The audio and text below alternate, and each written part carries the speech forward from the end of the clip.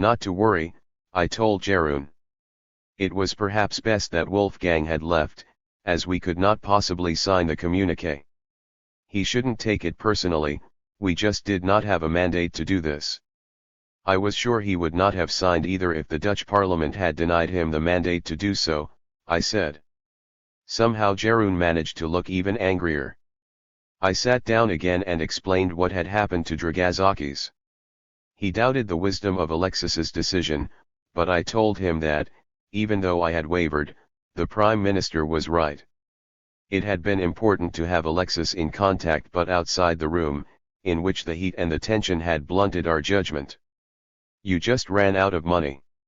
It was not clear what we were waiting for, but Jeroen and Thomas Wieser were now engaged in conversation, with Lagarde contributing occasionally and various functionaries providing assistance. Moscovici, on the other hand, had been excluded. He hovered around, occasionally sending a friendly smile towards me. At one point Wolfgang came back into the room. "They are toying with us," I said to Varoufakis. "The more they do this, the more adamant I am becoming that it would be a mistake to compromise." Eventually Christine approached me one more time to say, calmly, that she thought we had made a mistake. Then Jeroen tried his luck one more time. Would I take this last opportunity to agree to the draft communique? He asked. Would he accept my original proposal to insert amended before program, an idea that he had liked before Wolfgang shot it down? I replied. We had confirmed that the impasse was final. Ministers were beginning to move towards the doors. I waved to Varoufakis and Varoufakis that it was time to leave. As we were going, one of Schaubil's cheerleading team asked in a concerned voice, "Is it your plan to leave the euro?" "Not at all," I replied. "But this does not mean that we shall accept conditions that cannot be fulfilled under the threat of expulsion." Another minister from the former Soviet bloc opted for a more aggressive stance. "You just ran out of money," he said spitefully. "Well, that's okay," I replied with a grin. "The Beatles taught me long ago that it can't buy me love anyway." In the corridor I noticed that Varoufakis was walking unsteadily. I rushed up behind him, took his left arm and helped him to the bathroom. His face was white and covered with sweat, his eyes unfocused, his breathing irregular. I waited outside and was relieved when he emerged much steadier on his feet and with a surer smile. As we made our way towards the Greek delegation's office, I reflected that the human cost of the day's charade was out of all proportion to what had been achieved. The finance ministers of 19 European countries, the leaders of the ECB, the IMF, and the European Commission, not to mention deputies, countless translators, and support staff had just wasted 10 hours blackmailing one minister. What a waste of human potential, I thought. Once in our office I briefly updated Alexis on the phone. "Put on a brave face," he said. "People are celebrating in the streets and supporting us. Cheer up." A secretary showed me a tweet from his account with a picture of a rally and the message, "In the cities of Greece and Europe the people are fighting our negotiation battle. They are our strength." Indeed, as I was to find out the next day, thousands of cheering people had gathered in Syntagma Square while I was holed up with the Eurogroup. They were dancing and waving banners proclaiming bankrupt but free and stop austerity. Simultaneously, and even more touchingly, thousands of German demonstrators, led by the Blockupy movement, were encircling the ECB building in Frankfurt in solidarity with us. A German supporter of a completely different stripe came to mind, the Secret Service officer at Frankfurt Airport. The meeting might have ended, but my work was far from done. Hundreds of reporters were waiting in the press room. Jeroen was sure to use our refusal to agree to a communique as a means of accelerating our bank run by ensuring the news was broadcast around the globe. My task would be to perform with sufficient aplomb for the public and the markets not to despair at the misbehavior of the adults in the room. That was why Alexis had been trying to raise my spirits. On my way to the press room, the security staff helped me run the gauntlet of cameramen who took no prisoners in their pursuit of the revealing close-up shot. Once inside the small, packed room, it was down to me to drive a large wedge between the way I felt and the way I appeared. My insides felt crushed by the stress, and I feared the tension would cause my voice to break or, worse still, produce a tear or two. But when the moment came, I found to my astonishment that within me there lived a stranger, one who was capable of rising to the task of facing a media circus, even of drawing strength from it. This encounter with the stranger within was truly a surprise. This Eurogroup was never meant to settle any issues. I was invited because I am the new kid on the block, so to speak. I was given a wonderful opportunity and a very warm welcome to present our views, our analysis, our proposals, both regarding substance and regarding the road map. And since we are meeting again on Monday, I think it is perfectly normal and natural that we should simply move to the Monday meeting. Friends and critics have censured me for deceiving the public. I have been asked many times, why did I not spill the beans about what actually happened in there? Why did I not expose their blackmail and contempt for democracy? The answer I give is, because the time had not yet come. Our mandate was to reject any oath of allegiance to the existing program, to the previous government's MAU, to any new loans or austerity measures. Our purpose was to go to the wire without any intention of backing down. I had accepted the finance ministry on the understanding that we would respond to behind-the-scenes threats with our own deterrence plan. Our mission, in other words, was neither to declare war nor to surrender at the secret threat of war. Moreover, it was imperative to call Jeroen's bluff, that the train would leave the station that very night, by waiting until the next morning. A journalist asked me if it was true that the Prime Minister had called during the Eurogroup to back me and Varoufakis in our decision to scuttle a communiqué. I wanted to reply that both Varoufakis and I had been wavering in the direction of accepting and that I owed Alexis a debt of gratitude for supporting me during a moment of weakness, but of course I could not say anything of the sort. Instead, I said, no one scuttled anything. This meeting was about getting to know each other and to create a road map for the future. Another journalist interjected to ask for my impression of my first Eurogroup experience. It was fascinating. I replied.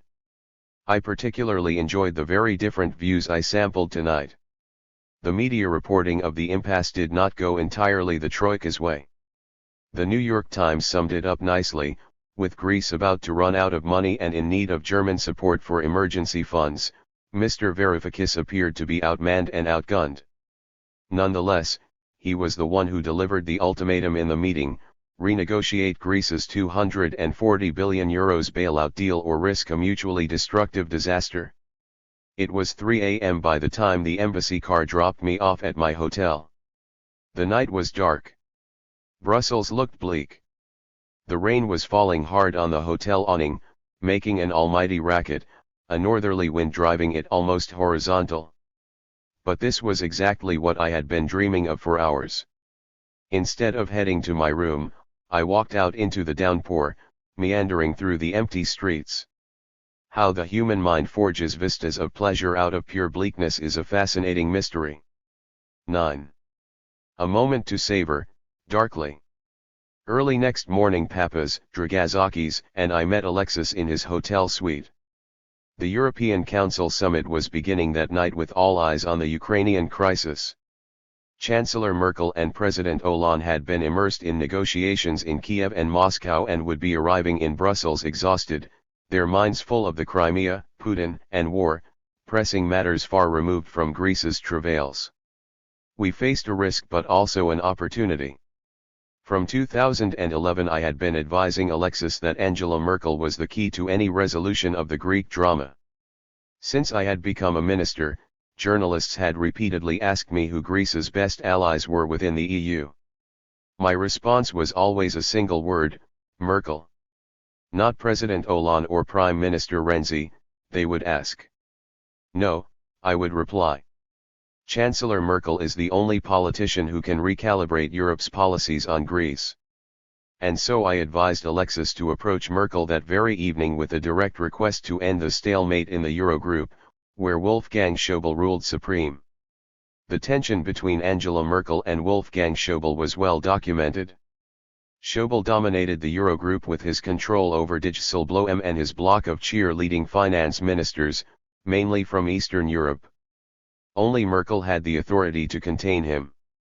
As I was to discover later, the person she relied on for this task was Thomas Wieser, probably the only deep establishment functionary equidistant from her and the German finance minister. But to get Merkel temporarily to break Schäuble's stranglehold over the Eurogroup and thus allow for the possibility of a negotiated settlement, which Wolfgang would not contemplate otherwise, she would need a powerful incentive. Being seen to be giving Greece a chance or being magnanimous to our people would not cut it. But what would? The answer I had been peddling since 2012 was Mario Draghi. Angela Merkel would surely intervene if Draghi were to convince her that the stability of the Eurozone depended on it. And what would make Mario do such a thing? Successfully convincing him of our determination to haircut his SMP bonds if he closed down our banks, putting his whole quantitative easing program in jeopardy. Alexis understood. He would approach Merkel during the summit.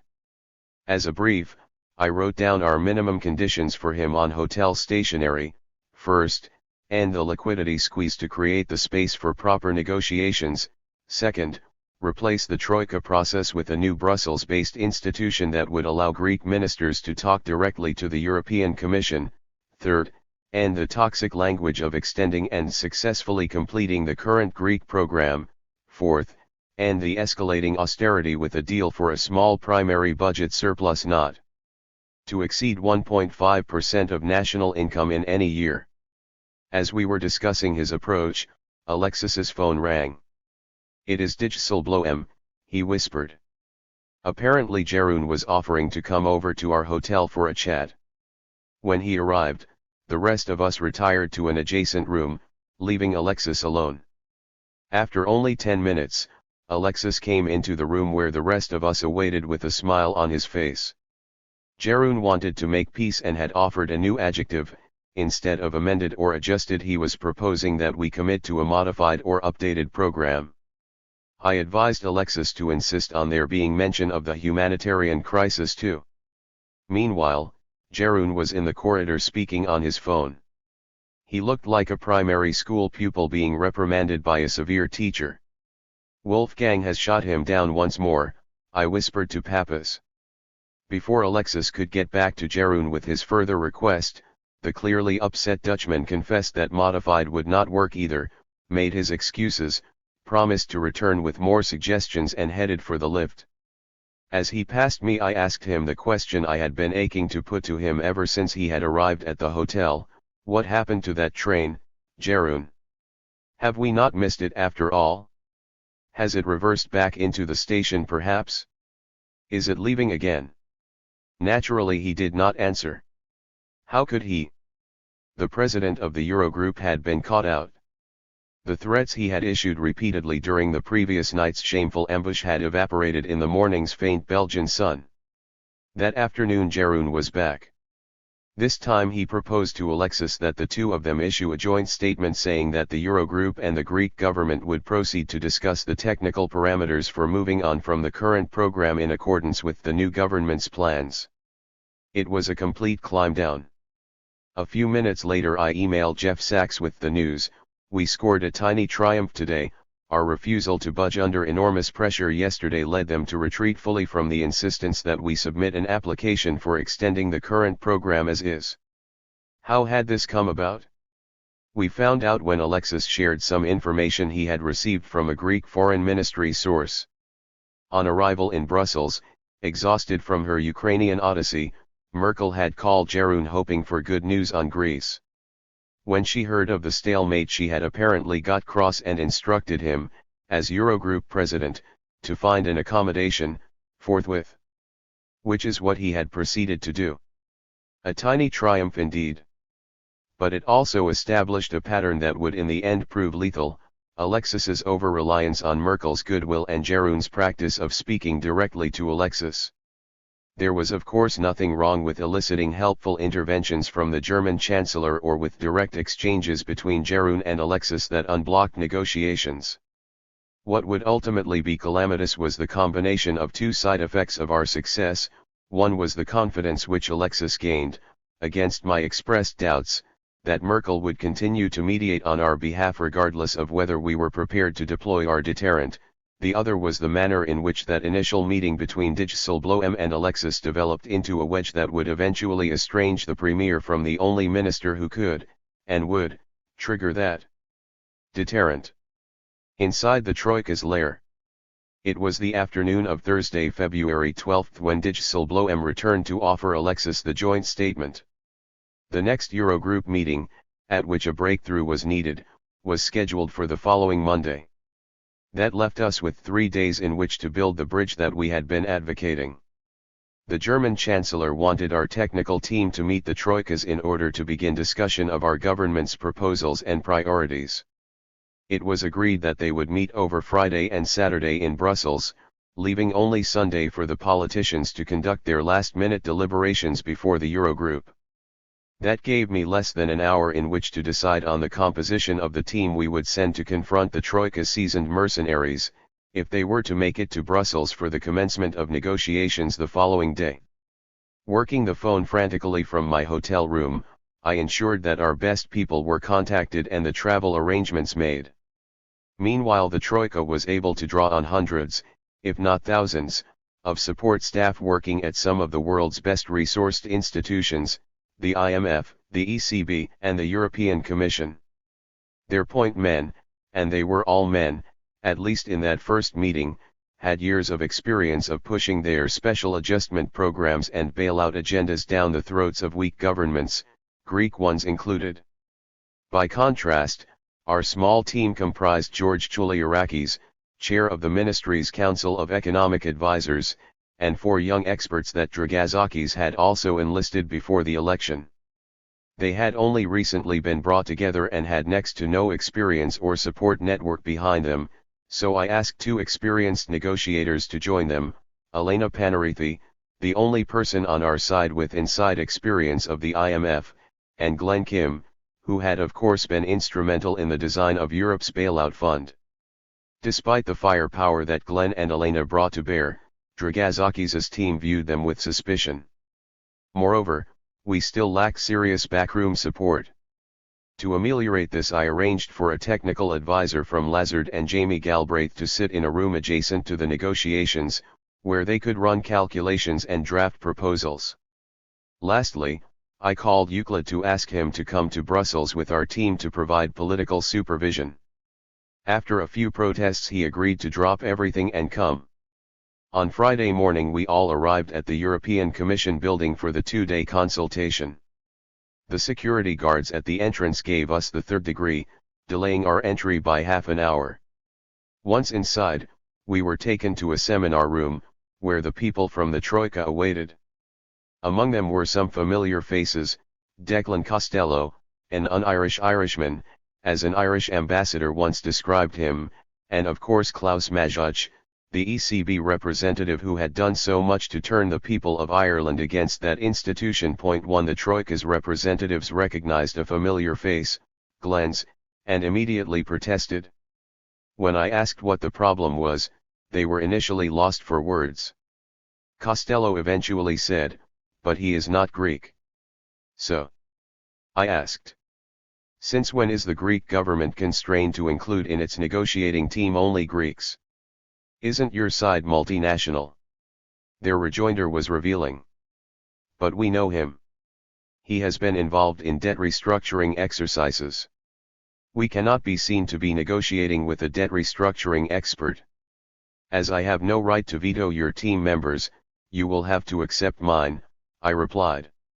Our greetings at an end, and as I was the only person of full ministerial rank in the room, I began proceedings with a statement of our joint purpose. 2. My closing remarks were: my message to you is that this is a government interested only in Greece's recovery within a policy framework that is therapeutic for the Eurozone as a whole. This is not going to be another government that tries to fool you into believing that we shall adopt a certain reform program just in order to get the next loan tranche. You may have gathered that we do not give a damn about the next loan tranche. We prefer to go down in flames than to keep extending this indignity. The one thing the people of Greece tell us time and again is, Stop the practice of the past years of coming to you cap in hand for more money, pretending to be changing the country when the country was deforming, not reforming. On that note I withdrew to leave the teams to their discussions under Euclid's supervision. It was the first time the Troika's representatives had been ordered to negotiate with technical staff of their own rank in Brussels rather than cross-examining our ministers in Athens. In the weeks to come they would make their feelings about this demotion abundantly clear. Over the next 2 days Euclid and Jamie kept me continuously informed of progress. At first the Troika appeared neither aggressive nor unfriendly. The IMF's representative expressed skepticism as to how much, and how quickly, we could claw money back from rich tax dodgers, was happier with our ideas for the management authority we proposed should handle the bank's non-performing loans, and reserved his outright hostility for anything to do with trade union rights. But while the meetings themselves began in a civilized fashion, foul play was taking place outside the room, with the Troika leaking to the media that the Greek story doesn't bind together. Maybe it didn't fully, I responded to journalists, but it did bind together a great deal more than the Troika's spectacularly failed program. Point 3. On the second day, Euclid reported, the Troika turned up the hostility dial. Unwilling to acknowledge the design faults in their cherished program, they behaved instead as if their job was to assess our ability to implement that program. Some of the points they raised were frankly ludicrous, their accusation that we had no plan for financing our debt repayments winning the medal for conspicuous hypocrisy. Euclid's assessment was that they were conducting an experiment in calculated aggression and that it would be disastrous to acquiesce. Jamie's view was that the time had come for official Europe to realize that keeping Greece out of default would require a bridge facility and a time frame for major amendments. To impress this essential fact upon them, his advice was make your exit from this swamp Tuesday afternoon the day after the Eurogroup and let them come to you if they want to. Apologies if this is all teaching my grandmother how to suck eggs. 13 days to the threatened bank closures. Our team's 2-day meeting with the Troika was never going to produce a breakthrough. Our purpose was to show good faith to Chancellor Merkel, who had intervened to ensure that our proposal for a bridge was accepted. The Troika's purpose was to defend its program while leaking to the media that we were incompetent fools whose ideas were all over the place. The real battle would take place at the political level before and during Monday's Eurogroup, on February 16, 13 days, according to Jeroen's threat, before every bank branch and ATM in Greece would shut down if we failed to reach an agreement. Meanwhile my team worked frantically on a new non-paper combining and improving on our proposals. Jeff Sachs produced excellent work on Greece's debt. The Lazard team worked diligently with Elena on fiscal policy, banks, and the broader reform agenda. Jamie did wonders coordinating the work. And Euclid strove to prevent me from making too many concessions in my framing analysis. Point 4. The international press was pretty much united in its condemnation of our efforts, parroting the Troika's accusation that we were backtracking on reforms and had arrived in Brussels without any coherent proposals. The one thing they disagreed on was what Greece should be doing to stem the bank run that their reports were doing so much to fuel. Half reported that I was planning to introduce capital controls, the other half admonished me for not doing so. In fact, this was a question we were considering among ourselves in case the Monday Eurogroup failed to reach an agreement. Participants in this internal and secret exchange, held partly in person and partly via email, were the Lazard team, Jeff Sachs, Willem Bueter of Citibank, Jamie Galbraith, Elena Panarithi, Glenn Kim, Euclid Tsakalatos, and myself. I started the discussion with this statement. A euro trapped in a Eurozone member state bank operating under capital controls, e.g. Cyprus, is worth less than a paper euro or a euro elsewhere. Indeed, one could buy a nominal sum of euros worth of deposits in a Cypriot bank for fewer paper euros or euros deposited in a German or French bank account. This discount is, in effect, an exchange rate. Capital controls, thus, are a form of exit, temporary and reversible to be sure, but exit nevertheless. The name on the currency would not change, but in all other respects, the currency is devalued overnight upon the imposition of capital controls. Point 5. The first responses I received came from Elena, Jamie, and one of my advisors from Lazard. Their gist was that if I imposed capital controls, the ECB would be absolved of responsibility for the bank run it had caused and would no longer have to make the agonizing decision to switch off liquidity, ELA, to Greece's banks. Meanwhile, capital controls would be a godsend to the German government. Imposed by Athens, they would be interpreted as our admission of the need to deny our profligate citizenry access to their deposits, all at zero cost to the creditors, since our debt would remain in normal, non-devalued, euros. It would be a terrible self-inflicted defeat. Not only would we have to live under what would be to all intents and purposes a restrictive twin currency system, but the Troika would have every right to claim that it had been our own choice to do so. The only non-Greeks to be hurt by capital controls would be the Greek subsidiaries of European corporations, but most of them, such as Carrefour and Crédit Agricole, had already withdrawn from Greece since 2010. Jeff Sachs was the most vociferous opponent of self-inflicted capital controls. He phoned me to say that in all his years of advising governments he had never seen a surer way of committing political suicide than a finance minister passing legislation that stopped citizens from withdrawing their bank deposits. Politically, it was imperative to avoid them. And if capital controls could not be avoided, if, for example, the ECB pulled the plug on ELA, it was crucial that the sitting government opposed them fiercely and blamed them, as would be right and proper, on the ECB that imposed them. Willem Buiter was of the same opinion. Self-imposed capital controls would deplete our political capital while doing nothing to help reduce austerity at the level of fiscal policy.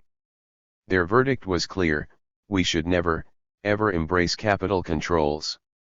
Something more obliged us to reject them. By effectively creating a dual currency, capital controls fundamentally damaged the integrity of the Eurozone. The Syriza government believed in the importance of doing all it could to save the Eurozone and make it work for every member state, not just Greece. As capital controls would be detrimental to the EU member states' common interests, for that reason alone we had to oppose them. And if the ECB forced capital controls upon us, as it had the power to, the whole cabinet should join the inevitable demonstrators outside the closed banks with banners castigating the ECB and the Central Bank of Greece for such a fundamental dereliction of duty. In that regrettable scenario we would be duty-bound to put emergency measures in place, which would mean inaugurating our own euro-denominated parallel payments system, as well as making good on our stated intention to haircut the ECB's SMP bonds. 6. In the weeks and months that followed, this remained my consistent advice to Alexis and our war cabinet, a mantra that Alexis and especially Papas endorsed fully. 7. In the meantime my public position on capital controls was consistently and repetitively the same: our government was striving for a rational, mutually beneficial agreement within the Eurozone. Capital controls made no sense in a functioning currency union and would damage its integrity, so we opposed them. If capital controls were introduced, it would not be because we wanted, sought, or approved them. That same weekend Jeff Sachs was hard at work on the other side of the Atlantic, trying to convince the Fed to weigh in on our behalf and persuade the ECB to abandon its ongoing asphyxiation strategy. His message to Janet Yellen was simple: the new Greek government's program of reforms and fiscal targets was reasonable. They understood well that Grexit was an exceptionally dangerous path, one that would not be taken at their instigation but only under duress from the ECB. Yellen ought to tell the Europeans not to risk destabilizing the world economy over a few $1 billion and to advise Draghi to desist from introducing capital controls that would solve nothing.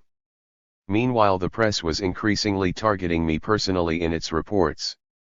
In response to a BBC profile that labeled me Greece's Cassandra, Bill Black, the American economist who had campaigned so effectively against Wall Street, came to my defense.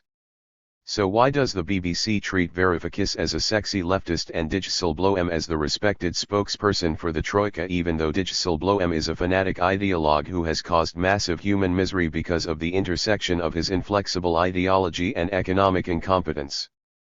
Varoufakis's views on the self-destructive nature of austerity as a response to the Great Recession are mainstream economic views. He certainly is a leftist, but his policy views arise from different ideological traditions most people would find antagonistic to left-wing thinking. That makes him a non-ideologue as the term is defined. The Troika, by contrast, is led entirely by ideologues. The primary difference is that they are exceptionally bad economists and exceptionally indifferent to the human misery they inflict on the workers of the periphery that they despise and ridicule. The BBC, the New York Times and the Wall Street Journal will never write a profile of the Troika's leadership that makes any of these points. The BBC profile is another example of what I call revealed biases. Journalists and media organs routinely reveal and betray their biases that they hotly deny but rarely escape. Point 8. But the line that raised my spirits most before my second Eurogroup came not from a left-winger or political fellow traveler but from Citi's global chief economist, Willem Buiter. At the end of an email advising against capital controls, he wrote, "Noli illegitimi carborundum," which he also helpfully translated for me, "Don't let the bastards grind you down." Breakthrough. The night before the Eurogroup, Alexis called with good news. The President of the European Commission, Jean-Claude Juncker, had secretly sent us a draft communiqué. Could I look at it? Was it what we wanted? A quick look made clear it was a major breakthrough. Greece belongs and will stay in the euro. The previous program agreed between Greece and its European and international partners was necessary to correct macroeconomic imbalances and put Greece on a path to secure its financing and restore market access. But the economic and social impact of the crisis on Greece and its citizens has been immense. There is a need to move to a new relationship based on a mutually beneficial agreement for Greece and for Europe as a whole. The objective is to work together on a new growth model for Greece based on social fairness, sound public finances, a competitive export-oriented and investment-based economy, a stable and well-supervised financial system and a modern public administration. Its re-evaluation of the Troika was also excellent. Greece wishes to end the undue intrusive approach of the Troika, understood as technocrats who operate without political mandate. Pending the agreement of a new deal by June/July, it should be possible to organize the discussions with European and international partners in a more constructive format concerning both missions and dialogue, and to ensure that technical discussions are at every moment backed by a political mandate taking full account of the need for growth and the social fairness of all reforms. Additionally, there were helpful provisions for ending our liquidity squeeze. Temporary bridge financing could be made available from the release of SMP profits. Progress in agreeing this needs to be based on mutual trust and credibility. What counts are actions and not words. To this end, Greece should rapidly adopt and implement a number of key reforms. Point 9. This was nothing short of an endorsement of the proposals I had been putting to every official I had met since my original trip to Paris. Alexis and the rest of our leadership were relieved, as was I, but deep down I remained skeptical. It looked too good to be true. When I voiced my concerns, Alexis said he understood but encouraged me to hope for the best. That night I had a little more sleep than usual. The Commissioner's humiliation. The following morning my secretary informed me that Pierre Moscovici, EU Economics and Finance Commissioner working under Jean-Claude Juncker, wanted to see me in his office at 1:30, half an hour before the Eurogroup was meant to commence. I told her I could feel snakes slithering in my gut, a Greek expression for being filled with foreboding. When I entered his office, Pierre stood up to greet me. We shook hands warmly and he invited me to sit down. Without a further word he passed me a document to read. It was a version of the draft communiqué I had read the previous night, only a touch better. He asked for my opinion. "Where do I sign?" I replied. "Really?" asked Pierre. "Absolutely." Pierre looked tremendously satisfied. "Well, in that case we shall have an easy Eurogroup. Can I get you a coffee?" I accepted his offer. While sipping my EU standard issue coffee, I asked if he was sure that his draft would pass through the Eurogroup. Would Jeroen accept it? How would Wolfgang respond? Not to worry. It is all agreed. By whom? What about Christine and Mario? They are on board too. Are you sure, Pierre? Yes, we just had lunch to discuss this, Jean-Claude, myself, Mario, Christine and Jeroen. And what about Wolfgang? No, Wolfgang was not part of it. He will not like it. But once he sees everyone else agrees, he will relent. I'm finding it hard to picture Jeroen agreeing with this communiqué in opposition to a disaffected Wolfgang, especially after our last Eurogroup. Just leave it to me. All I want from you is to leave it to me and to the others to push it through.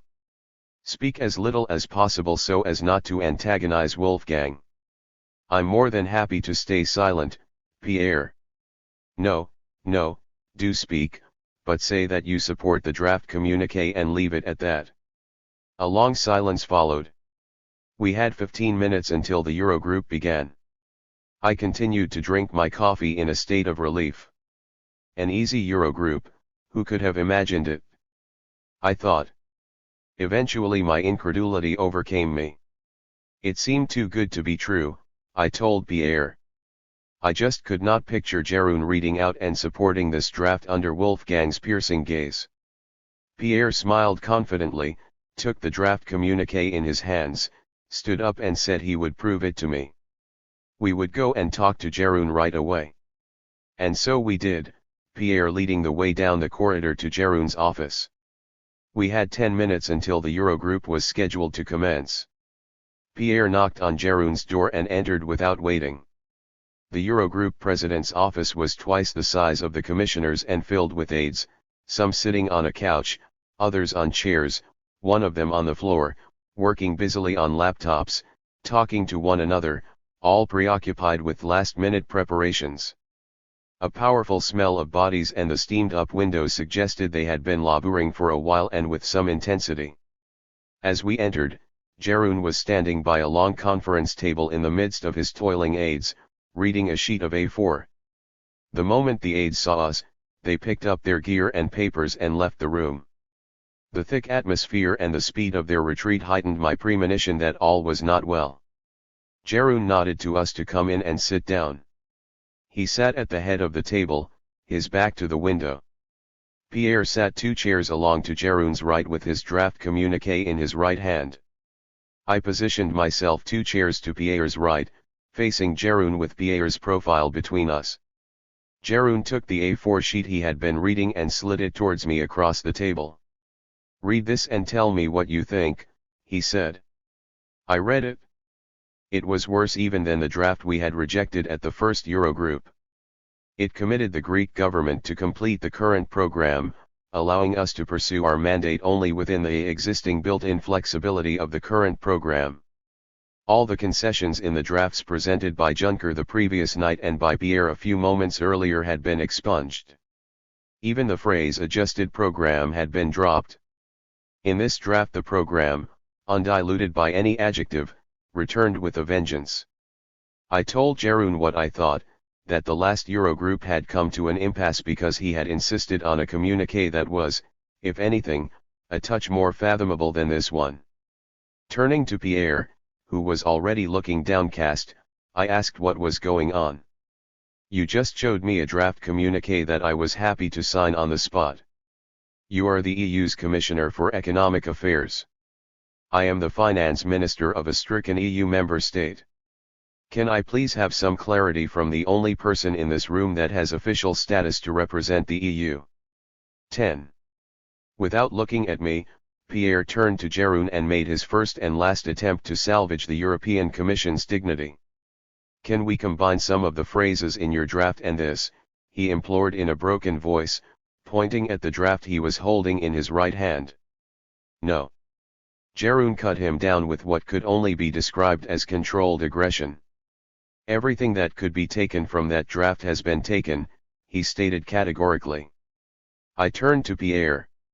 Something important was at stake at that moment, I told him, something that went beyond Greece's plight or that day's Eurogroup meeting.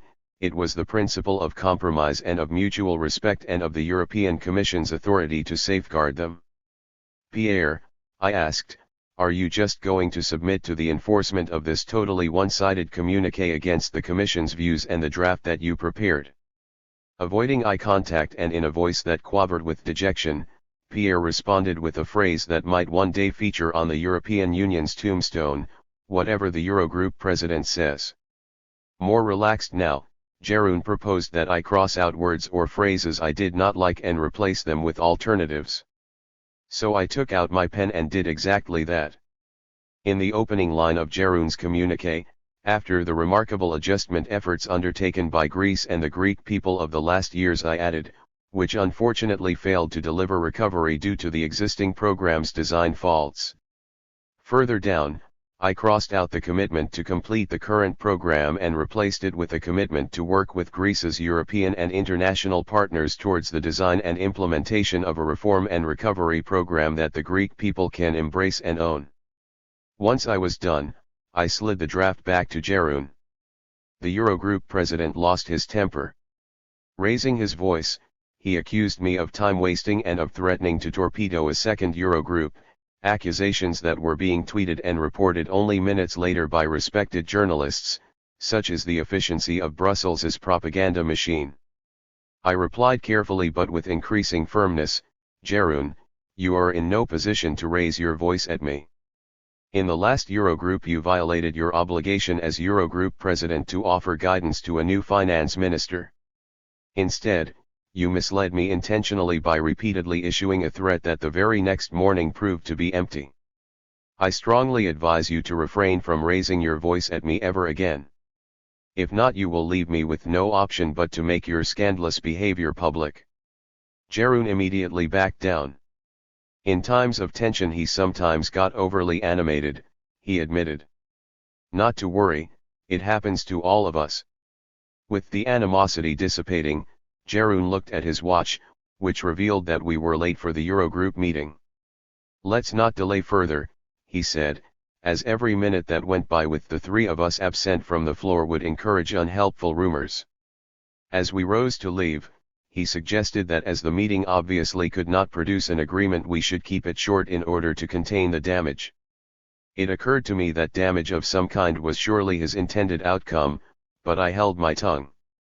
From the moment Jeroen shot down his suggestion of a compromise until the three of us walked into the Eurogroup, Pierre had remained silent. During the Eurogroup meeting, whenever I looked at him I imagined the horror Jacques Delors or any of the EU's founding fathers would have felt had they observed the scene in Jeroen's office. Listening to him express views in the meeting that were subservient to Schäuble and Dijsselbloem, views that I knew perfectly well he did not agree with, I was hearing the sound of the EU's descent into ignominy. His humiliation was emblematic to me of the complete subjugation of the European Commission to forces lacking legal standing or democratic legitimacy. In the months that followed, Pierre Moscovici and I remained on friendly terms and agreed on all matters of substance, but our agreement was as irrelevant as the draft communiqué he was still holding in his hand when we left Jeroen's office. Indeed, from that day onwards, every time he or Jean-Claude Juncker tried to help our side, I felt a sense of dread, for I knew that those with real power would strike us down pitilessly in order to teach Moscovici and Juncker a lesson and beat the European Commission back into its pen. A few weeks later Pierre began to spread the story that at that meeting in Dijsselbloem's office on February 16, 2015 Jeroen and I had nearly come to blows and that he had had to step in to separate us. Later, in his memoirs, he claimed that it had been impossible to negotiate with me and welcomed my disappearance from the Eurogroup. I can only assume that these were attempts to deal with his own disgrace. A crucial non-event. Those 15 minutes in Jeroen's office felt much longer, and certainly more momentous, than the hours spent in the subsequent Eurogroup meeting, which began with a report from the institutions on the discussions between our two technical teams. Having made some polite noises about my team's presentation, the Troika's representatives expressed their concerns that our government's plans were not inspiring them with confidence that we could successfully complete the current program. Had they been trying to sound like a stuck record, they could not have done better. So, once again, I did what I had to do. Our reluctance to accept the phrase extend the current program and successfully complete it stems from the determination of this government never to issue a promise that it cannot keep. I could, for instance, placate everyone by accepting for example the €5 billion privatization target, so as to reach agreement. But I know that I cannot deliver. Just like previous governments could not deliver in a marketplace of collapsing asset prices. Our task is to carry out the deep reforms that my country needs and to maximize the net present value of our debt repayments to you. But if I accept the priorities, the matrix, of the current program, I know that I shall be giving the debt deflationary spiral another boost, I shall lose our people's support and, as a result, the country will become unreformable. As the recently appointed finance minister of a country that has a credibility deficit in this room, I trust that you will understand my reluctance to promise that which I do not believe I can deliver. As I was speaking, I was thinking of the people of Greece, of Europeans everywhere, as well as of the infamous markets. How would they all respond to the news that a second Eurogroup had concluded with an impasse? How would they interpret it? I decided that the best path was one of truth and straight talking. In my press conference address I felt relaxed as I told the world as politely as possible what had really happened behind closed doors. I am pleased to report that the negotiations were conducted in a collegial spirit, clearly revealing a unity of purpose, to establish common ground, so as to reach a meaningful, sustainable new long-term contract between Greece, official Europe, and the IMF. Moreover, I have no doubt that they will continue tomorrow and the day after until there is an agreement. If this is so, why have we not managed to agree on a communiqué, a simple phrase, that will unlock immediately this period of deliberation? The real reason concerns a substantial disagreement on whether the task ahead is to complete a program that this government was elected to challenge the logic of, or to sit down with our partners with an open mind and rethink this program, which in our estimation and in the estimation of most clear-thinking people has failed to stabilize Greece, has generated a major humanitarian crisis and has made reforming Greece, which is absolutely essential, ever so hard. Remember, a debt deflationary spiral does not lend itself to successful reforms of the form that Greece needs in order to stop being dependent on loans from its partners and from the institutions. Last Wednesday, in the previous Eurogroup meeting, we turned down a pressing demand to subscribe to extending and successfully concluding the current program. As a result of that impasse, on the following afternoon, last Thursday, and prior to the summit, President Jeroen Dijsselbloem and Prime Minister Alexis Tsipras agreed on a joint communiqué to the effect that the two sides would explore common ground between the current program and the plans of the new government for a new contract with Europe. This was a genuine breakthrough. This afternoon there was another breakthrough. Prior to the Eurogroup meeting I met with Mr. Moscovici, whom I want to thank for his highly positive role in this process, who presented me with a draft communiqué that I was happy to sign there and then, as it recognized the humanitarian crisis and spoke of an extension of the current loan agreement, which could take the form of a 4-month intermediate program as a transitional stage to a new contract for growth for Greece that will be deliberated and concluded during this period.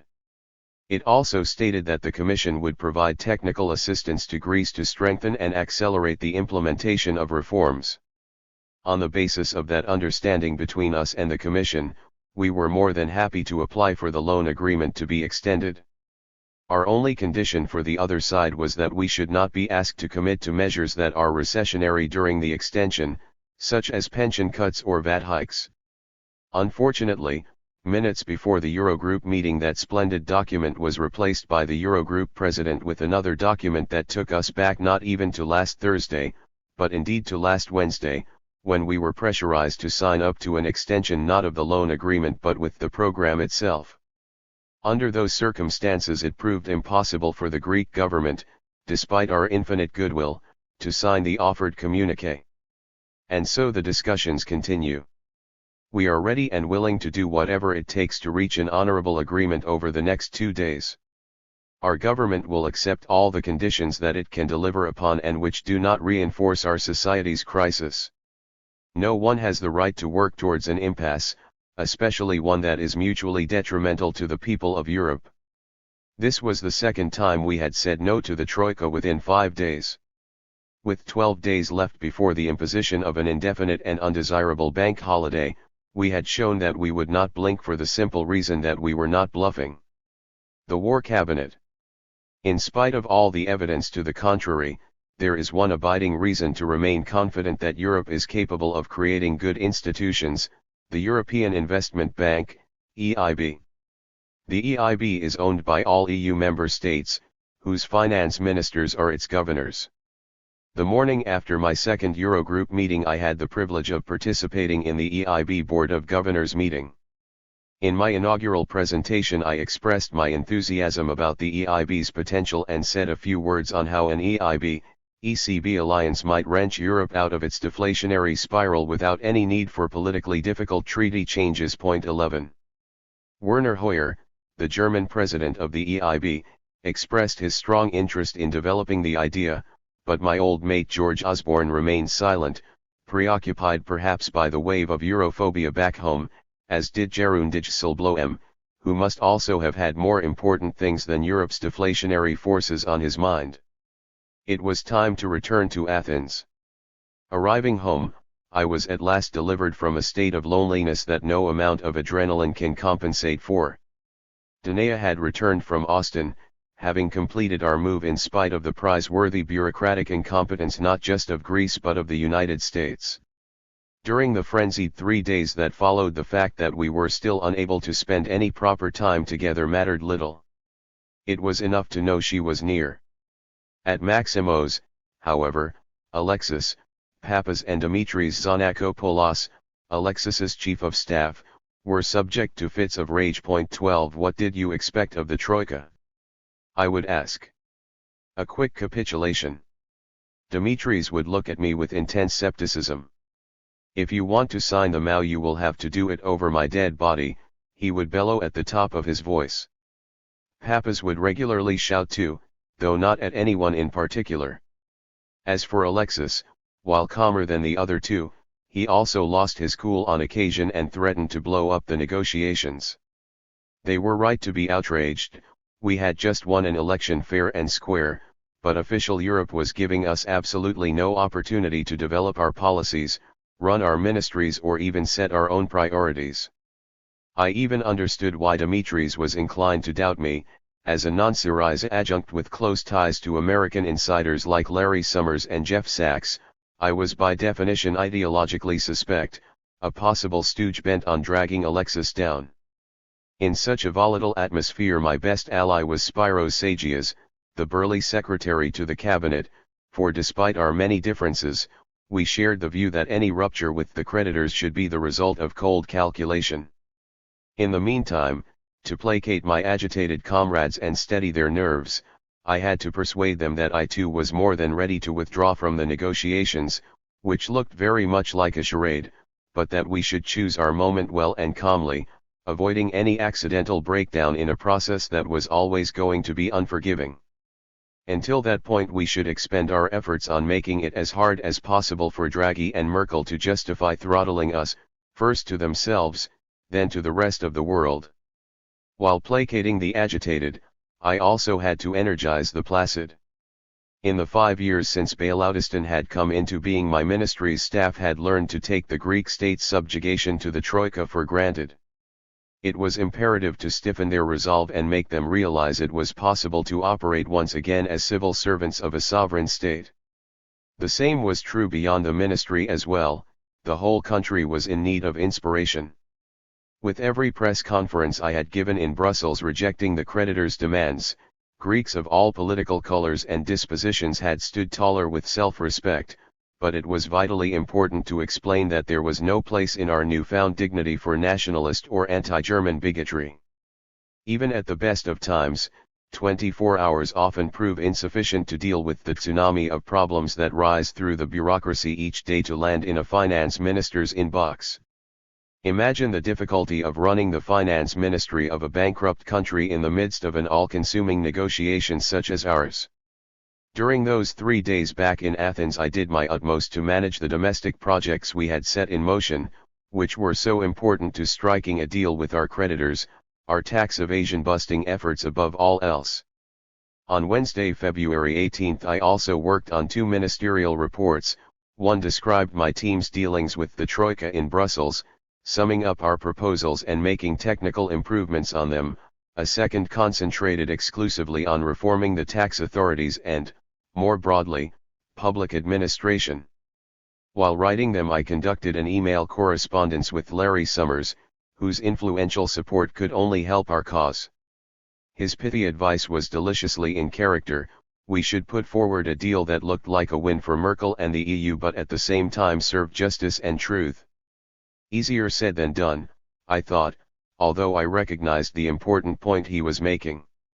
More specifically, Larry advised that I seek a 6-month extension to the loan agreement that was due to expire with potentially calamitous consequences 10 days later. I replied that there was a snag: 6 months would stretch into July and August, when €6.7 billion had to be paid to the ECB to redeem some of the SMP bonds. The very bonds I was proposing should be restructured or swapped for perpetuals or other long-dated instruments. I also related Moscovici's humiliation before my eyes, which elicited Larry's summary conclusion that the European Commission was dead in the water. During our long and detailed exchange, it became clear that before committing to help me, Larry wanted to be sure that my position was pragmatic rather than inflexible. Once that was established, he wanted to know if Alexis could be trusted to agree to a sensible deal or if he was a loose cannon.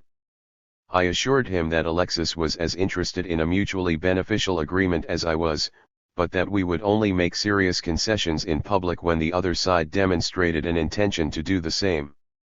With these preliminaries out of the way, Larry looked to get a sense of the negotiations so far and a glimpse of how things looked from our perspective. At one point he recommended that we find a champion, someone sympathetic to our position and with the gravitas to take our case to the highest authorities. "This is why we are talking to you," I replied. It was an answer that seemed to please him, judging by his agreement to help push our case with contacts at the IMF and the ECB. That same day Jeff Sachs phoned me with a message from Wolfgang Schäuble's office. It proved to be an important one. Berlin was signaling that a breakthrough was possible. It appeared that they would grant us a stay of execution on condition I was willing to signal 4 things to the Eurogroup: interest in an extension of the loan agreement not of 6 months but of only 75 days, acceptance of the concept of debt sustainability, recognition of the need for structural reform to regain competitiveness, and agreement that the IMF must be part of the new parameters. Happy to oblige, I replied to Jeff point by point. Their request that the bridge be only 75 days long sat comfortably with my concern that a permanent outcome, either a good agreement or a final rupture, should be reached while our government still enjoyed incredible popularity, around 75% approval ratings, and before the ECB's SMP bonds expired in July. In response to their request that I accept the concept of debt sustainability, I asked Jeff, "Are our German friends acquiring a sense of humor? I go to bed every night and wake up every morning dreaming of what the Troika's program lacks: debt sustainability."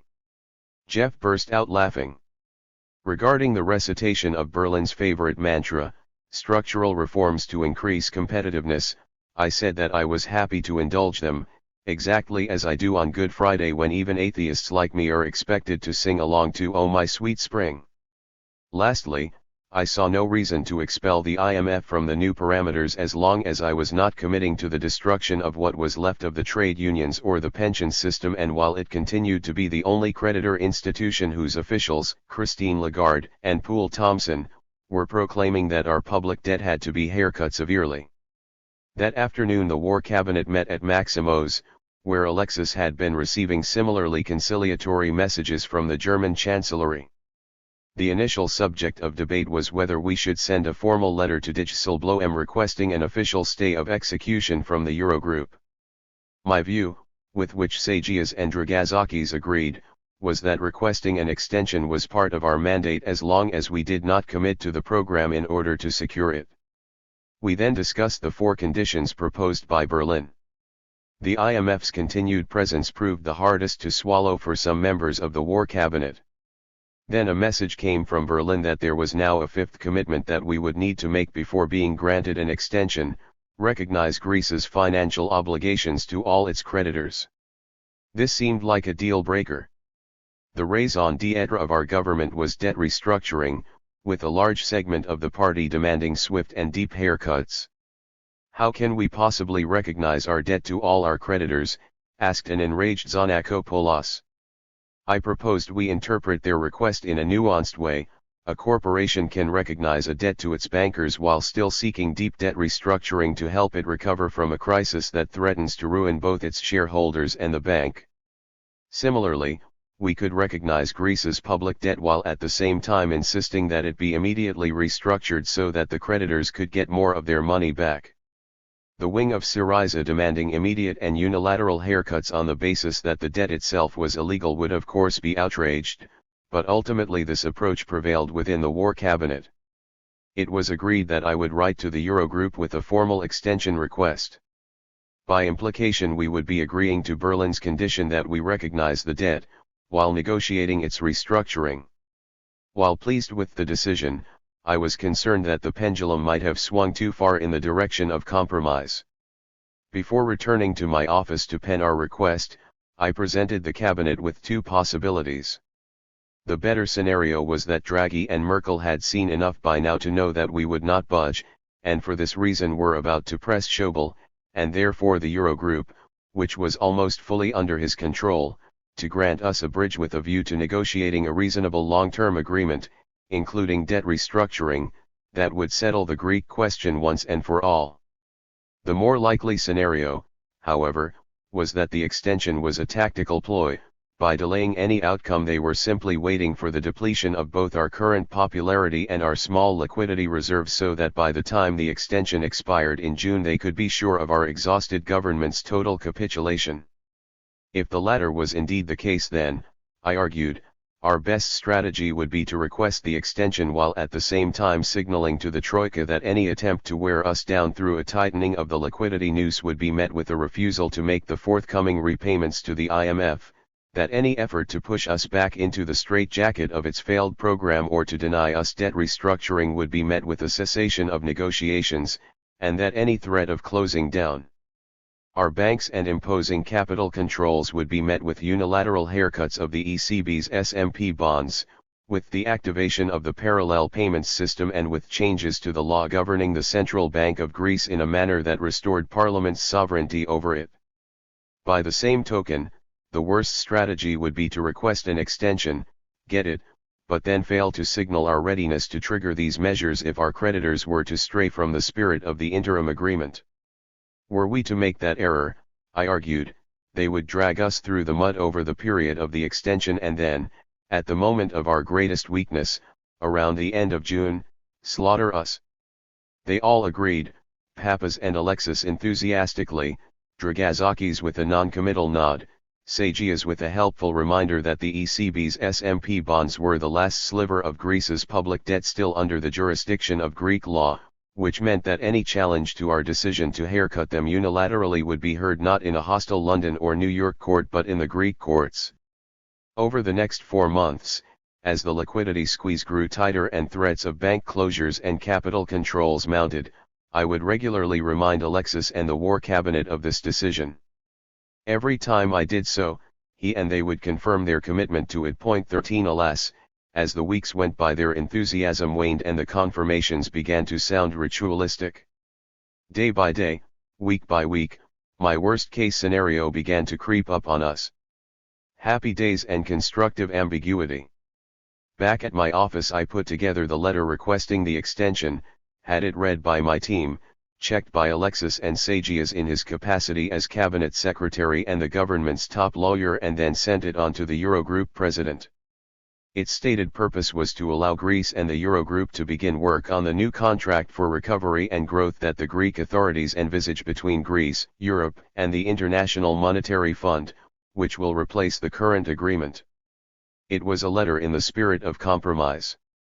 Indeed, as I had told the French finance minister at our first meeting in Paris, I chose the word contract to replace the IMF's program in order to reflect Rousseau's notion of an agreement between equals. As such, the letter contained phrases that the Troika would despise, such as social fairness and mitigating the great social costs of the ongoing crisis and the substantive, far-reaching reforms that are needed to restore the living standards of millions of Greek citizens through genuine economic growth, gainful employment, and social cohesion, as well as phrases that would be hard for our side, especially the Syriza rank and file, to stomach. The Greek authorities recognize Greece's financial obligations to all its creditors, I wrote, and intended to cooperate with our partners in order to avert technical impediments in the context of the Master Facility Agreement, which we recognize as binding. The letter represented the furthest we could go to satisfy Berlin. That night, once the letter had been dispatched and while we waited for Brussels to reply, I allowed myself a rare indulgence. Danae and I attended the Greek National Theatre to see a performance of Samuel Beckett's Happy Days. As we left, the journalists waiting nearby expressed surprise at our choice of such a bleak play. Compared to the crude asphyxiation one experienced at the Eurogroup, I told them, Beckett's vision of a woman's gradual burial lifted the heart not just because great art is inherently uplifting but also because of his protagonist's remarkable capacity to meet her suffocation with inexhaustible defiance. Next morning the answer came via back channels from Berlin and Brussels. My letter had been deemed helpful and a good basis for a Eurogroup agreement the following day. But what did that mean? After the false dawn a few days earlier, when the European Commission's excellent draft communiqué had been torpedoed by the Eurogroup president, nothing could be taken for granted.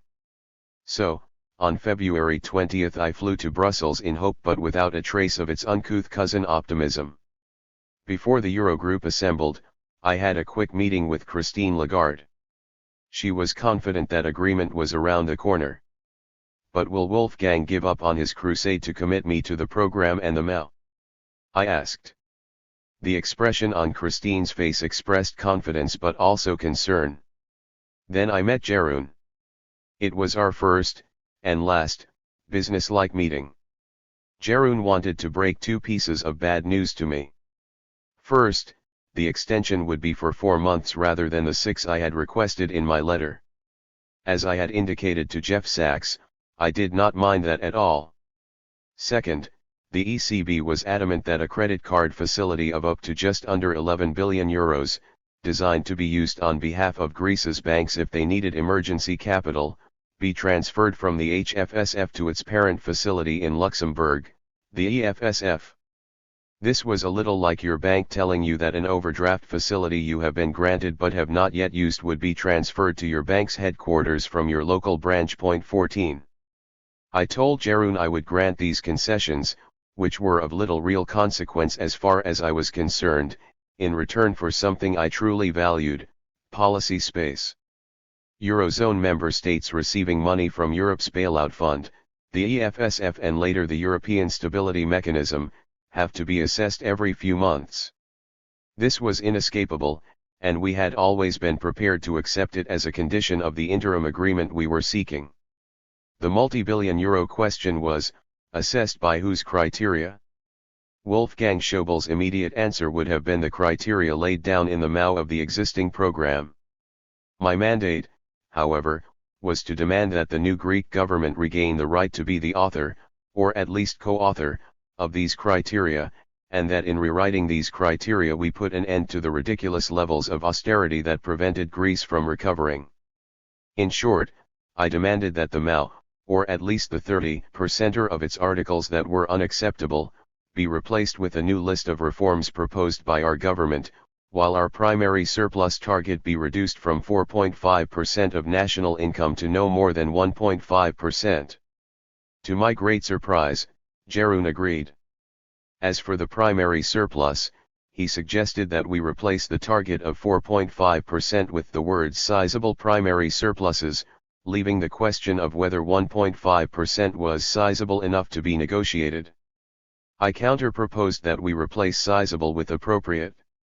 Again he agreed, and soon the draft communiqué was complete. The Greek authorities will present a first list of reform measures, based on the current arrangement, by the end of Monday, February 23. The institutions will provide a first view of whether this is sufficiently comprehensive to be a valid starting point for a successful conclusion of the review. This list will be further specified and then agreed with the institutions by the end of April. If this paragraph made it through to the final communiqué, I thought, it would constitute a triumph for the Eurozone's weaker countries. It would be the first time a government incarcerated within a bailout program had been granted the right to replace the Troika's Mao with an agenda for reform of its own composition. Of course, it was only a preliminary victory since the institutions' approval would be required before the agenda was agreed, but it was a giant step in the direction of emancipation, the equivalent of a prisoner escaping from solitary confinement, jumping over the prison's perimeter fence and running through the woods. The communiqué's major downside was that it offered Greece no respite from the liquidity squeeze. During a brief meeting within the Eurogroup, I put it to Mario Draghi that, with this agreement in place, the ECB had no excuse not to reinstate the waiver, signaling an end to the threat of bank closures and a return to normality. As long as the ECB then allowed Greece's banks to buy treasury bills at the rate they had been doing prior to our election, then by my team's calculations, assuming some serious economizing as well, we could survive until the end of June, giving us 4 months in which to build the long-term agreement we were seeking. Some say I should have demanded this commitment from Draghi in writing. Others have called me a fool for not having done so. They are probably the same people who would have called me an idiot if I had demanded a written commitment from Mario, thus yielding another impasse. After all, according to the ECB's rules, its president is not at liberty to issue such written statements. The point of the interim agreement was merely to carve out the time necessary to see if common ground existed. Instead of specificity, we were looking for language that was sufficiently ambiguous to satisfy both parties without exposing the rifts that remained between us. At this stage, avoiding each side's red lines was essential if there was to be any progress. Euclid reminded me of the term often credited to Henry Kissinger for this diplomatic technique, constructive ambiguity. This was our immediate task. White smoke, the February 20 agreement. The Eurogroup meeting of February 20, 2015, a mere 8 days before Greece's banks were due to be shut down, was the easiest one I sat through. A monument to studied ambiguity, it also confirmed the German Chancellor's capacity to wrest command of the Eurogroup, albeit momentarily, from the man who generally controls it, her own finance minister. Emmanuel Macron, France's economy minister, sent me a text just before the Eurogroup telling me that he had had lunch with Angela Merkel and had pressurized her to help deliver a deal acceptable to both sides. I was also informed that Merkel had given Dijsselbloem direct instructions to end the Greek saga, at least for the time being, by approving the communiqué. In every other Eurogroup, once the floor was opened for statements by the ministers, the same ritual occurred. First, Dr. Schäuble's cheerleading team of Eastern European ministers would compete with one another as to who could out-Schäuble Schäuble. Then ministers representing previously bailed-out countries such as Ireland, Spain, Portugal, and Cyprus, Schäuble's model prisoners, would add their Schäuble-compatible Tuppenorth before, finally, Wolfgang himself would step in to put the finishing touches to a narrative that had been under his thumb throughout. Alas, on February 20, 2015 nothing worked for him the way it should. Released from Wolfgang's spell by the German Chancellor's direct instructions, Jeroen read out the draft communiqué and then gave me the floor to express my support for it, which I readily did, hailing it as an important moment in Europe's history, a moment when European leaders demonstrated that democracy is not a luxury to be afforded to creditors and denied to debtors, a moment when the logic of common ground and common endeavors prevailed over dogma unsupported by economic reality. After my short speech, Jeroen opened the debate to the others. No nameplates were stood on their side. None. Instead of the usual rush of Schäuble cheerleaders, there was an awkward silence. Fearful of Wolfgang, they would not speak in favor of the draft communiqué, but they dared not speak against it either when it had the backing of Angela Merkel. Caught between two masters, they lowered their heads and kept their thoughts to themselves. Their dilemma was made no easier when Mario Draghi and Christine Lagarde proceeded to offer the draft communiqué their support, though with no enthusiasm. Predictably outraged, Wolfgang repeatedly took to the floor to demand that the communiqué reconfirm Greece's commitment to the MAO and the existing program, which he insisted was the only show in town. But Jeroen would not budge. That Wolfgang doggedly opposed the communiqué there is no doubt, but every time he spoke against it, his voice grew shriller and his arguments weaker. Eventually I lost count of how many times he intervened, it must have been more than 20. The only ministers to back him were Portugal's, who spoke only twice, and my next-door neighbor, the Spanish minister Luis de Guindos, who spoke up more than 10 times, surely a reflection of his government's fear that any Syriza success would inspire support for its equivalent, Podemos, in Spain's impending general election. Confined to the role of observer in this clash between an absent Merkel and an omnipresent Schäuble, I had time to look at my phone and exchange messages with my comrades. The meeting had begun at 3:30 p.m.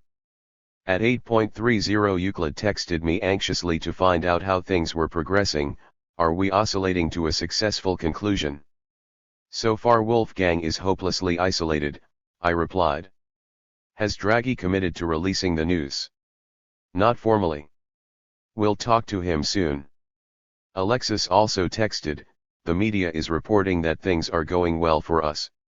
Stay cool, patient and prevent any edits that worsen the communiqué for us. So far so good, I texted back. Wolfgang is failing to control the proceedings. At 8:39 I texted Euclid and Alexis to inform them of an extraordinary development. Wolfgang had left the room, clearly angry. Alexis could not believe it. Can we leak this? He asked. But a few minutes later Wolfgang returned. I stood up and walked over to him to say that, while I understood his opposition, an interim agreement based on the communiqué on the table would be excellent for both our countries and could become the foundation of an end to this otherwise endless drama. He conveyed his appreciation of my gesture but seemed too annoyed to indulge me. At 8:56 Alexis asked me for an update. The Schäuble camp was not giving up, even though it had been reduced to just the Iberian contingent and mainly to Luis de Guindos. But Jeroen was managing to contain them. The Dutchman is handling it well, I replied. At 9:14 Alexis asked me if there was a chance that the German-Spanish alliance could scuttle the communiqué. They are trying their best, I responded. A few minutes later I informed him that Lagarde had taken to the floor in support of the communiqué. She is salvaging it, I texted. Alexis seemed pleased but, like Euclid, was preoccupied with the ECB. Would Draghi stop the asphyxiation? I replied that we should get this agreement in the bag first. Then I would put it to Draghi that he had a duty to end the hostilities, beginning with the return of the waiver. One step at a time. At 9:28 Alexis texted again, was there a chance of failure? Had the communiqué been altered since Jeroen first read it out? 9 minutes later I texted him back, we won this one. But let's not celebrate. The last thing we need is to upset Wolfgang further. A little later an anxious Emmanuel Macron texted me too. We had a good result, I informed him. Now we need to get down to work. Thanks for the help. Emmanuel replied with a comradely let's keep fighting. On my way out of the room, I walked over to Mario Draghi to have the chat that he wanted to avoid. I reminded him of what he had told me in his office 16 days earlier as well as over the phone later that night, when he had pulled with suspicious haste the Greek banks' waiver, cutting them off from ECB liquidity, that once there was an agreement at the Eurogroup level, the ECB would no longer have a reason to deny Greek banks the waiver. Mario nodded and promised, now the Eurogroup had extended Greece's loan agreement, that the ECB Executive Board would discuss the matter soon. I pressed him for a date when Greek banks would be reconnected to ECB liquidity. As he was walking away he said it would be soon but probably not before the following Wednesday, when the top echelons of the ECB were scheduled to meet. For now it was as much as I could do. I headed for the press room, relieved that this time the waiting journalists would be able to report white smoke signaling an agreement. But I was also pleased that Alexis still had his eye on the ball. In his last text before the press conference he reminded me to emphasize in front of the cameras that the phrase appropriate surpluses in the communiqué translated into no more than 1.5% of national income and the end of 3.5%. 2 months later, as I was making my way back from Alexis's office to the finance ministry, I would reread that text, my spirit almost broken. A moment to savor, darkly. It took 3 Eurogroup meetings for Greece and Europe to turn a page. In the end, as I told the gathered press, we showed that negotiation means compromise but also a readiness to say no to proposals, suggestions, and offers that we do not have the moral right, the political right, the mandate to say yes to. We combined logic and ideology, respect for the rules and respect for democracy. We countered the view that a heavily indebted country cannot have elections that change anything. We stood firm under immense pressure. Our struggle was not a nationalist, populist attempt to improve our people's lot at the expense of other Europeans. From day one we said that we were not in the business of shortchanging our partners but of recalibrating our policies with the interests of the whole of Europe in mind. We refused to see our negotiation as a zero-sum game where our gain would be someone else's loss. Having thanked Jeroen for steering that evening's Eurogroup towards an interim agreement, I hailed it as an opportunity to get down to work. Over the weekend, I informed the press, my team and I would be working round the clock to prepare our government's list of reforms to be submitted in 3 days' time.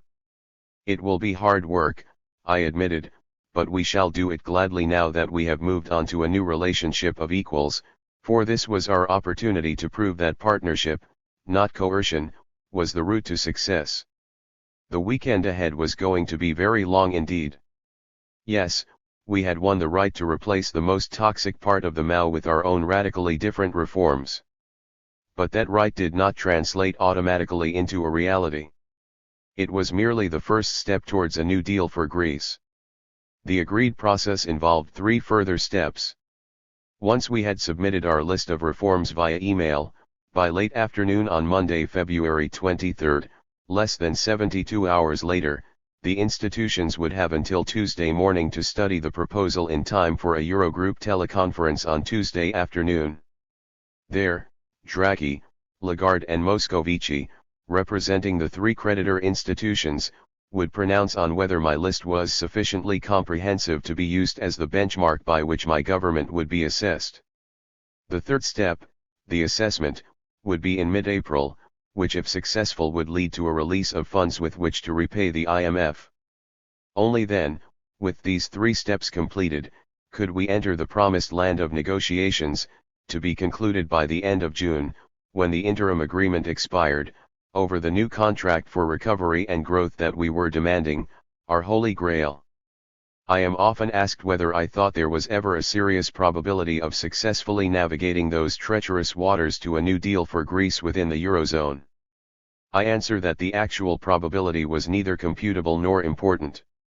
We had to give our creditors the chance to come to the table with humane, logical ideas, and the opportunity to listen to ours. It was always going to be a long shot, but our mandate from the people of Greece was to do our utmost to secure a sustainable future within the Eurozone. To this day I receive ferocious criticism for having concluded the February 20 Eurogroup agreement. Greece's parliamentary opposition, tainted by their signatures on the 2 previous bailout programs, were keen to claim that I had signed up to their Mao but, being the fool that I am, without receiving any of the money. Of course, they overlooked the fact that it had taken 3 Eurogroup meetings to remove any mention of the Mao or program from the communiqué. Curiously, Syriza's left platform argued the same, ascribing the blame for our eventual surrender to the February 20 agreement rather than to any of the war cabinet's subsequent failures. There are also critics who argue that constructive ambiguity always favors the stronger party in a negotiation, neglecting to mention that Schäuble fought tooth and nail to block the agreement. And there are comrades, including Euclid, who criticized me after the fact for failing to insert into the communiqué a phrase that committed the ECB to ending our liquidity squeeze, forgetting that the ECB's sacred independence meant no such phrase could ever be included in a Eurogroup communiqué. Nonetheless, what the hail of criticism for the February 20 agreement that followed our eventual defeat in July 2015 did confirm was my and Aenea's prognosis after I had accepted the offer of the finance ministry in Alexis's apartment. No matter what its true causes might be, our government's failure would have a single parent, me. What is interesting though is the absurd but widespread notion that our eventual defeat was hardwired into that Eurogroup agreement. The interim agreement of February 20 was a necessary but insufficient first step towards escaping bailoutism. To make it sufficient and set us on the road to liberation, it had to be accompanied by an unwavering willingness on the part of the War Cabinet to enact our pre-agreed battle plan during the window of opportunity it provided. We needed constantly to be prepared to activate our deterrent the moment we were threatened with bank closures and capital controls. And to be prepared we had to believe that the worst possible outcome for Greece would be to sign up to an extension of bailoutism in order to keep the banks open. This use of the February 20 agreement would have definitely delivered us from bailoutism. One way or another, sustainability and dignity would have returned to Greece, either by means of a negotiated new deal within the Eurozone or through a painful rupture that would at least restore Greece's capacity to make its way in the world. On the flight from Brussels to Athens, those Greeks who happened to be on the plane were ecstatic, even though most supported the opposition parties. We had stood up to the Troika and were returning home with an honorable interim agreement that Germany's finance minister had tried his best to scupper. What was not to celebrate? But despite the fatigue and my eyelids growing heavy, one question haunted me: would the War Cabinet do what was necessary to keep the Troika in line? And would we activate our deterrent if the creditors tried any dirty tricks? Back in Athens I received an email from Norman Lamont. I was amused that The Economist criticized you for saying Greece was bankrupt, he wrote. Norman's amusement stemmed from the fact that, by saying this, I was implying that the ECB's executives had been breaking their own rules for years, for the European Central Bank's own statutes prohibited it from loaning money to bankrupt states. Clearly, the story originated with allies of the ECB who, unlike Norman, were not amused and were briefing against me. More worryingly, the fact that these leaks were coming from Frankfurt after the February 20 agreement suggested that the ECB was not about to loosen the noose. It confirmed in my mind that, unless we were truly prepared to default to the IMF, haircut the ECB's SMP bonds and prepare our parallel payments system, the creditors would not honor the spirit of the interim agreement. In the same email Norman gave me his perspective on the events of the past few days. You seem to be facing a lot of headwinds, like Ulysses, but nonetheless making some hard-earned progress against the tide. I guess the big prize is what you get after 4 months, even if you have to yield a bit on the short-term structural reforms, a phrase everyone uses but no one knows what it means. Anyway, for what it is worth, I think you are ahead of the unlikable Schauble on points. That Wolfgang was furious about this widespread impression, I had no doubt. That he would hit back, I knew. What I had no inkling of was that the knife would be wielded first from within my ministry and, a little later, from within our own War Cabinet and in the same office in Maximo's where Alexis had moved me to tears on the day of our swearing in. 10. Unmasked. On my way from the airport to Parliament, where a relieved cabinet was already discussing the Eurogroup agreement, my mobile phone brought acclaim and damnation in equal measure. Jeff Sachs emailed praise for achieving a 120-day period to think and brainstorm together, an historic breakthrough, breaking all of the rules of top-down management in the Eurozone. All kudos. But two left-wing heroes of my childhood whose views I cared about deeply, Manolis Glezos, hero of the anti-Nazi resistance and a member of the European Parliament in February 2015, and the legendary composer Mikis Theodorakis, denounced the agreement. Point 1. They were all correct. It was an historic breakthrough, but it would bring defeat and humiliation if we were not careful.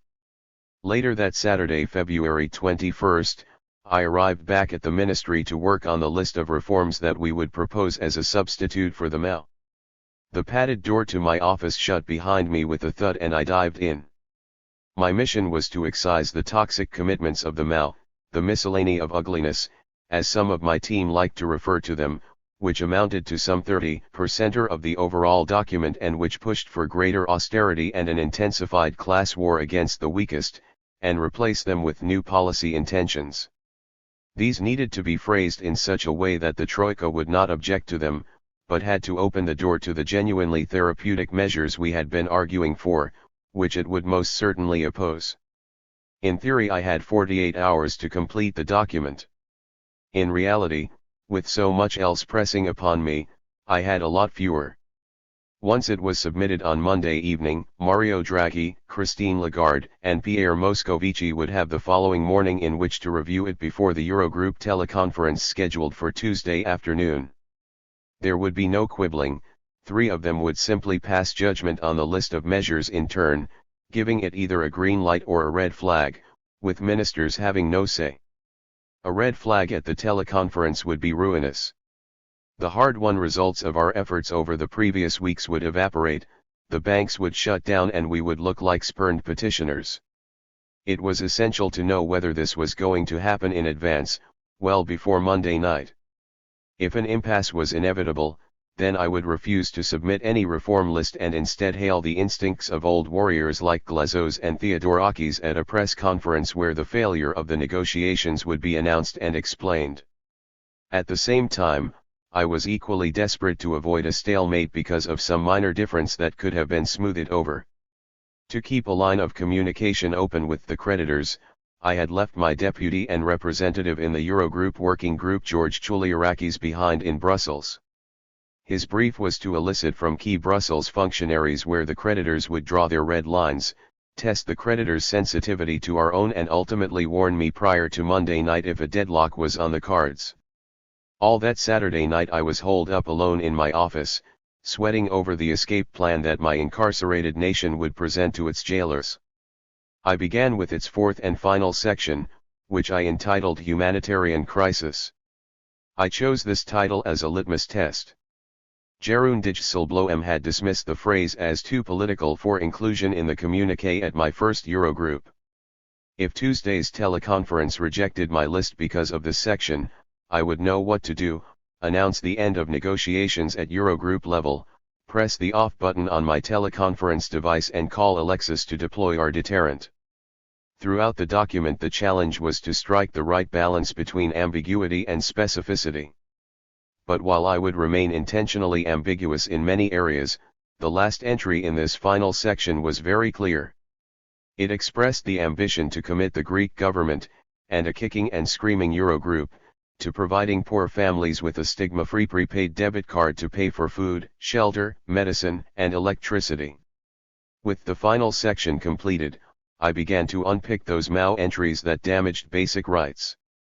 I wrote in a ban on evictions from a family's main home, a reassessment of the criteria for privatizations to include minimum investment levels, environmental standards, labor rights, and a concern for local communities, the establishment of an investment bank to exploit public assets and share the profits with the suffering pension funds, the suspension of previously agreed reductions of pensions, an affirmation of our commitment to reinstate the right to trade union representation, a guarantee that minimum civil service wages would not be cut further, and so on.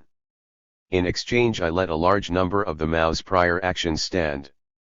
Some were ugly, some bad, a few good. But that's what the spirit of compromise dictated. In the closing discussion of the February 20th Eurogroup, Dijsselbloem had specified that my list should be wide but shallow, taking up no more than 3 pages. In the end I sent them 5. Working with the enemy.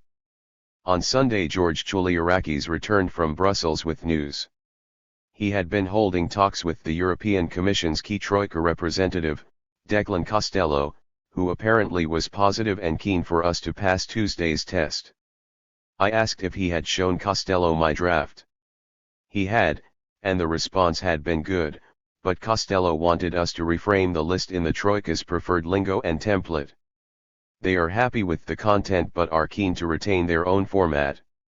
Let me go to my office, freshen up, and reformat our list in their language, Chouliarakis suggested. It sounded good. Accepting their stale format but losing some of their terrible content was well within my red line. When George returned, he brought with him a disappointing document.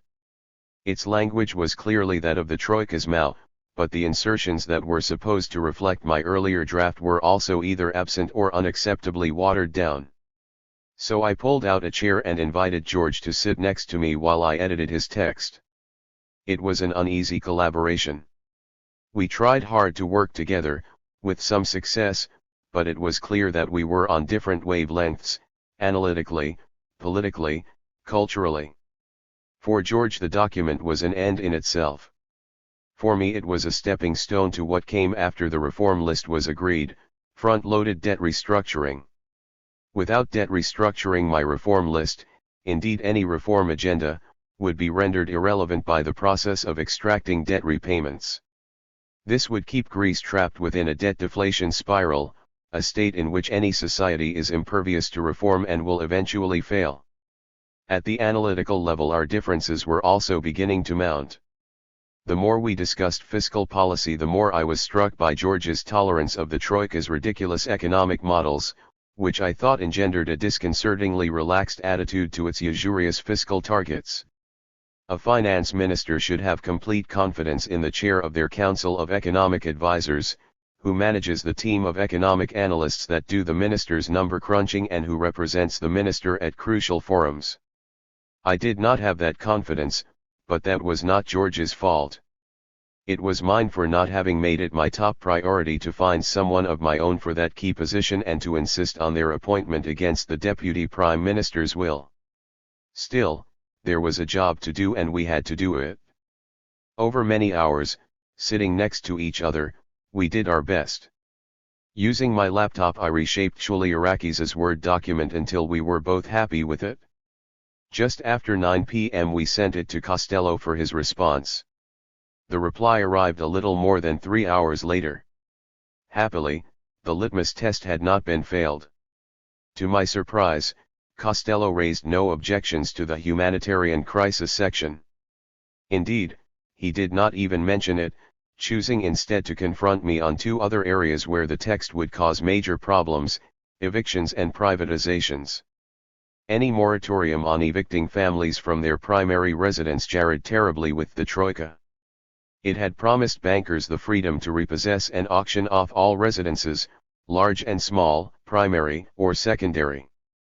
It demanded the liquidation of businesses and households in arrears, compensating them with a few €100 each month with which to pick themselves up off the scrap heap on which Lambros and so many others were already languishing. Even though Costello could not have known of, or given a damn about, my oath to Lambros, he was smart enough to realize that I would not countenance accepting these measures. So he proposed some language, as he put it. How about saying that the government was committed to avoiding evictions without mentioning a moratorium at this stage?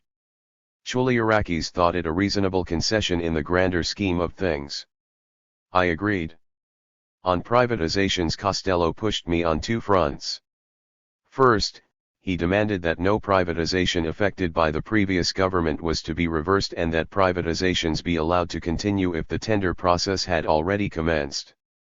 On this I agreed to respect ongoing tenders while inserting a clause that left it to the courts to decide whether a privatization should be reversed, safe in the knowledge that Greece's judges were keen to have their constitutional powers restored to them so that, for the first time since 2010, they could keep a check on the looting of the country and undo the scandalous fire sales. 2 The Troika was dead against my proposal for a new public development bank that would use public assets as collateral to generate investment and share any profit with the hemorrhaging pension funds. Costello's diplomatic solution was to suggest I leave it out of my list altogether, as it would take several months to develop the idea and is not something which needs to be discussed or settled in the immediate future. It was another concession that I agreed to, making a mental note to place it at the top of my priorities from April onwards. After a few hours' sleep on my office red couch, I embarked on a marathon of meetings to secure the consent of the Prime Minister, War Cabinet colleagues and key ministers. Everyone had a strong view about one item or another on my list, while the strongest opposition came from colleagues belonging or close to the left platform. From their perspective, our negotiations with the creditors were fundamentally ill-advised, and the couching of my list in Troika speak bordered on the treacherous. This reflected their view that Grexit ought to be our goal, a line that was not only strategically wrong, to my mind, but also at odds with the mandate we had been given by the electorate. Despite these and other objections, by the afternoon of Monday, February 23 we had achieved a consensus. Around the same time I received 3 separate emails from Troika officials recommending that I reintroduce parts of the MAU that I had excised. Each of them wrote, unlike Costello, in a private capacity, as friends who wanted to avert a dead end. I replied matter-of-factly to each that I was not prepared to resuscitate toxic measures that not even Costello had demanded. If they felt strongly enough, I suggested, they could advise their leaders, Lagarde, Moscovici, and Draghi, to reject my reform list during the following day's teleconference. They relented, informally agreeing to the list I had dispatched on Monday afternoon. But not without an injurious delay. Their reluctant green lights did not arrive until just after midnight. Was this a tactical delay? If not, it was certainly serendipitous for their side. For, unwilling as I was to formally submit my list until I had had word that it would not be rejected, I had been forced to wait. Midnight had come. Nothing. Then, at 10 minutes past, all 3 had responded with miraculous synchronicity. By 13 minutes past midnight, my list had been sent to Costello and his counterparts in the ECB and the IMF. One might imagine that a delay of 13 minutes is neither here nor there. Not so when the dogs of the propaganda war are out to get you. On Tuesday morning the world's media used those 13 minutes to portray me as incompetent, tardy, disorganized. Varoufakis misses deadline for submitting reform list was the typical headline. It was a charge I could not challenge without revealing that I had been negotiating secretly with Greece's creditors before formally submitting the list. Still, as charges against me went during that period, it was trifling. That Tuesday morning the Brussels propaganda machine was hard at work, and another charge, incomparably greater in its capacity to wound, was on its way. Soon after leaking that I had been late in submitting my proposals, they went on to leak the list itself, hours before a meeting of the Greek cabinet convened to approve it formally. The majority of my fellow ministers had not yet seen the list and were understandably peeved that they should have first had sight of it while scanning the news on their tablets on the way to Parliament House. But what turned their legitimate annoyance into an immense political and personal blow were the headlines under which it appeared. Costello's list was a typical example from the Greek media sympathetic to the Troika. Varoufakis, the Troika's latest stooge, was a left-wing site's interpretation. One of the ministers filing into the meeting gave me a look that combined pity and disappointment and told me that he had not imagined I would be taking orders from Costello. Dazed by the preposterous accusation that Costello had authored my list, my initial reaction was to dismiss it as yet another fabrication, except that on this occasion the media had a hook on which to hang their charge. Apparently, one smart journalist, who later became a friend, discovered that by clicking on the Properties tab of the leaked document, one could see its author, which the software defined as the registered user of the computer on which the document had first been created. Hearing this, I grabbed my laptop, opened the document containing my reform list, clicked on File and then on Properties to see that next to Author it read Costello Declan, ICFIN, and just below, under Company, 2 words that completed my humiliation: European Commission. With the cabinet meeting about to commence, it took an immense effort to stifle my fury and concentrate on gaining the minister's consent. But immediately after I had secured it, after a 2-hour debate, I returned to the ministry and summoned Varoufakis. Yes, he admitted, the document that he had presented to me in my office, which I had then proceeded to edit radically, had been created by Declan Costello in Brussels, not by him. And you did not see fit to tell me this? To inform your minister that your document, which I was clearly unhappy with, was composed by our chief enemy? I asked. No answer. Let's say that it escaped you at first, or that you were embarrassed to admit it, I continued. When you saw me laboring over it to amend its contents radically, struggling with a Word document created by the Troika's sternest functionary, did it not occur to you then to warn me? Not even as I was about to email it to the Troika. In a manner wholly typical of Varoufakis, he shrugged off my questions with infuriating nonchalance and a face which hid thoughts no one could have deciphered. Point 3 Under normal conditions he would have been sacked there and then, but normality was a luxury that I never experienced during my time in office. The landline was already ringing. The Eurogroup teleconference was beginning. I took my place next to the receiver, clutching my notes, with Varoufakis next to me. A greater battle demanded my full attention. Schaubil's revenge. When negotiating from a weak position, a crackling telephone line only makes things worse. In face-to-face meetings one can at least use one's voice, eye contact, and physical presence to gain greater control of the room. The teleconference format, by contrast, makes an already challenging meeting harder still. On this occasion, to level out the grossly uneven playing field, I had succeeded in securing a commitment from Jeroen Dijsselbloem that the teleconference would only allow the leaders of the three institutions, European Commission, ECB, and IMF, to deliver a binary verdict. Was my list sufficiently comprehensive to act as the basis for a successful conclusion of the final review of Greece's second bailout agreement, or was it not? That was the only question on the table that day. Indeed, at the end of the previous Eurogroup meeting on February 20, Jeroen had told everyone, much to Wolfgang Schaubil's particular disappointment, that there would be no debate during our teleconference on February 24. Its limited remit was to allow the institutions to emit either white smoke or black. Nothing else.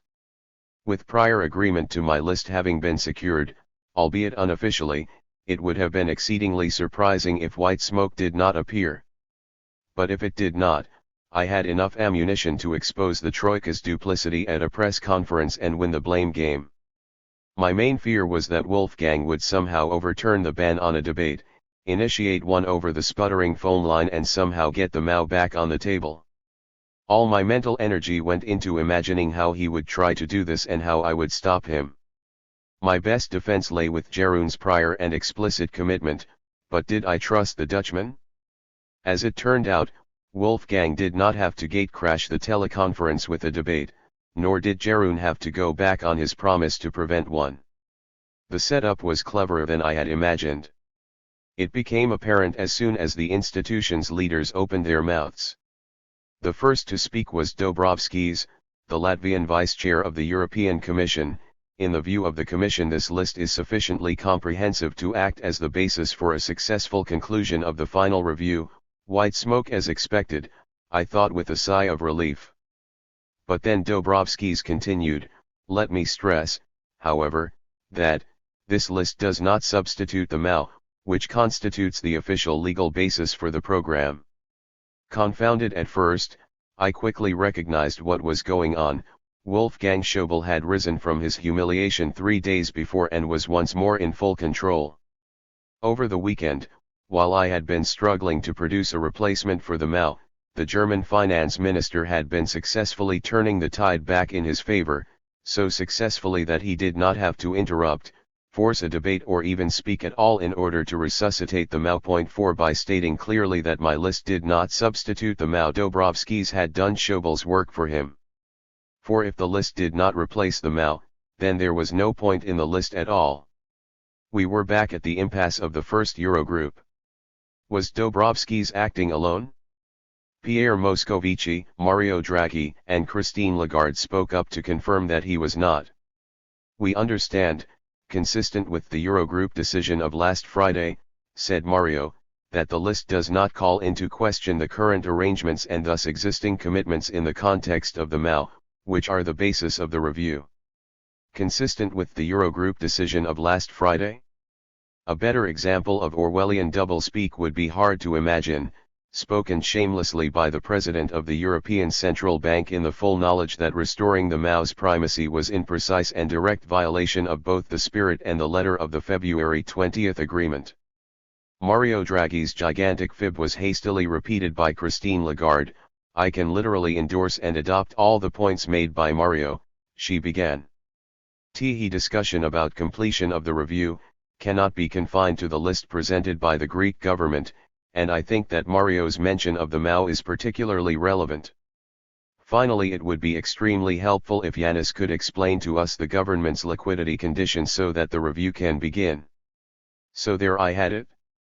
A carefully planned ambush that began with an outrageous U-turn and ended with a thinly veiled threat. Yannis must now answer a couple of points raised in the context of the necessity of agreeing all measures with the institutions, came Jeroen's Tukpa North. That's the basis on which we work. As I pressed the button that activated my microphone, my mind was racing. What should my reaction to this shocking violation of our agreement be? How do I pick up the gauntlet? To buy myself some thinking time, I began by addressing all the relatively minor points mentioned by Dombrovskis, Moscovici, Draghi, and Lagarde. With every word, the agony grew. Accepting the ridiculous proposition that the February 20 agreement did not commit us to replacing the Memorandum of Understanding with our reform list would have been tantamount to accepting the reinstatement of the Mao in full. It would annul everything we had fought for. It would have been to accept everything Wolfgang Schäuble had demanded in our very first Eurogroup meeting and everything that Jeroen Dijsselbloem had tried to push down my throat at our first encounter. Above all, it would have constituted an unforgivable betrayal of our people, those who had trusted us recently, as well as old warriors like Glazos and Theodorakis, who had already rushed to denounce me for the capitulation now staring me in the face. While talking about privatizations and fiscal targets, two options were competing in my mind. One was to end the teleconference respectfully, stating that the Greek government was withdrawing from negotiations at the Eurogroup level because the institution's leaders had rendered them irrelevant with their attempt to reintroduce the full-strength Mao.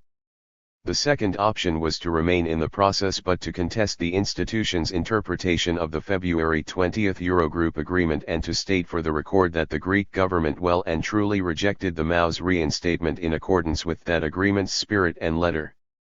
The moment of truth was approaching. It was a choice I had to make on the spot, with only Chouliarakis looking on.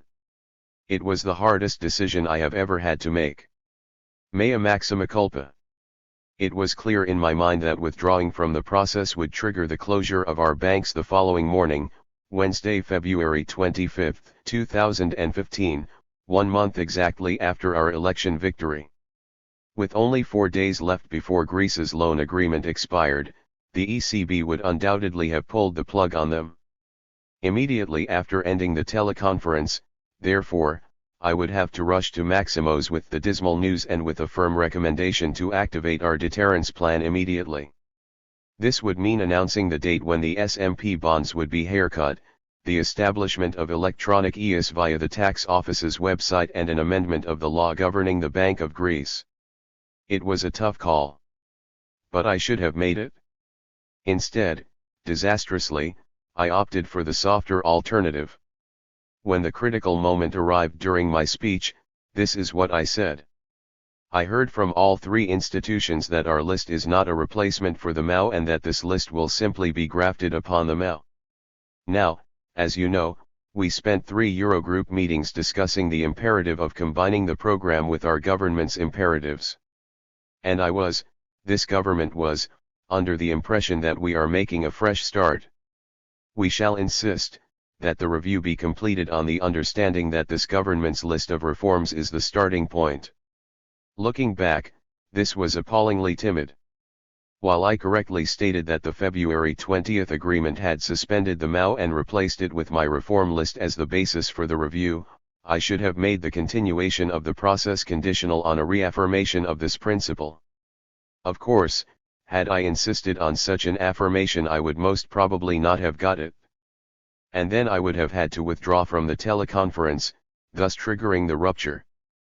But my thinking at the time, the reason why I refrained from doing so, rested on 3 conjectures. First, the reaffirmation of the Mao was purely verbal.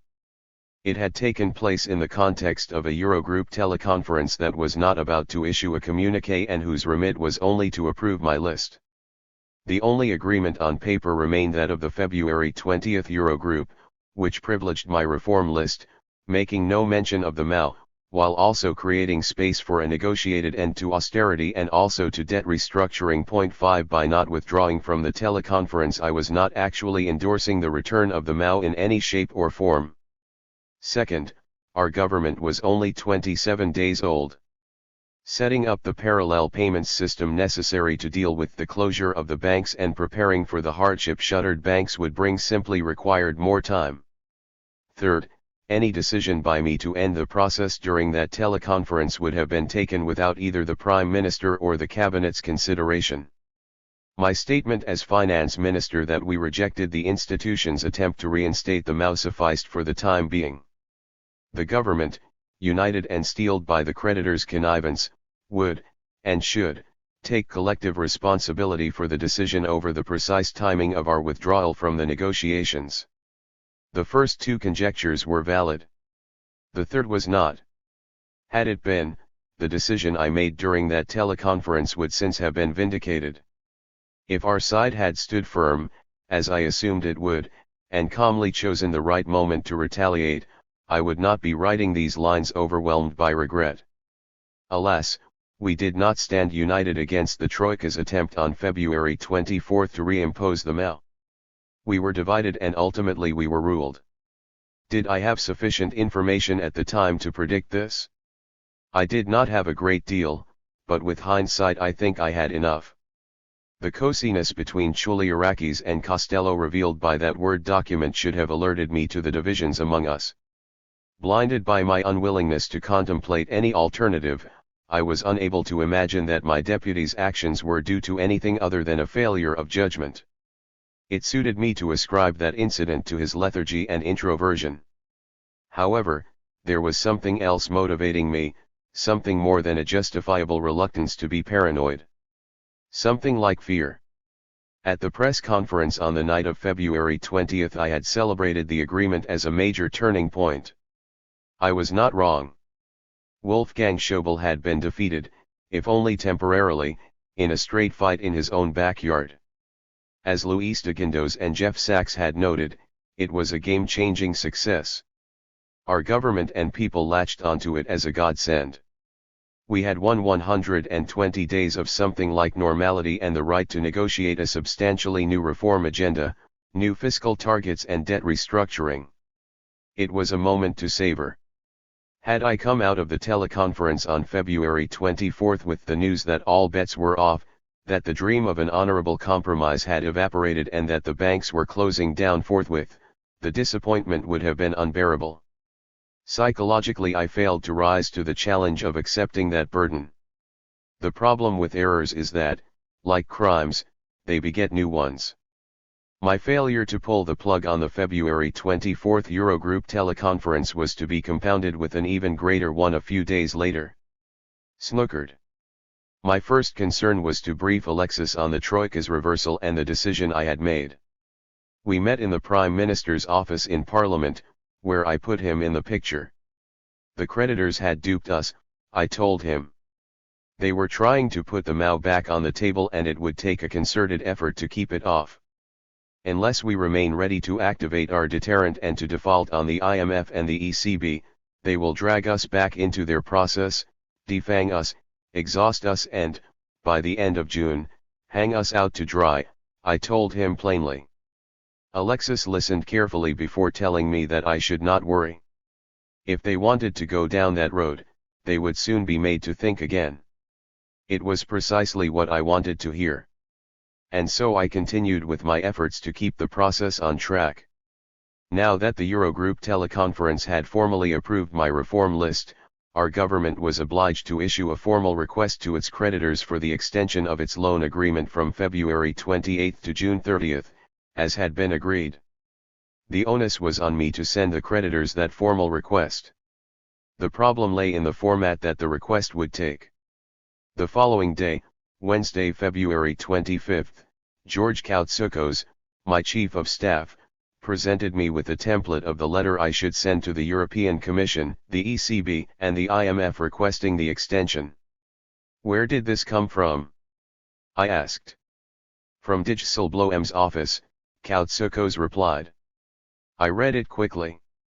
It was unacceptable. While I was happy to use certain key expressions required by the creditors, I was not prepared to sign on the dotted line of a letter written wholly by them. Our government's commitment to recovering Greek national sovereignty compelled me to insist that we should compose the letter and that it should reflect our purpose and rationale in requesting the extension to the loan agreement. Koutsoukos fully agreed but warned me that Brussels had made it clear they would not tolerate any amendment of their draft. With the letter in my hand I dashed to Maximos for a meeting with Spyros Sagias, our cabinet secretary. He was as appalled and enraged by the creditors' stance as I was. We talked to Alexis, who concurred, my letter to our creditors could not be authored by the creditors. It was not a matter of symbolism but of essence and sovereignty. Over the next 2 hours Sagias and I sat in an office adjacent to the Prime Minister's drafting a new letter of our own. I then returned to the ministry to have it sent to Brussels for their response. Thomas Wieser, president of the Eurogroup Working Group, would provide this feedback, so I asked my representative on the working group, George Chouliarakis, to pass it on to him. Afterwards I went home to freshen up, pick up Danae and head off for dinner at the Chinese ambassador's residence, the purpose of which was to calm the troubled waters of our government's relationship with Beijing. Early next morning, Thursday, February 26, a message from Thomas Wieser awaited me at the ministry. The deadline for amending the letter requesting the extension of the loan agreement had lapsed. Either I signed the letter as sent to me or it would not be considered. Lapsed? I asked Koutsoukos angrily. When did it lapse? Koutsoukos did not know. Find out before noon, I told him. While Koutsoukos made his inquiries, I made my way on foot to the Bank of Greece, where my former friend Governor Sterneris was giving a speech on the occasion of the annual meeting of the central bank's shareholders. Determined to respect the institution, I felt it was important to attend. Any hope that equivalent respect might be shown to the government I represented soon disappeared. Listening to Sterneris I realized it was the kind of speech that Antonis Samaras, the former prime minister, would have made had he defeated us on January 25. A paean to the previous government's policies, a repetition of the lie that Greece had been recovering prior to our election, a total espousal of the Troika's agenda and a series of veiled threats against the government. It was as if Sterneris was rehearsing for an interview in front of a panel made up of Schäuble, Dijsselbloem and Draghi. A sad day for the notion of central bank independence, I thought as I was leaving, regretting that I had wasted 2 precious hours. Back at the ministry I called Koutsoukos and Vasily to my office to get to the bottom of Wieser's missive. After further inquiries I was told that the deadline for amending the letter had passed 3 days ago, on February 23, the same day I had to submit my list of reforms. Within minutes I was back at Maximos with Alexis, Sagias, and Papas. "They have gone too far," I said. Telling me on February 25 that I could amend the letter's content but that the deadline to do so had lapsed 2 days earlier on the 23rd was a declaration of war. I cannot sign this letter after having been set up in this manner. They all agreed. Alexis suggested that I contact Wieser to make it clear to him that, given their behavior, I would not be signing the letter and would reveal their dirty tricks to the world. From the ministry, I composed a suitable message for Wieser. "You informed me on February 25 of an opportunity to amend the letter by which I shall request the loan agreement's extension, while ensuring that this opportunity expired 2 days earlier. Naturally, I cannot proceed on this basis." Koutsoukos passed it on to Brussels. 2 hours later he brought me Wieser's reply. A letter had been sent to me on February 21 informing me of the deadline of the 23rd. Did we ever receive that letter? I asked Koutsoukos, Vasily and my secretaries. None of them had seen any evidence of it. "Call Wieser's office now," I told them. Let them know that we did not receive their letter of February 21 and consequently are demanding a copy showing who the recipients were in Athens. It was late in the afternoon when the reply came. Weser's office informed mine that the email of February 21 with all relevant information regarding the extension request process had been sent to 5 Greek officials, Varoufakis, in his capacity as my Eurogroup deputy and Eurogroup working group representative, Varoufakis, Deputy Prime Minister, Sternaras, as Governor of the Bank of Greece, the head of my ministry's Public Debt Management Authority, and the head of the bank's bailout fund, the HFSF. I asked to see the email. It was there in black and white, dated February 21. It was indeed addressed to those 5 people. I was flabbergasted. My accusation that Brussels had set the deadline retrospectively had been conclusively refuted. Of the 5 people on Weser's mailing list, there were 2 I could not hold responsible, the chief of the Public Debt Management Authority and the chief of the HFSF, who were tangentially involved and simply being kept in the loop by Weser.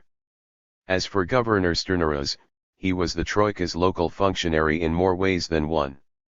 If I relied on him for information in my struggle against the creditors, I deserved everything I got. This left me with 2 comrades who had both the constitutional duty and the political responsibility to pass the message on to me, Varoufakis and Varoufakis. First I called Varoufakis. Had he received the email? He could not recall. My office is copied to so many emails that we lose count, was his reply. I was not convinced. His staff would have fully understood the significance of any email from Weser, and this one especially. Did I not tell you weeks ago, said Vasily. Varoufakis has been setting you up every step of the way. Only this morning his people were briefing journalists that you were in the clasp of the Troika. Even if that were true, I lacked any evidence to accuse the Deputy Prime Minister of intentional mischief. With Varoufakis things were very, very different. As my Eurogroup deputy, his job was to be my line of communication with Thomas Weser and the rest of the Troika. It was his precise remit to pass on to me even the most insignificant message from the creditors, let alone an email of such monumental importance. When I challenged him, he too claimed that the message had got lost in his inbox. How can such an email get lost in your inbox, George? I asked, barely able to believe what I had heard. Just as he had 2 days earlier when I had confronted him with Costello's creation of the Word file, Varoufakis reacted as if he had nothing to be apologetic about, as if nothing much had happened.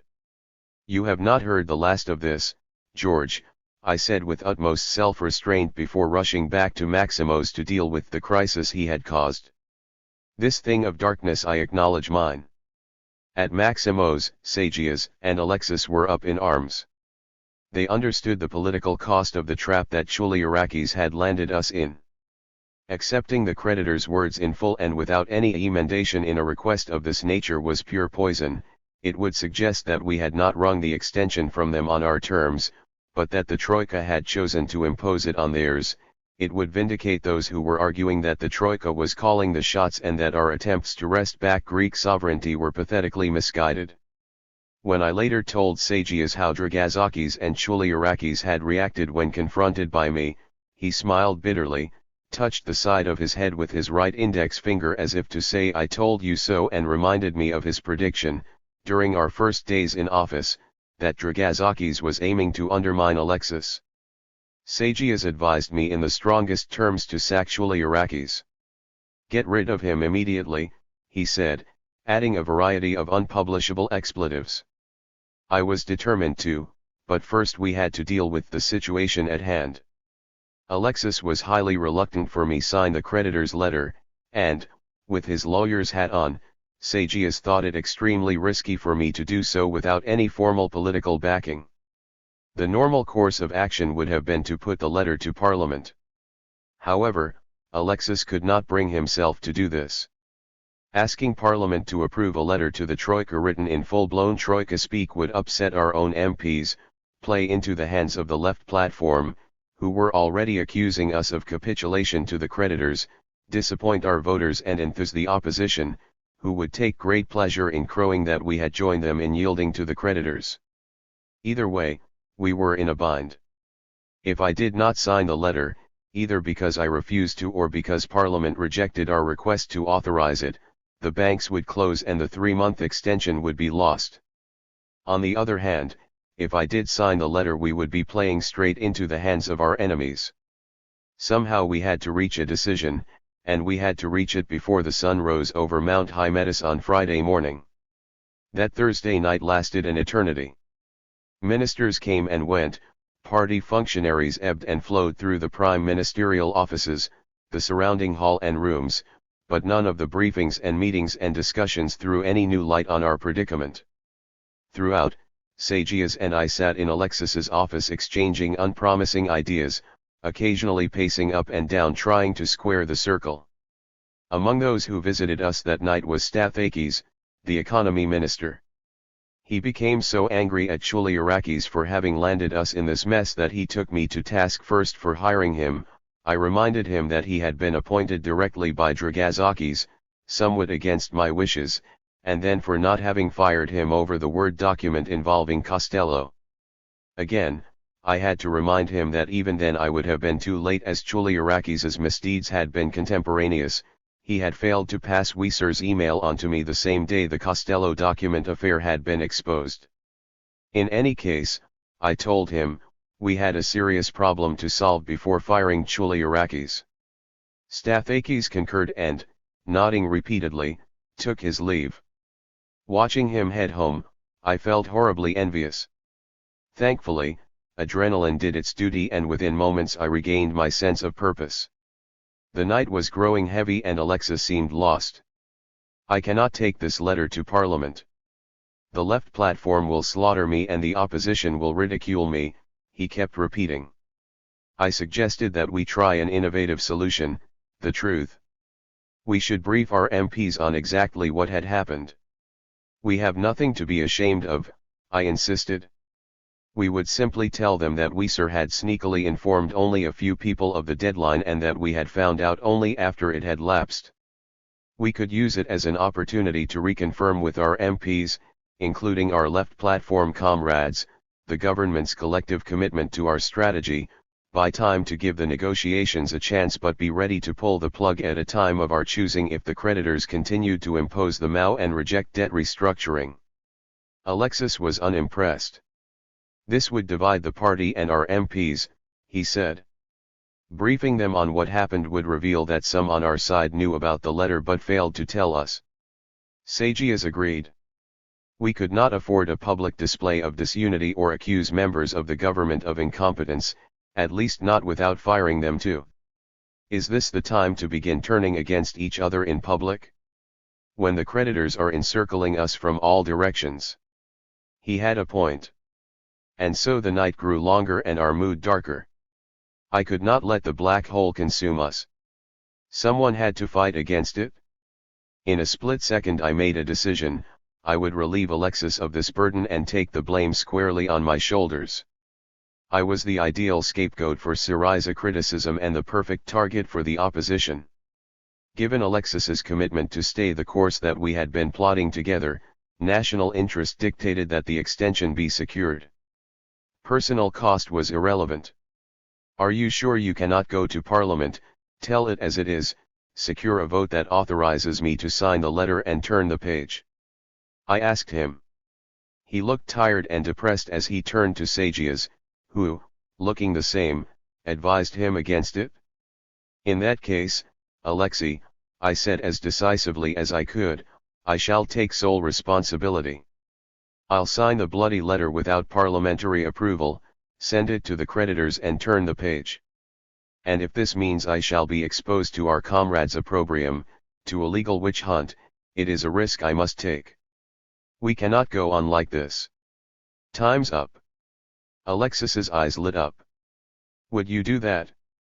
If anyone's going to go down over this, let it be me, I said. After all, that's why you chose me, isn't it? Remember you asked me not to join Syriza so that I could do things that party membership precluded? Well, if not now when? I'll do this, Alexei, but only on the understanding that the moment the Troika try to confine us to the Mao and put us permanently into debt bondage, we pull the plug, as we agreed. Right. Alexis did not answer me. Instead he turned to Sagias. Can he sign just like that, he asked. Sagias was skeptical. You'll be thrown to the wolves without a legal opinion covering your back, he warned. At the very least we need to get the State Law Council president to give us a written legal opinion that it is within the Minister of Finance's remit. Call him now, Alexis said. It was 4 in the morning. Half an hour later the poor man was at Maximo's, looking pale and diffident. The State Law Council comprises conservative lawyers who provide ministers and other government bodies with legal opinions calibrated in such a way as to cover their collective backs. Caution is their mantra and avoiding controversy their religion. The said gentleman had been in the job only a few weeks, his appointment a parting gift from the outgoing Prime Minister, Antonis Samaras. Summoned by the new Prime Minister at that God-forsaken hour, with me and Sagias staring at him intently, he looked petrified, so much so that I felt for him. Nonetheless, the circumstances were larger than any of us in the room. His legal opinion was necessary before I could sign a letter that would buy Greece 3 months in which to find out, once and for all, whether a decent agreement with its creditors was possible. Legally, what we were asking him to do was entirely reasonable.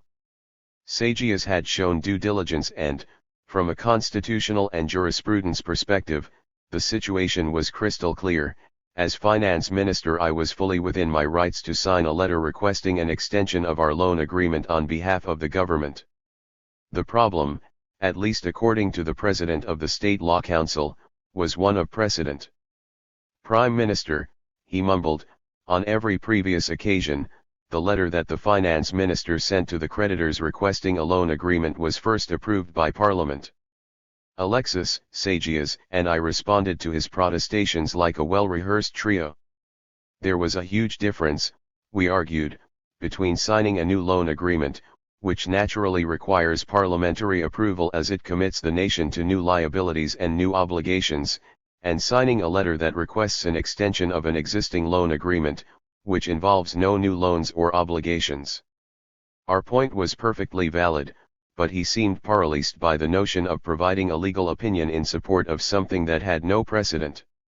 He remained in that state for some time, during which Alexis and I strove to shift him from it with a mixture of logic and firmness. In the end, our pressure bore fruit. The harried head of the government's legal service went back to his office, authored a legal opinion that the finance minister had the authority to sign this particular letter and sent it to my office by official courier. As soon as I had received the opinion, I signed the formal letter of request and, with revulsion in my stomach, had it sent to the creditors. It was a thing of darkness. And I had acknowledged it as mine. Would Alexis honor our covenant in return? Was he happy to give the negotiations a chance but equally prepared to activate our deterrent if they went nowhere? In the early hours of Friday, February 27 I was confident, though not certain, that he was. The following day, crippling doubt set in. Unmasked. Replacing Chouliarakis had become imperative.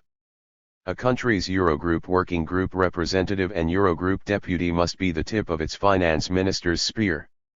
With a finance ministry resembling Swiss cheese, I desperately needed the chair of my ministry's Council of Economic Advisers to be someone in whom I had total faith, both as an economist and as a human being. I had neither. I considered Chouliarakis' analytical skills to be woolly, his academic credentials paltry, and his reliance on the Troika's inane econometrics worrisome. As for his character, he was the opposite of a team player, opaque, almost always late for meetings and often remarkably difficult to locate. He rarely answered his phone when I called him, and even his secretary rarely knew exactly where he was. From what Euclid and Alexis told me, he rarely answered their calls either. The question "where is Chouliarakis?" became a running joke among the three of us. If asked, I would shrug my shoulders and say, how should I know? I am only his boss. The joke had now worn thin, to say the least. Nevertheless, far from savoring the prospect, I was reluctant to fire him. The last thing we needed was to give the hostile media any sign of internal strife. But the Costello document and the Weiser email had exposed the government to ridicule and the nation to a premature rupture with its creditors. If nothing else, it was now impossible to keep him on as my link with that astute and menacing duo. Later that morning, after we had all had a few hours' sleep, I was back at Maximo's to brief Alexis on my plan to replace Chouliarakis. The idea was to promote him from chair of the Council of Economic Advisers to General Secretary for Fiscal Policy, a position of higher rank in the ministry but one in which he could do relatively little damage and which was currently unfilled. In his place I was proposing to appoint my colleague at the University of Athens Nicholas Theochorikis, whose appointment as General Secretary for Fiscal Policy had been delayed for bureaucratic reasons. As a top Cambridge-trained economist, politically close to Syriza even before Syriza was formed, and a friend I could trust with my life, he was the ideal replacement. Alexis was not happy. I had to remind him of the damage Chouliarakis had inflicted because of his failure to do his job. Alexis did not dispute my reasons but to my puzzlement remained unsupportive of my plan. It was only when I told him that Sagias and Stathakis were also of the opinion that Chouliarakis had to go that he relented. "If that's what you want to do, go ahead," he said, looking unhappy and deflated. On my way back to the ministry I sought excuses for Alexis's reluctance. I supposed that he was being careful not to upset Dragazakis as he had such a lot invested in his alliance with the Deputy Prime Minister. Still, what I could not understand was Alexis's failure to appreciate the solution I had proposed, which involved promoting Chouliarakis, thereby sparing both him and Dragazakis any embarrassment. With this question lingering in my mind, I called Theochorikis. "Nicholas, I have an offer for you that you cannot refuse. I need you to accept the position of chair of the Council of Economic Advisers," I told him. Nicholas was torn. On the one hand, as a great friend and a loyal Syriza supporter, he felt he should accept. On the other hand, by leaving the University of Athens in 2012 for the United States, I had already burdened him with the task of keeping the Department of Political Economy together, along with the progressive doctoral program in economics that we had both worked very hard to set up since 2001. If he accepted my offer, he was concerned that everything he had been working for at the university would collapse. However, when I explained the critical juncture the country faced and the personnel problems I had been dealing with, he agreed. It was time to summon Chouliarakis. Once he arrived in my office, I cut to the chase. I explained that the two recent incidents had made it impossible for me to have anything like the degree of trust in him that was essential for someone in his role. And it was not just those two incidents, I added. Even if they could be excused as temporary lapses, there was his lack of punctuality, his general unavailability and his continued use of the Troika's demonstrably faulty macroeconomic models. And so I came to my proposal that he be promoted to General Secretary for Fiscal Policy, with Nicholas Theochorikis replacing him as chair of the Council of Economic Advisers. I knew that Chouliarakis would not like it. It was understandable. No one likes to be told that they are not trusted, that their economic models are faulty and that they are about to be moved up in order to be moved out of the way. But not in my worst nightmare had I expected the reply he gave me. "It is your decision, Yannis. Just know that if you decide to take the Council of Economic Advisers away from me, I shall not accept the General Secretariat for Fiscal Policy, nor any other position in the government.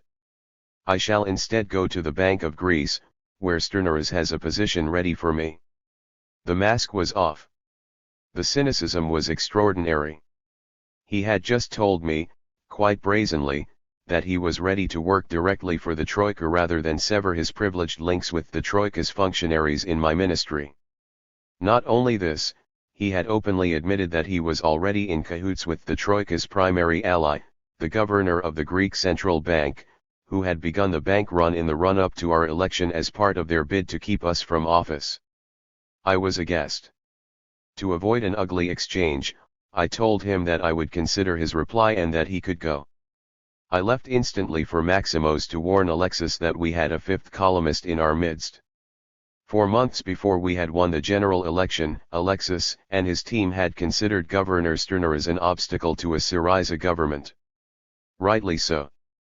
Former Prime Minister Samaras had shifted Stirner from the finance ministry to the governorship of the central bank precisely in order to undermine a possible Syriza administration.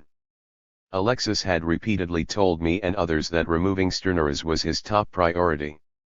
Ironically, I had advised moderation and tempered his animosity towards Stirner, pointing out that the government could not remove the governor of the Bank of Greece without a major clash with the ECB's Executive Council. For as long as the ECB negotiated with us in good faith, I argued, we needed to show respect for its Greek branch, although if they closed down our banks and tried to overthrow our democratically elected government, then obviously all bets were off. But in trying to contain Alexis's fury towards Stirner, I had created the impression among the Syriza leadership that I was soft on the Troika's favorite son in Athens. I was convinced that Alexis would blow his top when I told him that the chair of our Council of Economic Advisers was threatening to defect to Stirner. He did no such thing. Instead, he looked at me with the same depressed expression he had worn hours earlier when I had announced my decision to fire Varoufakis. With apparent sympathy towards the apostate and with a disconcerting dullness in his eyes, he said, I understand the lad, he has had this arrangement with Stirner for a while now. It was as if the director of MI5 had revealed to Britain's Prime Minister that their top agent had threatened to work for Russia's FSB if he were shifted from his post, only to have the Prime Minister reply, I understand the lad, he has had this arrangement with the FSB for a while now. If my response to the Troika's attempt to reinstate the Mao during the Eurogroup teleconference of February 24 had been regrettably tepid, my performance in the face of Alexis's astonishing insouciance bordered on the pathetic. Admittedly, my glimpse into Alexis's inner world had been brief, but the ghastliness it revealed, however fleetingly, should have provoked me into an eruption. Anything less than rage at Varoufakis for having dared to threaten us with defection should have alerted me to the Troika's presence in that office, to the fact that its tentacles were not just confined to my ministry. To my shame, I looked the other way, allowing wishful thinking to airbrush what I had seen. A pattern was thus established. Again and again during the weeks and months that followed, instead of recognizing his evident duplicity, I would find excuses for Alexis's backtracking from our covenant. I would blame it on fear, depression, and inexperience, relying eventually on sheer faith that the moment would come when he would bounce back, shake off the tentacles, reactivate his belief in our cause and honor the magnificent words with which he inspired me that first day at Maximo's. What could I have done differently? Hindsight blurs history and tortures the mind with sterile hypotheticals. I am certain of one thing, though, had I had that glimpse into the abyss before I entered the Eurogroup teleconference of February 24, I would have most definitely pulled the plug on the Troika there and then. The only reason I had not done so was my conviction that Alexis could be counted on to trigger the rupture at a later, commonly agreed, stage if need be. That conviction evaporated when he apologized for Varoufakis' outrageous threat to work for the enemy. My only enduring excuse for turning a blind eye to hard, unwelcome facts, for giving Alexis the benefit of the doubt, was what was happening on the streets of Athens, in the towns and villages of Greece. A whole nation had reclaimed its dignity on the basis that the two of us would hold our heads high in Brussels, Frankfurt, and Berlin on their behalf. An overwhelming reluctance to undermine that dignity stopped me from doing what I now know was necessary to defend it. I should have confronted Alexis's backtracking, in public if necessary. Instead I carried on believing that we were as one, while the Troika, having inserted the edge of its steely wedge between us, began the slow, tortuous process of pushing it right through. 11. Whittling our spring. Spring arrived early in Greece in 2015. Thanks to a wet winter, a mutiny of wildflowers was already in evidence during the first sunny days of March. It provided a marvelous backdrop to the people's rebellion against their creditors. The extension of our loan agreement had been granted, giving us until 30 June to forge a new contract. The grumblings of some Syriza MPs notwithstanding, the mood across the land was ebullient. 1. For the Troika's officials, sitting in their fluorescent-lit offices in Brussels, Frankfurt, and Washington, it was a nightmare. Unable to fly to Greece and be driven through Athens in convoys of Mercedes-Benzes and BMWs, they had no way of demonstrating their authority and regaining psychological control over the Greek people. If they were not careful, dangerous ideas might infect the minds of other Europeans, Spaniards, Italians, possibly the French, such as the idea that it was possible, even within this Europe, to regain one's sovereignty and to restore a nation's dignity. For the Troika, getting its money back would have been nice, but, in the grander scheme of things, was of secondary importance. The creditors knew that more austerity and the rejection of my debt swaps would shrink Greek incomes, ultimately increasing their own long-term costs, but they did not mind. As the Slovak finance minister, Schaubil's keenest cheerleader in the Eurogroup, put it a few months later, we had to be tough on Greece because of their Greek Spring too. Just as the Prague Spring had been smashed by Soviet tanks, in Athens hope would be crushed by the banks. The strategy for doing so was as follows. First, by refusing to agree a road map to any specific destination, let alone our desired one, or any credible milestones along it, they cultivated and maintained a deep and corrosive uncertainty in Greece as to its future. Any financial planning, whether in the home, a small business or across a large corporation, short-term or long-term, was made impossible. Such permanent temporariness is a tried and tested strategy for keeping an occupied land subdued. 3. Second, they deployed what I have described elsewhere as fiscal waterboarding. 4. Like waterboarding a prisoner, the victim, in this case a Eurozone government, is brought to the edge of asphyxiation.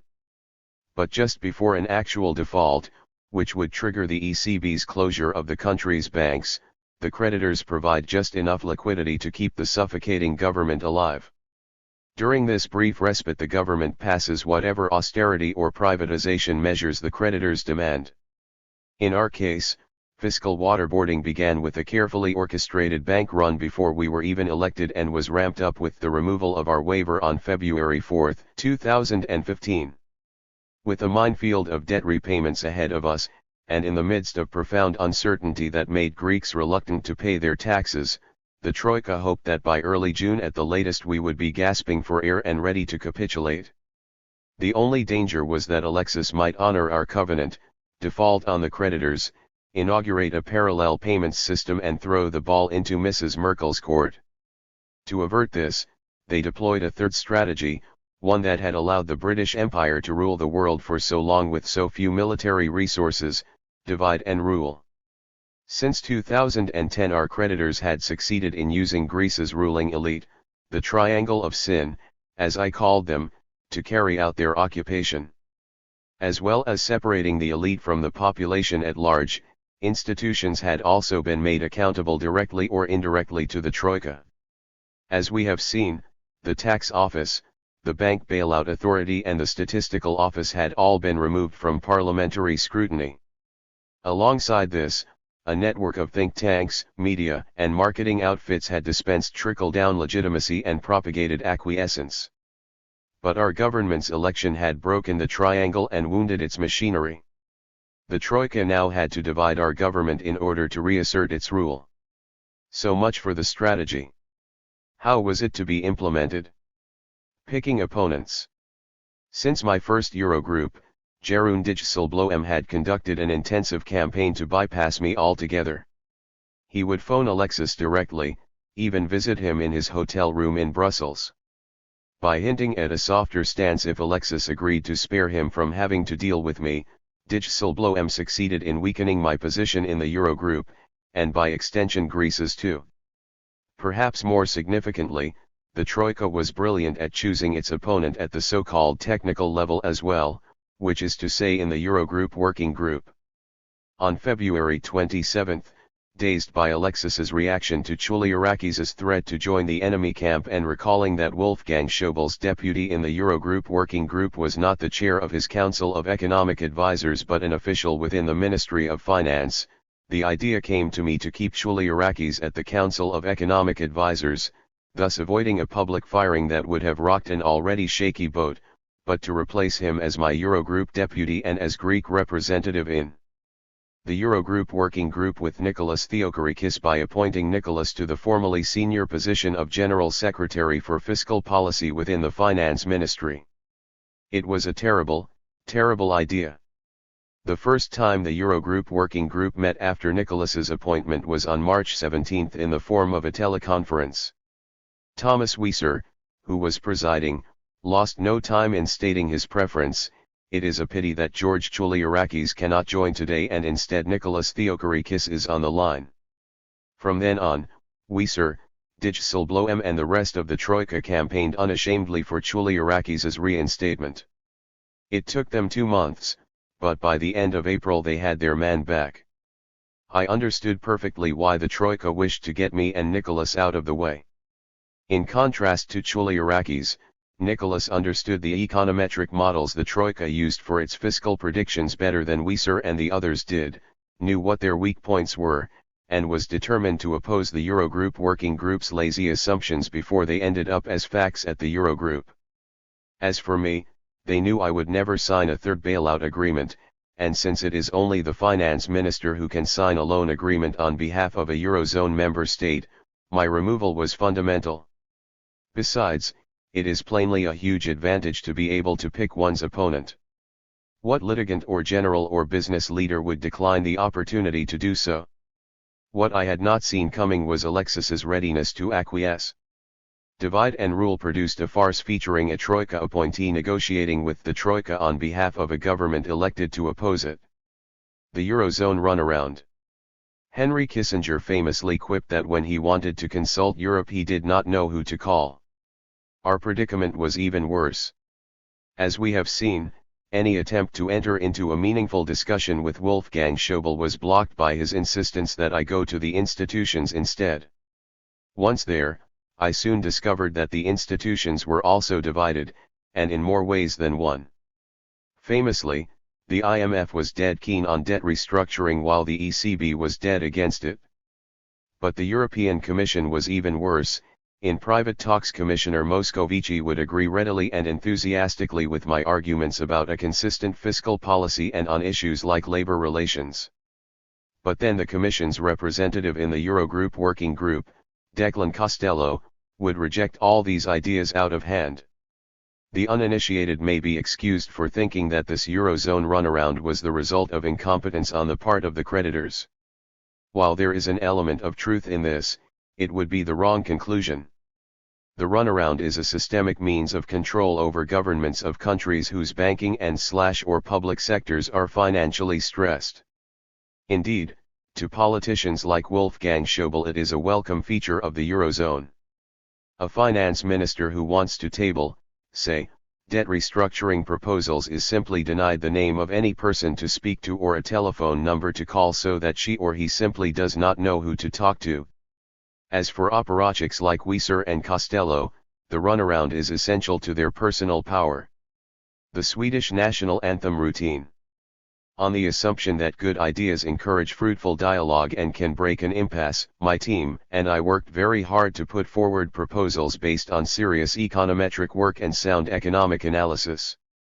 Once these had been tested on some of the highest authorities in their fields, from Wall Street and the city to top-notch academics, I would take them to Greece's creditors.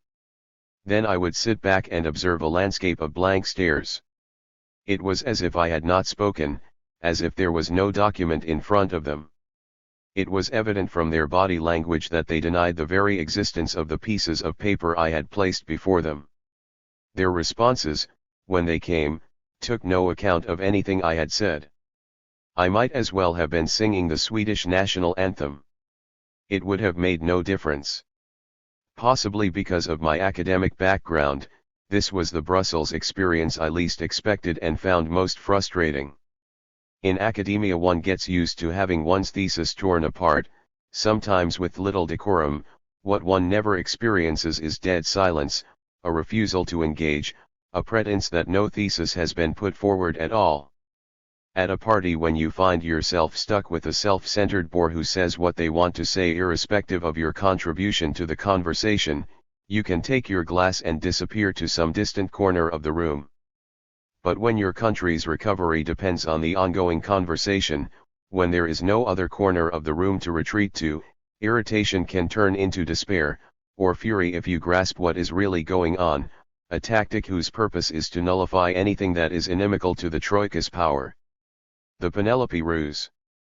Delaying tactics are always used by the side that considers the ticking clock its ally.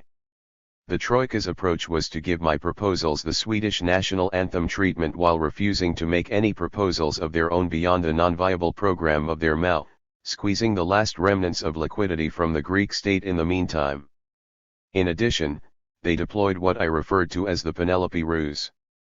In the Homeric tale of Odysseus' faithful wife, Penelope fends off aggressive suitors in her husband's absence by telling them that she will announce whom among them she will marry only after she has completed weaving a burial shroud for Laertes, Odysseus' father.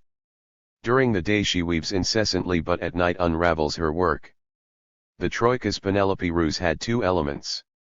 One was to threaten that if we dared make our proposals public, they would never be discussed, just as Penelope told her suitors that if they proposed to her before her weaving was finished, she would discount them from selection altogether. The other was to issue endless requests for data, for fact-finding missions to Athens, for information about every bank account held by every public organization or company. Like Penelope, they would spend all night undoing the spreadsheets of data that they had put together during the day. Absurdly, they even demanded access to ministry departments that were entirely under their own control. It is a simple fact that parts of some Greek ministries, what I referred to as the holes in the Swiss cheese, sent their data and documents first to the Troika for its approval and only later to us, their ministers. Nevertheless, the Troika demanded the right to send people to Athens to visit those same ministries in order to gather the very data that they were sifting and approving before we had even laid eyes on it. The more data they mined, the worse the reality it purported to describe became, the greater our society's pain and the faster our state's liquidity evaporated. Truth reversal and all or nothing. Meanwhile, Operation Truth Reversal was on. Through tweets, leaks and a campaign of disinformation involving key nodes in the Brussels media network, the Troika spread the word that I was the one wasting time, arriving at meetings either with no proposals at all or with proposals that lacked quantification, consisting only of empty ideological rhetoric. In contrast, the Troika succeeded in presenting itself as the champion of a wholly comprehensive solution that included reform of all aspects of Greece's social economy. How I longed for such a comprehensive solution! Except that the Troika was advocating one in name to make it impossible in practice. No comprehensive agreement was possible, or indeed viable, unless it included some form of debt restructuring and provision to deal with the bank's bankruptcy. Without this, no fiscal policy would add up in the long term, and no Greek would be willing to embrace the proposed reforms. But Berlin simply refused to discuss debt restructuring. Given how little time we had to strike a deal, a realistic approach would have been to identify 4 or 5 areas where agreement could be reached quickly, draft the necessary legislation, push it through Greece's parliament and thus establish a foundation for a longer-term agreement. By insisting on a comprehensive deal in which everything was agreed at once, with the sole exception of the single issue on which everything relied, they ensured that nothing could be agreed at all. Causal confusion. Bullies blame their victims. Clever bullies make their victims' culpability seem self-evident. Of the 3 institutions I was dealing with, the ECB proved particularly adept at this. It all hinged on the vexed question of treasury bills, or T-bills. T-bills are short-term EIS that a government issues to gain immediate access to liquidity. Usually T-bills are considered ultra-safe as they mature within, say, 3 months, and it is most unlikely that a government will go bankrupt in such a short time. So there is considerable demand for T-bills from institutional investors such as banks and insurance companies, who need to park their cash somewhere safe. Moreover, investors can post them as collateral with their central bank to get cash. In short, T-bills are almost as liquid as cash, but they also bear interest. That's why they are in demand. However, the ECB places restrictions on how much outstanding T-bill debt a government can have at any one time, as excessive issuing of new ones can undermine trust in the government's capacity to redeem its outstanding treasury bills, rendering the T-bills themselves unsafe. In other words, T-bills provide a government with the equivalent of a credit card, with the borrowing limit set by the ECB. Greece's liquidity between the February 20 agreement and the June 30 deadline depended for the most part on Mario Draghi maintaining our credit card limit and on there being continued demand for our treasury bills among Greece's banks. Previously, just after the Samaras government was elected, the ECB increased its T-bill limit from €15 billion to €18.3 billion, albeit for the purely self-serving purpose of funding the government's redemption of its bonds held by the ECB. However, when our new government took office, with only a few days before the cash ran out, demand for Greek T-bills dried up. Mario Draghi used this as evidence that our T-bills were too risky and thus justified banning the Greek banks from buying them, ostensibly to shield them from the risk but effectively to suffocate our government.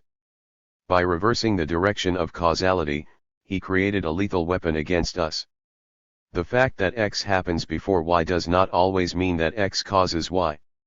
For example, the fact that the demand for toys increases prior to Christmas every single year does not mean that Christmas is caused by a prior increase in the demand for toys. And so it was with my ministry's T-bills. The reason demand dried up was the anticipation, fueled by leaks from within the ECB, that the ECB would squeeze our government's liquidity, thus bringing Greece to the verge of bankruptcy. Just as the anticipation of Christmas causes an increase in the demand for toys, so the anticipation that the ECB would asphyxiate us caused a decrease in demand for my ministry's T-bills. 5.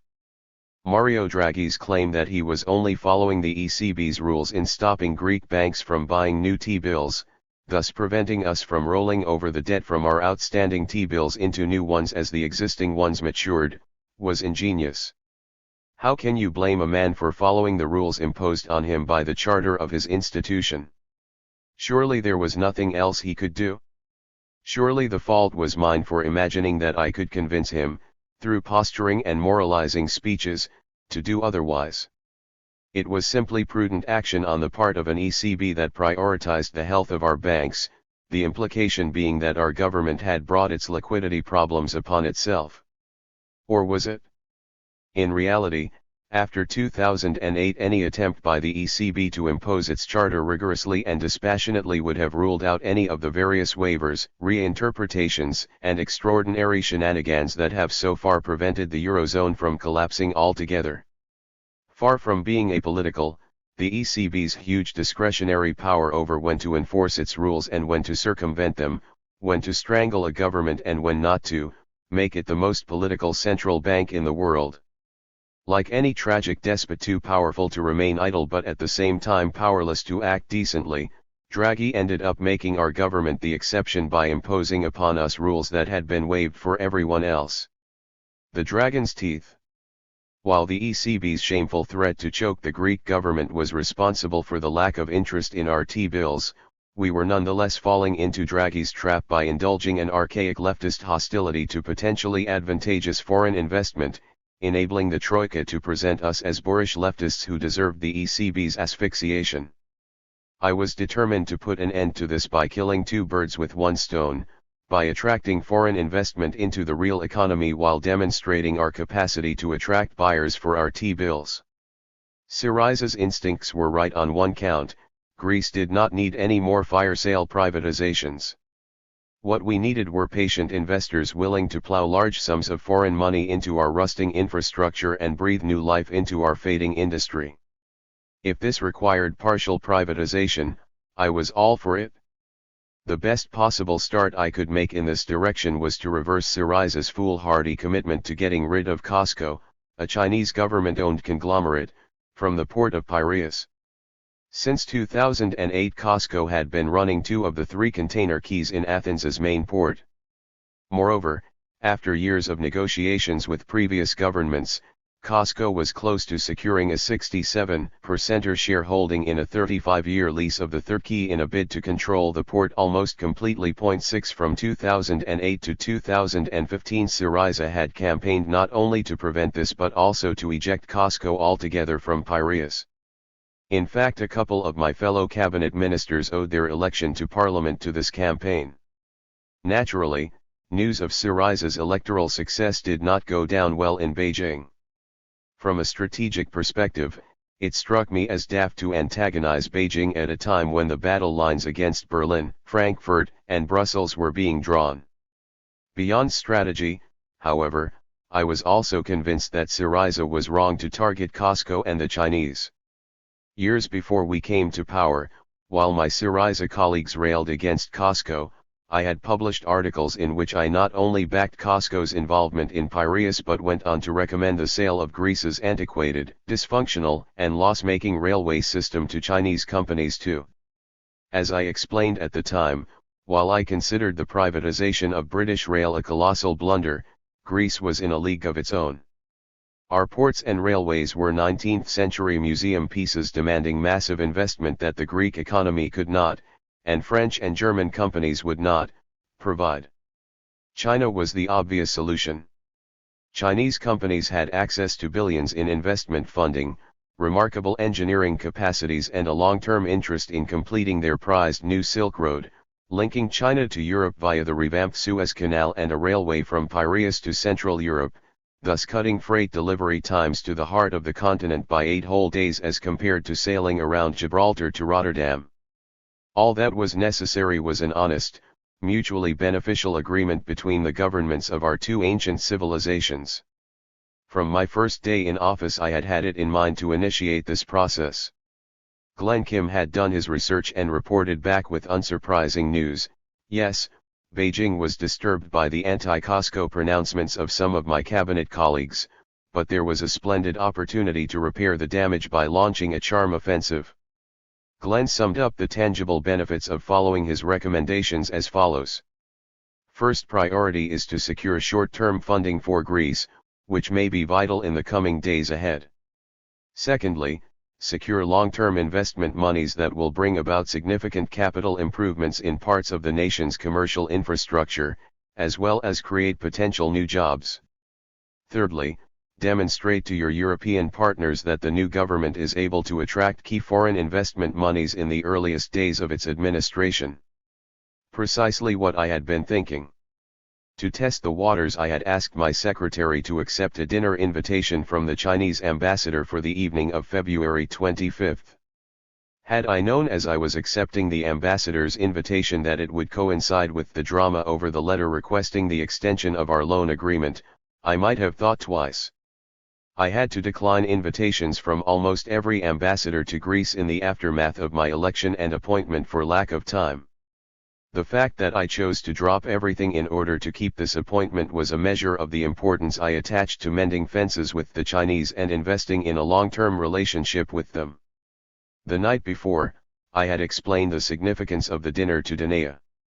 On the 25th, having rushed from Maximo's back to our flat, I was startled and pleased to see Danae wearing a fabulous Chinese silk dress that she had bought in 2006, when we had visited Shanghai on our travels, during a different lifetime, it seemed.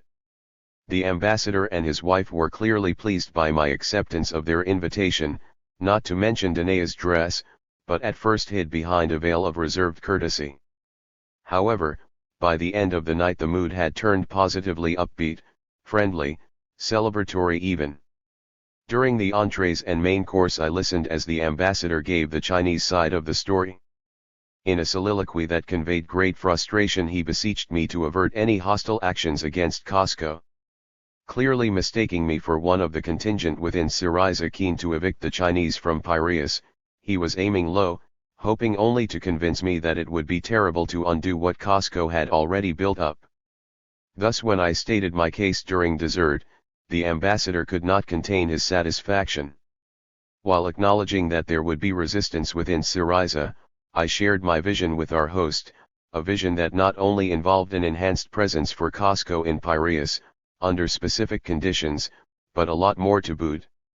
Greek shipyards are dying, and skills acquired over millennia are dying with them, I told the ambassador.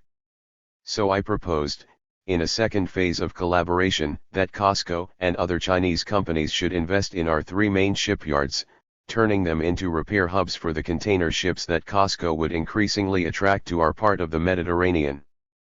But what is the point of securing the port of Piraeus, I continued, if the railway that will transport your containers to Central Europe is derelict, slow, and unsafe?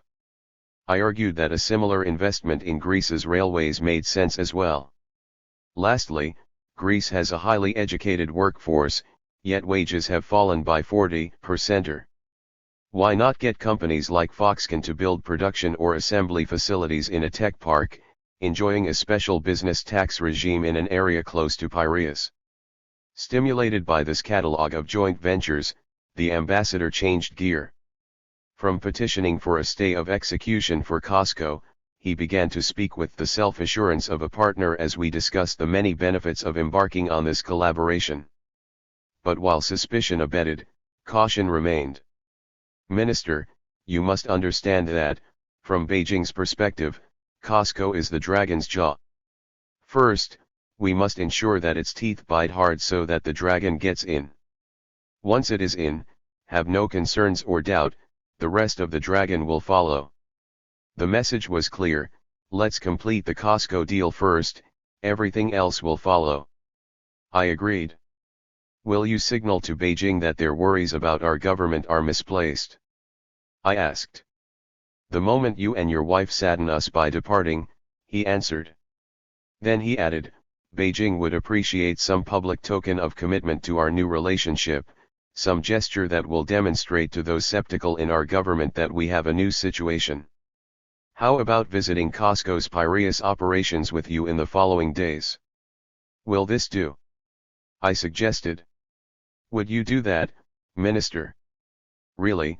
He asked with the smile of a child promised an enormous present. Yes, of course. What you see and hear is what you get from me, I reassured him. Can we bring a Chinese camera crew along? He asked incredulously. I insist that you do. The rest of the evening was like a reunion of old friends. The Piraeus visit was scheduled for 2 days later, to be followed by a meeting in my office, where we would agree initial terms. When Cabinet Secretary Spyros Sagias found out about my agreement with the ambassador and my impending tour of COSCO's facilities, he could not contain his joy. Prior to the general election, Sagias had provided legal advice to COSCO. As such, he was constrained by an almighty conflict of interest from canvassing in favor of COSCO. Having done so myself, I had not only relieved him of his conflict of interest, I had redirected the wrath of anti-COSCO Syriza cabinet ministers firmly in my direction. It was a risky move on my part, but, as I explained to him, I had taken it because it was important that someone should. You did very, very well, Sagias said. The visit to Piraeus accomplished all it was meant to. Despite the heavy rain that persisted throughout the morning and over lunch, Danae and I were treated to a full tour of the facilities. Captain Fong, COSCO's local manager, was rugged, fully on top of the entire operation and extremely smart. He allowed a Greek manager and the company's lawyer to act as our guides, while steering the event with gestures, an effusive smile and a few carefully chosen words. Without pointing it out, he made sure that we noticed the sharp contrast between COSCO's part of the container port, which was super modern and running beautifully, and the adjacent quay, still under state control, which looked sad, rusty, and almost abandoned. As we were making our way to lunch, I spotted a canteen where some employees were taking a break and broke away from my hosts to speak to them. They shook my hand and smiled a lot, but when I asked them about working for COSCO, they were coy. It's good, was about as much as they were willing to say.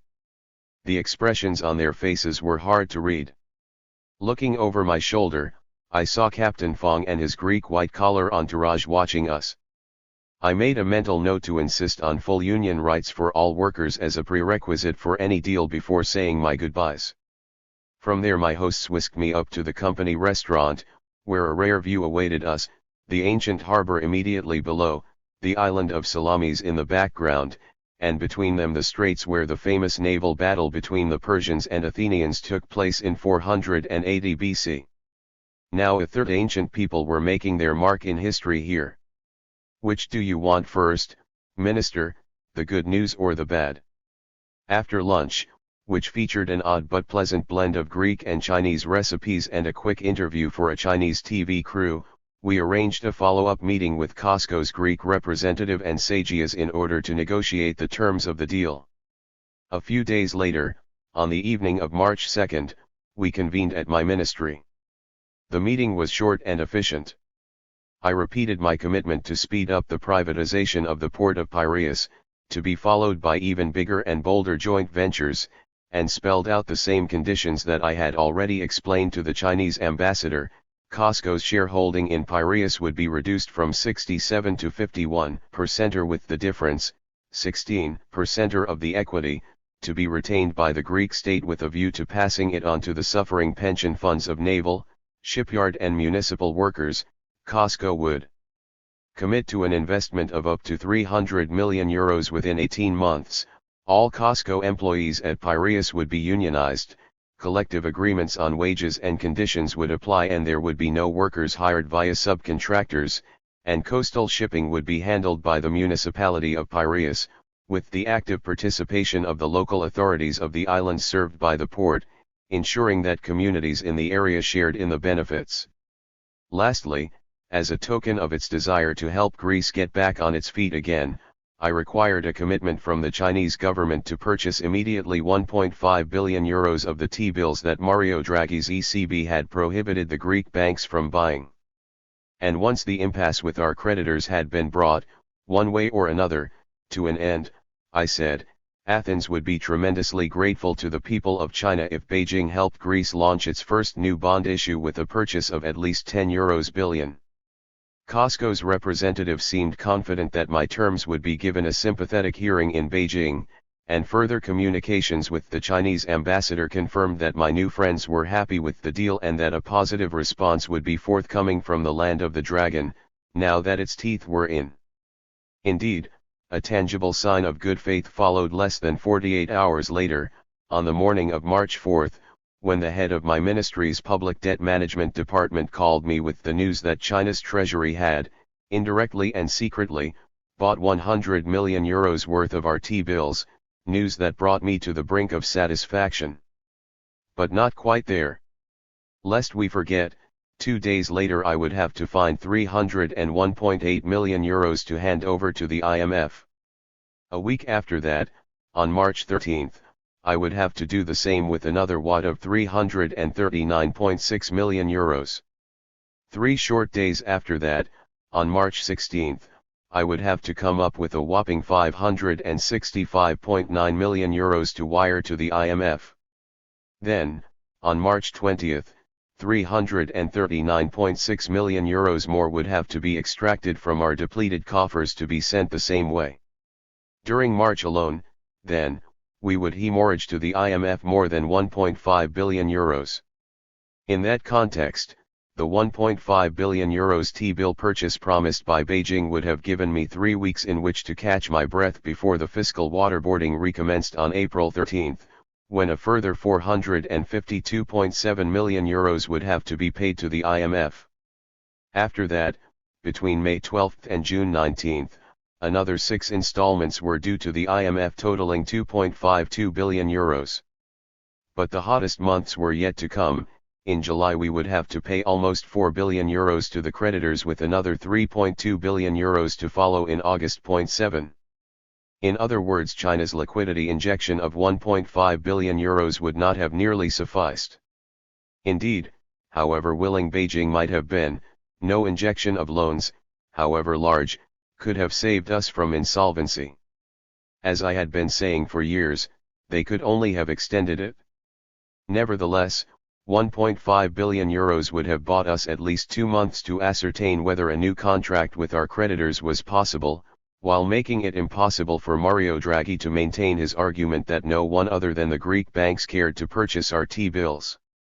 At the same time, it would also have demonstrated our capacity to attract foreign investment, to be flexible and to turn a colonial fire sale into a mutually beneficial agreement with one of the world's superpowers. Sagias and I briefed Alexis and began preparations. The intention was to restart the formal bidding process for the port of Piraeus under the new conditions that the Chinese had accepted, while behind the scenes the two governments agreed the Chinese loans to the Greek state. Soon the plan was finalized and ready for implementation. First, Beijing would inject the remaining 1.4 billion euros of the promised 1.5 billion euros into our T-bills. Almost simultaneously, Deputy Prime Minister Varoufakis would make a formal trip to Beijing to strengthen relations between the two governments and informally seal the agreement. Lastly, Alexis would follow up with a full state visit in April or May to make public and sign the comprehensive agreement between Athens and Beijing. It was a splendid opportunity for both countries. A lifeline for Greece and a giant leap forward for China's new Silk Road into the heart of Europe. Varoufakis left for Beijing on March 25, accompanied by our foreign minister. Counting on the 1.4 billion euros that would pour into my ministry by the end of the month, I scraped the bottom of the barrel to find the 1.5 billion euros we were obliged to pay the IMF during March. The idea was to use that month to give the creditors one last chance to reach out to us with serious intent for a viable agreement. China now had a stake in our success, and our ability to attract Chinese investment would be a significant weapon in the negotiations. The cash itself would then buy us a further month in which to table our own fully fledged plan for Greece's recovery. On March 31, the day Beijing had promised the breakthrough purchase of 1.4 billion euros in T-bills, I was at my office waiting for the phone to ring. The auction was meant to end at around 11:00 a.m. At 10:30, unable to contain myself, I called the ministry's public debt manager. No news yet, I was told, but don't worry. The Chinese make a habit of entering auctions at the very last moment. So I waited. At 11:02 my phone rang. I jumped to answer it. There's good news and there's bad news, Minister. Which do you want first?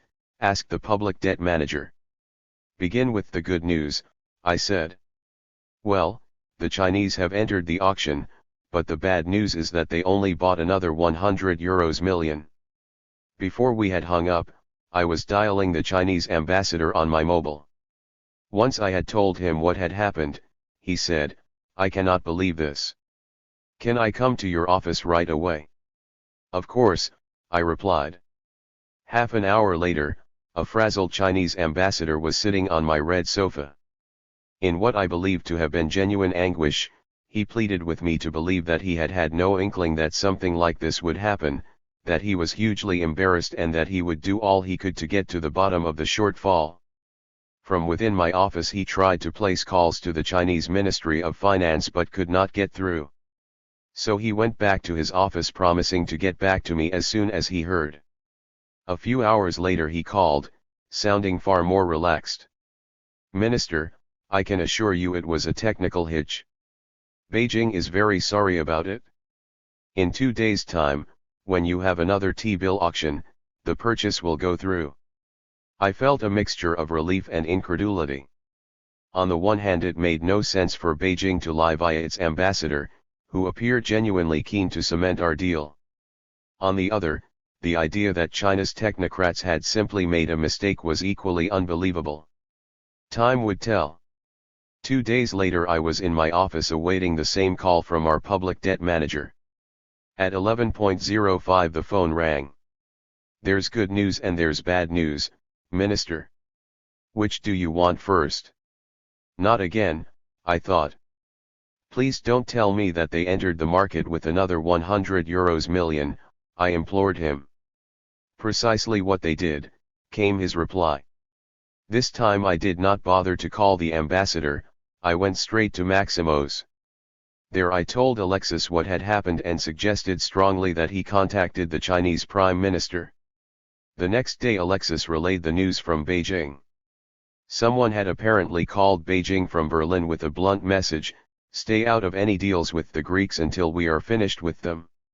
When I spoke to the Chinese ambassador again, I tried to convey to him how our people felt when foreign powers, pretending to be our partners, steamrollered their hopes for recovery and dignity. I understand," he replied. And I believed him. So ended a dreadful episode in the long saga of the creditors who had no interest in getting their money back, with the scuttling of a marvelous agreement between two ancient countries. 8. The tides of March. At the beginning of March it felt as if the tide had suddenly gone out, leaving the hopes I had carried back to Athens after the February 20th Eurogroup agreement exposed, bedraggled, stranded. The creditors' promises to allow us to co-author our own country's reform agenda and to negotiate a life-saving debt restructuring had been withdrawn even before February was over. But unlike February, whose cold breeze had braced my resolve, March's warmer touch made me freeze. The difference was the narrow crack that had opened up across the bond linking me to Alexis, narrow but now impossible to ignore. However successfully I managed to put it out of sight, I could not put it entirely out of mind. With every concession we made that month and with each delay in Alexis's reactions to the Troika's aggression, I sank deeper into doubt. Would he be prepared to activate our deterrent when the Troika chose to put him to the test? By the end of March, and certainly by the beginning of April, the impartial spectator within was telling me that our opponents had succeeded in intimidating him. It took a little while longer for the rest of me to catch up. There were two aspects to our talks with the creditors: the negotiation over our reform agenda, which was meant to be concluded by mid-April, and the negotiation over debt restructuring and ending austerity. To keep hope's flame alive, it was essential that these two strands not be separated. Only with debt restructuring would a reform agenda make any sense. But despite the differences between them, the creditors were impressively united towards us and invested tremendous effort into prizing the strands apart. Only once we had accepted their reform priorities would they contemplate discussing debt restructuring. It was an increasingly lonely struggle. Alexis, Papas, Varoufakis, and even my friend Euclid seemed increasingly ready to accept a deal that included only vague promises on debt as long as some of Syriza's sacred cows, the reintroduction of collective bargaining agreements and the preservation of pensions, for example, were left alive. They were drifting into the mentality of the famous Brussels fudge. The contrast between the Troika's rigid will and my side's shrinking ambitions enhanced my sense of dread and loneliness. War cabinet meetings were turning into exercises in weighing up the utility of different forms of surrender based on Syriza's survivability come the next election. At such moments I felt contemptuous of intra-party politics and glad that I kept out of them. Papas would go on and on about preserving the administrative ban on large-scale dismissals that the IMF was keen to abolish. Alexis focused more on the pensions that Berlin had in their sights. Others banged on about privatization. I could not bear it. I too cared deeply about all these issues, but what was the point if we did not first and foremost end the doom loop? What was the point of preserving an administrative ban on mass dismissals if austerity were to be reinforced, thus causing companies of all sizes to fail? What was the point of focusing on pensions when the state on which our pension systems depended was insolvent? Every attempt I made to return our deliberations to what really mattered, debt restructuring, the end of austerity, investment and bad banks, was treated as a distraction from the main agenda. Were we still committed, I would ask, to start defaulting on the IMF and later the ECB by the end of March or at the latest the beginning of April if the Troika refused to discuss debt restructuring seriously? Were we still determined to retaliate to their threats of capital controls and bank holidays with haircuts of the ECB's SMP bonds and the activation of our parallel payments system? In response they would humor me, ever less convincingly, with repetition of oaths of allegiance to our strategy. Back at the ministry I would attempt to pick up my spirits and plow ahead. The fact that any agreement would require my signature, and mine alone, made me feel simultaneously pivotal and expendable. But until I was expended, I thought, I had some power to keep debt relief at the top of the list, to unify the two negotiations, to continue to hold Alexis to our covenant, to strive for international alliances, to push for the completion of our algorithmic cornering of major tax cheats, to develop our parallel payments system and, last but not least, to promote a bill to address the humanitarian crisis. It was the least I could do for Lambros and the millions of others who, to use an old Peloponnese expression favored by my grandmother, had made us the object of all their devotions, and should we disappoint them, all their curses. The next Eurogroup meeting in Brussels, where we would take stock of the negotiations, was on March 9.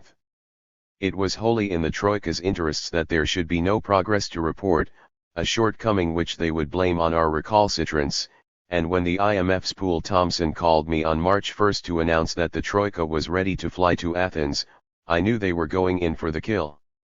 Welcoming the Troika's officials into our ministries would have triggered precisely the wrong kind of negotiation, in which technocrats from the European Commission, the ECB, and the IMF would demand concessions from our ministers on the minutiae of the Troika program.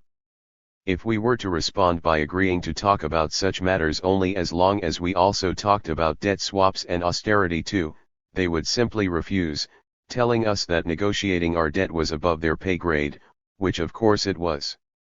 The only way to avoid being cornered in this way was to insist that there be no negotiations in Athens between the Troika's middle managers and our elected ministers. In other words, our refusal was not just symbolic, it was critically strategic.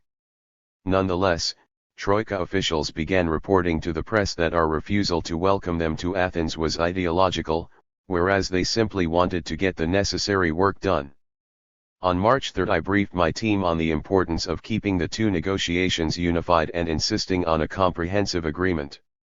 I remember warning them that the Troika would respond with threats of capital controls and informing the most trusted among them of the deterrent that a tiny team was working on, the parallel payments system and the SMP bond haircuts. Meanwhile, Jeff Sachs was hard at work in Washington meeting David Lipton, number 2 at the IMF, and Poul Thomson in a desperate attempt to bridge our differences. The media battle continued. A day or two later, Mario Draghi publicly described me and Alexis as loquacious.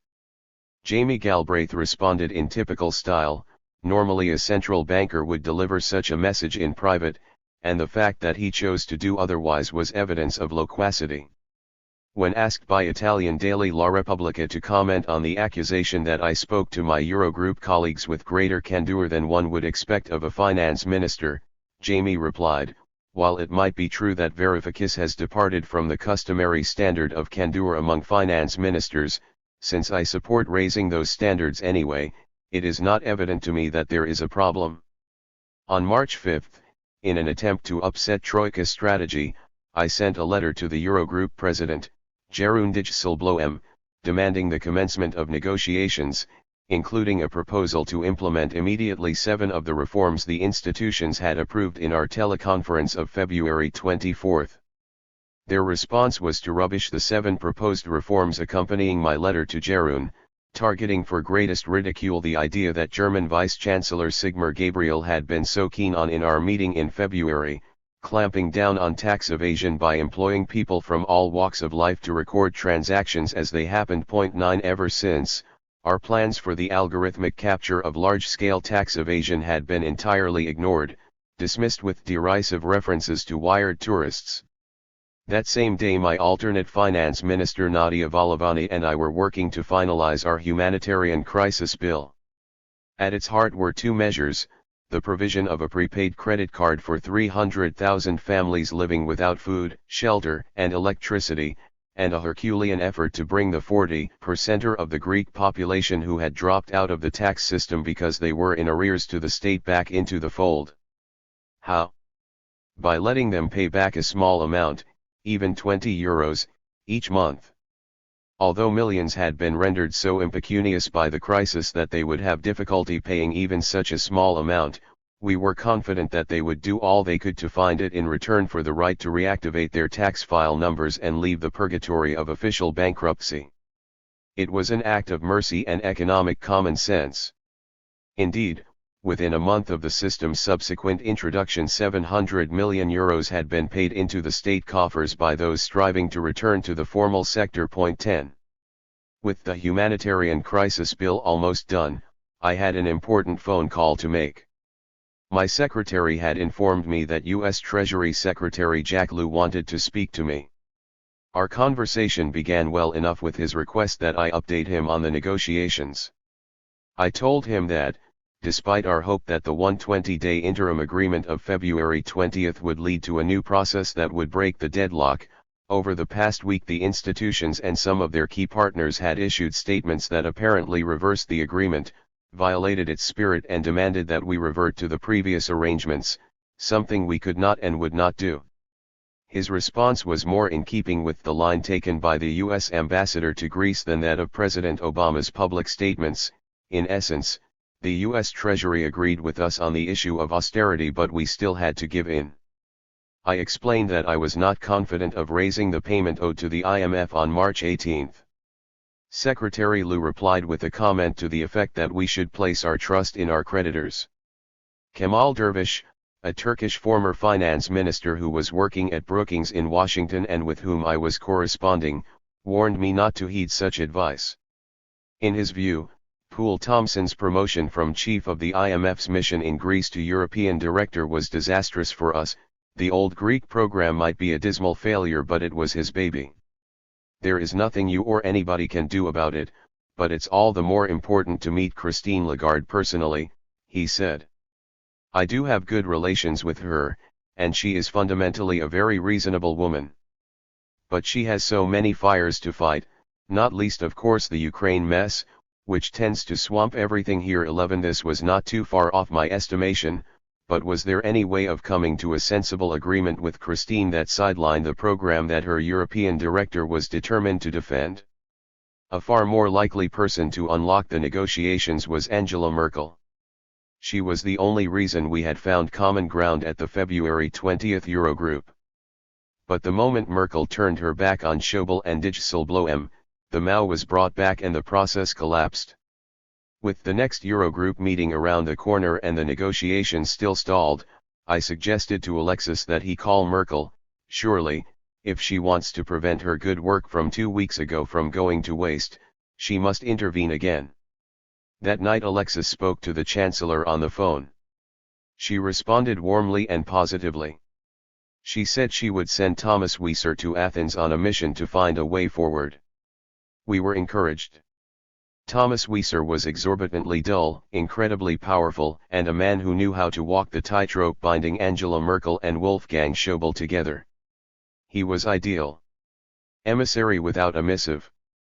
The condition on which Chancellor Merkel sent Wieser to us was absolute confidentiality.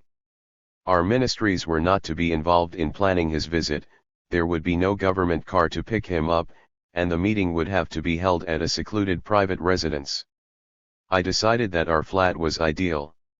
An unofficial car was sent to pick Thomas up from the airport and deliver him straight to us. The empty street outside our building, thanks to a cold gray day, put paid to any concern that tourists visiting the new Acropolis Museum opposite might recognize him. It is fair to say that Thomas Wieser brought the weather with him into the flat. Our 7-person party, Dragazakis, Theokarikis, Shulyarakis, Euclid, Alexis's secretary, Danea, and myself, was keen to welcome Wieser warmly. Wieser was equally keen to keep his distance. His first sentence was disheartening: "I'm happy to be here even though I do not know why I'm here."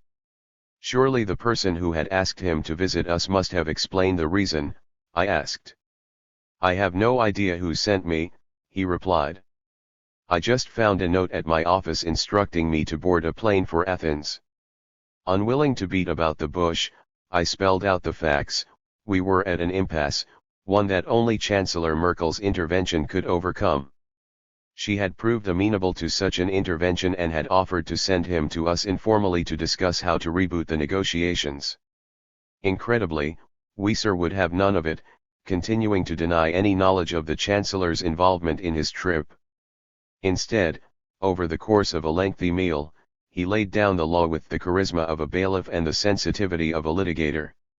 Outlining the coming weeks and months, he carefully avoided the substance of the negotiations, instead giving us chapter and verse on Eurogroup and Eurogroup working group rules and constraints.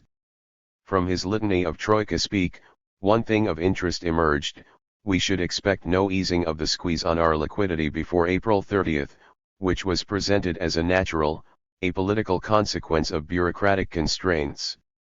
In response, I told Weiser that unless we received a sign from the creditors that they were serious about a compromise on the reform agenda and a sensible fiscal policy made possible by meaningful debt restructuring, we would not reach April 30th without a default to the IMF.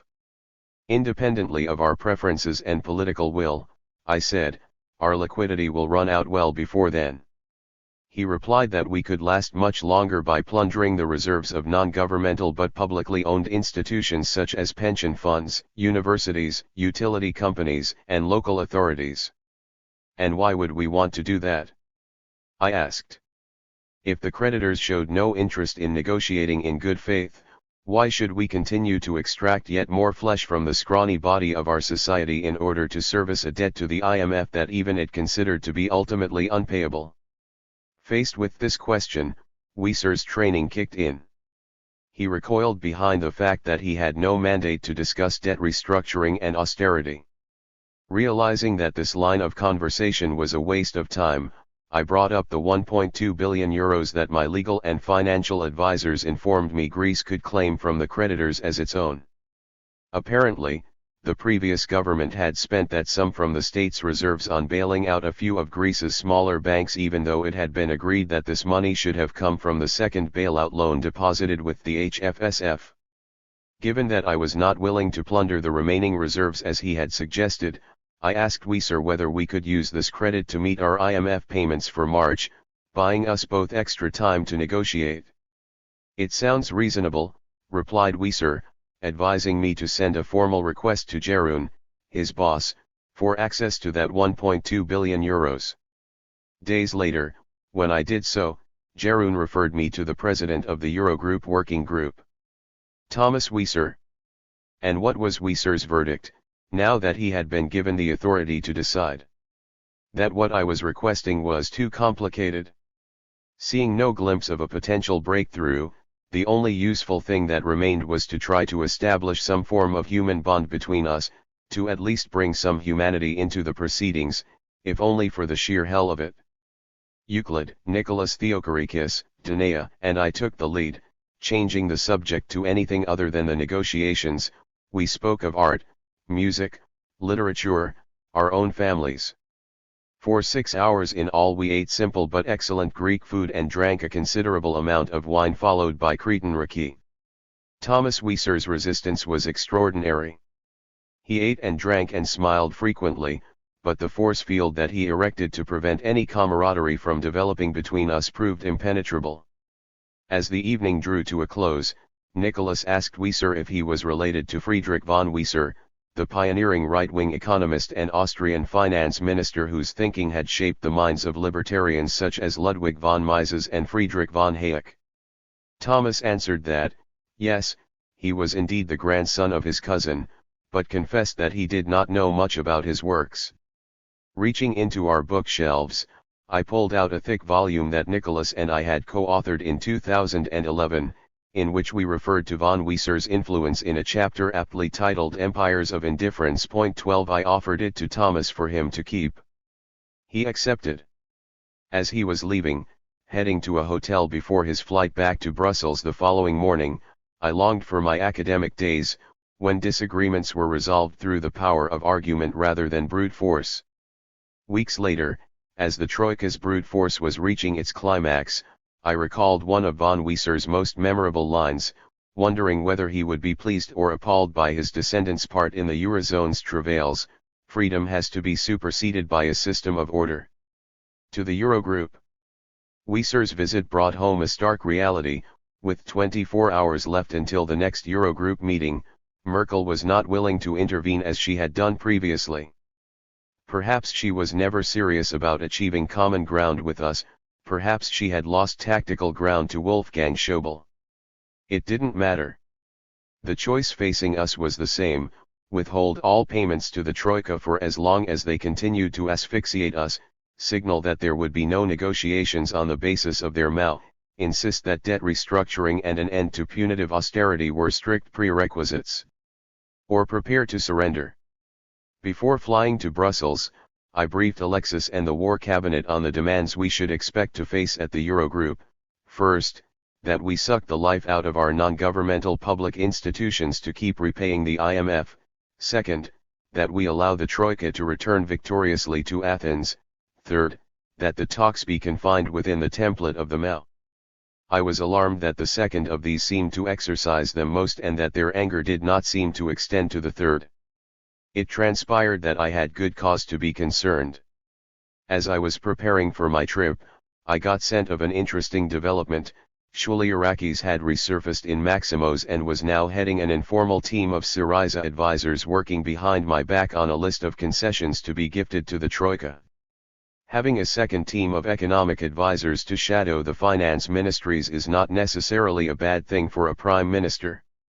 Given the seriousness of the situation we faced, such checks and balances were prudent, but this particular team and the manner in which Alexis was using them posed a real danger. They combined the worst of Syriza's fixations with the most obnoxious of the Troika's obsessions, advocating increases in corporation tax, for example, a perfectly good left-wing policy under normal circumstances but not when business was bleeding to death, in order to meet the Troika's demands for a higher government surplus. This worst of both worlds economic policy directly undermined my advocacy of reduced austerity as a prelude to lowering tax rates. Meanwhile, Spyros Sagias was devising bills related to financial matters that were outside both his remit and his competence, for example, on transfer pricing, which relates to the exchange of goods between two separate subsidiaries of the same conglomerate, and trying to impose them on me. Even worse, the day before I was due to fly to Brussels to attend the Eurogroup, our defense minister, the right-wing conspiracy theorist we had had to tolerate in order to retain our parliamentary majority, made a statement straight from Mephistopheles' notebook.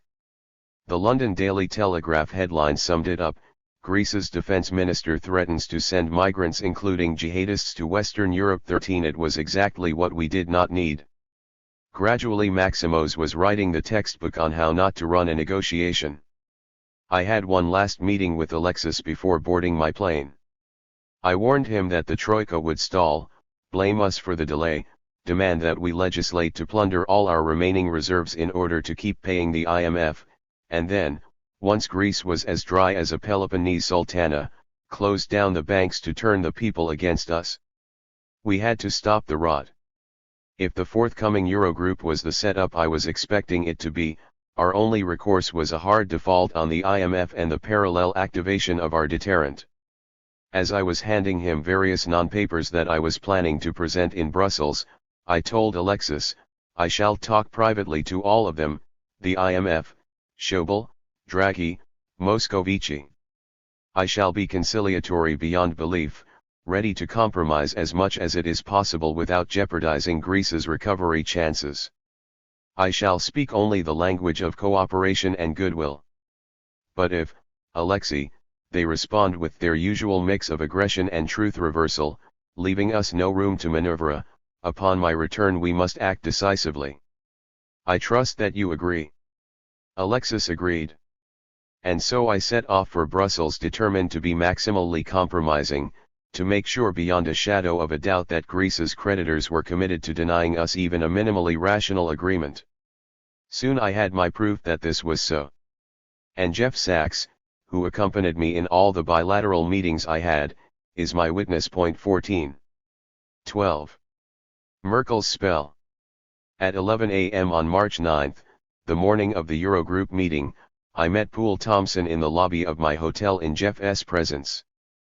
Poul began the conversation by assuring me that the IMF were not dogmatic. They had lost patience with the Greek program well before our left-wing government was elected, he told me. Poul spoke angrily about the Samaras government. We lost patience with them. They failed to deliver on almost everything they had committed to, he claimed. Samaras told the Germans what they wanted to hear, did nothing else, and then in view of the election used the money he got to pour tax waivers and other favors on his people. At that point I interjected to say that, in view of his experiences with previous Greek governments, surely he would appreciate our reluctance to make promises that we either did not intend to, or simply could not, keep. Pool, I told him sincerely, just know that, if you and I come to a viable agreement, I shall move heaven and earth to implement my side of the deal.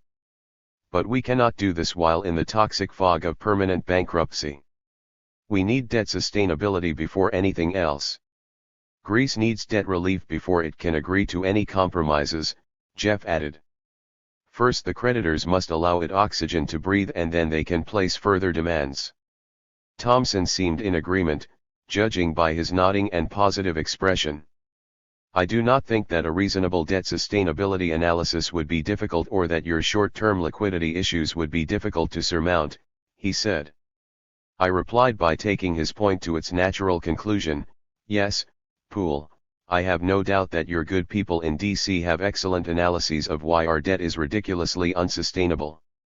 Nor do I doubt that our short-term liquidity difficulties can be sorted out with one wave of Mario Draghi's hand, or of the IMF's for that matter. But however helpful that would be, it is not the issue, is it? The elephant in the room is the question of debt restructuring, without which we shall remain insolvent and unreformable. Neither your analysis that this is so nor a relaxation of our liquidity constraints can change that. We need to have upfront debt relief. And you, the IMF, are the only ones who can push for this. So the ball is in your court. Will you? Thompson clearly understood but remained non-committal, mumbling something about the Europeans being difficult to shift on the matter. I insisted, either they shifted or there would be no agreement, and a very expensive, very preventable accident would occur. The Europeans have their ways, was Pool's cryptic final comment. The next of our bilateral meetings was with the two leading lights of the central bank whose heavy boot was on our throats.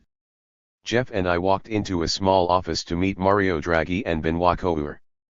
Mario greeted Jeff like an old friend and was clearly impressed that he was by my side, but despite the warmth in his voice, his message was unchanged.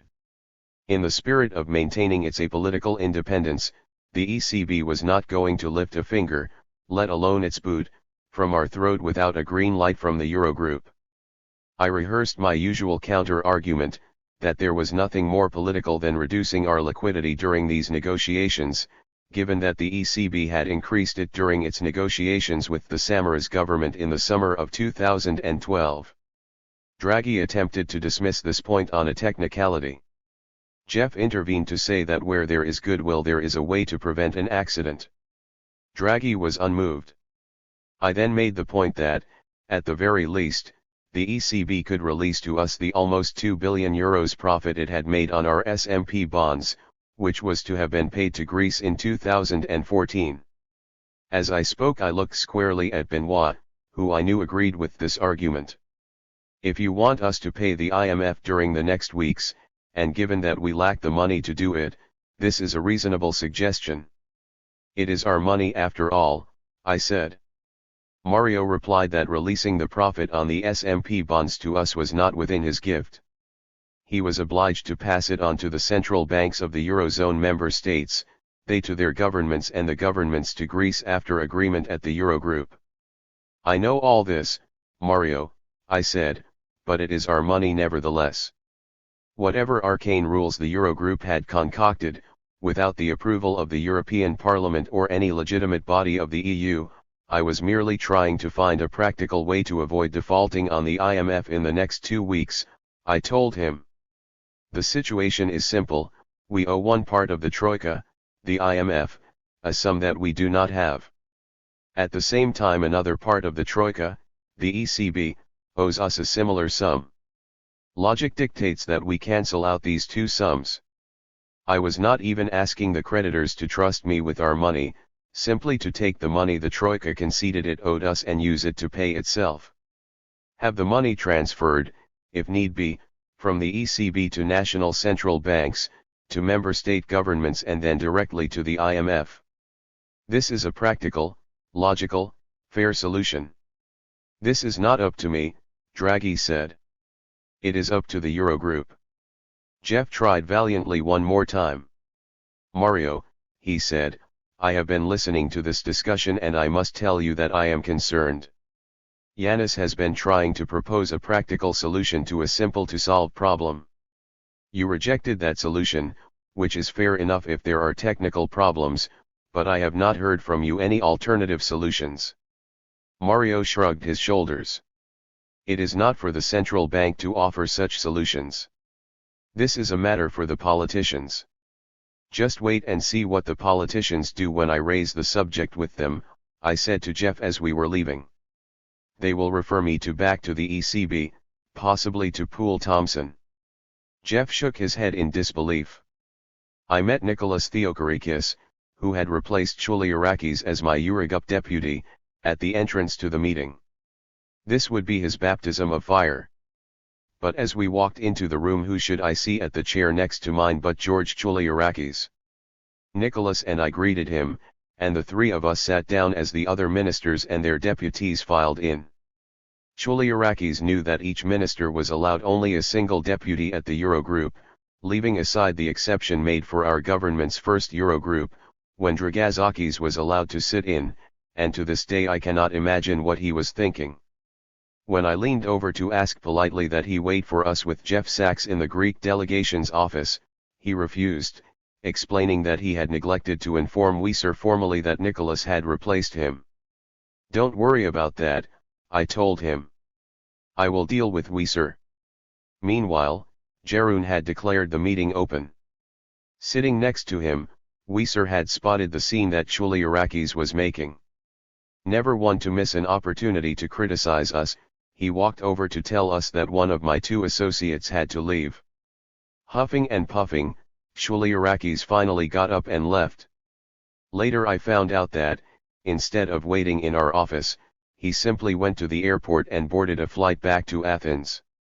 The Eurogroup of March 9 was a wholly predictable affair. One after the other, like arsonists watching a blaze that they had started and commenting on its progress, the Troika's leaders blamed us for stalling the negotiations. When my turn came, I explained as moderately as I could the two causes of the stasis: the Troika's refusal to enter into genuinely comprehensive negotiations that included my debt swap proposals and the relaxation of austerity that these would enable, and their demand, the IMF's in particular, that their so-called missions return to Athens for direct consultations with our ministers.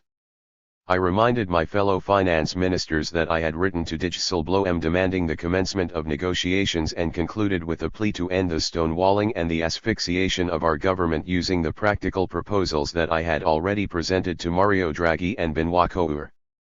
Once more Draghi repeated his insistence that the ECB was operating strictly within its rules while avoiding decisions that would politicize its work. I decided to expose this lie gently but firmly. The present circumstances are similar to those of the summer of 2012, in the sense that there is a new Greek government, the program is suspended, there are negotiations about negotiations, and the Greek state has pressing repayments coming up. But the ECB today is refusing to behave towards our government in a manner comparable to how it behaved in 2012 towards the previous government. Mario's claim that the ECB is above politics is not supported by the facts. Indeed, the only reasonable explanation of its behavior today is that the ECB is biased against a government that its governing council members dislike for purely political reasons. As I outlined the facts and figures that made this contention irrefutable, I could see in the corner of my eye that Mario Draghi was looking uncomfortable. Wolfgang Schäuble, on the other hand, looked anything but. Unwilling to let the ECB president off the hook, I continued. Before the February 20 agreement, the ECB president had told me that, once we strike an interim agreement with the Eurogroup, the waiver would be returned and liquidity restored to the Greek banks. This promise remains unfulfilled. And it is not the only one. When requesting the restoration of our T-bill limit, Mario had told me in no uncertain terms that it would happen once there was evidence of demand for our T-bills from customers other than the Greek banks. Well, I have it on good authority that 5 days ago a Chinese investor purchased €100 million of our T-bills. Alas, there has been no relaxation of the asphyxiating constraint. I am tiring you with these details for one reason only, because our hard work to get to the February 20th agreement is being undermined in ways that you may not be privy to and for which our government is not responsible. Instead of engaging with my very serious accusation that the ECB was acting politically, Jeroen hastily attempted to end the discussion. He proposed that we issue a quick statement saying that the negotiations would begin in 2 days with the institutions coming to Athens. I immediately replied that I welcomed the commencement of negotiations but proposed they take place in Brussels instead. Jeroen retorted that the negotiators might need data that could only be found in our ministries. I said that we were happy to welcome technical personnel from the institutions to Athens in order to collect data to be brought to the two sides' negotiators in Brussels. At that point, in a rare helpful intervention, Pierre Moscovici suggested that he and I work this out over the next couple of days. We had successfully avoided falling into the trap of accepting the Troika's return. Judging by the exchange of text messages that followed the meeting, Alexis was happy. We are spinning it as a success, political negotiations to commence in Brussels along the lines of the February 20th agreement in order to end the impasse. He also had a warning for me.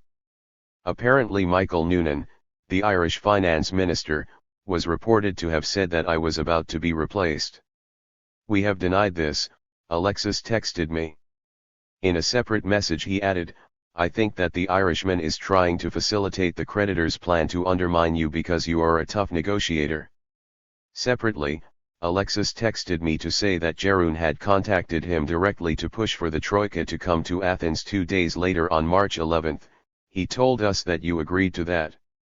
Papas replied that he did not believe that Varoufakis would ever have agreed. I responded, he threatened that it will all be over if the Troika does not return. I told him his threats will not work. Alexis fumed at Jeroen's cheap tactics. Jeroen threatened me with a cessation of the negotiations as he was getting tired.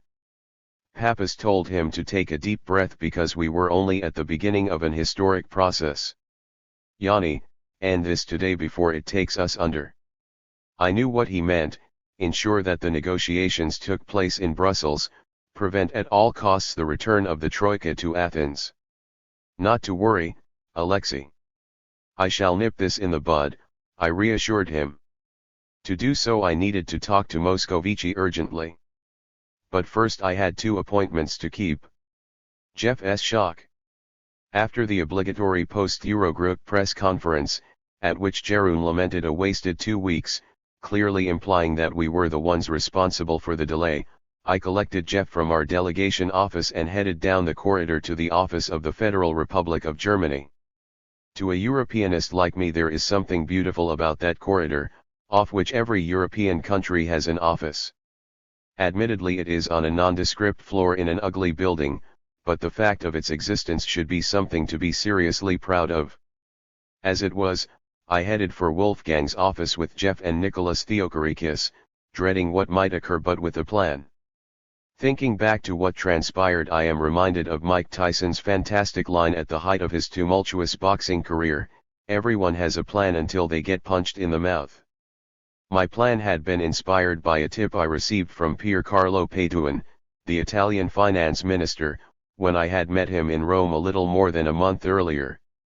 Pier Carlo had managed to break the ice with the German finance minister by offering to push through Italy's parliament a reform bill Wolfgang was proposing.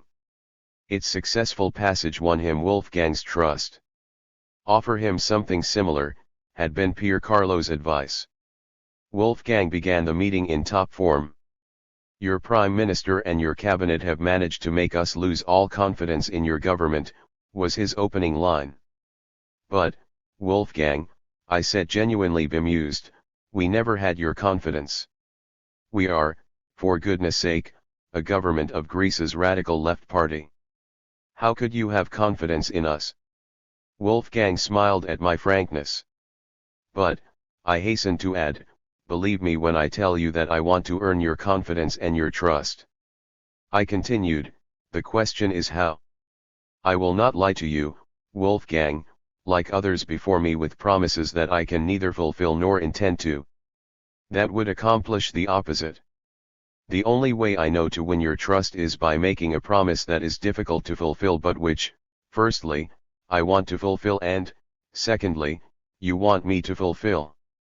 So, here is my suggestion: why don't you tell me what are the 3 or 4 major reforms that you think we should implement in Greece? If we can agree on 3 or 4 major reform bills, that we both agree would be therapeutic for Greece and increase your chances of getting your money back, then all I ask you is for 4 weeks without the present liquidity squeeze. During those 4 weeks I shall endeavor to pass these bills through our parliament and begin implementing them. If I am successful, you will then have cause to begin to trust me. If not, proceed with your plan to throttle us. I had not briefed Jeff about my plan, but it seemed to go down well with him and he appeared eager to hear Wolfgang's response. I suspect Wolfgang's reply came as something of a surprise to him. I am not going to negotiate with you. As I have told you last time, you must go to the institutions. But Wolfgang, I replied, time is running out. In a week or 2 we will have to default to the IMF with untold consequences for all. You tell me to go to the institutions. But the institutions simply lack the mandate to do what it takes to avert a crash or to negotiate with us a viable agreement for Greece within the Eurozone. I am telling you all this because there are forces at work trying to derail the process. Wolfgang's face went from apathy to engagement. Even though I had learned from past meetings that such changes in Wolfgang's expression were pregnant with disappointment, on that occasion I could never have predicted his extraordinary response. I don't think that any government can keep Greece in the Eurozone, he declared. Is this the Chancellor's view too? I asked. She has other ideas, he replied dismissively. If I had any remaining doubts that getting their money back was towards the bottom of our creditors' priorities, Wolfgang had just put paid to them. It appeared that Germany's finance minister had resigned himself to the idea that his country would not be getting any money back at all. For if a country like Greece were to leave the euro, its new currency would devalue substantially, and so an already unsustainable euro debt would become even more unpayable. With that bombshell Wolfgang had killed our conversation. Anything I might say to him about finding a way for Greece to repay a sizable portion of its debts was redundant in the face of his conviction that Greece could not survive in the euro, irrespective of how the country was run. But any discussion about Grexit was impossible too, as Mrs. Merkel had other ideas. Stalemate. As we left for our next meeting, Jeff was practically pulling his hair out. I cannot believe what my ears just heard, he said, his face contorted. Does Wolfgang not realize that he is jeopardizing everything that we have been building for 60 years? He continued to voice his exasperation as we made our way back to the Greek office. Even if we assume that they don't care about people in need, are these guys not aware that, for a relatively small amount of money, they are running the risk of pissing off many very rich and powerful people? His question was left hanging as we went in. Klaus Riegling, whom Wolfgang Schäuble had appointed head of the Eurozone's bailout fund, initially the EFSF, later the ESM, was waiting for us. A functionary with next to no discretionary power, he lacked the authority to make any difference to our situation. Still he had asked to see me and, out of courtesy, I had agreed. I hoped to use the opportunity to put to him several ideas regarding the debt swaps I was proposing, which fell within the remit of his fund. From the outset, however, he proved even more unwilling to discuss solutions than anyone else I had spoken to that long day. The only thing he seemed keen to say was that I owed him 142.6 billion euros. As there was very little to reply to that, except perhaps to recite the title of Dario Fo's play Can't Pay Won't Pay, I presented him instead with a moral dilemma: given that, as it seems, in a week or 2 we shall run out of money with which both to repay the IMF and to pay salaries and pensions, what do you advise me to do, Klaus? The choice is between defaulting on the old and the frail or defaulting to the IMF. Which is of course an unnecessary dilemma given that our central bank owes us a similar amount. For Klaus it was a no-brainer. You must never, ever default to the IMF. Suspend all pension payments instead. This is what you must do, he said with striking conviction. I chose not to point out that, even if we let every old age pensioner die of hunger, it would still be impossible to repay the IMF and the ECB over the next few months, but said, it is a sad day when the head of Europe's stability mechanism is advising me to do something that will violently destabilize our society and economy. At the end of a busy but arid day punctuated only by Wolfgang Schäuble's statement that Grexit was inevitable, Jeff rewarded me with what I took to be a massive compliment. Having sat in your meetings with Thomson, Draghi, Schäuble and Riegling, I must tell you that I have never seen anything like this in my decades of experience with meetings between debtor governments and creditors such as the IMF, the US government, the World Bank. In every meeting you were positive, bristling with ideas regarding practical solutions. And they kept knocking your ideas down, even though they were good ideas, without proposing a single one of their own. Unbelievable. Caging the Troika. Alexis's directive had been crystal clear, the Troika could not be allowed to return to Athens as if nothing had changed. So was Jeroen's threat that if the Troika's return to Athens were impeded, he would end the process. Smiling, I dismissed his threats. What matters now, I said, is that the negotiations begin in a fashion maximizing the chances of an agreement. Try to be a little more positive about this. In any case, did we not agree that the precise location and process would be the subject of talks between Moscovici and me? Fine, he conceded sullenly, but I want this settled within 24 hours. Pierre Moscovici and I met that same morning in Brussels. He was entirely sympathetic to our rejection of the Troika's return. In fact, he repeated his view that the Troika process had been a humiliation not only for Greece but also for the European Commission, whose role the Troika's behavior undermined. And in less than a quarter of an hour we had agreed on a sensible process. The political negotiations over debt restructuring, fiscal policy and reform agenda would take place in Brussels. Ministers would talk to ministers and to Pierre, who as a commissioner is equivalent in rank to a minister, while our deputies deliberated in adjacent rooms. Meanwhile, the institutions would be free to dispatch technicians to Athens for the purposes of on-the-spot data mining and fact-finding. They would talk only to Greek technicians about the facts and the data they sought and would refrain entirely from debating or negotiating political decisions. Instead, the facts and data they gathered would be passed back to those engaged in the political negotiations in Brussels. Pierre proposed the new process be called the Brussels Group, the BGs, as Nicholas Theochorikis jokingly named it. Once Pierre and I had agreed on the BGs, we discussed how to prevent ill-intentioned members of the Troika from undermining our agreement. Pierre thought it crucial that we keep the plan secret until Mario Draghi and Christine Lagarde were on board. He feared that if certain people got wind of it, they would find ways to kill it off before it even got going.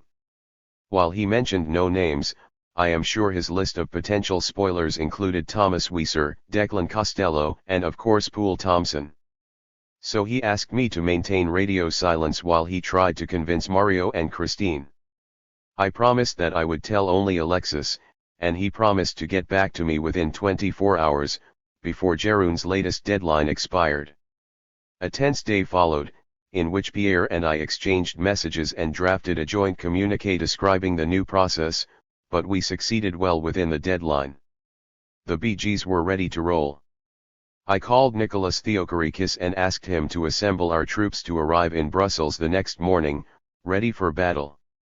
I also called Spyros Sagias, who was to orchestrate the reception of the Troika's technicians in Athens. Sagias feared rightly that, once in Athens, the Troika's stormtroopers would attempt to revert to their usual ways, while Alexis was adamant that they should not be allowed the unconstrained access to our ministries they were accustomed to. So the government booked a whole floor at the Athens Hilton and reserved a conference area in its basement to house the Troika's technical HQ. At the Troika's request, ministry officials and technicians from our side would visit them at the Hilton, bearing the files, laptops, and hard drives necessary to satisfy their entirely disingenuous hunger for data and facts. data and facts that they knew even before we did, as they controlled our ministry's departments more than we did. The first skirmish occurred less than 12 hours after our visitors settled in, when Christine Lagarde signaled to my office that her IMF team in Athens was dismayed at being incarcerated in the Hilton and feared for its safety. Allegedly, the Greek government had not provided any security personnel. I telephoned Rubitis, our chief spook, to get the lowdown, and then immediately called Christine. She repeated the story she had been told, that her people in Athens were distressed at their vulnerability. I told her that around 300 plainclothes police and Secret Service officers were guarding the Hilton, as Rubitis had just informed me. Never before, I said, had so much security been provided for the IMF's mission to Athens. Christine was taken aback and expressed a preference for uniformed police. Why? I asked. I did not get an answer. Could the reason have been that the Troika wanted to be visible? Without their motorcades escorted by police with sirens blaring, how would the Greek people know that they had arrived? Perhaps it was only to be expected that they needed to be seen to be in Athens and in control. From day one, the Troika teams in Athens strove to violate the separation between the political and the technical that Pierre and I had agreed. Questions submitted to our ministries included: how do you intend to deal with the pension fund's chronic deficits in view of Greece's demographics? While this was a perfectly good question, it pertained to political choices and not to the establishment of facts or the measurement of our situation. Meanwhile, their actual requests for data were so extensive and voluminous that it would have taken an army of civil servants weeks to fulfill them. In the Brussels group, meanwhile, the political negotiations were going nowhere thanks to a potent cocktail of the Eurozone runaround, the Penelope ruse and the Swedish national anthem routine. To be fair, our side also contributed to the fiasco that these negotiations were turning into. Nicholas Theochorikis had the onerous task of managing an already disparate team that was fundamentally split in two, between my team of professionals, including Elena Panarithi, Lazard personnel, and Glenn Kim, and Chouliarakis and his younger Syriza cohort. Chouliarakis and company refused to coordinate with my team, arriving late for meetings, going for lunches and dinners at critical moments, and generally behaving with the arrogance of those who believed they had the Prime Minister's ear. At times I felt like a childminder, was how Nicholas expressed his frustration to me.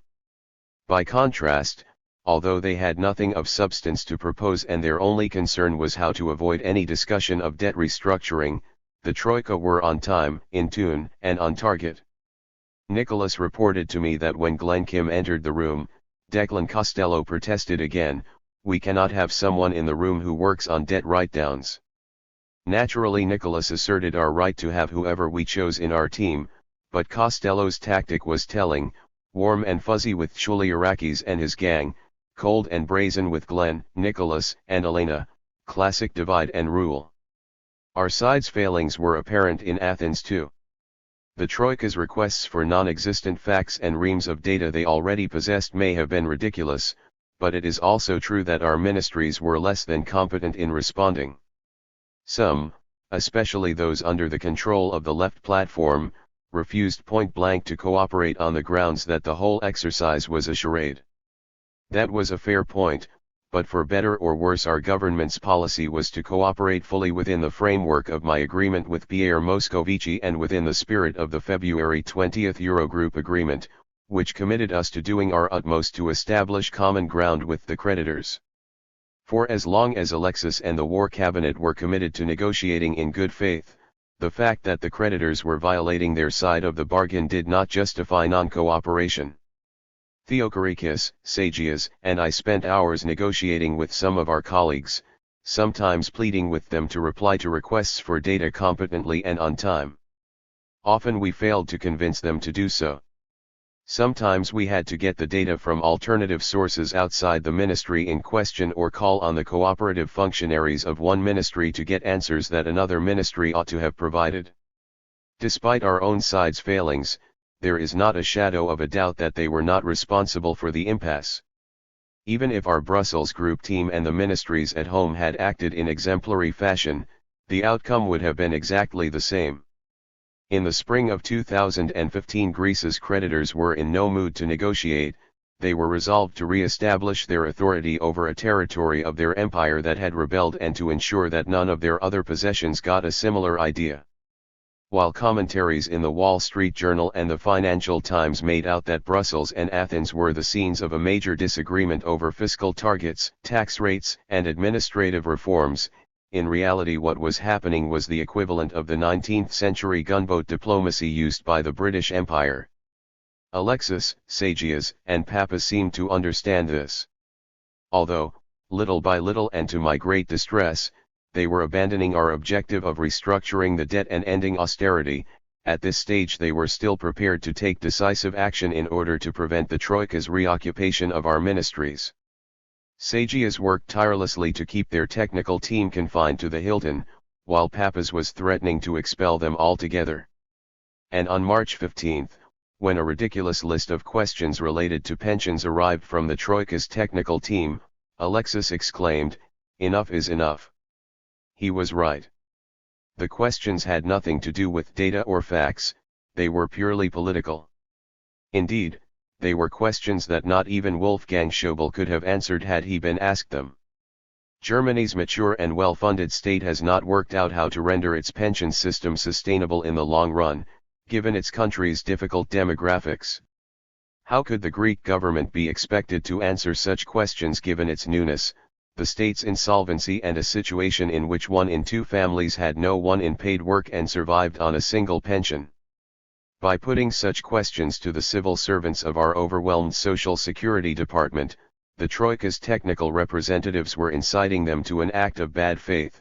Either they would refuse to answer, in which case they could be accused of failing to cooperate, or they would be forced to go well beyond their remit. With a Eurogroup working group teleconference approaching on March 17, at which we were to take stock of the negotiations, Alexis ordered me to instruct Nicholas to make it clear that the Troika's Athens team had crossed a red line. To make sure there would be no misunderstanding, I sat down in Alexis's office to write Nicholas's statement so that Alexis could read it first and approve it, which he did the moment he laid eyes on it.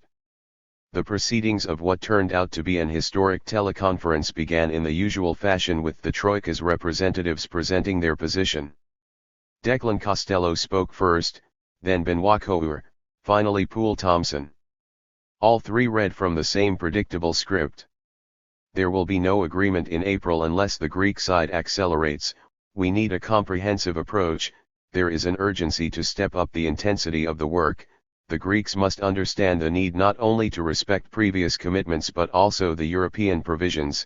It would be a pity if they violated the process of consultations to which they are committed. We are worried about Athens' temptation towards unilateral action. The humanitarian deal and new installment law is a matter of concern to us. The process is highly unsatisfactory. They treat the mission as a nuisance. Once they had finished, and Thomas Wieser as chair had expressed his regret that Greece was not being represented by George Chouliarakis, it was Nicholas's turn to read the script that Alexis had instructed me to write and which he had approved. In an initially unsteady voice, owing to the gravity of what he was about to do, Nicholas said the following. I am sorry to report that the behavior of the institution's technical teams in Athens, in the opinion of my government and the Prime Minister, has violated the agreement that the technical team in Athens would only collect facts and data. My Prime Minister has now elevated the negotiations at the highest political level. The solution now must be reached not at the technical level but at the political level, which is much above the Euro Working Group level. In this sense I do not think that this teleconference serves a useful purpose and I am clearly and unequivocally not authorized to say any more here. For a few seconds there was silence. Wieser then tried to carry on as if Nicholas had not spoken. Others joined him in a bizarre effort to pretend that discussion of the negotiations with Greece could proceed. Instructed to do so by Alexis and myself, Nicholas reached for our teleconference device and pressed the off button. We looked at each other and smiled. It was a proud moment but one we knew we would pay for dearly. Within hours, leaks to the media from the usual sources were portraying Nicholas, one of the most congenial, cultivated, nuanced, moderate and brilliantly educated Europeans I know, as a brute, an imbecile and a spoiler. That same day Declan Costello sent an email to Nicholas, to be passed on to me, warning us not to table our humanitarian crisis bill in Parliament. He strongly urged us to consult with him, Thomas Weiser, Poole Thomson et al. Before proceeding. Doing otherwise would be proceeding unilaterally and in a piecemeal manner that is inconsistent with your commitments, he wrote. It was a perfect gift, my cue to push the bill immediately through Parliament while making Costello's email public, thus exposing the Troika's opposition to our plan to extend urgent help to those Greek families suffering the most. The outcry in Greece and beyond was deafening. Costello must have kicked himself. But the Troika learned their lesson well. From then on they never emailed or put in writing anything that revealed their intent or character, at least, not until one day in late June when they were ready for the kill. The next morning the Troika's technical team headed for the airport. For the first time in weeks I felt that there might still be a chance to unite our side behind a comprehensive plan to end the crisis written for the Greek people by their own government.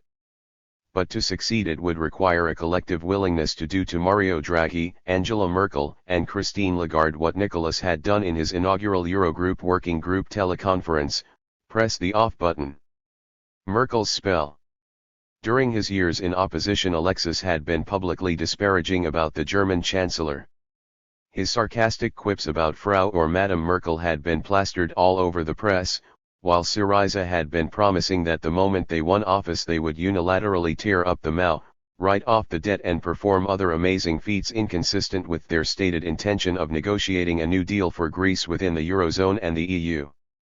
Alexis in particular had labored under the illusion that forces beyond Europe, from Russia and China to the United States and Iran, would come to our assistance, while Europe's periphery would somehow help contain Berlin in general and Mrs. Merkel in particular.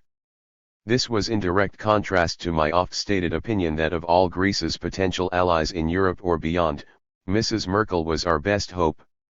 Naturally, this view startled those, including Alexis, who expected me to look instead towards countries such as France, Italy, or Spain, for whom Merkel represented the common enemy. But I was convinced that no government of a deficit Eurozone country would dare oppose Berlin, even if they wanted to in their heart of hearts. Instead, the key to our success lay in Angela Merkel's determination to keep the Eurozone together, as a result of her small c conservatism and her aversion to structural breaks. Point 2. From 2010 to 2014 I had made it my business to convince Greek politicians that the only way to force Chancellor Merkel to step in to deliver debt relief and a reasonable agreement for Greece would be to present her with a simple choice: evict us from the Eurozone at your own political cost or deliver us from the workhouse. I was and remain convinced that, unlike Wolfgang Schäuble, who would have jumped at the opportunity to chuck us out of the Eurozone, Angela Merkel would shy away from this course, however reluctantly. And from the day I assumed the finance ministry I had kept my eye on the German leader, ensuring that nothing we did would prevent her, if she chose, from presenting our debt swap proposals and revised reform agenda to the Bundestag as her own solution to the Greek crisis. Allowing her to portray these proposals as her own was a necessary condition for a decent agreement. But it was nowhere near sufficient. To motivate her to adopt our proposals at all we had to remain determined to stand our ground in the face of Wolfgang and his sidekick's threats of Grexit. Only then would the Chancellor step in. And there lay the difference between Alexis and me. He had a very negative view of Merkel, seeing her as an enemy who would never yield unless Washington or Moscow or some other power forced her to. But I saw in her a pragmatic politician who would, once all other alternatives had been exhausted, do the right thing. Unlike many Greeks, I neither demonized Merkel but nor did I expect her to act on our behalf without due motivation. Thus, when she intervened helpfully before the February 20th Eurogroup, my expectations were confirmed: the Chancellor would step in at the last moment and as a last resort if she feared that we would not budge. Equally, when a couple of weeks later she promised another positive intervention which Weiser's visit to our flat put paid to, my expectations were also fulfilled: the Chancellor would never yield until she had to. But Alexis saw Merkel's behavior differently. When she intervened before February 20, his negative expectations resulted in euphoric surprise. Then, with his expectations raised, Merkel was at liberty to dash them at will, causing Alexis to sink into the depths of misery. She used this capacity to toy with Alexis, lifting his spirits, depressing them and raising them again as it suited her. I did my best to weaken her influence over my Prime Minister with my own analysis of her behavior, arguing that the only way to secure a decent agreement was to ensure she was constantly aware that we were not afraid to press the off button. But it was not working. By April I sensed that Alexis had succumbed to the Chancellor's spell. The reader would be wrong to think that Alexis was easy prey for Mrs. Merkel. He was not. It took the legacy of the Cold War to push our young Prime Minister towards her, and it took her astounding work ethic to subdue him fully once he was there. The cataclysmic civil war of the 1940s had left Greeks bitterly divided and in awe of two hegemons, Russia and America. Rightists looked to the United States as their bulwark against the Red Bear, while leftists hoped the USSR would support them were they ever to win government. Of course, by the time Syriza came to power, the USSR no longer existed, yet a section of Syriza continued to see Moscow as a potential friend in our struggle against the neoliberal troika. Quite a few even nursed fantasies of petrodollars sent by Vladimir Putin to support our cause.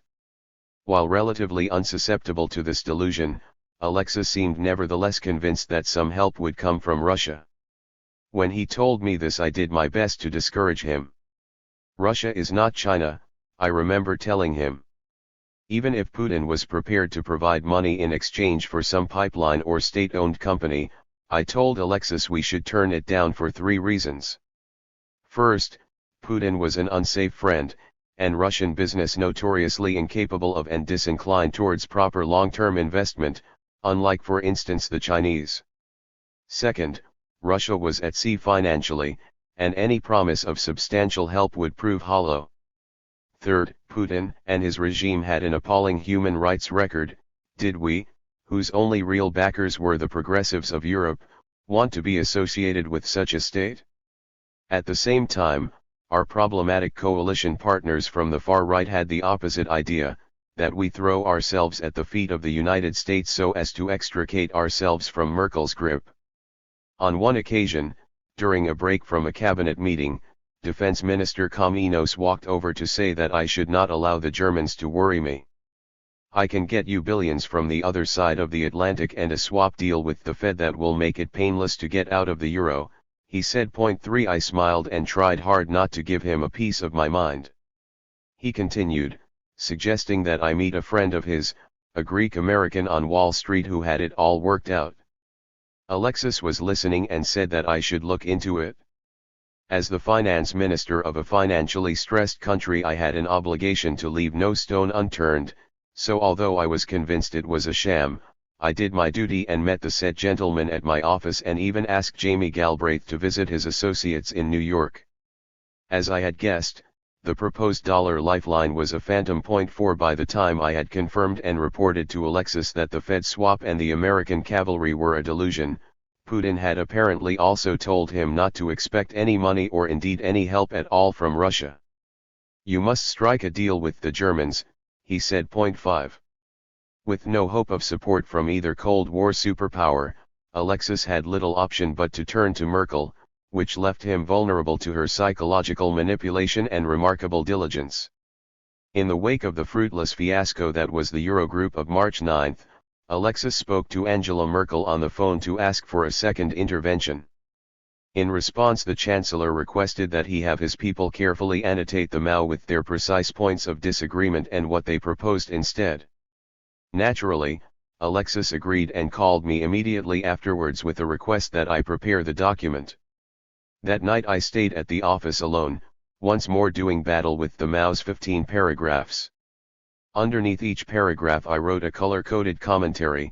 In green the first explained which aspects of the paragraph we agreed with and why, in red I listed our objections and explained them, finally, in blue, I presented alternative policies with which to replace what we objected to. By the following morning, The original 4-page document had grown to 27 pages. On March 20, 3 days after the Eurogroup Working Group teleconference at which Varoufakis had pressed the off button, Alexis was due in Brussels for an EU summit. Angela Merkel had suggested that after the formal dinner the two of them get together so that he could present the document and they could discuss it. In the event, the formal dinner dragged on longer than expected, almost to midnight, and Alexis thought that the chance for their tête-à-tête had disappeared. Not so. The indefatigable Angela took him to an adjacent seminar room and proceeded to spend hours with him, going over every sentence, every word, every nuance in the document. When at last they had finished, she congratulated him on the text he had brought, twice, in fact, as Alexis told me with a self-satisfied glow. Her congratulations, her diligence, and her mastery of the Greek program in incredible detail made quite an impression on Alexis. 6. Merkel's influence over him had been growing steadily, and when the Chancellor finally delivered her coup de grâce, it targeted the solidarity between Alexis and me. In essence, her proposal was this: given the deep dislike that most Greeks harbored for Wolfgang Schäuble, she suggested that they sideline their finance ministers, let Varoufakis cancel out Schäuble, and Schäuble cancel out Varoufakis, to use her words, while she and Alexis worked behind the scenes to reach a reasonable agreement. To do this, Angela Merkel suggested they establish a third level of negotiations, separate from the Brussels group and the Eurogroup and free of me and Schäuble, at which Alexis was promised concessions impossible at the Eurogroup. Alexis loved the idea. A secret meeting was thus arranged to take place in Frankfurt between their envoys, who would be known thereafter as the Frankfurt Group. Merkel chose Martin Selmayr, a German functionary in the European Commission, to represent her, while Alexis selected Nikos Pappas. They were joined by Benoît Cœur, representing Mario Draghi, and the ubiquitous Poul Thomsen, representing Christine Lagarde. The Frankfurt Group was a microcosm of the Eurogroup except for 3 casualties: Wolfgang, myself and Pierre Moscovici, who was replaced as Juncker's representative by another Frenchman, Luc Tholoniat, who also worked for the Commission. The Frankfurt Group proved largely irrelevant, but it had its one major, intended effect. Alexis became convinced, or so he said, that I was making an enormous contribution to the cause by cancelling out Wolfgang, but in reality Angela Merkel had succeeded in sidelining me. It was a brilliant ploy which succeeded in spreading discord in our ranks and offering Alexis hope that she fully intended to dash. Within a month of the formation of the Frankfurt Group, bundling me and Schäuble together had had a sinister side effect. In the collective consciousness of the war cabinet, Wolfgang and I were now in the same mental box, 2 combatants that neutralized one another. But by the middle of May, what had begun as a compliment, that in sacrificing myself I had succeeded in taking out Schäuble, had metamorphosed into a charge against me, that I was in cahoots with Wolfgang Schäuble, plotting with him behind the back of the Chancellor and my Prime Minister to introduce capital controls and bring Greece out of the euro. Such an insinuation could never have been believed without generous assistance from within our war cabinet. Imagine my horror when I discovered that not only was assistance being given but that it was based on, possibly initiated by, false reports from Greece's intelligence services. To this day people still ask me, when was Alexis turned? It is a question that I refuse to engage with since I know I shall never be able to answer it to my satisfaction. Nevertheless, I listen to the answers others give with some interest. Of those, one fascinated me. In early 2016 Danae and I were having dinner with another couple, a film director and his wife. As our partners were debating the question, the film director and I kept silent, until suddenly he volunteered a laconic answer: March 23, 2015. Startled by his accuracy and certainty, I asked why that particular date. Being the visual artist that he is, he pulled out a tablet to show me 2 photographs by way of explanation. One was of Alexis entering the Chancellery on his first formal visit to Berlin, a couple of days after his late-night meeting with Merkel in Brussels. 7 In it he looked downtrodden. The second was of him leaving an hour or so later accompanied by Chancellor Merkel, with a military guard of honor paying its respects. He looked jubilant. "Do you know what he's thinking as he's exiting the chancellery?" my friend asked. "I have no idea. What the hell am I going to do now with Varoufakis? That's what he's thinking." 13. The right stuff, foiled. When has a revolution ever delivered anything other than disaster? A fellow lecturer at the University of East Anglia, where I was teaching in the mid-1980s, once put this question to me. For him, an Englishman influenced by the thinking of Edmund Burke, it was a rhetorical question rich with truth and wisdom. For a Greek it was nonsense. Our very country would not exist had it not been for the revolution of 1821, an insurrection against the Ottoman Empire that stood a tiny chance of success and was opposed at the time as reckless by a large part of the Greek elite. Every year, on March 25, every village, town, and city in the country puts on a parade to celebrate that reckless utopian act of faith which, almost by accident, yielded modern Greece.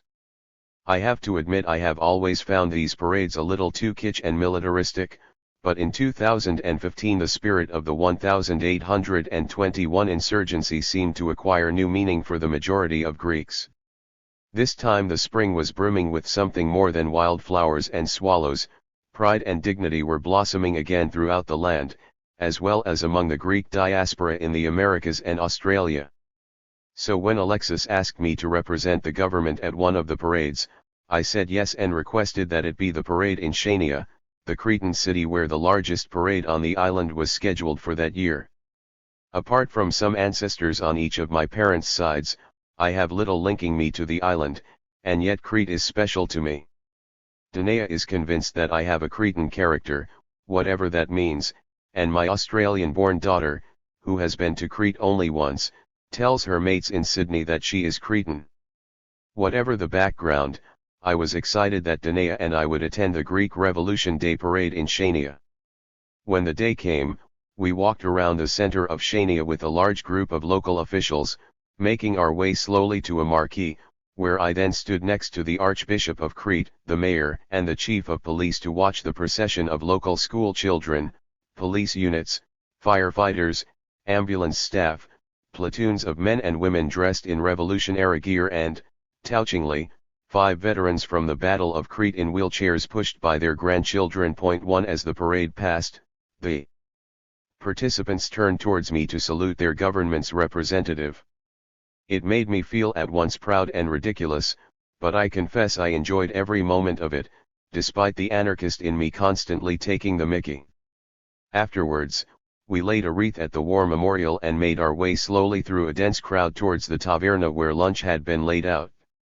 As we walked, men and women anxiously squeezed my hand, hugged me, spoke words of encouragement, all conveying one message: don't give in.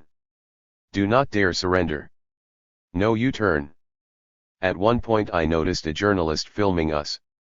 When a middle-aged lady repeated the slogan "Rupture now," I stopped, took her hand and, with an eye to the reporter, said, "I'm sure you understand that this is something that we must be united behind. It's not just for us to do. We must hang together." "We're with you," she insisted. "Yes, but you must be with us on the day after the rupture too." The footage was the main news item on all television stations that night, as I had hoped. Genuine negotiations with our creditors had still not begun, and the moment of either rupture or surrender was approaching. Millions were urging us towards the former. Alexis had already put the question in the War Cabinet: would those calling for rupture today be with us afterwards? Or will they then curse us for having brought the rupture about? It was an important question and one that I wanted to address publicly. After we arrived back in Athens that night, Alexis and I had a long telephone conversation. "Did you really tell a granny that she had better be with us after a rupture?" he asked. "Yes, Alexei, I did. We must prepare our people. It is inexcusable to behave as if there is nothing to worry about. We must gradually let them into the true picture if we want them by our sides in the event of a clash." Alexis agreed but cautioned that alarming people would worsen the bank run. It was a valid point, but I sensed that Alexis was gradually retreating towards delay at all costs.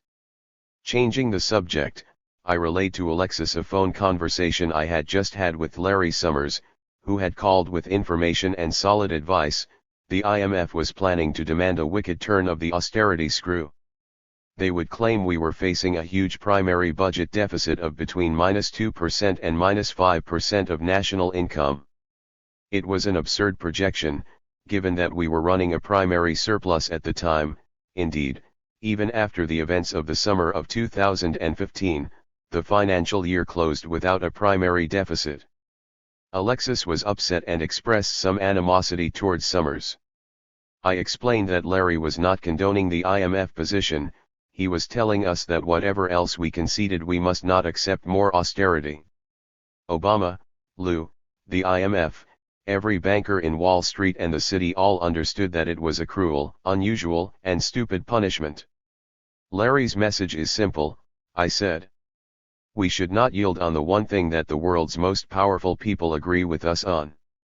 Alexis accepted the point and seemed more relaxed. To defuse the tension, we exchanged a joke or two before hanging up. It was late, well after 2 a.m. Danae and I sat on the sofa for a moment's peace and togetherness before turning in. She asked me how I felt. As I began to answer, she got out her phone and started videoing. These are historic moments, she explained. It was something that Danae would go on to do quite a few times thereafter. The experience of watching those videos has been painful enough to deter me from returning to them more than once. That night my spontaneous response was, I feel alone, Danae. I sit in my ministerial office, supposedly the head of 14,000 civil servants. But in reality I am on my own, confronting a large, fully weaponized army without even a small shield for protection, hell, without even a proper press office to let the world know of the solid policy work that my tiny team is doing, let alone protect me from lies and distortions that would make Joseph Goebbels proud. That feeling, and evidence that it was justified, would only get stronger. From gloom to the sublime to the absurd. By the end of March all the Greek state's spare liquidity had been spent on our IMF repayments. According to the second bailout loan agreement, these repayments, amounting to around 1.5 billion euros, were meant to have been covered by means of disbursements from Europe's bailout fund and the IMF, but these had of course been withheld as part of the strategy to force us to capitulate. The 1.9 billion euros the ECB owed us had also been withheld, and the 1.5 billion euros that Beijing had offered us had been blocked. It was a miracle that my ministry managed to find that 1.5 billion euros for the IMF while also meeting our obligations to civil servants and pensioners. It proved that, despite the deep crisis, the Greek state was living well within its means, and that all the talk of my demanding loans from other European countries to pay for extravagant pensions and salaries was nonsense. Nonetheless, we had come to the end of the road. We had given the creditors a whole month to test their willingness to meet us halfway, to come to the table in good faith and discuss a proper plan for ending the Greek crisis. They had failed that test purposely. The Brussels group was stalled as the Troika dismissed every one of our proposals while putting forward no ideas of their own. Not once had we received even a single page from them containing any practical solution or policy. And yet the mainstream media even in Greece were reporting that the Greek government was failing to submit costed plans to match the meticulously prepared proposals of the institutions. The mammoth gap between their reports and reality convinced me that we were sleepwalking to our doom. Urgent action was necessary. It was time either to surrender or to fight. It was time to fold or to default. As a first step we needed to announce that we did not intend to continue repaying the IMF, and later the ECB, as long as the Eurogroup and the institutions refused to talk business. On April 3 an informal inter-cabinet meeting was convened at the Prime Minister's office. I arrived at Maximo's early in order to confront Alexis and convince him that a decision was overdue. He must either announce an imminent default to the IMF or call Merkel with a request for the terms of our surrender. You have no other option, Alexei, I insisted. Prolonging the present stasis only helps Wolfgang and his satellites. who are edging us out of the Eurozone through a process of attrition. Alexis was unenthusiastic.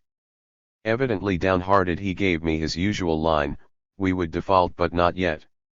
We must not lose the blame game. Let me talk to Angela again. The time is not right." I retorted that we had already lost the blame game. "Read the press, Alexei," I said. "Every day that passes is reported as another day when we have failed to put forward proposals that add up. We had waited long enough, demonstrated our readiness to compromise and given the other side a chance to compromise too. On February 20th we had alienated many of our own people in order to do so. And what had been the response? They had reneged on the agreement within days. That was a month ago, Alexei. Since then they have been upping the ante while Angela has, despite her kind words and promises to you, failed to intervene. If not now, when are we going to default?" The ensuing conversation lasted a while.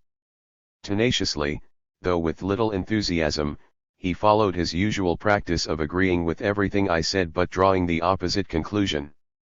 He spoke slowly and lethargically, looking ever more downhearted. Eventually we ran out of time. The ministers were gathering in the conference room opposite his office.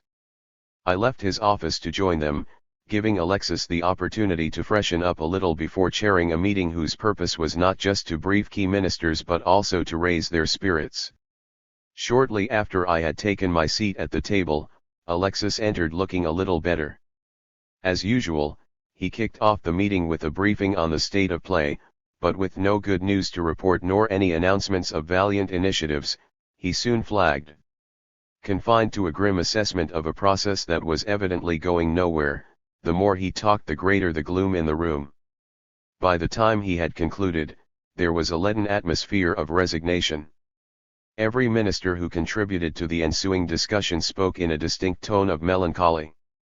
Once everyone who wanted to had spoken, Alexis took the floor again to wrap up the meeting. He began much as he had ended his introductory speech, slow, subdued, almost depressed, recounting how difficult the situation was and the dangers involved, but gradually he picked up a little in speed and buoyancy. "Before you all came in, I was talking with Varoufakis in my office. He was trying to convince me that it is time to default to the IMF. He was telling me that they are showing no signs of wanting to compromise so that a difficult but decent agreement, one that is economically viable and politically manageable for us, can be reached. I explained to him that this is not the right time to default. That we will lose the blame game when there are still 3 months left in the extension we secured on February 20th. That defaulting to the IMF will trigger the cross defaults, thus giving Draghi the right to close down our banks. Point 2. Here we go, I thought. He is having it out with me in cabinet without my having said a word. Except that I was badly mistaken. After a short but theatrical pause he continued, his voice suddenly growing in confidence, and not just his voice, his whole body began gradually to resonate with energy. To my astonishment I heard him say, "But you know what, comrades? I think he is right. Enough is enough. We have been playing by their rules. We accepted their process.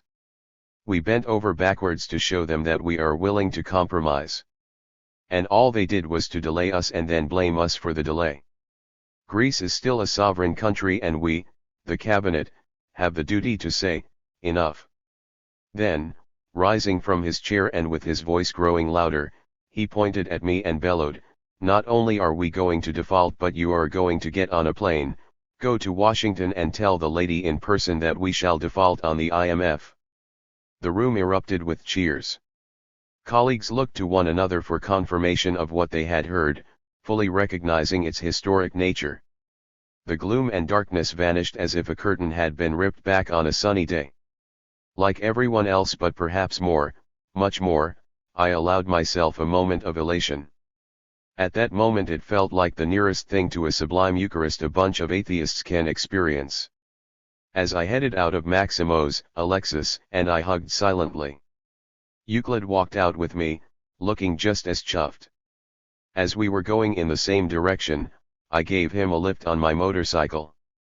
The photo of two Greek ministers on a Yamaha XJR went around the world. That night Euclid sent me a text message, "My daughters are jealous. They also want a ride on your bike." It was a rare happy day. That night I worked for hours with Spyros Sagias, preparing the legal argument that I would present to Christine Lagarde. Spyros was scribbling in Greek in a legal notebook, I was typing into my laptop, the two of us managing little by little to produce Greek and English language versions of our official letter to the IMF managing director.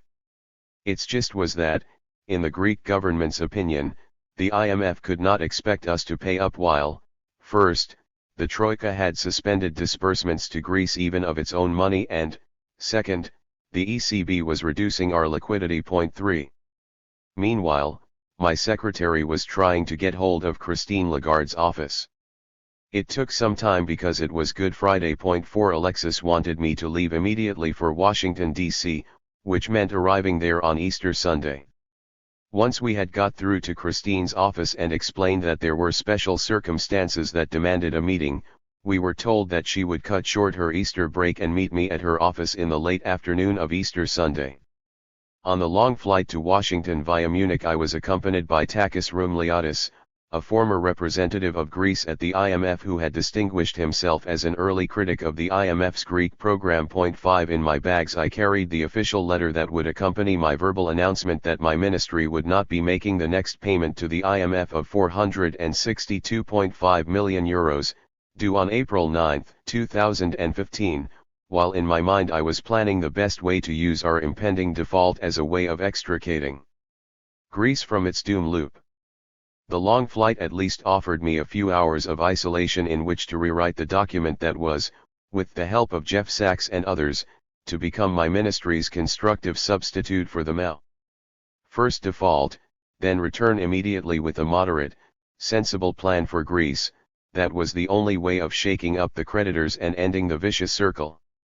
Upon arriving at Ronald Reagan Washington National Airport I discovered that my U.S. visa was no longer valid, despite having another year to run, since I had resigned from the University of Texas to contest the parliamentary election in Greece.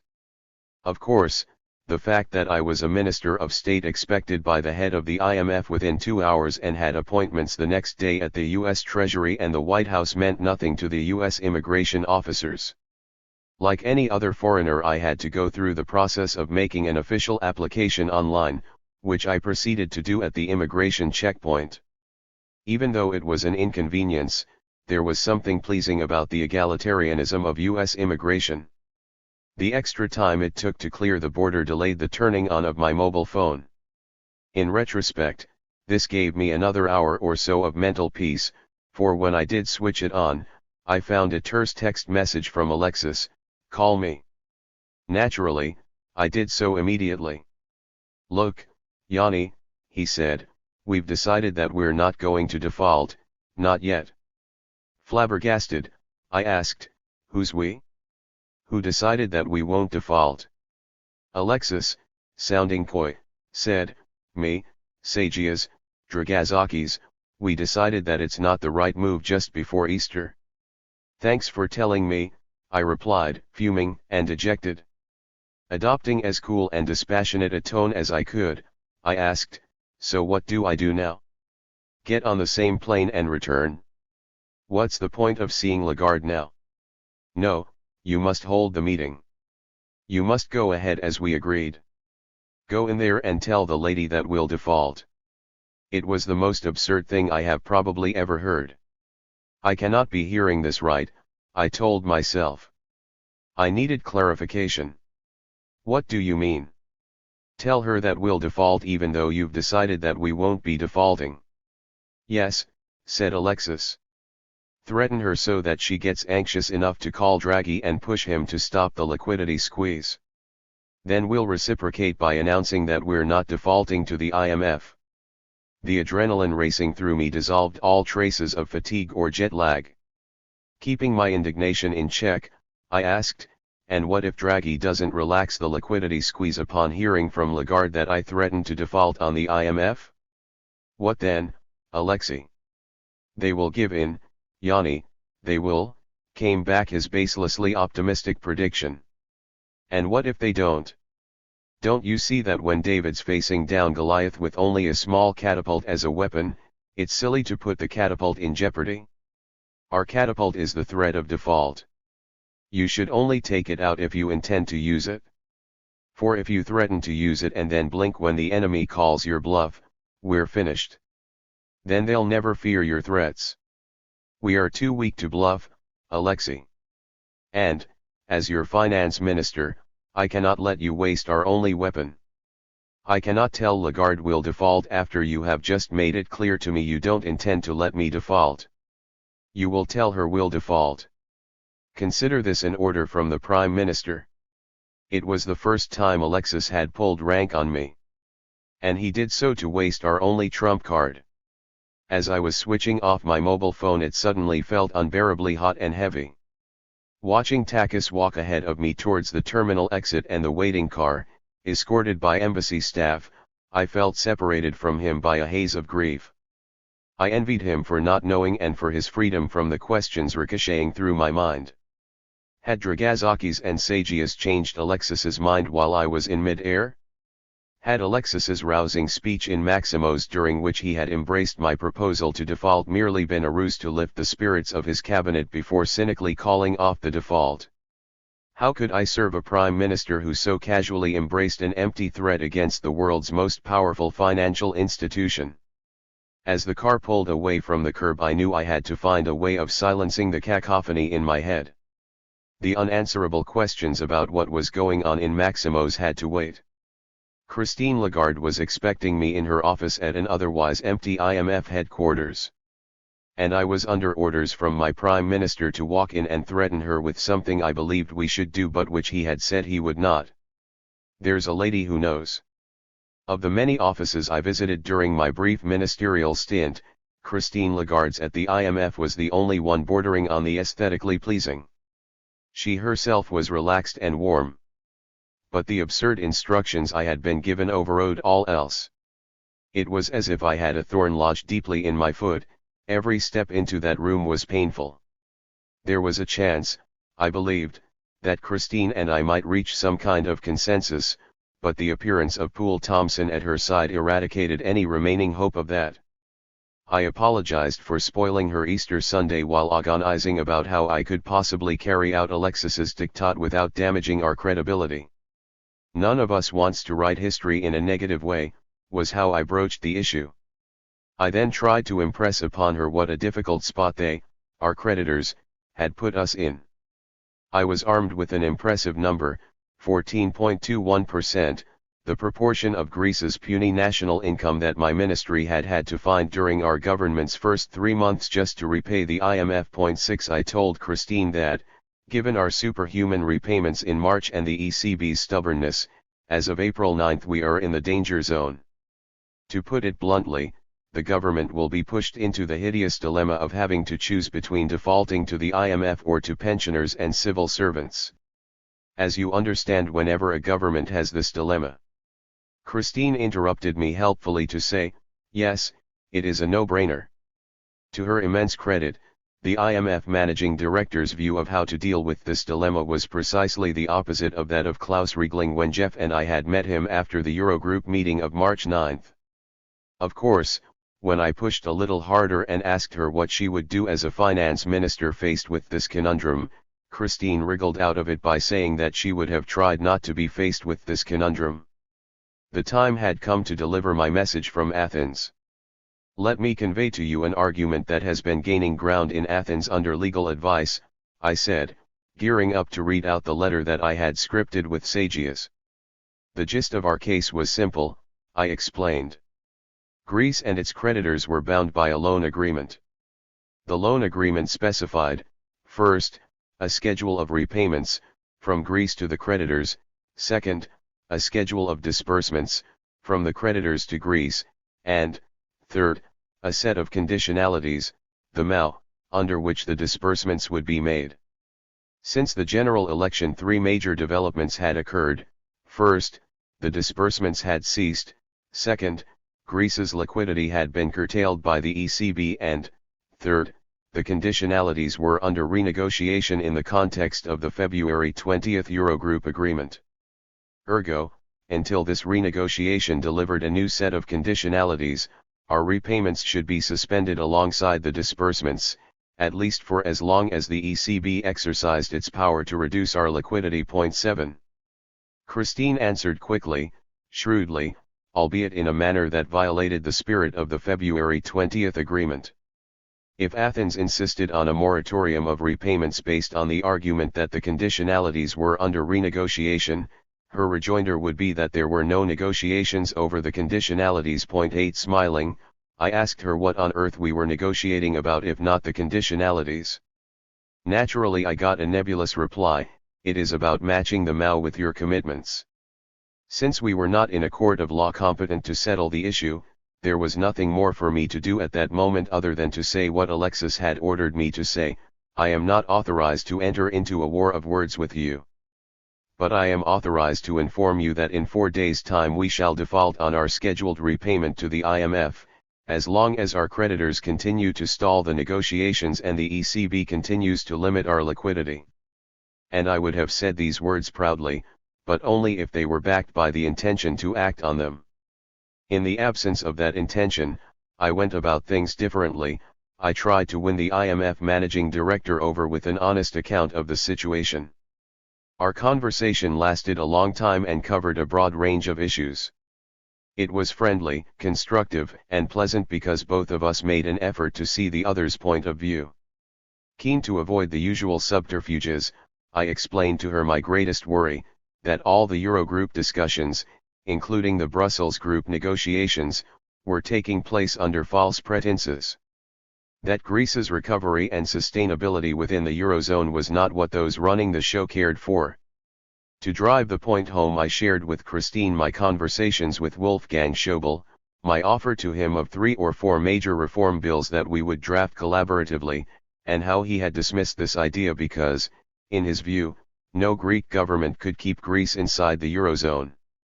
So, do you see, Christine, I beseeched her, why we need some evidence that we are all on the same page?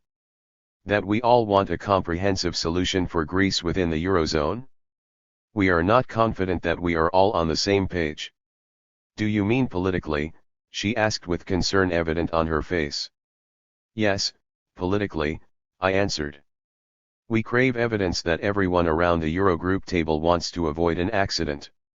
I hope I am wrong, but my view is that this is not at all evident. A majority are craving the accident. We will compromise, but we do not intend to end up compromised in the sense of signing up to an MAU which we think is unenforceable and not helpful even if it is enforced. What do you mean not enforceable? I explained how destructive further austerity would be for a country that had already broken the world austerity record. It would lead to a world record rise in the rate of our debt-to-income ratio. More austerity and the continued denial of the need to restructure Greece's debt would lead with mathematical certainty to the country eventually being evicted from, or falling out of, the Eurozone. From the corner of my eye I could see that Poole Thompson's gaze was fixed on the floor and recalled how he had enthusiastically endorsed every word I had just uttered on our first meeting in Paris. 9. Recalling also that Poole and other Troika operatives had repeatedly accused us of ideological fixations, I talked about the Troika's ideological fixations using examples. Only 9% of the unemployed ever receive unemployment benefits. Greece is a libertarian's wet dream. We have 500,000 people who have not been paid for 6 months. 1/3 of paid labor is undeclared. The template with which the IMF comes to every country is irrelevant in Greece. Our major problem is not labor market inflexibility. It is undeclared labor, the worst case of informal flexibility. Even a boost in tourism does not create the increase in aggregate demand necessary. You have people in their early 60s who are unemployed and unemployable and with no access to social security, leading to pressure to put them into the pension system. These are the issues I want to talk about. We want to talk about these issues too, said Christine in a thoroughly conciliatory manner. Except that Poole intervened just at that point to make sure that we didn't. Instead he turned the conversation towards the process of the ongoing negotiations. The issue is the process, he said predictably. Bringing it to conclusion is possible. If you engage with us, I can see light at the end of the tunnel. Tell us what you do not like about the program. I related how Chancellor Merkel had already asked Alexis for precisely such a document. I explained how I had produced a 27-page document with areas of agreement and disagreement and our counter-proposals coded by color. I also told them about the late-night meeting during which Alexis and Angela sweated over the document. She is very impressive, I said. The Chancellor? Asked Christine. Yes, the Chancellor, I confirmed. We all love her, was Christine's reaction. To which I replied, now that's taking matters a little too far. I then handed over the document. Thomson seemed very pleased with it. Going through, he said, this is very helpful, adding that the IMF need agreement on comprehensive measures. That would be fine, I retorted. I wanted nothing more than to sit down and produce a fully comprehensive plan for the long term, I told them. We did not want to postpone these discussions for 1 second. But let's overcome the liquidity cliff, I said, while showing our people and the institutions that we mean business. Let's come up with 3 bills that go through Parliament in 2 weeks and generate reformist momentum. And of course let's talk simultaneously about the debt restructuring without which no agreement can be comprehensive. Christine stepped in. Maybe your approach is the right one, but I'm skeptical. I don't think that the Europeans will like the idea of working on 3 or 4 bills. You will get the Wolfgang reaction. I think it is better to go comprehensive, accept the process of a comprehensive review and demonstrate that you are determined. Sensing that I had convinced her, though not Poole, I plowed on, Christine, the idea that first we agree on everything and then we can do something tangible on pressing reforms, on the liquidity crunch, sounds to us like there is a lack of interest in finding a solution. I'm convinced that there are good intentions on both sides, us and the IMF. But I'm not convinced about the others. I want to have my mind changed on this. Wolfgang's position is immovable and disappointing. It is him that you should be arguing with. Not me. This is why we went to Merkel. Because we need clarity on intentions.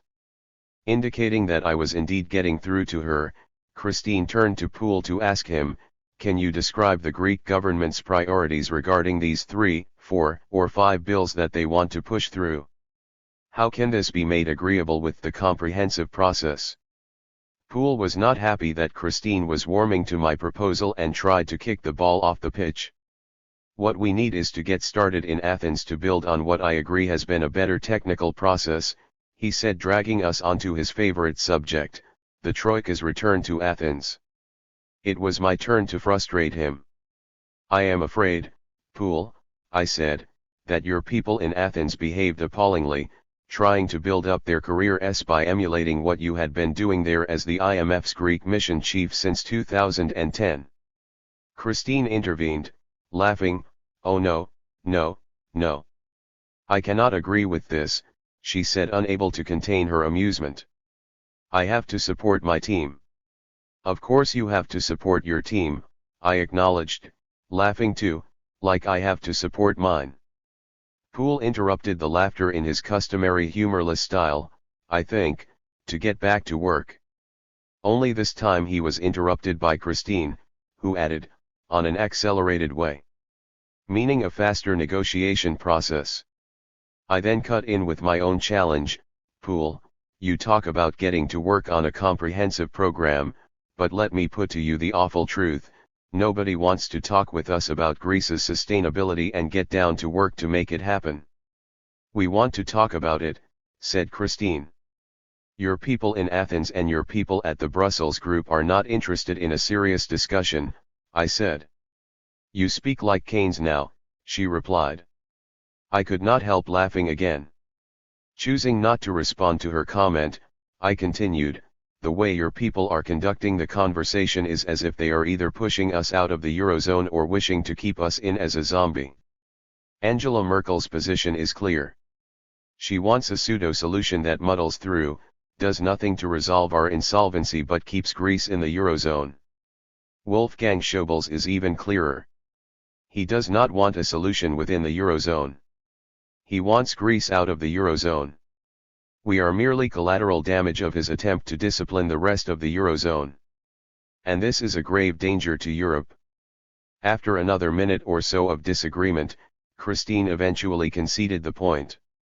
Making an example of Greece is not smart, she admitted, justifying my hunch that, unencumbered by Thomson, Schäuble, and others, she and I could have found common ground. In a bid to show my appreciation, I then said something that triggered the following exchange. Varoufakis, I am happy to accelerate, but we need to find a solution to the liquidity problem. When I do not know whether I shall be in default in a fortnight, it is very hard to sit around the table with a clear mind to plan for 2025. The idea that we will complete this review before the last drop of liquidity runs out is absurd. Consider this, we would not be here today if our monies from the ECB's SMP profits were passed on to you on our behalf, as I have proposed. No liquidity, no progress. It's that simple. Point 10. Lagarde, you must press Mario Draghi on this. He appreciates the speeding up over the past 10 days of the discussions. Press him on this. Varoufakis, the IMF can press him too. You cannot expect your money back while Mario is drying us up. Lagarde, we talk all the time. But this is a resolution that he needs to reach by himself, after hearing his own team. Varoufakis, I think you need to pressurize him, Christine, too. We are doing our bit. But given that we have an IMF redemption coming up which we cannot meet without defaulting to our people, the IMF must decide, do you think a post-mortem is more desirable than a moratorium? Isn't it better to prevail upon the ECB to do its job? There is a dereliction of duty here by the ECB. Lagarde, but they are not lenders of last resort, as they will tell you. Varoufakis, they were to the Samaras government in July 2012. If Mario does not want to be tainted as a politicized ECB president, then he must apply the same rules.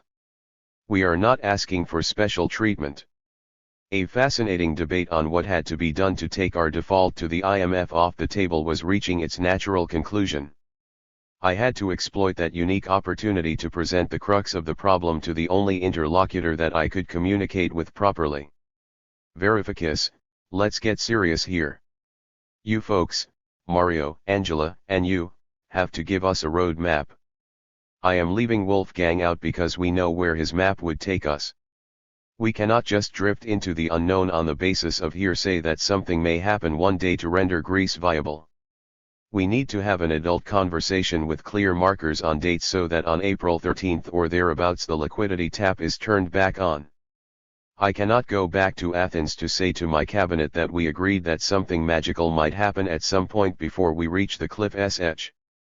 I cannot energize my colleagues without someone picking up the phone and giving us some assurances that we have a process that comes with the liquidity provisions necessary to salvage the negotiation process.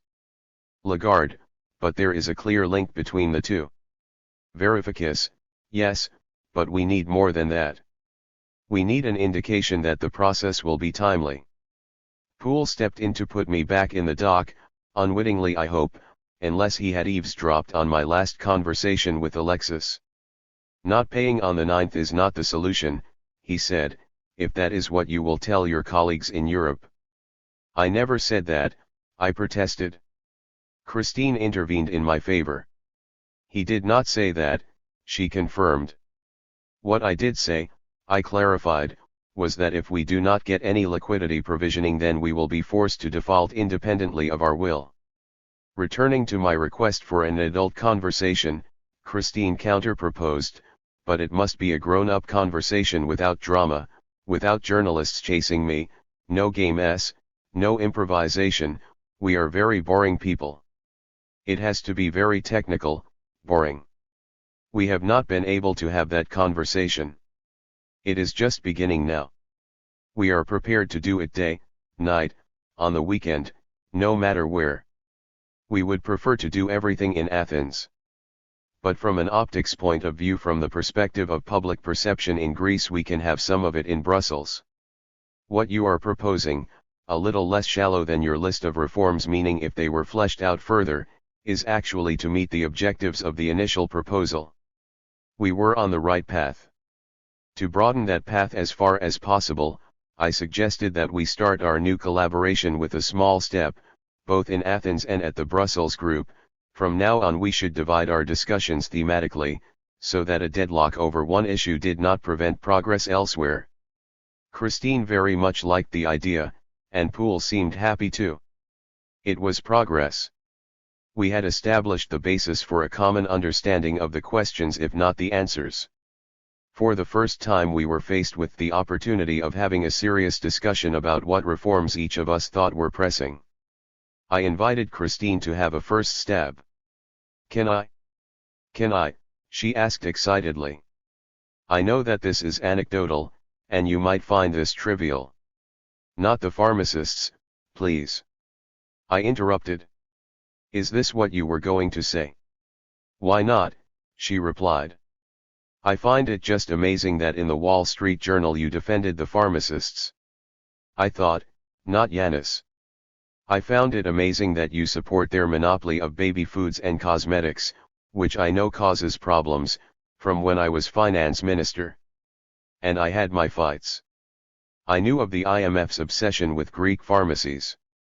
These invariably small family-owned businesses were protected by a law that permitted only pharmacy school graduates to own one and prohibited the sale of non-prescription drugs by supermarkets.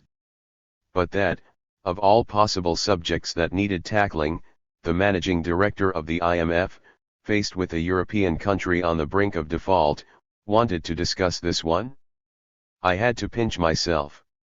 I explained that the pharmacy's monopoly over the sale of baby foods and cosmetics had already ended, and that what I opposed was not the end of their monopoly over certain other commodities but the proletarianization of thousands of owner pharmacists via the takeover of the pharmacy sector by one or two multinational chains. Giving me the benefit of the doubt on this matter, Christine then took me to task for our tax arrears installments measure, part of my humanitarian crisis bill aimed at bringing the 40% of Greek citizens back into the tax system by allowing them to pay even very small installments each month, which she found shocking. 11. Lagarde, I cannot believe that you would introduce this rescheduling of tax payments without discriminating between those who cannot pay and those who organize themselves so as not to pay. Varoufakis, let me explain the practices of rich defaulters. When charged, they take the tax office to court and get a court hearing for 2022. In the meantime we cannot touch them. So what we are doing is giving them the opportunity to start repaying little by little while organizing out of court settlement procedures. At that point we can force things to a head and confiscate available funds of strategic defaulters. Lagarde, that's fine. Varoufakis, but to be told that what we did is a unilateral move and be ordered to take it back, when we have 3.6 million people owing less than €3,000 to the state that they can't pay, who are dying to become part of the formal economy again by starting to pay small sums little by little. Lagarde, but you could have checked their capacity. Varoufakis, our tax authorities do not have the resources to check 3 to 4 million people in a short time. So, what we plan to do is to let them get into the installment plan, start repaying, and then go after the strategic defaulters. It was now my turn to tell Christine which reforms I thought truly mattered. These were not even on her radar screen, and, as I would go on to explain, the fact that she did not know of them was intimately linked to the liquidity crunch our government was facing. It all related to Greece's corrupt bankers. I'm sure you're not privy to this, but the word reform becomes a dirty one the moment the Troika pats on the back our corrupt bankers while targeting the pharmacists and the pensioners. Even worse, when the ECB collaborates with the same bankers to deny liquidity from the government that the people just elected, in order to force us to accept cuts in the lowest of pensions, the whole population turns against the ECB, everyone in authority. Christine seemed fascinated. I proceeded to tell her of the trick pulled by the Greek bankers, recall Eris, Zorba, and their ilk, which kept them in control of the banks that they had bankrupted, all with the active support of the Eurogroup working group, which dominated the HFSF, whose funds kept the banks going and the bankers unaccountable. As I talked, Poole looked like a man about to have a stroke. But there was more. The bankers, I explained, then used the liquidity provided by the ECB and the capital channeled to them by the creditors, which of course burdened the weakest taxpayers, to fund media outlets and spread propaganda in favor of those politicians who were in the bankers' pockets, the triangle of sin. When the ECB gets into bed with corrupt and corrupting bankers, who are actively sabotaging democracy, we consider this enemy action, I said. I am not telling you that Mario knows this. But someone in Frankfurt must know it if I do. Your people in Athens are smart enough to have picked it up, even though I do not doubt that they keep it from you.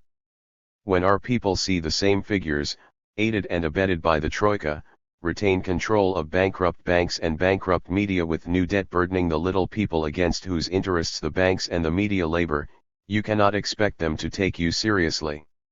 Or take us seriously if we do as you tell us. We cannot go on like this, Christine. This is very hard for us. We want to talk about reforms.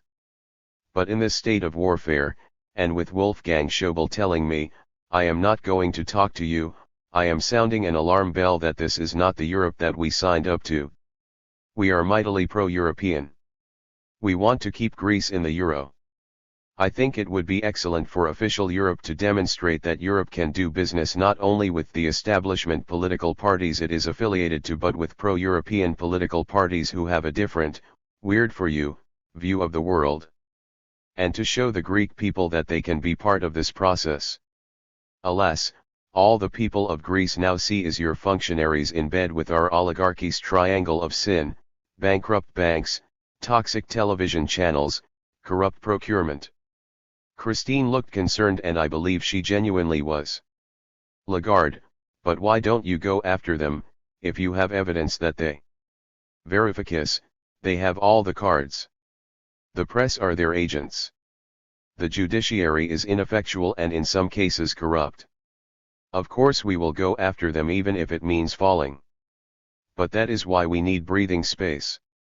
The TV stations are lambasting us for throwing the country onto the rocks by resisting the Troika while at the same time criticizing me for coming here to negotiate pension cuts with you. We will prevail because we are doing very well with the people and because we have managed to create a disconnect between the majority of Greeks and the TV channels, which is a remarkable achievement. They are not influenced by them anymore. For how long I do not know. What we need is a little peace and quiet. What we are asking for is 90 days. Lagarde, you can create that. Varoufakis, I hope so. Lagarde, to demonstrate that you have the will to do it, we will go out of our way. Working with you. Poole then made a point of saying that Christine and he spoke with one voice, something that I had just witnessed was untrue. Anything you hear from me, or from our mission in Athens, he claimed, be assured that everyone at the IMF speaks as one. Incapable of resisting, I said, yes, I know. You are like the Catholic Church. Christine took the joke with good humor, insisting the IMF was the better institution. By now night had fallen. As we were wrapping up, Christine was keen to know that I would not now be heading to the press to announce an imminent default. And I was eager to get her to commit to doing something to ease the waterboarding. We had understood each other but we were obliged to finish with a last rendition of our tussle, one that was performed with the greatest courtesy. Lagarde, a default would be terrible for Greece. Varoufakis, of course, but it would be terrible for the IMF and for Europe too. Lagarde, yes, yes. Varoufakis, defaulting to you, to the IMF, would trigger the cross defaults, and then Mario would refuse to lift Ella with the result that the banks would run out. Lagarde, then capital controls. Varoufakis, we would not accept that, Christine. This is a political decision. It is a nightmare of course. We do not sleep at night. But we cannot accept capital controls in a monetary union. And we are preparing as we should. Lagarde, that would be terrible for Greece. Think about inflation. Varoufakis, why? Do you think that having capital controls imposed and turning into a kind of protectorate without any access to liquidity would be better? We had said all there was to say, but as we got up to leave, Christine asked me to stay back for a word in private. She was flabbergasted, she said, by what I had told her about the triangle of sin and in particular about our bankers. I'm a lawyer, and I would love to understand. I know it is hot sensitive, but I would love to understand what is happening. I shared with her my plan for cleansing the banks, by which Takis, my companion that day, would be appointed chair of the HFSF and new CEOs would be brought into the key banks. Point 12. She nodded, if not in agreement then at least to show she had a clear understanding of what I was up to and what I was proposing.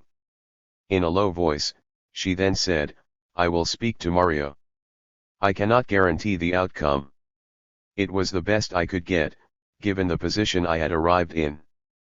As if to offer me some solace, Christine's parting gift was a promise to do some digging into the background and activities of Greek individuals who might jeopardize my work and to get back to me about them. Even though she never did get back, which I never expected her to, it was the thought that counted. Thanks once more for sacrificing your Easter Sunday, were my last words as I made my way out. 14. The cruelest month. The next day I flew back to Greece knowing that I would be returning to Washington a week later to try to win President Obama's people over to our side. Point 1. A week earlier I would have been over the moon with excitement at the prospect. Alas, as my trust in my comrades had withered, any such excitement had died with it. So I felt none of the excitement I had previously felt on other returns home at the thought of going to Maximo's to brief Alexis. I could picture in my mind how he would agree with everything I said but act on nothing. Yet the volume, substance, and urgency of what I had to tell him were such that I decided it was my duty to put my brief in writing in the form of a comprehensive policy proposal for recovering control of our fate. By the time I got off the plane, it was almost complete. I called it the N+1 plan, the N referring to the large number of reforms that would be required but whose number was flexible, and the 1 to the debt restructuring without which nothing else mattered. When I saw Alexis I was blunt. Time has run out. We have a fortnight until Riga, where the next Eurogroup meeting was to be held on April 24. My trip to Washington is crucial. Either we take the initiative with a comprehensive policy proposal of our own, I said while handing over my brief, or we are dead meat.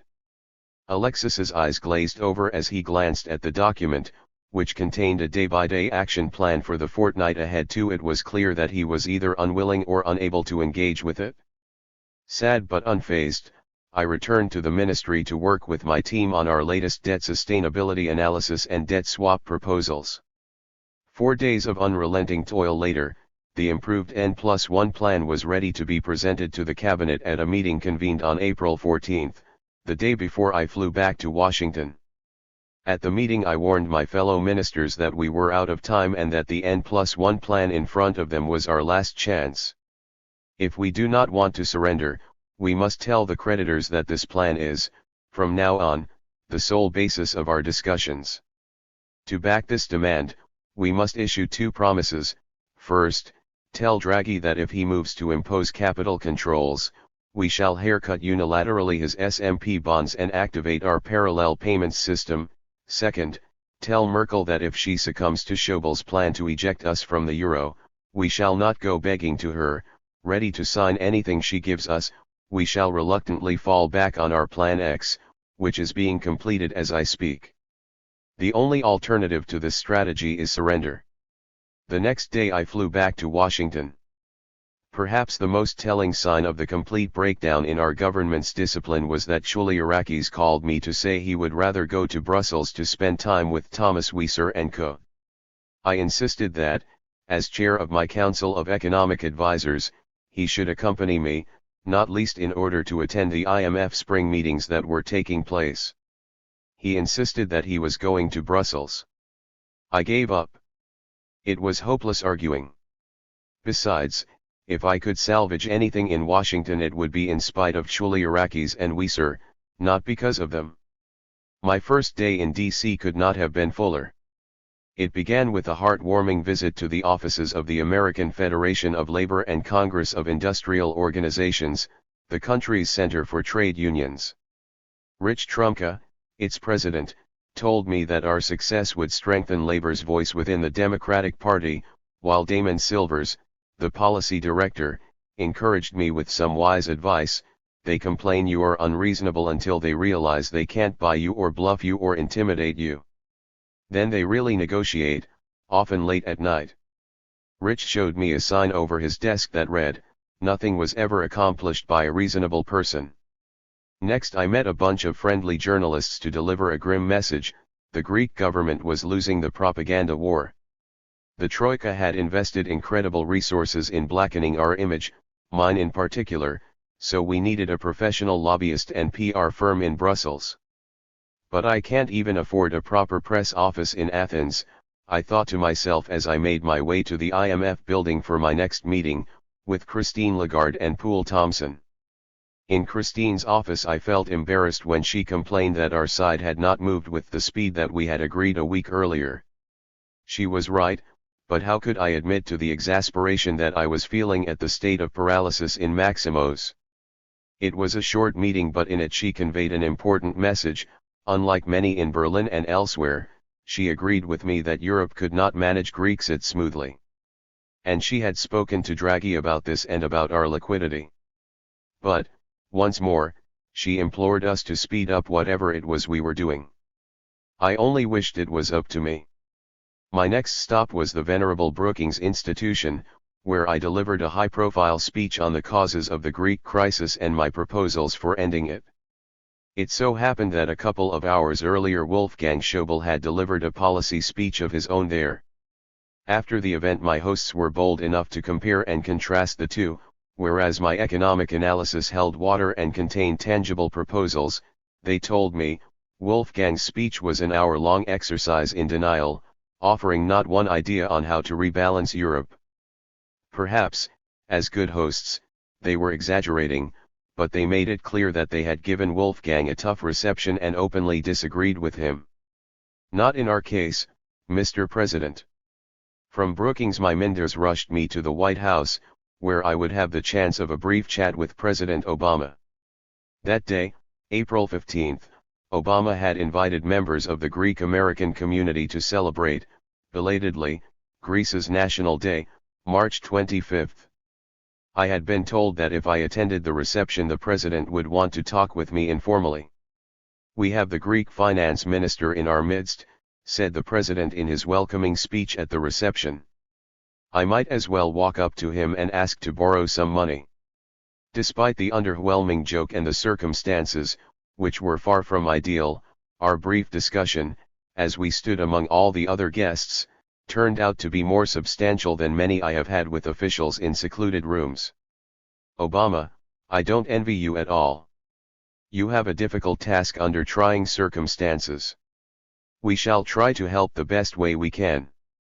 Varoufakis, thank you, Mr. President.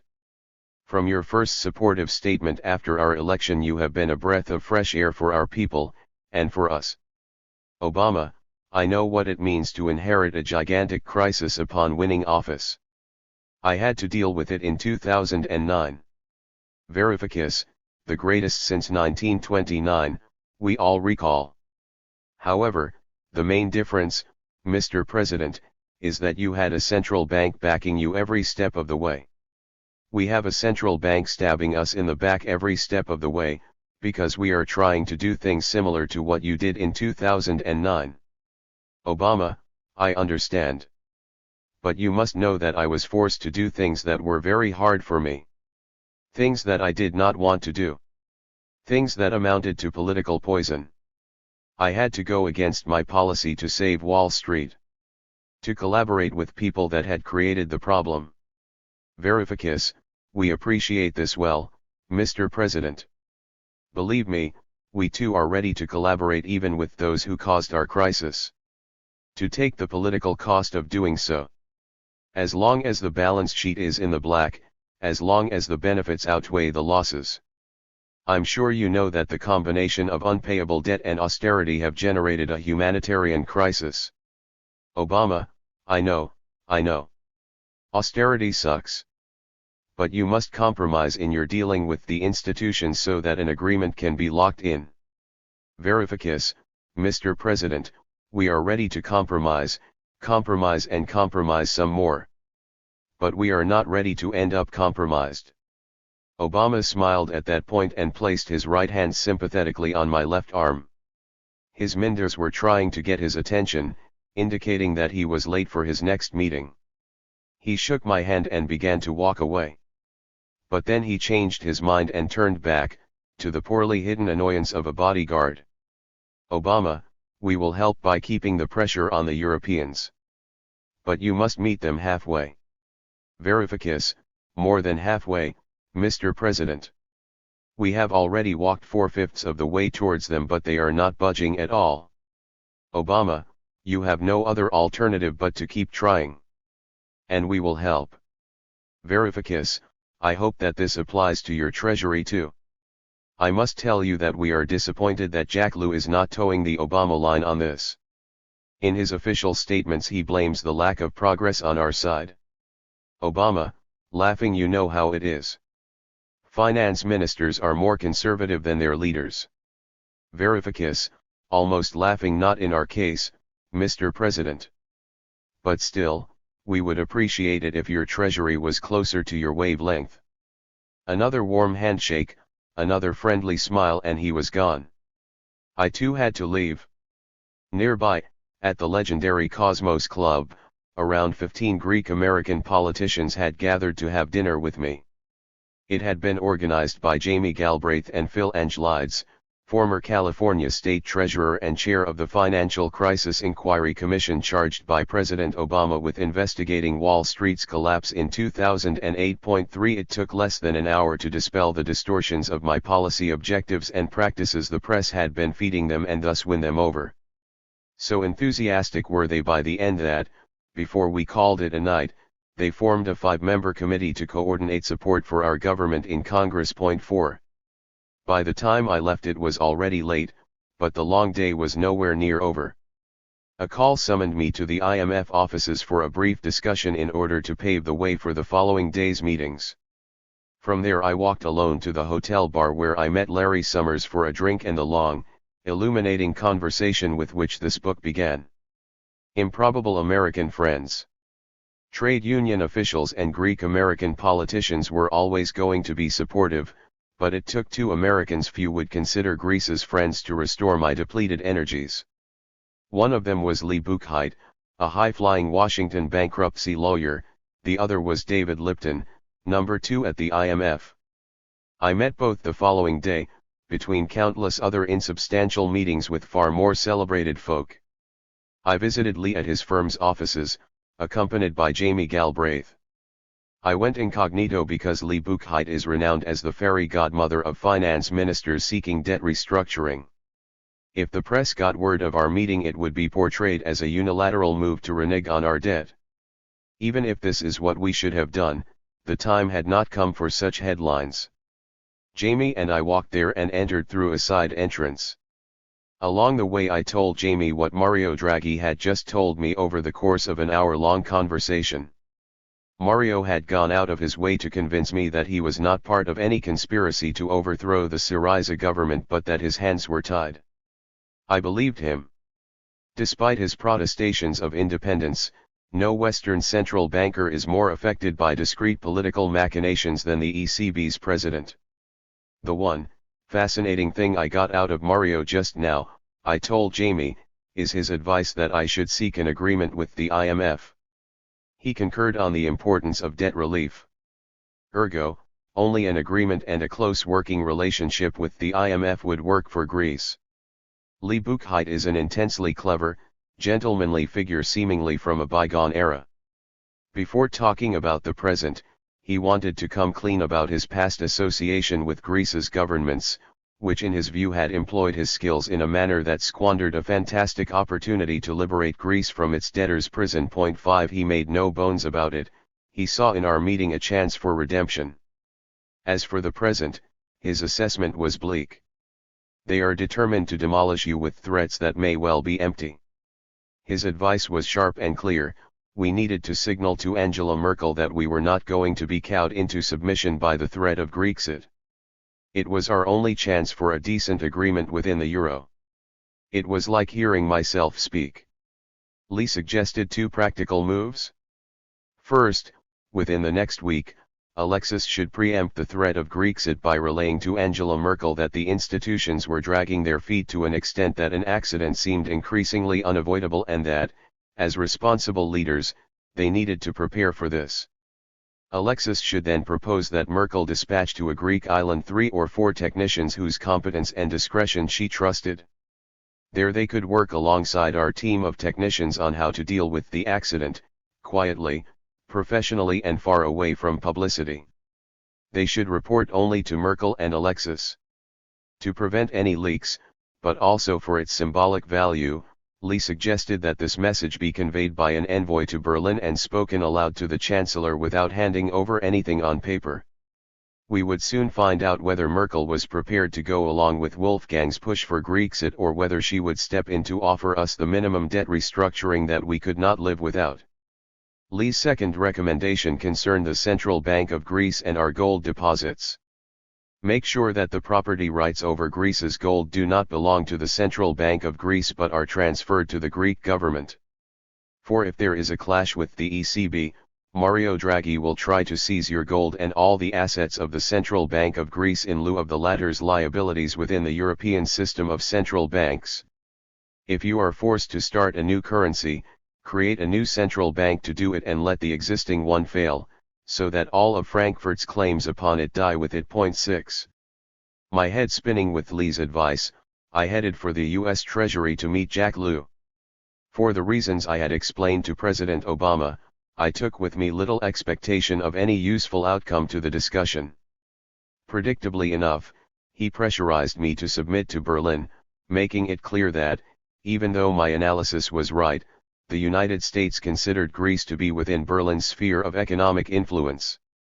The only positive thing I got out of our tedious encounter was an admission, similar to Lagarde's, that the Europeans were deluded to think that they could manage a Grexit. 7. After a long and similarly tedious session at the IMF, at which the world's finance ministers and their minders congregated for a succession of pointless speeches, I met Jeff Sachs, who was bearing bad news. Wolfgang had managed to turn most of Washington's establishment against us, he told me.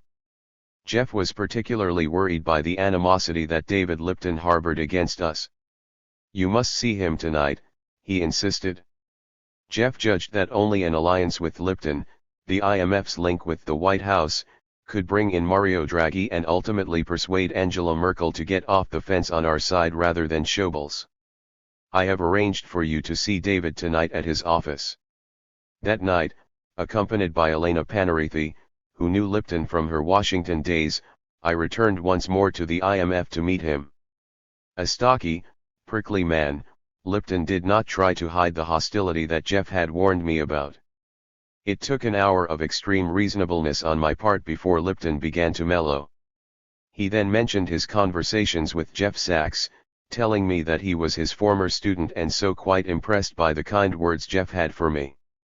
But despite the warmer atmosphere, our conversation stalled, with Lipton repeating ad nauseum the IMF standard line that they needed a comprehensive review based on the Mao, and with me repeating ad nauseum why that was a recipe for an unwanted accident. Suddenly, Lipton surprised me, breaking off from his mantra and looking at me as if he had had a eureka moment, saying, "Unless," followed by a long pause. "Unless?" I asked. "Unless you adopt the Polish strategy," he said thoughtfully. I have no idea if this was spontaneous or if he had planned it in advance. It didn't matter. It was a major breakthrough. The Polish strategy, as he explained, was simple. In the 1990s, when Poland was burdened by huge communist-era debts and the IMF had been called in to impose austerity, reform, and a debt restructuring program, the Warsaw government had refused to accept the IMF's Mao-based process. Just like you're refusing, he said. What the Poles did was to put together their own plan covering debt, fiscal policy, and reforms, which they presented to the IMF as the basis of the negotiations. It was the only occasion I know of when the IMF was forced to abandon its own program and to accept as the basis of negotiations that of the government. Glancing at the ceiling, Lipton asked, "Why don't you try the Polish strategy?" After all, Jeff had helped them put it together. It was one thing to insist, as I had on February 20th, that we replace the Mao with a new contract of which we were at the very least the co-authors.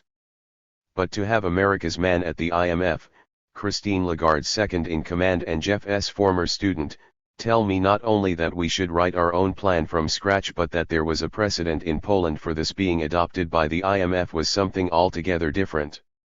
This was the most encouraging breakthrough I had had since February 20th. Together with Lee Buckheit's advice, it seemed the foundation of a winning strategy.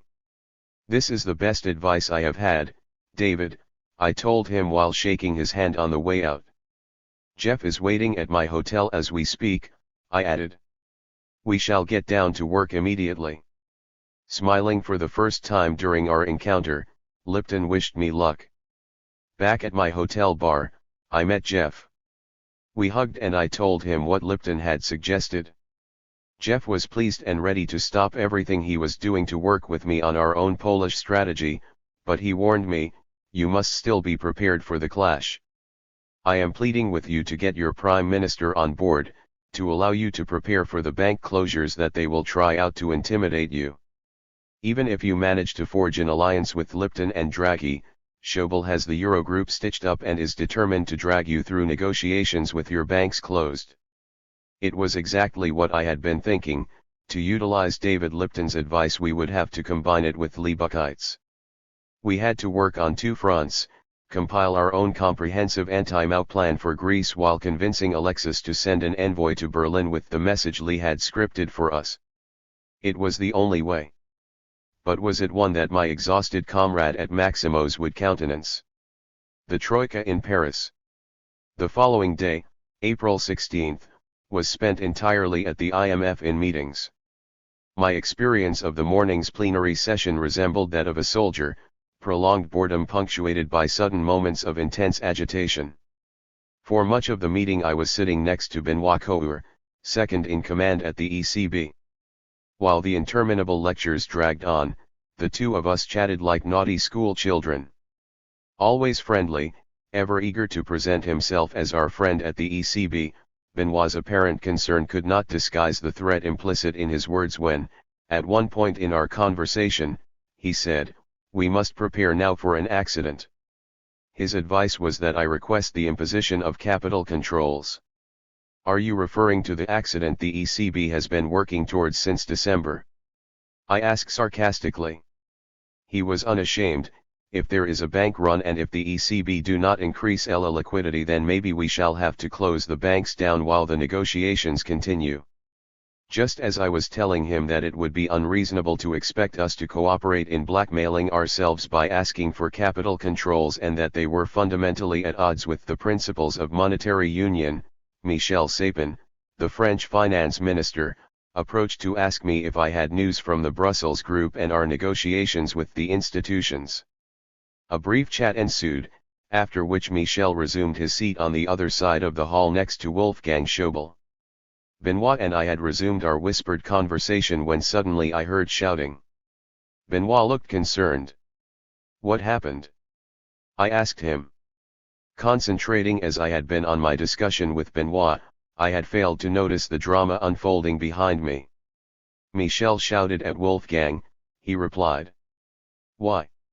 I had been aware only of raised voices, whereas Benoît, who was facing me, had seen everything and might also have actually heard what was said. "Because Wolfgang said that he wants the Troika in Paris," said Benoît with a bitter grin. It all made perfect sense. The Troika that had been born and raised in Athens was now Paris-bound because its ultimate mission was to control the French national budget. The harsh and failed policies imposed upon Greece had nothing to do with our country.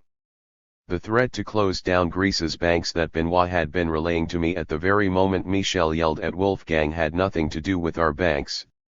They were Wolfgang's signal to Paris: if France wanted the euro, it must forfeit sovereignty over its budget deficits. There was a logic to all this, a twisted logic perhaps, a logic of the type that would end up damaging the European Union irreversibly, but a logic nevertheless. One thing remained puzzling, though: the manner in which Michel and Benoit were colluding in the French government's subjugation by playing their part in ours. On my way back to Athens I bumped into another Frenchman, Pierre Moscovici, at Washington Airport. With half an hour to spare before boarding our respective planes, we struck up a conversation. Germany is a problem, and not only for you, he suggested. But he added that an agreement between us and our creditors was possible despite Schauble. I retorted that the news I was taking home with me from the IMF and the US administration was that an agreement could only be sealed with the joint consent of Washington, the ECB, and the European Commission. He agreed. I mentioned my exchange with Benoit and the threat of bank closures during the negotiations. Such loose talk can easily be interpreted in Athens as an existential threat, I told Pierre. Don't worry, Commissioner Moscovici replied. Benoit is prone to angst and, as a central banker, feels the need to have contingency plans over everything. I shall speak to him on your behalf. We agreed to meet the following week. Unconvinced by his reassurances, I bade him farewell. Back in Athens, Benoit called me to complete the conversation interrupted by Michel's spat with Wolfgang. Possibly because Pierre had called him in the meantime, Benoit was far more reassuring. I then took him to task on the veiled threat of bank closures, reminding him that the banks would be closed not by natural causes or because of some accident but as a result of a purely political decision by his ECB. Coeur, don't say that. The banks may close because they have run out of eligible collateral. Varoufakis, this is impossible. In my capacity as finance minister, every other week I guarantee worthless EIS issued by the banks to the tune of tens of billions of euros which they then post for collateral with the Bank of Greece. The only way they will run out of eligible collateral is if you guys at the ECB ban the Bank of Greece from accepting my guarantees. And this is 100% a political decision, since we all know that the Greek government never had the capacity to honor these guarantees. Coeur, you are right. But as a central banker I must be ready for such a decision by 2/3 of the governing council. 8. Varoufakis, I understand this. Just know that, if this happens, our government will not stay passive and simply await the Cyprus-style solution that some are planning for us. We shall not budge. Instead we shall, even if you close down our banks, create our own euro-denominated liquidity based on electronic tax-backed EIS. Of course if you push us down that road, with defaults on the IMF and the ECB, you will be pushing us, against our will, to the point of no return. Coeur, thank you for telling me all this. It is good that I know it. Now let me make my own commitment to you: if I sense that events are moving in that direction, against our will, I promise to let you know in advance so that you can call for an extraordinary EU Council summit to demand a political decision at the highest level. Varoufakis, I am happy to hear this, Benoit. These matters are above our pay grade. And so they were. The decision would rest with Alexis. Ambushed in Riga. 2 days. That's all the time I had in Athens in which to convince Alexis to adopt the strategy that my Washington trip had produced, the plan for Greece along the lines of the Polish strategy which David Lipton had suggested and the missive to Merkel proposed by Lee Buchheit, before flying to Riga, Latvia, for a Eurogroup meeting on April 24 that would surely be the beginning of the endgame. I put my proposal in writing, taking care to ensure that no copy could escape online and that the only copy Alexis received was the printout that I handed him myself. My meeting with Alexis went exactly as I had feared. They will consider it a casus belli, he said with his familiar expression of melancholy in response to the idea that we put forward our own plan for Greece. As for Buchheit's idea, Alexis barely gave it a second thought. Having schemed my written proposal for a few seconds, he set it aside and said, "Merkel promised me that she will step in. Let's not cross her now." "She will give you nothing," I replied, "unless we present our own credible agenda and back it up without our own preemptive strike. Now is not the time. You go to Riga tomorrow and yield on nothing. Don't be intimidated. Just hold the fort there. I shall be talking to Merkel again tomorrow night to get to an agreement at our level." It was clear that Merkel's spell had taken hold. All I could do was hope that somehow Alexis would convince her to do something she neither wanted nor had a compelling reason to do. The Eurogroup of April 24 had been convened primarily as part of the celebrations for Latvia's presidency of the EU. In theory it would be relatively informal, and the whole meeting had been scheduled to last no more than 2 hours. The day Nicholas Theodorakis and I flew to Riga, Alexis contacted us with words of encouragement. "It will be an easy Eurogroup, as it is largely ceremonial and nothing much will be said about Greece. Whatever you do, be cool and do not yield an inch to them." Alexis's capacity to lift my spirits with a few well-chosen words was undiminished. Despite the qualms weighing me down, his heartening message would serve me well in the hell of Riga. Fodenai, my secretary, alerted me to the first sign that something was amiss the moment we arrived in the Latvian capital. My team was booked into a hotel a fair distance away from where I was staying, making it hard for us to meet for essential consultations. Unwilling to succumb to conspiracy theories, I decided to interpret it as a logistical cock-up. On that first night, after a gala dinner of no consequence, I returned to my hotel. Unable to relax, I summoned Nicholas from his distant hotel to brainstorm the next morning's Eurogroup. With half an hour to kill before Nicholas arrived, I went downstairs to wait for him in the lobby. There I saw them. All the Troika players were at the bar: Poul Thompson, Benoit Couture, Thomas Wieser, Jeroen Dijsselbloem, Pierre Moscovici, and some others I cannot recall. I decided to say a collegiate hello. They were tongue-tied and manifestly uncomfortable. To break the ice, I asked playfully, "So, what have we here? Have I caught you in the act?" My light-hearted remark was not reciprocated. Instead I was told that they were having a meeting but I would be welcome to join them a little later. I smiled, wished them a good night and left. Next morning, Nicholas and I were walking towards the room where the Eurogroup was to be held. Behind me I heard Pierre Moscovici greet me convivially.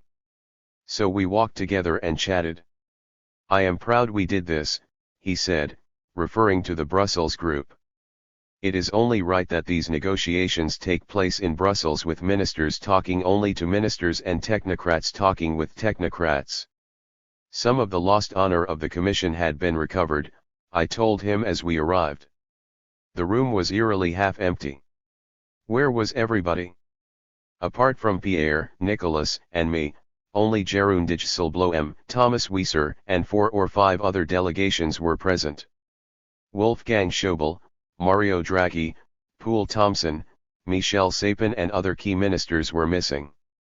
As the meeting began, Nicholas and I looked at each other, convinced that something distinctly unpleasant was brewing nearby. The first item on the agenda was a procedural issue that required no debate. Once that had been dealt with, Jeroen said, "Okay, colleagues, let us now move on to the second item on the agenda, Greece." Suddenly the doors opened, and Wolfgang, Mario, Poul, Michel and the other missing ministers flooded in. First blood was drawn by Jeroen. In his introductory statement he demanded the Troika's return to Athens in order to end the inefficiency of the Brussels group. I looked at Pierre. Would he defend the process he had so recently been praising? It was as if the Eurogroup's president had planned to humiliate the commissioner once more by making him eat his words, just as he had before the second Eurogroup meeting in February. 9 And eat them he did. Technical discussions and political ones, Pierre conceded in the last sentence of his statement, must be combined and held at the same place, together. In case anyone was in any doubt, Poul Thompson hastened to clarify that the place he was referring to was Athens. Poole then performed a volte-face of his own to rival Pierre's. The same man who had confessed to me on February 1 during our first encounter in Paris that Greece's debt was unsustainable and that tens of billions of euros of debt relief should have been granted well before 2015 now sang a radically different tune. Until the Syriza government was elected, Poole argued, Greece's debt had been sustainable. It was only after we had come to power that it had become unsustainable. Neither debt relief nor extra money would now be necessary were it not for our government. 10. The ground for the next blow was prepared by Mario Draghi, who presented his view that, unlike previous bank runs, the current one in Greece was not infecting the rest of the Eurozone. In other words, Grexit would hurt the Greeks but not the other countries who shared its currency. This was the cue for Schäuble's cheerleading brigade of finance ministers to go on the offensive with the threat of Grexit. In response to Thomson's absurd report that our backtracking and delays had pushed us once more into the red, the Slovak minister exclaimed, "Unbelievable," and went on to make a speech that ended, "We are ready to help Greece. But if Greece does not need help, maybe the time has come to talk consequences." Soon after, Wolfgang Schäuble lent his support to the Slovaks' tough talk, "We have moved fast in the wrong direction." Laughing. More exclamations of "Unbelievable! Unbelievable! I cannot imagine how we shall have a solution." The task of speaking the unmentionable words fell to the Slovenian minister. There is no way Slovenians can be persuaded, who are most exposed to Greece, that they put additional effort to help Greece get out of the situation. So, I think we should talk about Plan B. I know that we did not want to talk about Plan B. We wanted, including Slovenia, to resolve this. But now I don't see this. I began my response by coolly and moderately addressing every point that had been raised and putting to bed every inaccuracy before coming to the crux. Plan B should not even be mentioned. It is highly and immoderately anti-European even to bring about this discussion. My dear colleague from Slovenia should know that it is not in the interest of his citizens that we even discuss this at the moment. I reject such a discussion. Our government intends to do whatever it takes to remain sustainably within the Eurozone. From that point on, every time I opened my mouth to speak it was to present constructive proposals for reaching an agreement quickly. Each time I did so, Jeroen reacted with aggression, demanding that I consent to the Troika's return to Athens, agree not to legislate without the Troika's consent and acquiesce to the Troika's all-or-nothing approach, which meant ditching my proposal for an interim agreement based on 3 or 4 reform bills and a viable fiscal plan.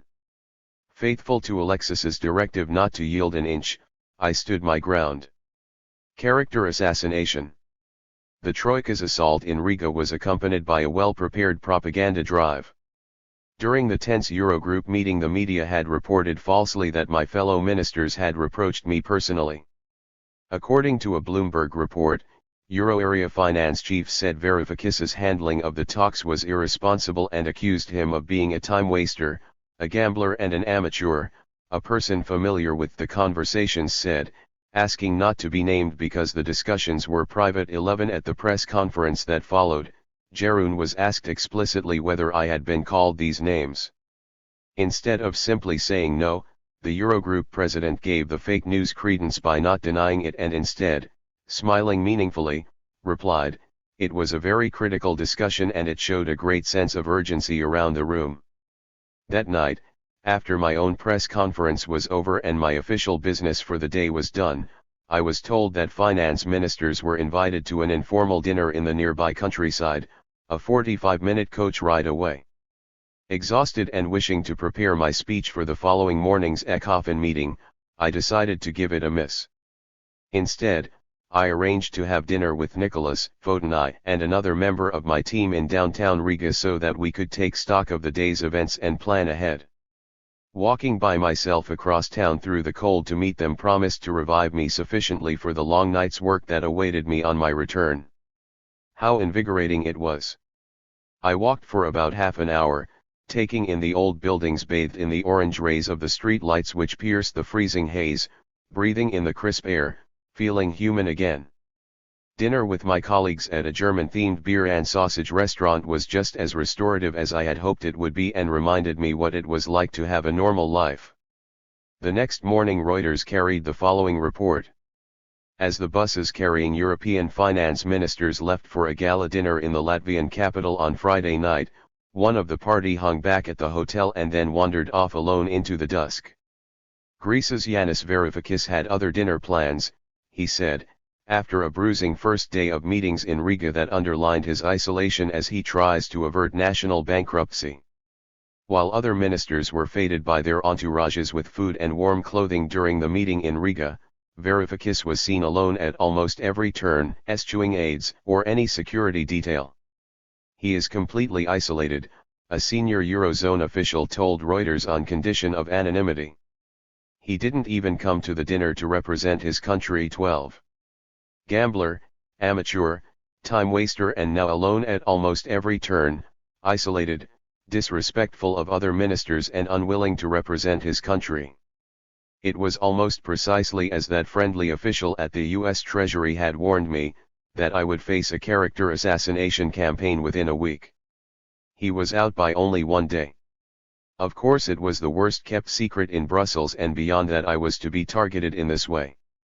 In early February 2015, around the time of my first two Eurogroup meetings, some Greek journalists were told as much by a reporter with first-hand knowledge of the campaign. One of those Greek journalists later reported the conversation. "Will Mr. Varoufakis be able to survive the pressure?" asked the reporter. "At least Mr. Tsipras still trusts him," we the Greek journalists replied. "Then inform them in Greece, both the government and the people, that they can expect even more of these attacks," he said. 13. The bond of trust between Alexis and me was the Troika's greatest obstacle. I knew it. Evidently they knew it too. And as I was about to discover, Alexis knew it also. The jumper's thread. On the flight from Riga back to Athens I was informed that Alexis's conversation with Angela Merkel, on which he had pinned so much, had gone badly. To make things worse, the Chancellery had leaked to the media that the German leader not only gave Alexis the cold shoulder but that she was unhappy with his attempt to bypass the Eurogroup. It was an extraordinary if unsurprising act of bad faith. Having promised Alexis that the two of them would find a solution behind the scenes while Varoufakis and Schäuble cancelled each other out, she was now hanging him out to dry. Arriving at Athens airport I asked to be driven directly to Maximo's. Once in Alexis's office I realized what a beautiful spring afternoon it was.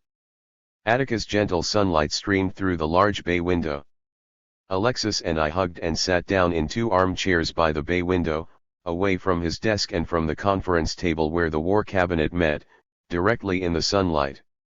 I spoke first, describing what had happened in the Eurogroup, and gave my opinion that the three major developments, Merkel reneging on him, the Troika's ambush at Riga and Benoit's pressure that we request the capital controls with which they were threatening us, were combining to form a formidable onslaught. 14. Before Alexis had a chance to respond, I spoke to him from the heart. "Alexei, allow me to remind you why I am here. I did not leave my job in Texas because I wanted to be minister. I came over to help you personally. And I did this because you told me you agreed with my plan for ending the doom loop. But now we are at a crossroads. I have attracted the creditors' arrows, bullets, and missiles. I do not mind this at all as I fully expected to be the lightning rod that shields you. However, you seem to have developed different ideas to the ones we agreed on. Maybe I am now in your way. Maybe you feel that another finance minister would suit your plans better, given that I still think our original plan offers the only chance. If so, you should replace me with my full public support. Remember why I am here? To help you." Alexis gave me a long warm comradely look and, after a pause, said, "Yanni, listen. You and I are like a woolen jumper. If we let them get hold of a thread and start pulling it, eventually the jumper will be undone. This is their strategy. They are aiming at your undoing to undo me. They want to get you to get at me. We are not going to let them, right? We are going to stand together. I do not want to hear again about this nonsense. Stay strong. We have a war to win. Once more it took only a few words from Alexis to make me forget and forgive. Combined with my deep desire to believe what he said and the genuine opportunity we had to extract our country from its vicious cycle, they revived my hopes and steeled my nerves. A few minutes later that sense of purpose received another boost when Nikos Pappas walked in. He smiled widely upon seeing me and congratulated me for having stood up to the Troika in Riga, briefly reviving the spirit of our earlier meetings in Surrey. Pappas had some news. Apparently, Jeroen Dijsselbloem had just emailed Alexis's office to demand that I be replaced. See? Alexis said, looking at me. They're at it? Trying to divide us. Turning to Pappas, he said, Nico, tell him to go jump off a cliff. But Pappas responded aggressively, it is all your fault, Alexei, he said, adding a number of adjectives that I would rather not repeat. By talking to him directly, instead of referring him to Yannis, you gave Jeroen the impression that he can have direct access to the Prime Minister and bypass the Finance Minister that stands up to him. You have no one to blame but yourself, he concluded at the top of his voice. Alexis acknowledged his mistake and said, I shall email him tonight, making it clear that anything he wants to say to us he must say via Varoufakis. That night I went home feeling hopeful again. The jumper seems intact, I told Danea cryptically before explaining myself.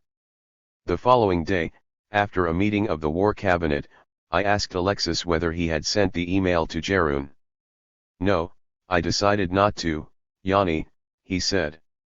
Why antagonize him needlessly? Let him find out the hard way that he will have to deal with you. Alarmed at this decision, I nevertheless failed to recognize the bitter truth, the jumper was already unraveling. The cruelest April day.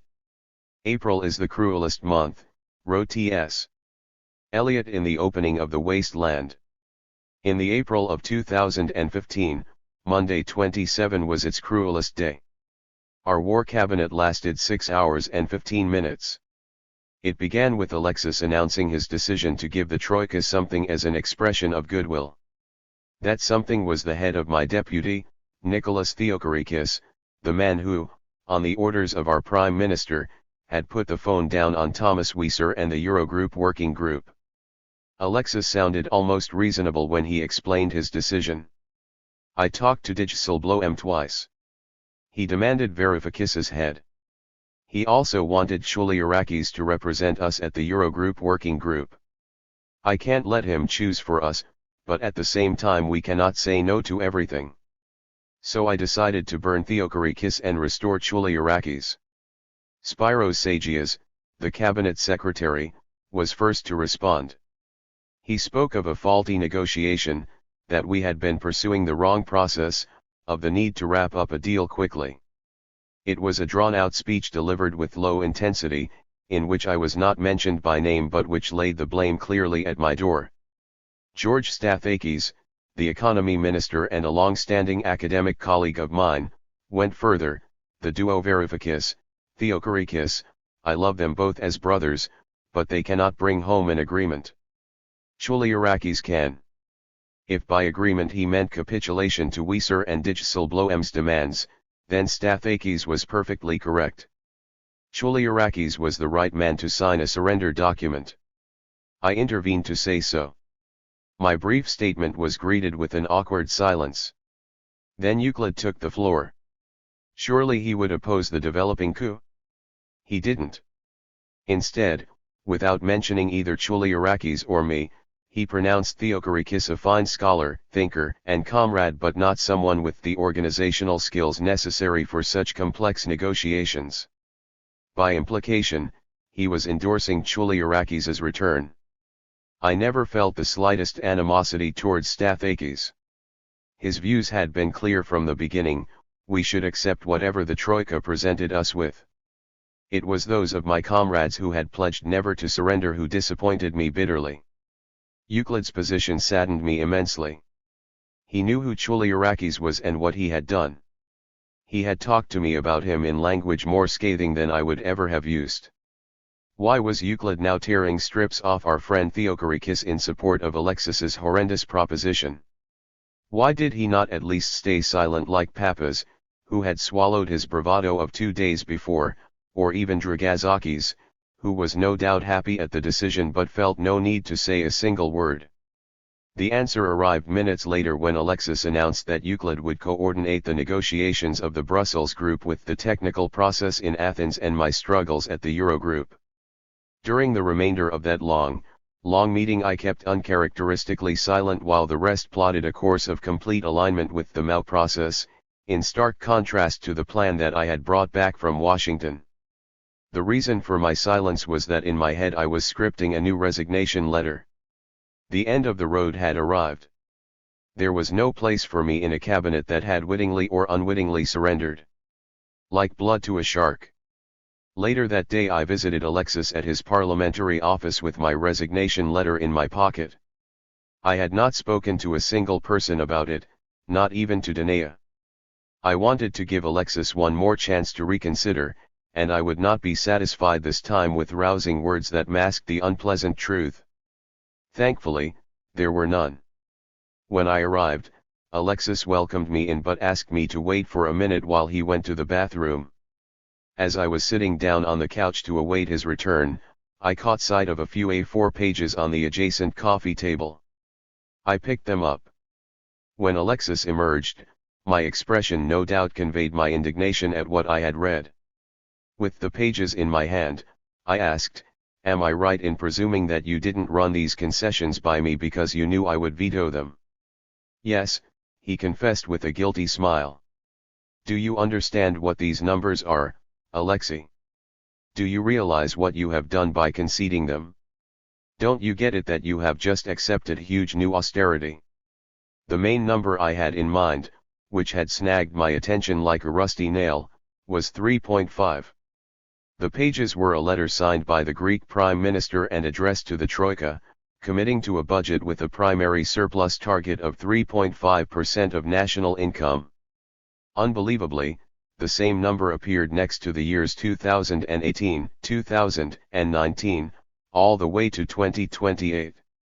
With the exceptions of Singapore and oil-rich Norway, no country in the world has ever posted a 3.5% budget primary surplus for 10 years in succession. The chance that a depressed economy lacking functional banks and with negative investment could do so was the nearest to the theater of the absurd that economic policy can produce. "How did this happen, Alexei?" I demanded. "Chouliarakis thinks that we need to make this concession to get an agreement," was his answer. Evidently, this was what Stathakis had meant when he said that Chouliarakis was the only one who could bring home a quick agreement, complete capitulation. I took a deep breath to compose myself. "I bet Chouliarakis was also the one who convinced you to send these concessions to Weser and Dijsselbloem without asking me." "No," replied Alexis, "that was my idea." "Admit it, Yanni. You would have objected, for good reasons I am sure. But Yanni, when negotiating you must give something to get something back. And what is it that you got back? What did Chouliarakis tell you to expect from the Troika in exchange for another lost decade of punishing austerity for a people that elected us to put an end to the worst and longest austerity drive in capitalist history? They'll now have to give us something on debt relief," he replied. For a moment I was lost for words. The folly in his argument was choking me. Then for the first time I spoke to him condescendingly. "Are you serious? Have you gone completely off your rocker? Why would they ever concede on debt restructuring if you offer them 3.5% primary surpluses forever? Your argument is like trying to fend off a shark by pouring blood into the sea. Think about it, in declaring your readiness to extract from the body of what's left of the Greek economy 3.5% of national income every year in the form of a surplus, you're implicitly declaring that you can pay the creditors 3.5% of national income every year for 10 years. How difficult is it to see that, in saying this, you are declaring that we don't really need debt relief? That we would like it but that we don't really need it? Varoufakis believes that we can achieve the 3.5% surplus target if we start growing again. This was the inane argument of the regime we had fought so hard to replace. If this is so, Alexei, why did we strive to win government? For the glory? Did we not argue strongly against the Samaras government that our economy will never recover unless we end austerity, which means tearing up ridiculous surplus targets and replacing them with one of at most 1.5%? Alexis looked troubled and tried to mollify me. Nothing is final, Yanni. Until there's a comprehensive agreement, no concession I have made is cast in stone. I can always take it back. What? I exploded. Do you really think that you can take back the massive austerity you just gave them? You gave the shark a taste of your blood, its jaws grabbed your arm, and now you think you can pull it back because there is no deal until there is a final deal? Are you confusing us with the powerful side in this negotiation? By that stage my blood was boiling. In fact, I was so enraged during most of this exchange that I almost forgot I had visited him to offer my resignation. When I did remember, towards the end, I decided not to make a hasty move in anger. I needed to leave, calm down and think things over before making a final decision. When I returned to my office, I called my friend Vasily and told him what had happened. He breathed in deeply and emitted a sound expressing deep discontent before telling me to forget about resigning. Remember the 140,000 people who voted for you. They don't want you to resign.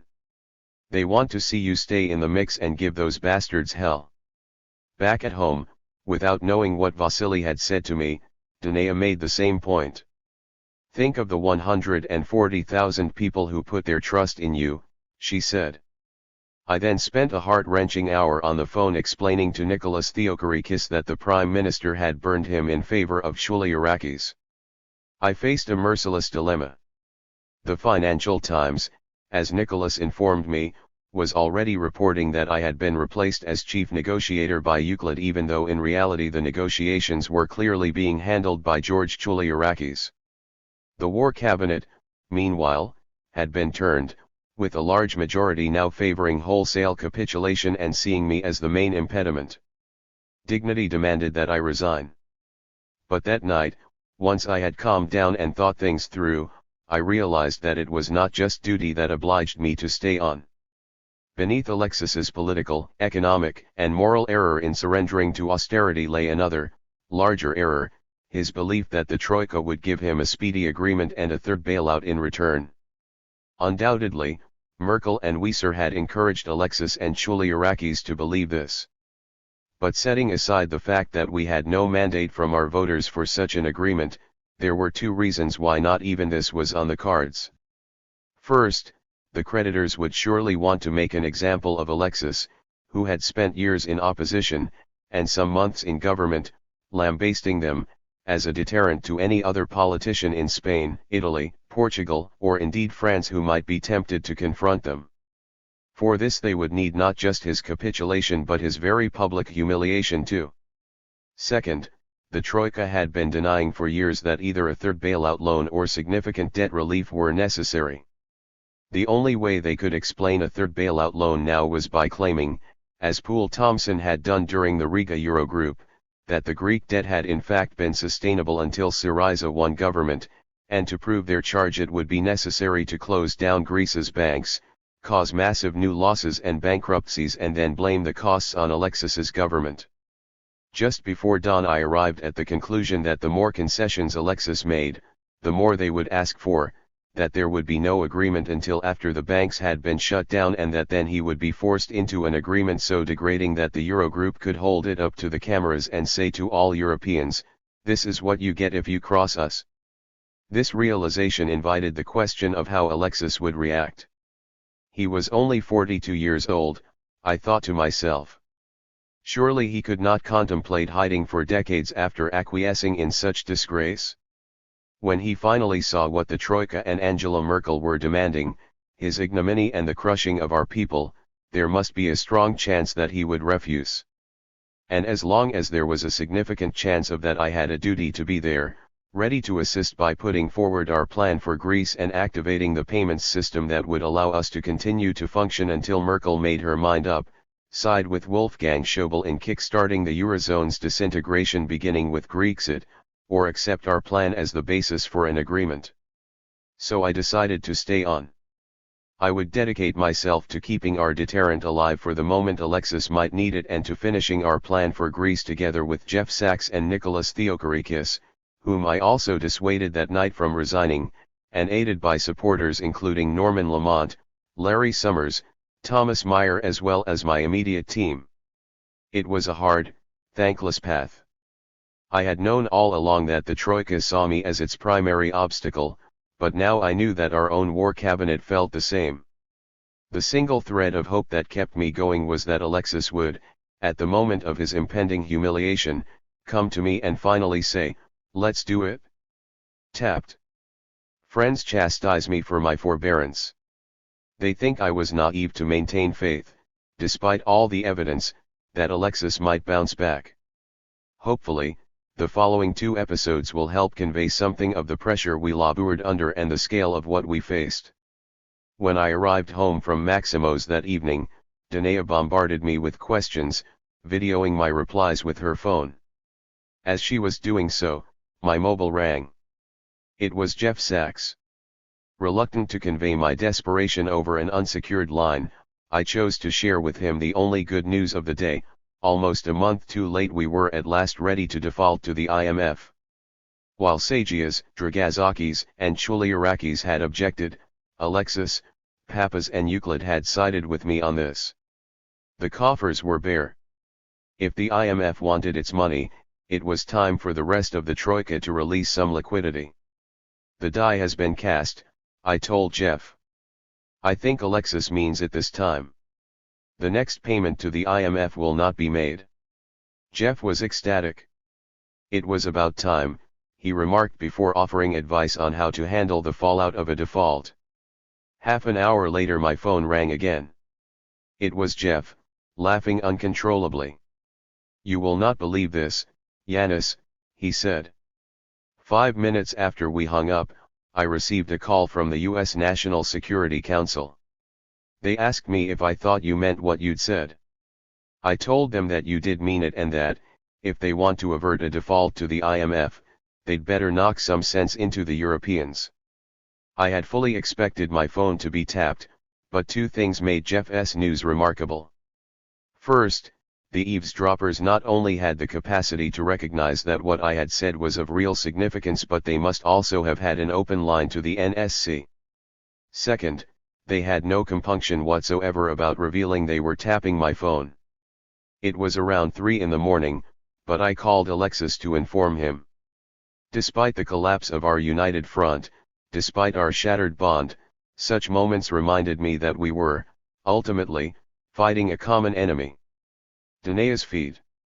The other episode came the following evening, when I was in for a rare treat, dinner with Danae and a friend visiting from Australia at our favorite restaurant in Exarchia. Exarchia is where I lived when I first met Danae. It was at my flat there that my daughter Xenia took her first steps. In fact, the inner city suburb was where I had taken my first steps as a teenager in the 1970s. A neighborhood on the wilder side of Athens, it is known for its offbeat record stores, bookshops, bars and, last but not least, for the powerful presence there of Greece's multifarious anarchist groups. In short, Exarchia was, and to some extent remains, my neighborhood, even though I have not lived there since 2005. Danae and our friend arrived first. I came straight from a meeting with Dragazakis and his team, parked my motorcycle outside the restaurant and joined them at a table in a corner of its lovely walled garden on Valtetsio Street. It was almost May, and the jasmine bushes were spreading their hypnotic scent through the warm spring evening.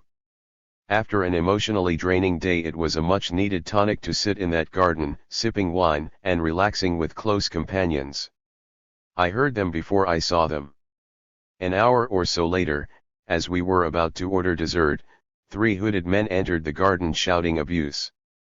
At first I did not realize that I was their target, but then they threw some bottles which smashed on the brick floor just in front of our table, shards of glass hitting my feet.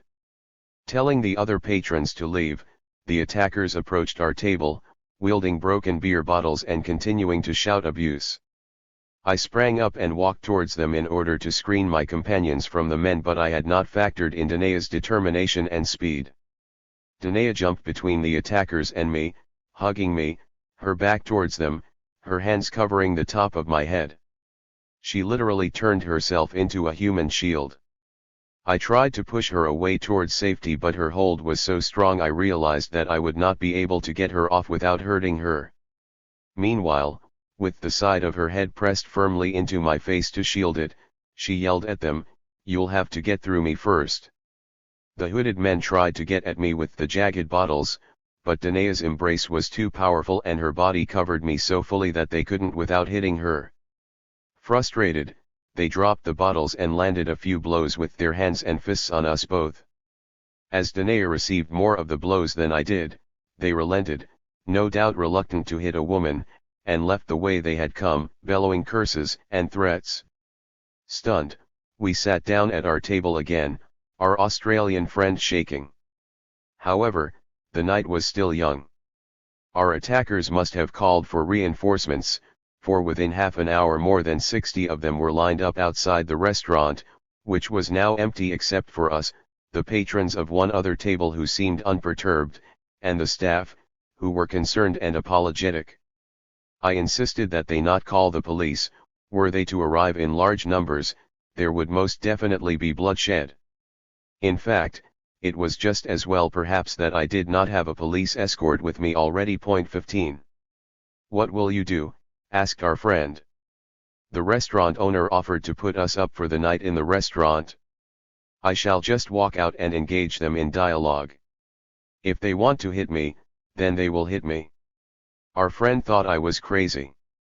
Danae said, "Okay, let's do it." We told our friend to stay put until the gang had left, and then the two of us, Danae and I, stepped out onto the pavement. 60 hooded youngsters shouting and swearing on a narrow Athenian street is a sight to behold. My heart was beating fast, but I did not expect them to hit us again. Danae had impressed them, and I was sure they would appreciate the fact that we had neither called the cops nor hidden in the restaurant. I was also encouraged by the fact that they had not damaged my motorcycle, as they easily could have, but instead remained 10 meters or so away. If they had been planning to attack us again, I thought, they would have been all over the bike. So Danae and I walked straight towards my motorcycle, holding our helmets but not wearing them. The mob continued to shout abuse at us but did not make a move. After I had unlocked the bike, Danae sat on it and slowly began to put her helmet on, but I decided I was not going to be chased out of Exarchia, my own neighborhood. So I left my helmet on the bike and walked towards them. "I'm here. Tell me why you want to hit me." "I'm all ears," I said. "The ringleader warned me off. If you come closer you'll regret it. I want to know what I've done to anger you. If this means I'll be hit, so be it," I said, taking courage from the fact that they had still not attacked. Thus an improbable, boisterous dialogue began.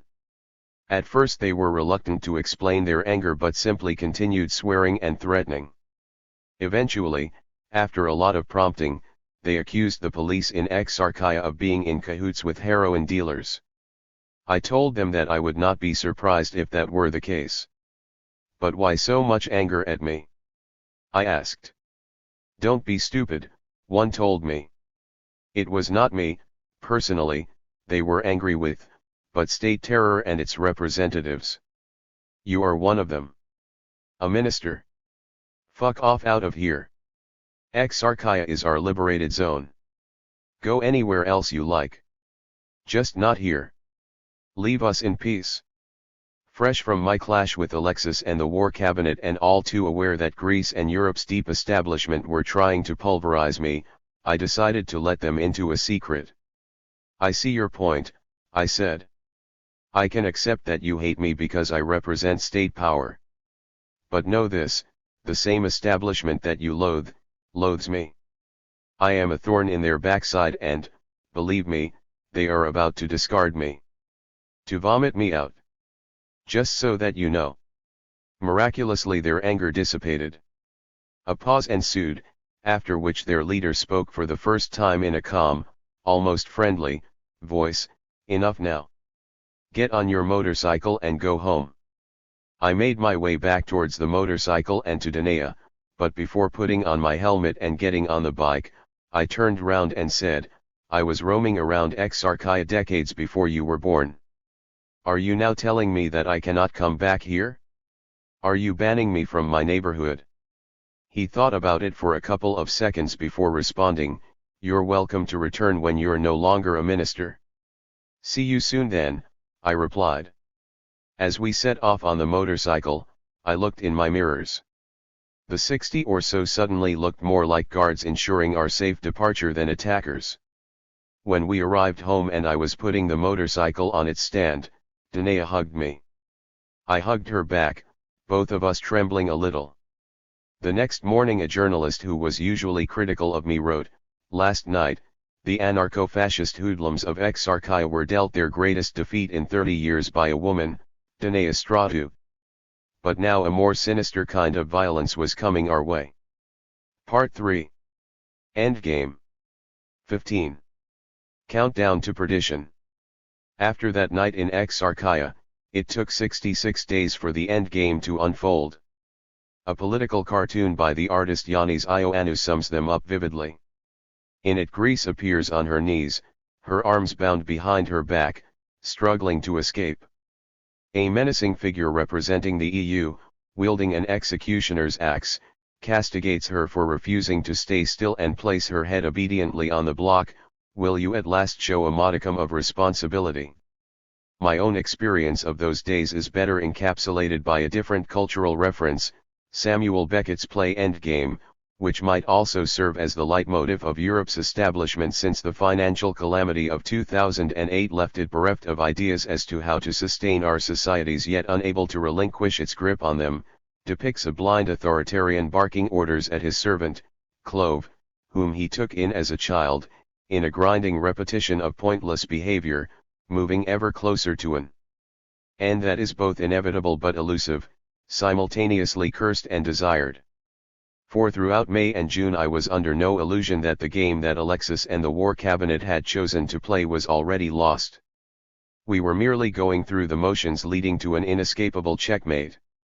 The one illusion that did remain was my faint belief that Alexis would ultimately balk at the humiliation the Troika were planning for him and at the last moment choose to play another game, the one we had planned all along. That belief faded with every day that passed, but as long as it endured, however faintly, I would stay put. If nothing else, I was not going to make it any easier for the creditors to replace the finance minister whose signature they required in order to renew Greece's indefinite jail sentence. I dedicated my remaining energy to 4 tasks: the campaign against tax cheats and gambling machines, preparing my presentations for the Eurogroup so that they were as immaculate as possible, developing the parallel payments system, including Plan X, and, top of the agenda, compiling our plan for Greece. Jeff Sachs and I were already working on the last of these, and in addition to contributions from Norman Lamont, Larry Summers, and Thomas Meyer, we had the help of Jamie Galbraith and fellow economist Mariana Mazzucato. On May 7 I would be delivering a keynote speech in Brussels. It would be an opportunity to test the water with an early draft of the plan before presenting it at the next Eurogroup, which was scheduled for May 11, at which point Jeff would start canvassing support for it at the IMF and elsewhere in Washington. I did not imagine for a moment that it would be welcomed with open arms by Wolfgang and his people, whatever its caliber, but there was a chance that a convincing plan would prompt other, less hostile, ministers to break ranks in its support. Before the speech in Brussels, I decided to fly to Paris and Rome, and then after the speech to Madrid, to see if my plan cut any ice there. With foes like these, who needs friends?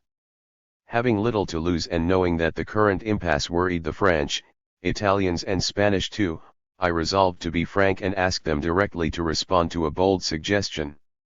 I proposed that the Greek Prime Minister persuade the German Chancellor that the only way forward was for them to take a joint Greco-German proposal to the institutions.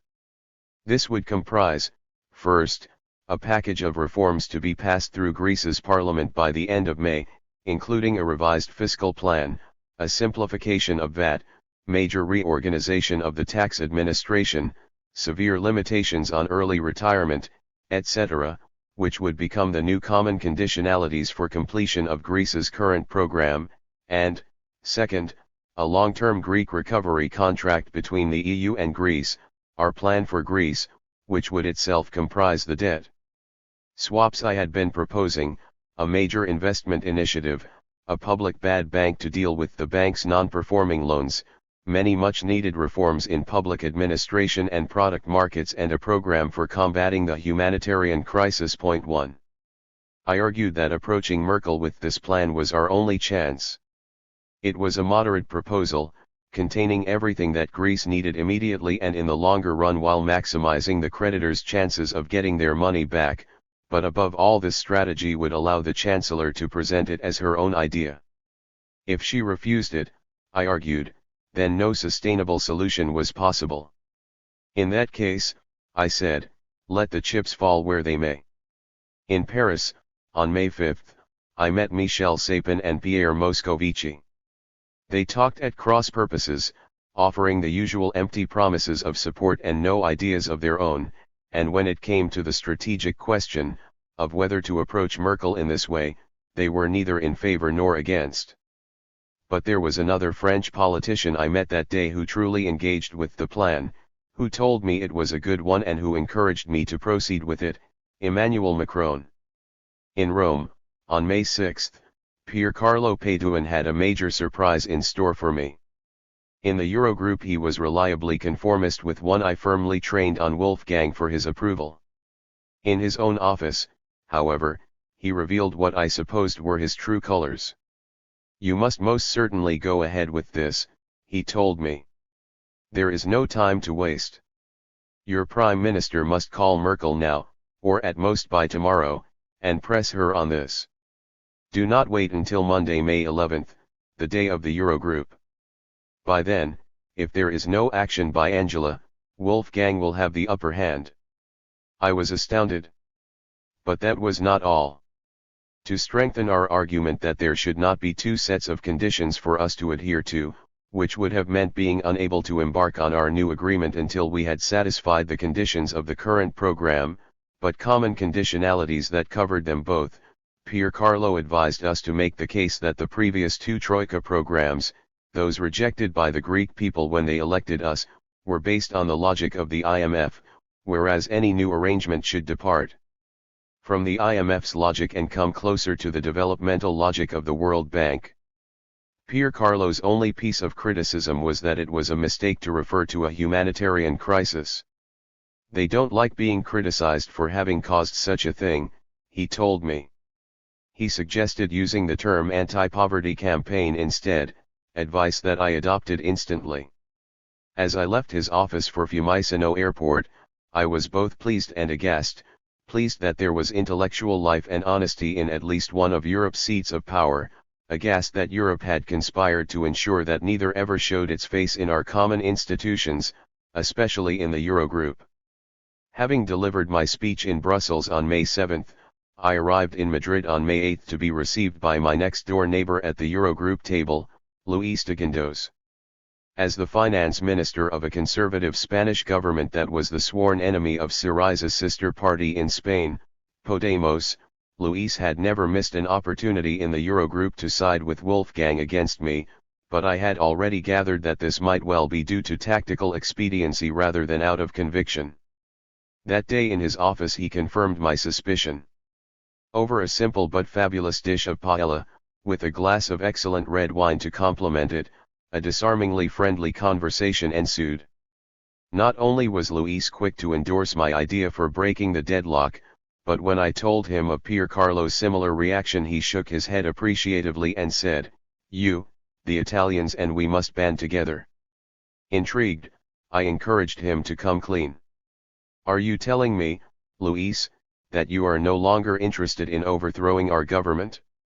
Was that not your not-so-secret desire? Luis thought about that for a moment. Not anymore, he said with a wicked smile. What changed? I asked. I was under the impression you had joined Wolfgang in seeking Grexit. What changed, Luis replied thoughtfully, is that Podemos are no longer posing a threat to us the way they had been a few months ago. And, also, I now fear Grexit more than I did. I am not sure anymore that we can contain it. Spain's credit-fueled mini-recovery was indeed fragile and incapable of surviving the shocks that Grexit would cause, and it was true that Podemos's rise had stalled owing to internal divisions. Even though he would never come out and say so in public, a pact between Greece, Italy, and Spain that averted Grexit and calmed the markets made sense from his perspective. Point 2. On the flight home from Madrid I was plagued by the thought of missing the opportunity we now had before us. The French economy minister and the finance ministers of Italy and Spain had agreed wholeheartedly that Alexis should immediately call the German chancellor with my proposition. They would never take the lead themselves, of course, but if Alexis did, they would support us, at least from behind the scenes. By the time I landed in Athens, the plan of Greece had been finalized. Jeff Sachs had beautifully edited the draft I had sent him a couple of days before, Norman Lamont had added some important vignettes, the people from Lazard had refined the debt swap proposal, and Larry Summers had provided his endorsement. There were other contributions too, including sterling work on a debt sustainability analysis and a bad bank policy. Jeff suggested that the title of the paper should make it sound boring and modest, the way the IMF liked it, and it accordingly became a policy framework for Greece's fiscal consolidation, recovery, and growth. Co-signed by policymakers who combined exceptional pedigrees with experience of the highest levels of governance from across the political spectrum, it was a powerful weapon. Point 3. That Saturday morning, 2 days before flying back to Brussels for the May 11th Eurogroup, I had my office print out copies of the policy framework, placed a few in my rucksack, got on my bike and headed over to Maximo's to see Alexis. There I told him of the encouraging reception of my proposition in Paris, Rome, and Madrid, and handed him copies of the policy framework with firm advice that it was his only remaining weapon, if not to win the war, at least to prevent annihilation. Without even pretending that he wanted to read it, Alexis pushed the policy framework aside. "This is not the time to antagonize her," he said, referring to Merkel. Words eluded me. In refusing the opportunity to adopt this document and proclaim it our government's anti-Mao, he was wasting the chance to table a plan for Greece's recovery devised by the Greek government for the Greek people with the able assistance of some of the world's brightest and most experienced policymakers. Denied the Prime Minister's stamp of approval, the policy framework was from then on nothing more than a Ministry of Finance green paper, handing the creditors a license to ignore it altogether. Alexis's one act of resistance remained his threat to default to the IMF, while signaling behind the scenes to Merkel his readiness to roll over. The next IMF payment, totaling €765 million, was due on Tuesday, May 12, the day after the Eurogroup meeting.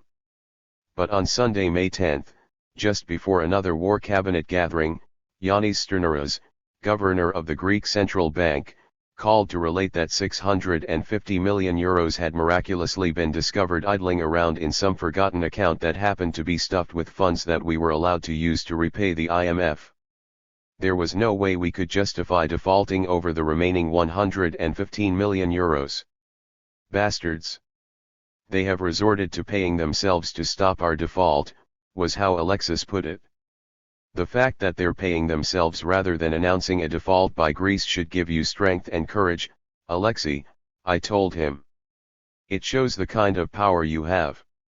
My attempt to revive his spirits went unnoticed, and over the next few hours, as the war cabinet discussed new ways to succumb to the old program, I remained quiet.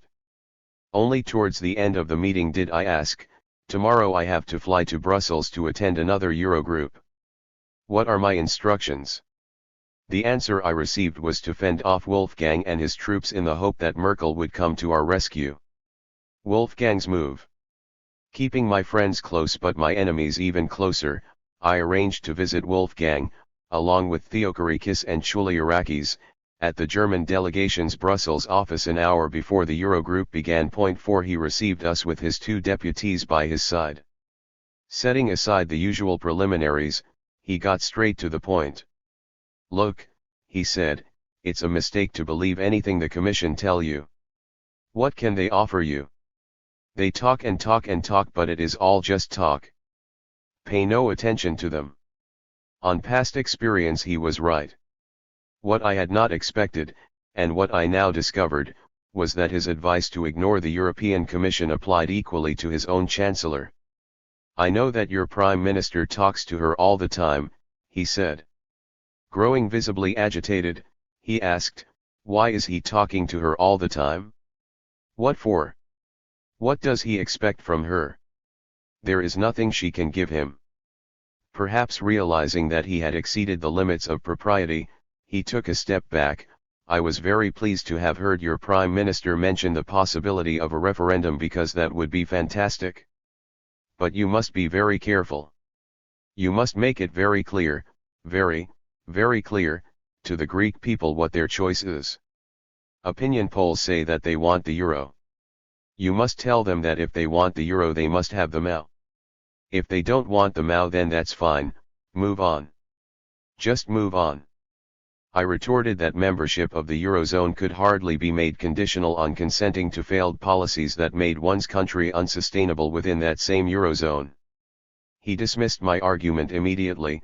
The MAO as it is, with no changes. Or the drachma. You have to take the MAO if you want the euro. If you don't want the euro, that's another matter. The people of Greece must decide that question. That's why I was happy to hear your Prime Minister speak of a referendum. You should set up this referendum. And, you know, if it takes 6 months for the Greek people to have plenty of time in order to make up their minds, that's fine. We will fund you completely for 6 months. So there I had it. All the talk about the ECB merely following its rules in denying us liquidity was claptrap. If they wanted to, for political purposes they would fund Greece's debt obligations completely. And not just for the 2 or 3 weeks that we had been requesting but for 6 whole months, which would amount to 11 billion euros. "But Wolfgang," I replied, still reeling at his words, "as responsible leaders and Europeans, we should do all we can to prevent Grexit and to offer our peoples a clear vision of a decent life within the Eurozone. Pushing them to make a choice between a catastrophic fiscal policy within the Eurozone and a catastrophic exit from the Eurozone is not the mark of an enlightened political leadership. Don't you see that the problem with the MAO is that it offers no hope whatsoever for a decent future?" Of course he could see it, he admitted. "The MAO is bad for your people. It will not allow you to recover. It is not good for growth. That's why you need the referendum." To make this clear. Shocked at the ease with which he appeared willing to endorse the disintegration of the Eurozone, I said, leaving aside Greece for a moment, "Do you really think that you can control the demonic forces that a Grexit would unleash? This is pure folly. No one can control them. It would be an error of historic proportions." "Don't call it a Grexit then," Wolfgang said. "You don't have to think of it as Grexit. Think of it as a timeout. The way I understand it, you get out for a while, you rebound very quickly, so you gain your competitiveness again through the devaluation. And then a year later or so, when you have recovered a large part of your lost competitiveness, you can come back in." I hardly knew where to begin. "Wolfgang, I cannot condone Greece's exit from a currency that admittedly we should never have entered. Since it takes up to a year to create a new currency before devaluing it, it is equivalent to announcing a currency devaluation a year in advance. The short to medium term costs would be immense. While I fear these costs less than the costs of staying ad infinitum in the euro under a destructive MAO, I insist that putting us in the MAO or drachma dilemma is not consistent with the interests of Europe. Even if you don't care about Greece, Grexit, or a Greek timeout, or however you want to spin it, will end the euro's aura of inevitability. This will hit Italy and Spain badly and immediately, before the secondary effects reach Paris. And there is nothing that Mario Draghi can do to ameliorate this damage even if he prints pyramids of euros. The monetary union will be unstitched everywhere by forces that you will not be able to control. Wolfgang disagreed, but expressed his disagreement via a curious overlap in our opinions. In the Eurogroup you are probably the one who understands that the Eurozone is unsustainable, he said. The Eurozone is constructed wrongly. We should have a political union, there is no doubt about it. I always knew you to be a dedicated federalist, I interrupted. I recall your disagreement with your colleagues back in the early 1990s. I am sure Mrs. Merkel could not see as well as you did the importance of a federal political structure to go along with the monetary union. He seemed pleased for a moment. And the French too, he added. They opposed me. I know, I said. They wanted to use your Deutschmark but without sharing sovereignty. Wolfgang agreed heartily. Yes, this is so. And I won't accept it. So, you see, he continued, the only way I can keep this thing together, the only way I can hold this thing together, is by greater discipline. Anyone who wants the euro must accept discipline. And it will be a much stronger eurozone if it is disciplined by Grexit. From the corner of my eye I could see Chouliarakis going pale. Theodorakis, on the other hand, looked impressed but unsurprised by the sight of the German finance minister firing on all cylinders. Taking my chance, I said, you will not be able to control the chaotic process that a Grexit would trigger. Forget about a temporary timeout. Once one is out, and the rest will begin to fall out too. You are planning for a dynamic that you will not be able to control.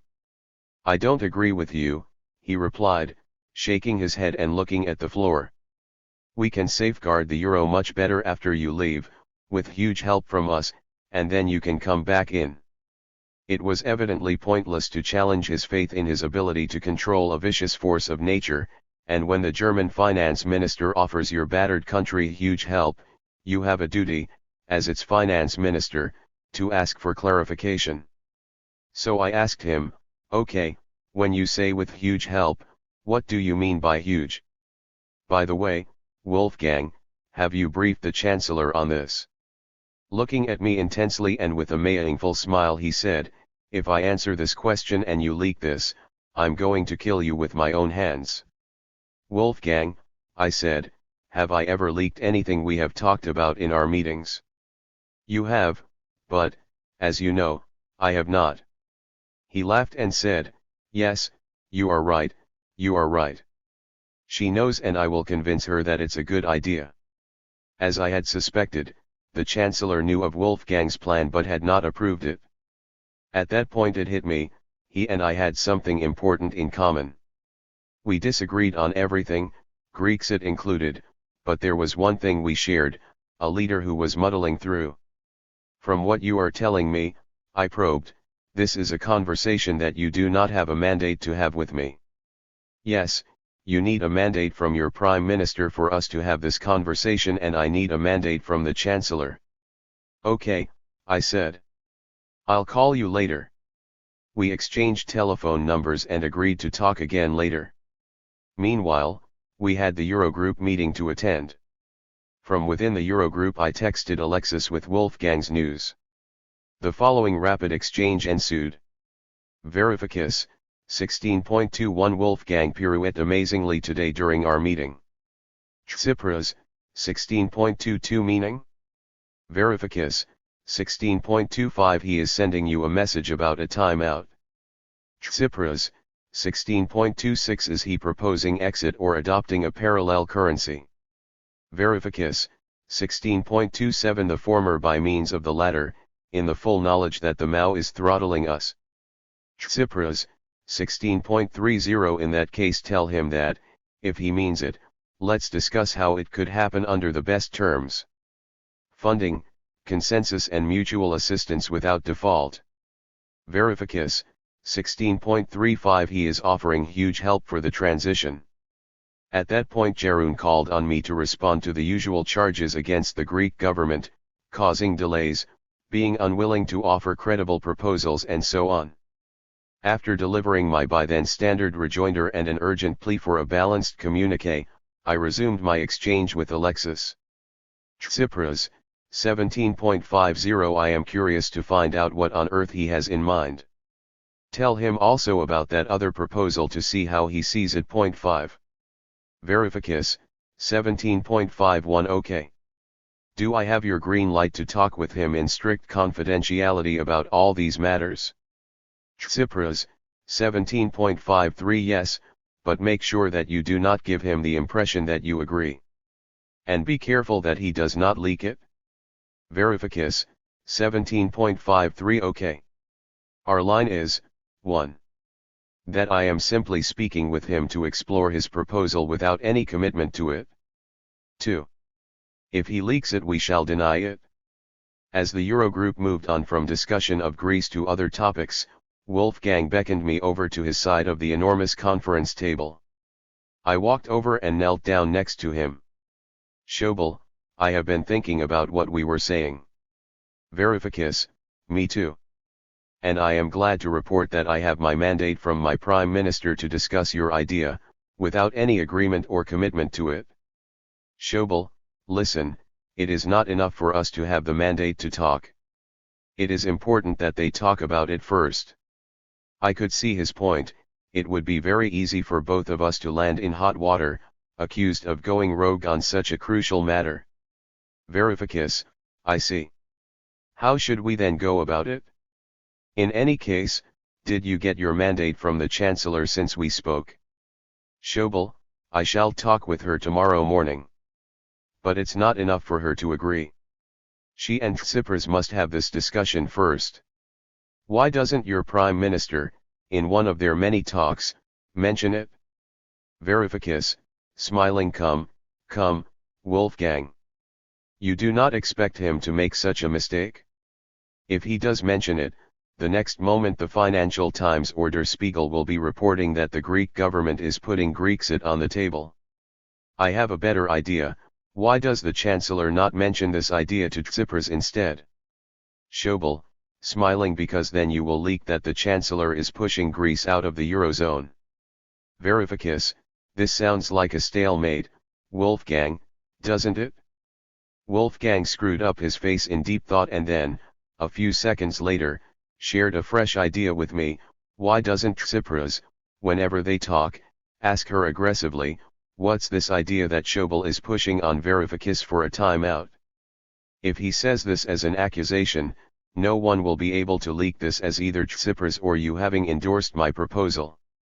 But, at the same time, the Chancellor will have the chance to say, it may not be a bad idea, let's discuss it. If they do, then you and I can have our discussion about what huge help means. I agreed, and upon my return to Athens related faithfully the whole exchange to Alexis. Somewhat bemused, he nevertheless promised to put to Merkel the aggressive question Wolfgang had devised. Melted euros, sunken hearts. Almost a month later, on June 8, 2015, I was in Berlin. Accompanied by Jamie Galbraith, I met Wolfgang in his office for the last time. Schobel received me warmly, even though he could not resist a barbed joke. Once we had sat down, he produced a pile of euro coins made of milk chocolate. They were given to me by German school children, but I told them I was going to deliver them to my Greek colleague because he would need them to calm his nerves. I took them with a smile, offered him one, which he rejected, peeled the aluminium foil off another and ate it. Pretty good for the nerves, I confirmed before unnerving him with bad news. Wolfgang, it seems that you most definitely do not have a mandate for that conversation that you started a month ago in Brussels. Genuinely puzzled, he asked to know more, so I told him what Alexis had relayed to me. He had spoken to Angela Merkel. As advised, he had confronted her with the question, what on earth is Schobel telling Varoufakis about a timeout? She was annoyed and told Alexis that this was not something she wished to contemplate, adding portentously, if he Schobel approaches you with this again, Let me know. 6. Wolfgang looked as if he had had the wind knocked out of him. That he did not even try to contest Alexis's account suggested it was in tune with his understanding of Merkel's attitude.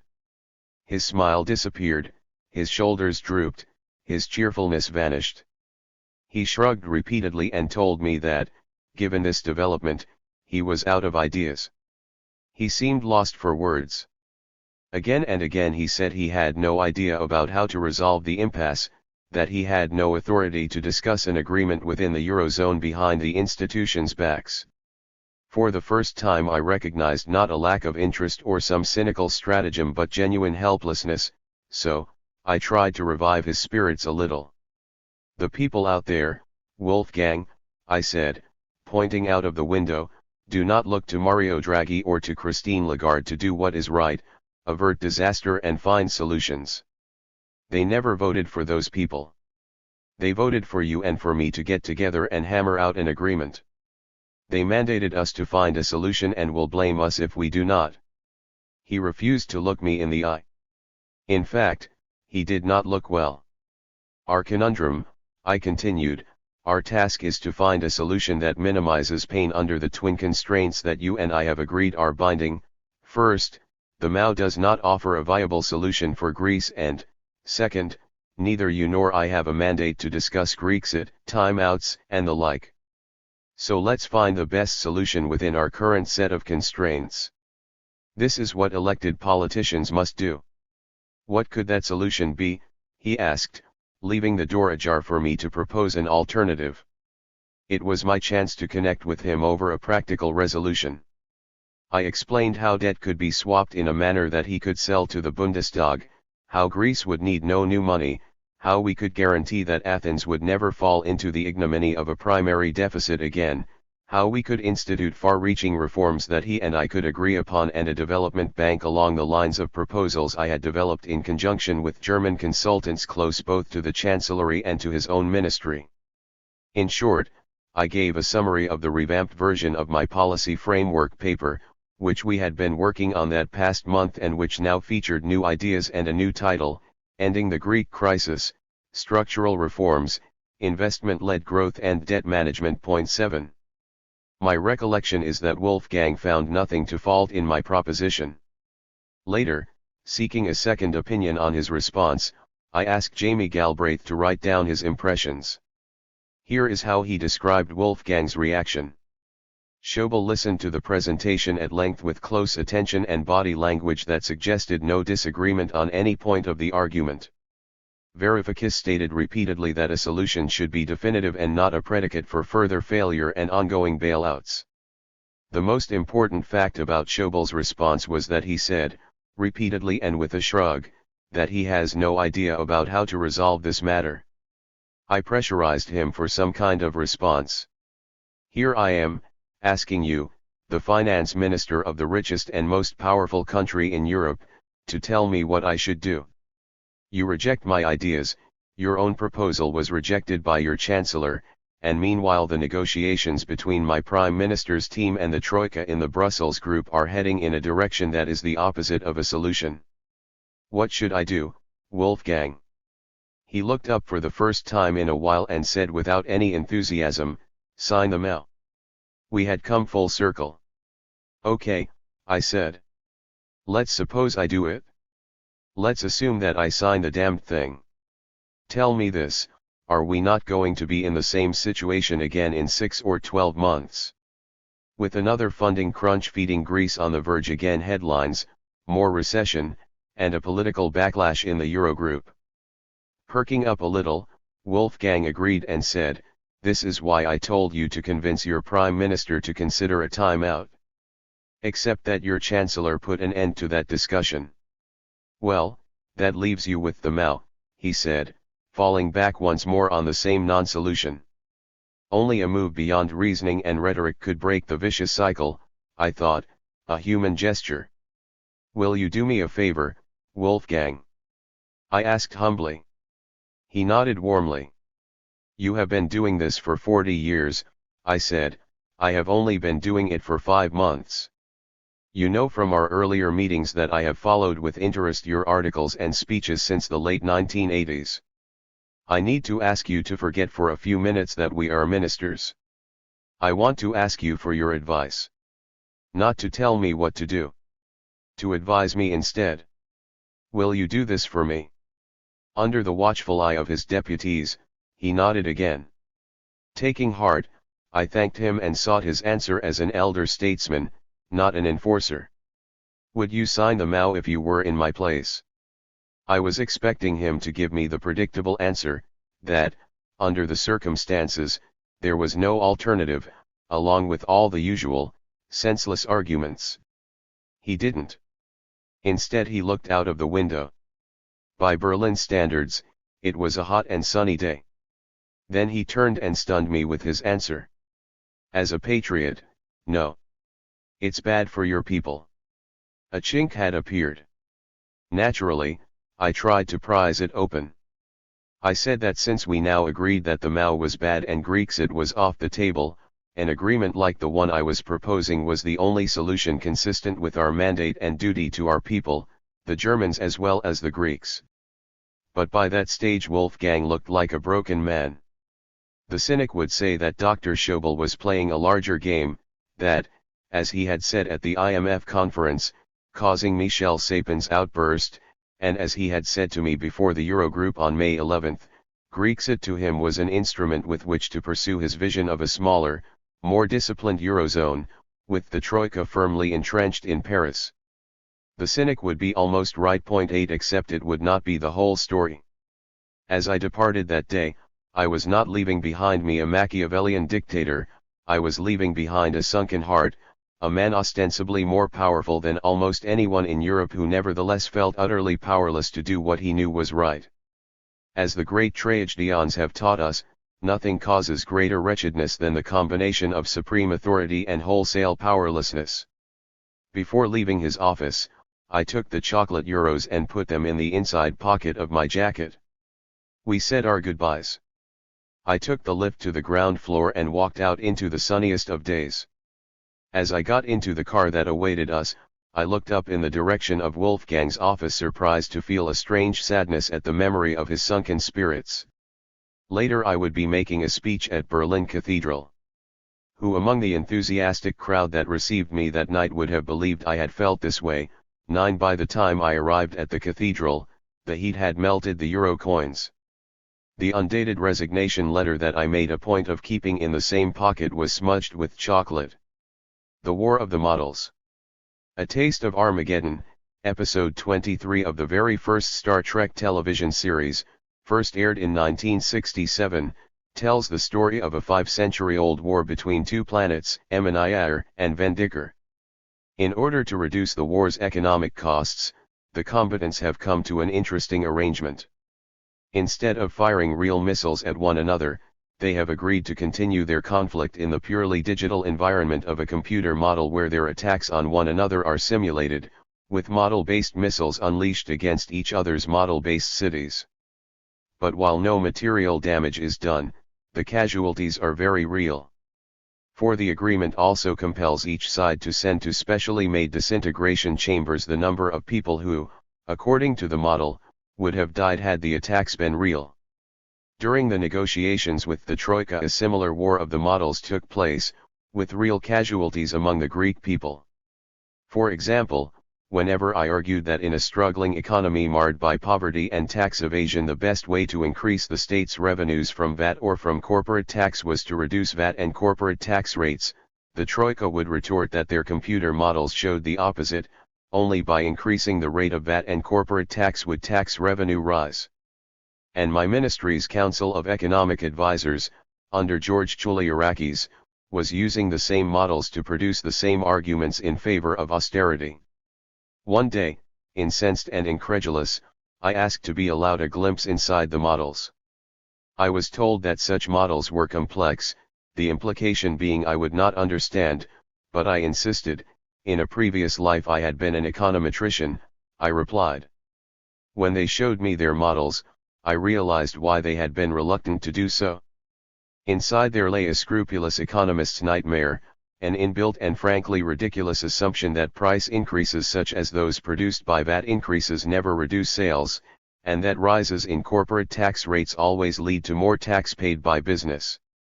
They had omitted to include any price elasticities in their models, to use the technical term for this blunder. To my knowledge, no economist ever assumes that a price increase, however steep, will leave sales unaffected. Or, conversely, that a price drop will never stimulate sales. Or that increasing corporate tax rates will always lead to corporations paying more taxes to the state. And yet the Troika, my Council of Economic Advisers and the respected financial press, even those among them who refused to endorse higher tax rates for Greece, implicitly endorsed precisely this economic idiocy every time they defended these models against my arguments. To demonstrate the flaw, I performed a simple exercise. I asked the Troika's model to simulate the impact on the government's revenues of raising the VAT rate from 23% to 223%. We all know what would happen in reality after such a ludicrous tax hike: sales would collapse and so would the government's revenues. But not in the Troika's model, which produced a massive increase in revenues. Like all models, garbage assumptions beget garbage predictions.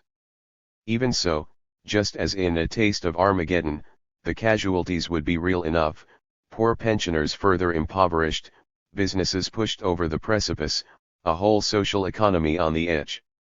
To counter the Troika's models I urgently needed our own, one scientifically superior and socially humane.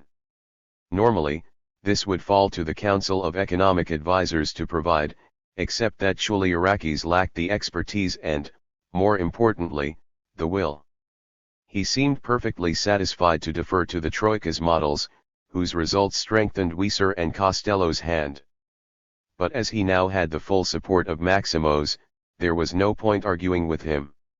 Instead, I asked my own team, under Elena Panarithis, to create a decent model from scratch. Without the resources of the 70-strong Council of Economic Advisers, without even a proper office to work in, this tiny team did magnificently. Together we worked out the econometrics, built in decent estimates of the responsiveness of different markets to price and tax changes, and completed the coding. Within a fortnight even the Troika's technicians in Athens admitted that our model was superior to theirs. The trouble, of course, was that this was no academic game in which the most accurate model won. It was a war of the models in which the most powerful side won. This can be illustrated by an episode involving the IMF's Poul Thomson. One evening in Brussels, Poul was wearying me with his standard tirade about our VAT system and how it ought to be simplified. "It is ridiculous to have 6 rates of VAT," he thundered. "It makes the system susceptible to arbitrage and fraud." 10. My response was that the real problem with VAT in Greece was not its complexity but the fact that 23% was too high a rate for an economy in a slump and a society so mired in poverty that millions could not afford to pay it. We needed to offer the Greek people a new social contract: the government would reduce the rates and in return the people would actually pay the tax. Additionally, I argued, we needed to digitize transactions to discourage tax evasion. Poul was adamant. "Too many rates is the problem," he kept saying over and over again. "You need to go to just 2 rates, he insisted. It had been a long day, and I was tired, so I decided to cut to the chase. "Okay, Poul. Here's the deal.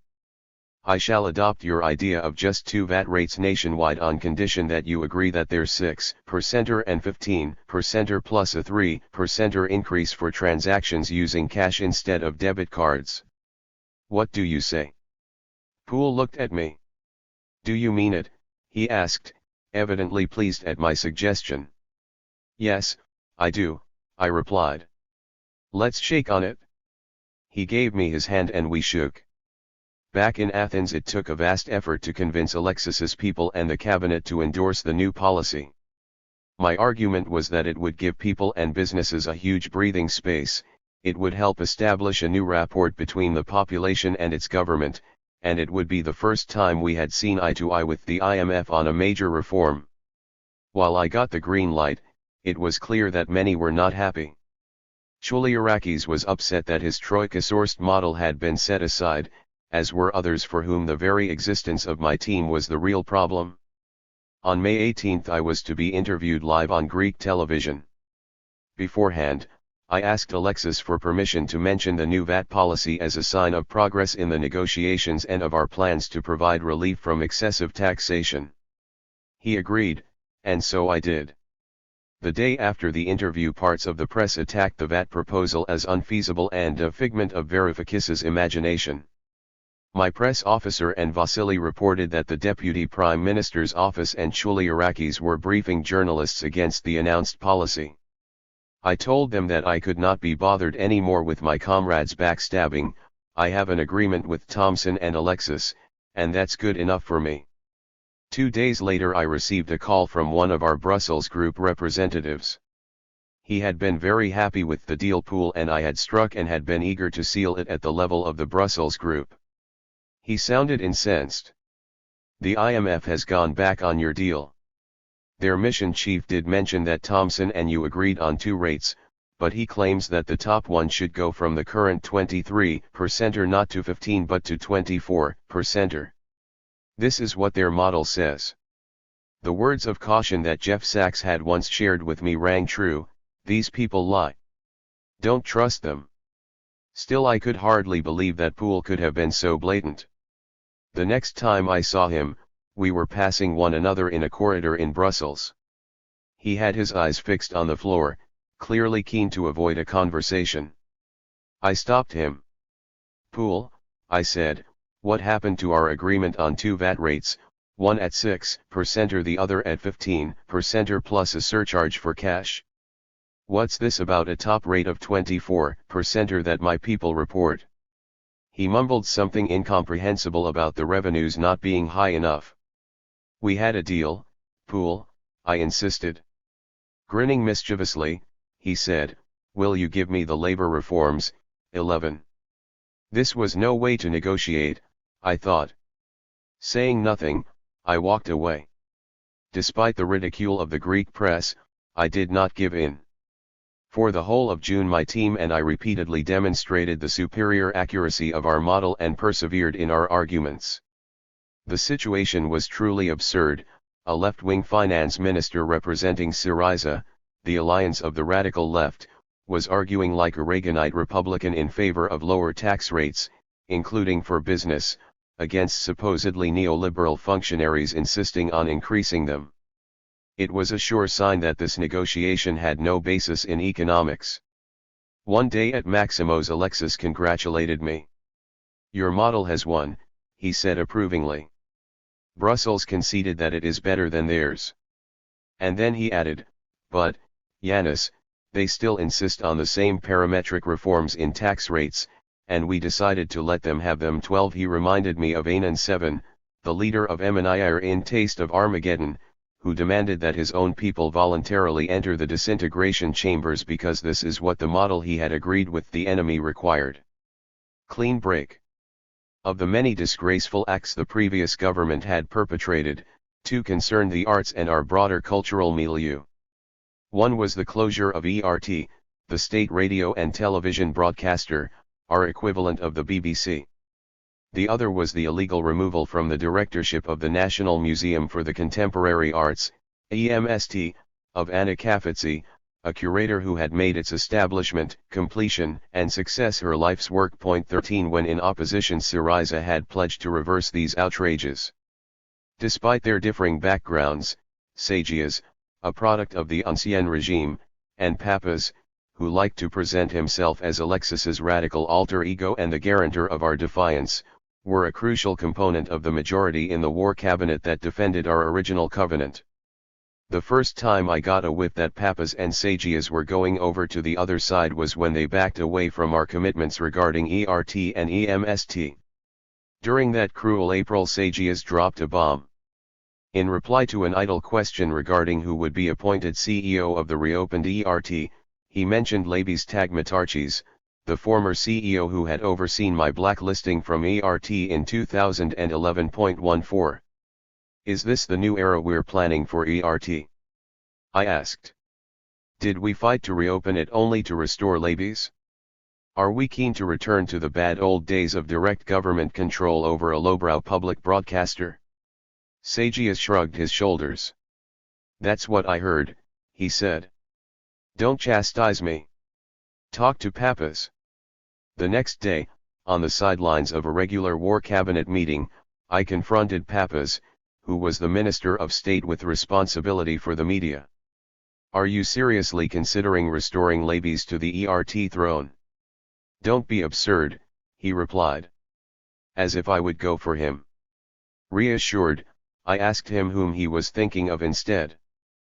Papas mentioned George Avgeropoulos, a brilliant young documentary maker and former war correspondent.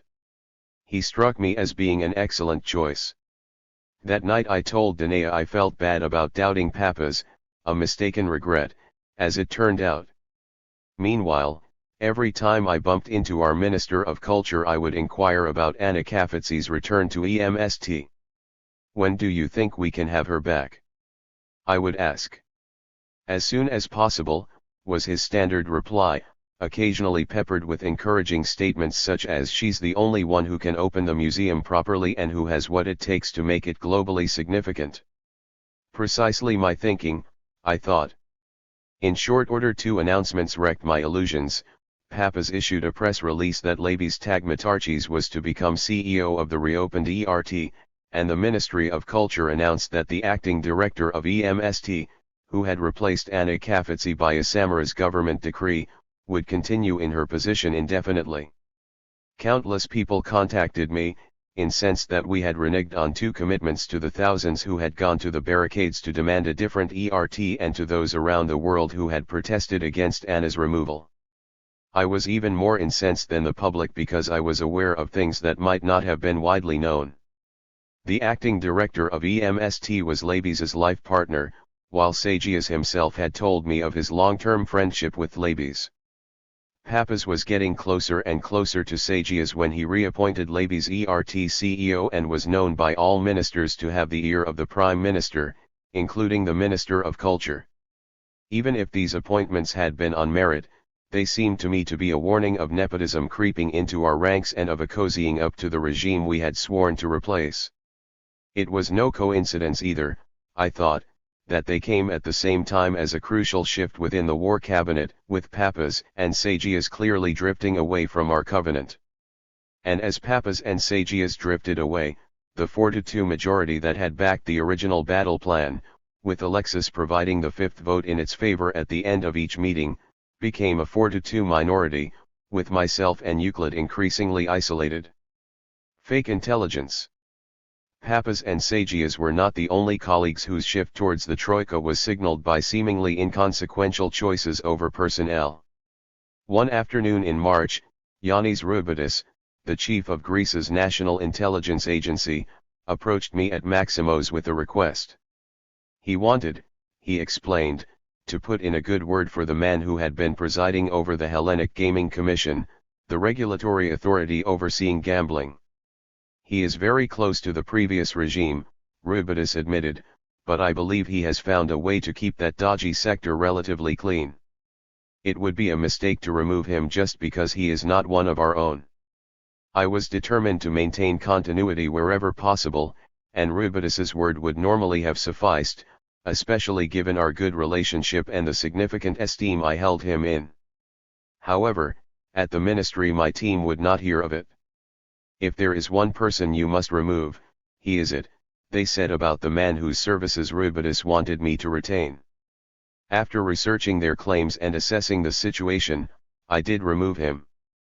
This kick-started a personal campaign by the privatized National Lottery Corporation against me and the people I appointed to the new Hellenic Gaming Commission 15. It also coincided, perhaps accidentally, with the cessation of the helpful briefings that Roubidis had been giving me until then. Meanwhile, Papas and Sagias's behavior towards me deteriorated markedly. Alexis's decision on April 27 to accede to Digitalblom's demands by dismissing Theokorikis marked a significant downturn, and they became increasingly impolite. Within a month their manner towards me had evolved into downright rudeness and aggression. One day on the sidelines of a war cabinet meeting I asked Alexis whether he had noticed it. Nonchalantly he said he had. And when I inquired if he knew why, he shocked me with his answer. Tsipras, Sagias is convinced that you are in cahoots with Schobel to take us out of the euro. And I think that he has convinced Papas too. Varoufakis, do you believe this to be so, Alexei? Tsipras, no, but they are convinced. Varoufakis, why? How? On what basis? If I have succeeded in anything, it is at blocking Schobel's Grexit efforts on your behalf. Tsipras, Rubitis has fed them information to the contrary. While the rest of the war cabinet continued their discussion, I tried to make sense in my head of this astounding information. Rubitis is telling them I'm in cahoots with Schobel? If so, our chief spook is peddling outright lies, I thought. Evidently, someone has influenced two of my war cabinet colleagues, who have in turn influenced Alexis. But I'm getting all this from Alexis. How can that be? If Alexis believes I'm Schobel's stooge, why is he telling me? Surely he would use this information to bait me before getting rid of me. Then again, if Alexis does not believe this, why doesn't he side with me against Sagias and Papas? Could it be that Alexis is lying and Rubitis did not accuse me of collaborating with Schobel? I needed to find out the truth. I got my chance the night before the Eurogroup meeting of May 11th. The war cabinet had decided the strategy that I should take with me to the meeting and was in the process of adjourning. Rubitis happened to have joined us for the last quarter of an hour of discussions. As we were getting up to leave, Alexis turned to me and said in front of everyone, "Be calm tomorrow. Don't lose your cool." I smiled and in a calm voice said, "I am always ultra cool during Eurogroup meetings." Looking at Rubitis, I asked Alexis, "Have you been told otherwise, Alexei?" Alexis glanced at Rubitis but said nothing. "You did lose your cool at Riga, Yanni," Rubitis said. "No, I did not. Not for one moment did I lose my cool. If you have been telling my colleagues otherwise," I said to Rubitis, pointing at the others in the room, "either you have been misinformed by your agents or you are lying." Back at my office I downloaded from my phone onto my computer my recording of the Riga Eurogroup. I copied it onto a USB stick and gave it to my secretary with instructions that the stick be reproduced and delivered personally to the members of the war cabinet, with a note from me, "Here is what really happened." Interestingly, none of them ever mentioned it to me. To this day I do not know whether they even bothered to listen to it. Countdown to perdition. With little support from my ministry's key departments, such as the Tax Office and the Council of Economic Advisors, I was now wholly reliant on a small team of advisors. The strength of their models and their tenacity were nonetheless a great source of annoyance to those who had worked harmoniously with the Troika from the start as well as to those who had now chosen, mid-course, the path to surrender. One of those advisors was Elena Panarithis. In early May I informed the IMF that Elena would be taking on the role of Greece's representative to the IMF. I did so with Alexis's permission and with the full support of Takis Roumliadis, our former IMF representative, as well as that of our economy minister, George Stathakis. Her appointment was approved a few days later. In mid-May, however, Alexis asked me to dump her because the party cannot tolerate someone who had signed an MOU. Truth be told, Elena had a conspicuously neoliberal background, attended gatherings of neoliberal politicians and economists and addressed the media in the manner of a former member of parliament, which she was, rather than in the more deferential style expected of a minister's advisor. That Greek was not her first language may not have helped either. But the only thing that mattered to me was that she represented me and our government brilliantly at international forums and was absolutely committed to the task of getting Greece off the hook. She was by far the best person for the job. In response to Alexis, I explained that it was precisely because of the intellectual and moral courage with which she had turned against the logic of the MOU that I trusted her, certainly more than I trusted unschooled Syriza militants who did not know what they were up against. Alexis smiled at my reasoning but repeated that we had a problem. I put my foot down. This appointment was for the finance minister to make. Full stop. However, in order to help him fend off pressure from the party ranks, I proposed we go through an open recruitment process, with Varoufakis, Varoufakis, Euclid, and myself on the deciding committee, to assess Elena's suitability in the context of other candidates. Alexis agreed. Once again Elena was judged the right candidate and appointed. 16. A fresh letter to the IMF reconfirming her appointment was dispatched. 4 days later a newspaper reported that Sagias could not stomach her appointment, calling Elena an Mao choice. The fact that he was at that very moment striving to drag Alexis down a path that led back to the Mao was ironic to say the least. But by June 1, under immense new pressure from Alexis, Elena had resigned. It would be a mistake to think that such episodes were unimportant. The Troika had made it clear that a deal would be possible only if we were to postpone debt relief and increase tax rates, so the plan for Greece had to be shot down because debt relief was at its heart, and the taxation models my team and I had been working on had to vanish. Elena's removal was a great help to Sagias and Chouliarakis' campaign, supported by Papas and Varoufakis, to steer the Syriza government away from seeking debt relief. During a war cabinet meeting, Papas, who had approached me in 2012 because of my dedication to debt restructuring and had insisted that I become finance minister in 2015, accused me contemptuously of being fixated on Greece's debt. "You bet I am," I replied. "When in a prison camp one has a duty to be fixated on escaping." Sagias rushed to Papas's aid, making the incredible argument that the debt was not a problem as long as the Troika funded its repayment. Watching Alexis fail to respond to this disavowal of literally everything we had been saying since 2010 was mortifying. Submitting to the Troika's Mao process and remaking our government into a softer version of the Samaras administration was now their goal. I remember hanging around with Euclid at Maximo's as we waited for the war cabinet to begin, while in an adjacent room Sagias and Chouliarakis, with Varoufakis hovering to lend them support, wrote and rewrote the Troika's so-called staff-level agreement, SLA. This was effectively a new Mao, identical to the old except but for a few fig leaves and a great deal less fiscal sustainability. The awfulness of it all was excruciating. One day I told Alexis that he would not be able to sell Sagias SLA to himself, let alone to our parliamentary party. Disarmingly, he agreed and looked even more depressed. Meanwhile, Jeff Sachs was sending me urgent warnings, they demand an SLA first, promising talks about debt relief and the like later. But they lie. Once you give them the SLA they will deny they ever promised you anything. Don't fall for it. How could I tell Jeff that I no longer had Alexis's ear? That he seemed compelled to go inexorably down that path? By the end of May, Alexis seemed too depressed to control war cabinet meetings. They were now dominated by Sagias, who with the consent of Varoufakis and Papas was intent on our adoption of the language and content of the Troika's law.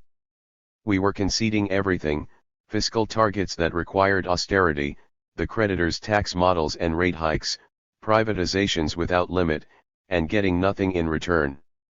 Whenever I pointed out that we were making commitments that were impossible to meet, I met with responses that were more or less a reprise of the Samaras government's arguments, that future commitments were immaterial as long as we got new loans in the meantime, that debt was not an issue because, sooner or later, it would be restructured. In a desperate attempt to refocus Alexis's attention, with Glenn Kim's help I compiled yet another, even milder and more moderate version of our debt swap proposals and suggested that Alexis present it at his forthcoming informal tripartite meeting with the German Chancellor and President Hollande, arguing that any agreement based on Sagias SLA would be political poison in Greece if it didn't include at least some kind of debt restructuring. Alexis did as I suggested and called me up later with the good news. The meeting had gone quite well, he told me. Angela said she was prepared to have our debt proposals studied and asked me to send someone to discuss them with Sir. But Euclid's separate report from Brussels told a different story. The tripartite went badly, so we will give them more. Alexei, I said, she referred you to our gravedigger, Thomas Sir, who clearly has no mandate to discuss debt relief with us, and you are telling me this is good news. Nevertheless, I was happy to send Glenn Kim to Brussels to meet Weser, just in case. Glenn was as brilliant as ever in demonstrating to Weser how simple and effective the debt swaps we were proposing would be and that they would come at minimal political cost to the Chancellor. Weser was forced to concede that our proposals had merit, but the fact that there was no credible threat from our side anymore meant that Glenn's success led to nothing.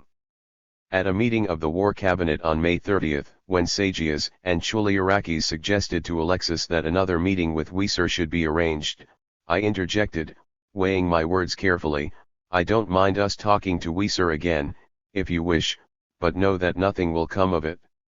Our only chance of regaining control of our fate is if our Prime Minister, at most by Wednesday or Thursday, tables for public scrutiny and debate our own anti-Mao, our final proposal both for ending the current program and for a new contract with the EU.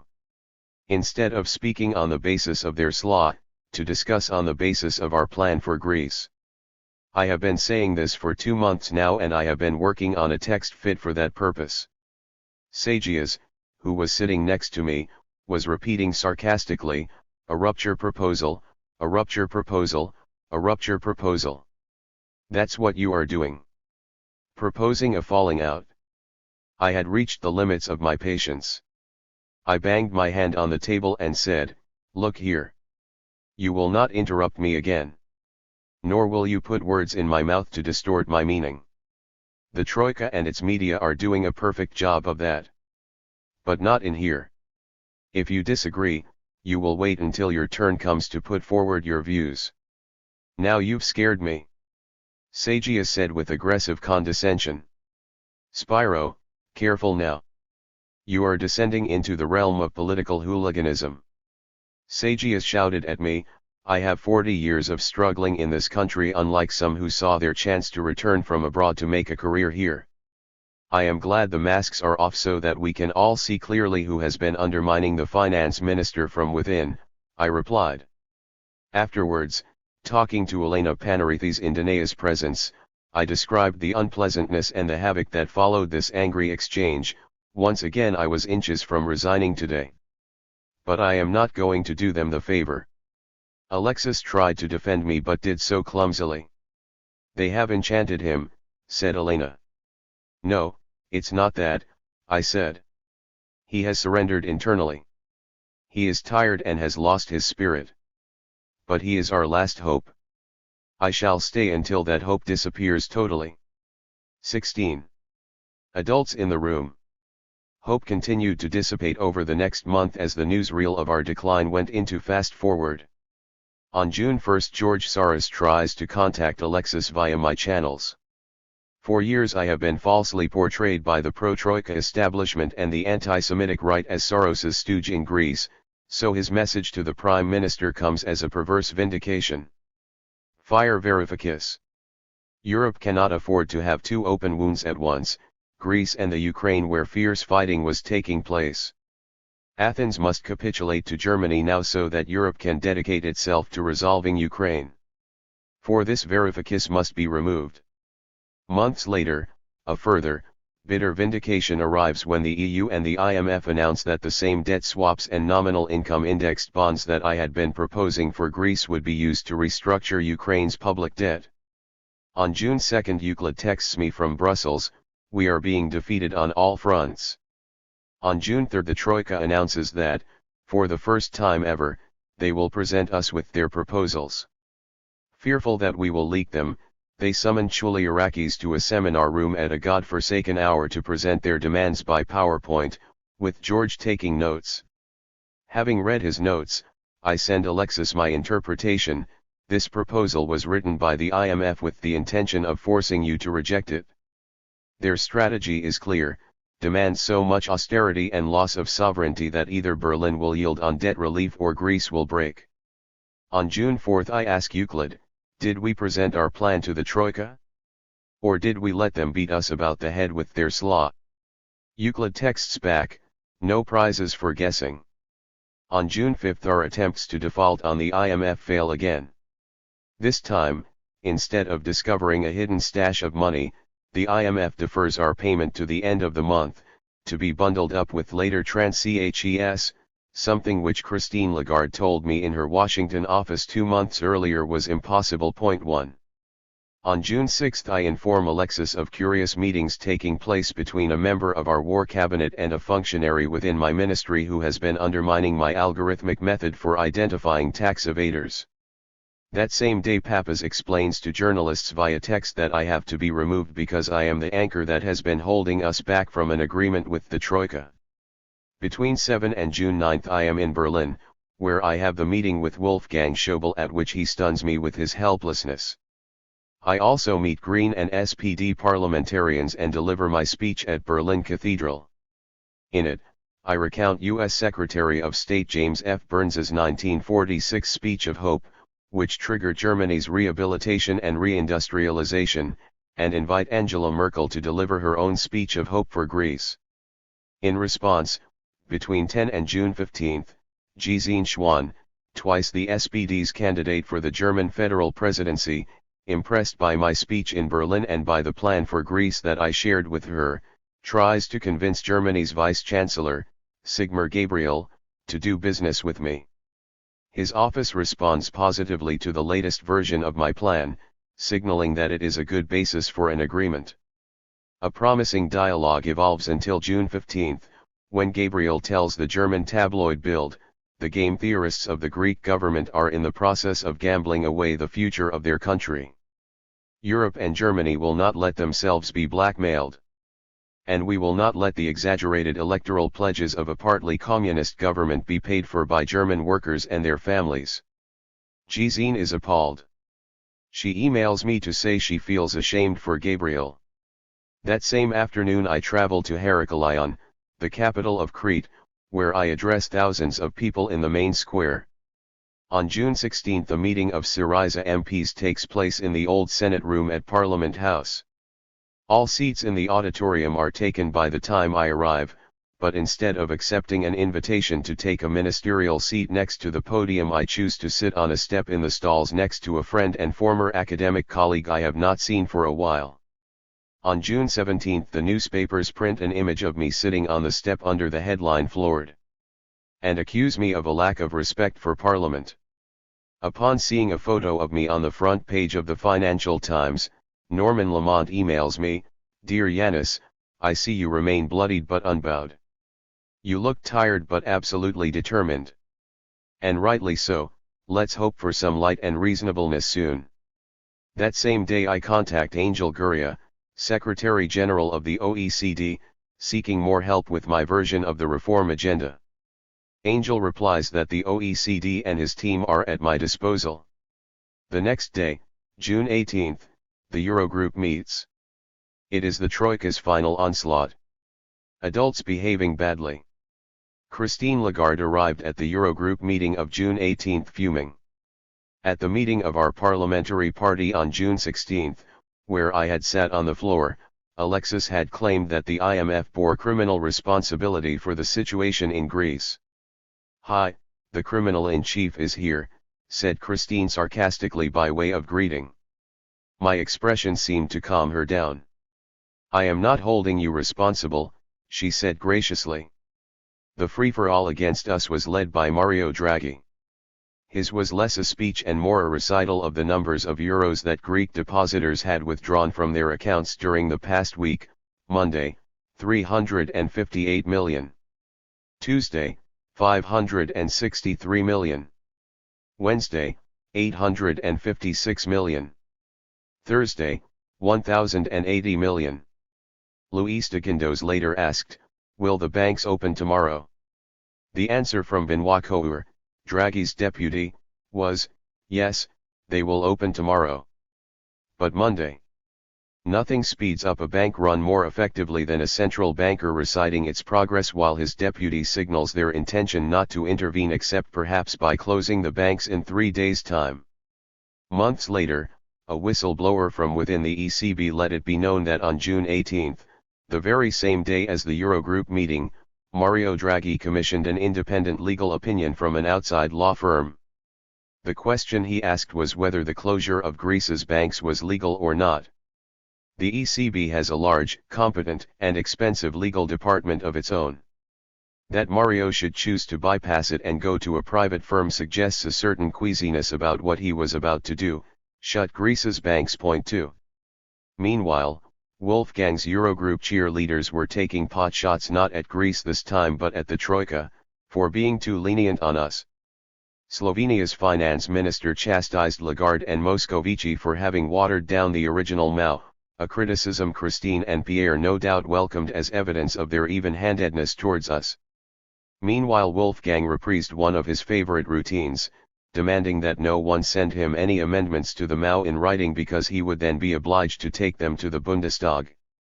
When my turn came, in addition to my usual review of the burning issues, reforms, debt swaps, the need for credible targets, a management plan for investment and non-performing loans, the reasons why the institution's PowerPoint proposals made no financial, economic, or political sense, I put forward one new proposal. Instead of quarreling about the details of tax rates on the basis of unsafe models, I said, how about a deeper, more comprehensive, permanent reform? An automated hard deficit brake that is legislated and monitored by the Independent Fiscal Council that we and the institutions have already agreed upon. Consider this to be a firm proposal that our government will implement immediately after an agreement. 3. If they had any interest in reaching an agreement with us, they ought to have jumped at my proposal. Michel Sapin made some encouraging noises. The institutions must take Yannis's proposal seriously.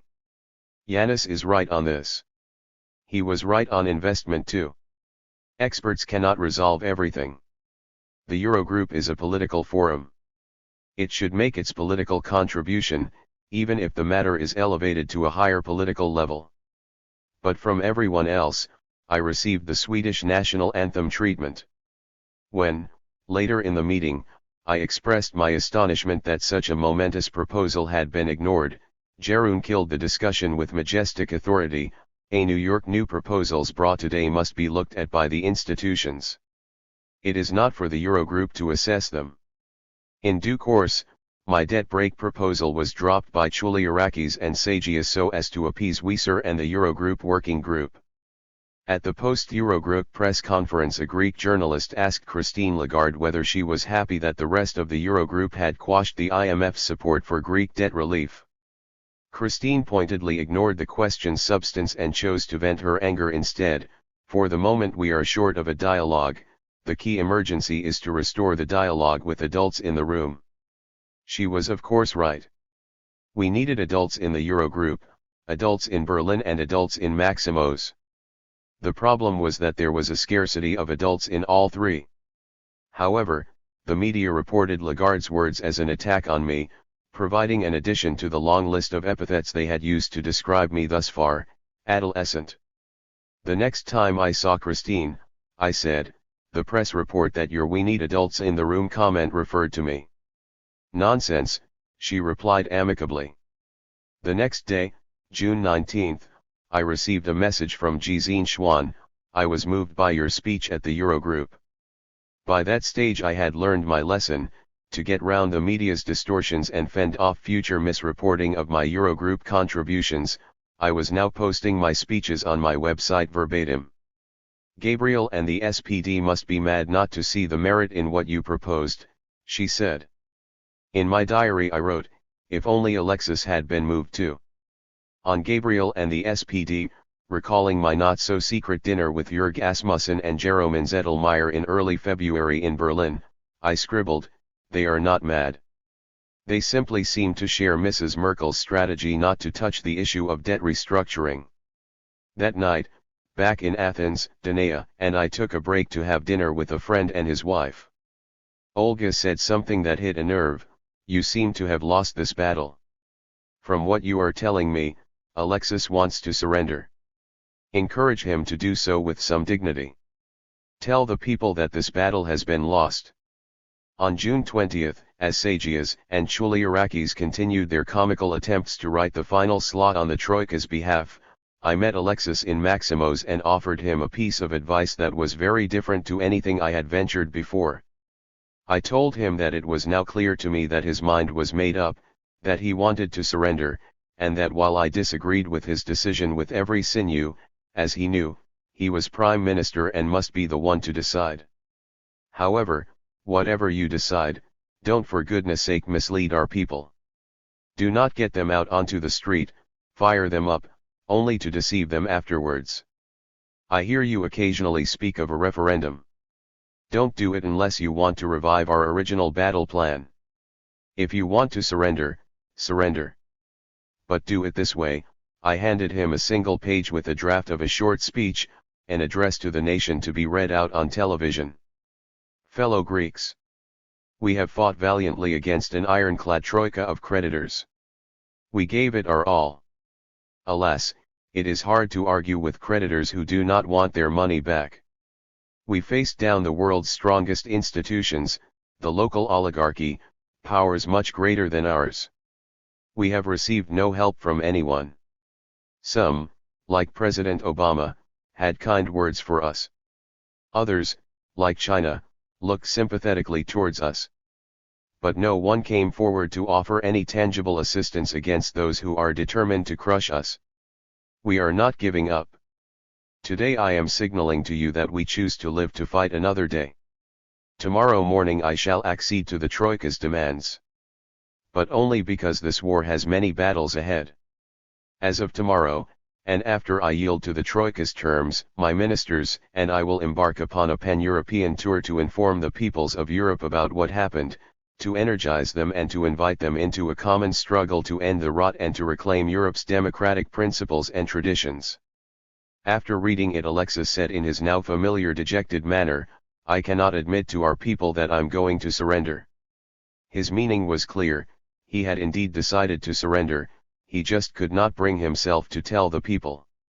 A special Eurozone summit had been scheduled for Monday, June 22 in Brussels. At our cabinet meeting the day before, I told my colleagues that we faced an historic choice between two clear options. One was to surrender, and I told them about the speech I had suggested Alexis make to the nation. The other option was to fight on. But if we did so, I warned them. As of Tuesday, the ECB will attempt to close the banks and put in place capital controls. It only makes sense to go down that road if we mean to respond to their threat with ones of our own, that we shall respond to the ECB's aggressive move by deferring unilaterally the redemption of the 27 billion euros of the ECB's SMP-era Greek government bonds to some distant future date, and that we shall activate the parallel payments system that I first introduced to you last February. If we are not prepared to respond this way, we should surrender tomorrow. Before the Eurozone summit, a Eurogroup meeting was held in preparation.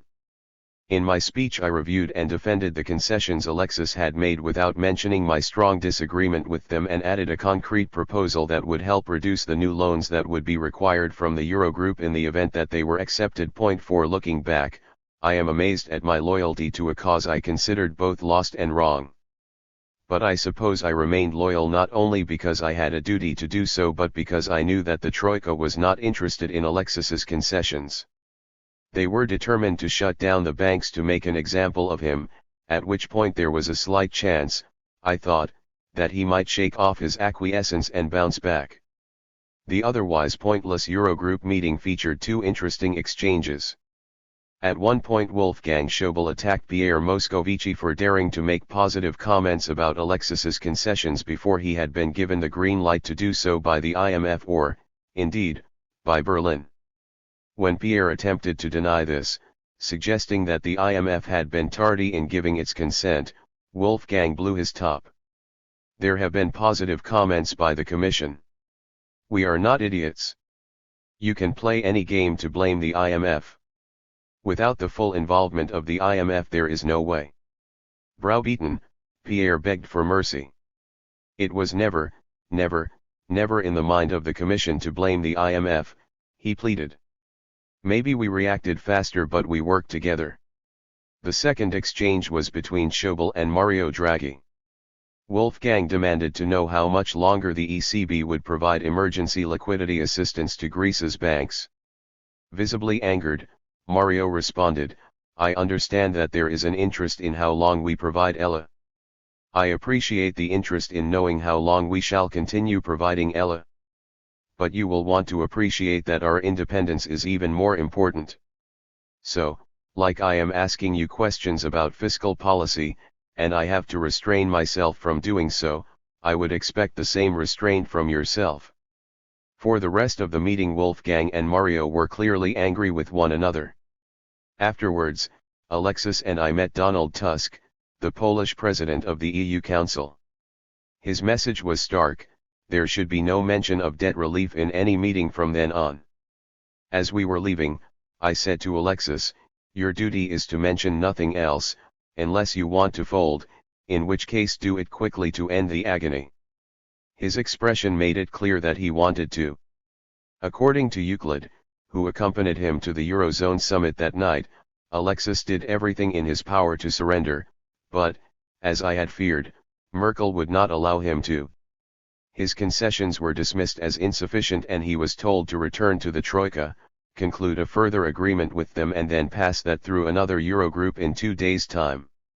On June 23, Sagias and Chouliarakis continued their pitiable redrafting of the Troika's law, convinced that greater concessions would secure them a deal with the Troika the following morning, which would be formally agreed in the Eurogroup meeting that afternoon. It was as if Faust were preparing to sell his soul to Mephistopheles, not realizing that Mephistopheles had no interest in buying. In the event, there was no deal. All that these concessions bought Alexis was a proposal from the Troika for a 3-month extension of Greece's loan agreement, after which the creditors would come back for more, much more. At the ensuing Eurogroup, the gathered finance ministers were justifiably annoyed that they had been convened to no purpose. Jeroen Dijsselbloem undershot his own low standards by refusing to distribute the revised SLA that Alexis had tabled, distributing only the Troika's proposed SLA instead. Taking advantage of everyone's fatigue, I suggested that the Eurogroup as a whole deserved a break from Greece, and that the proposed extension be increased by a further 6 months at least, until March 2016, so as to spare those involved these incessant meetings.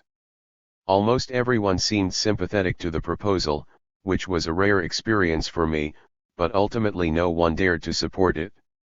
2 hours later we adjourned until the following day in the hope, which I did not harbor, that Alexis's team and the Troika would reach an agreement overnight. Back at the hotel, Alexis, Sagias, Dragazakis, Euclid, Papas, Chouliarakis with some of his team and I gathered in a meeting room. I had nothing to say. They all knew where I stood.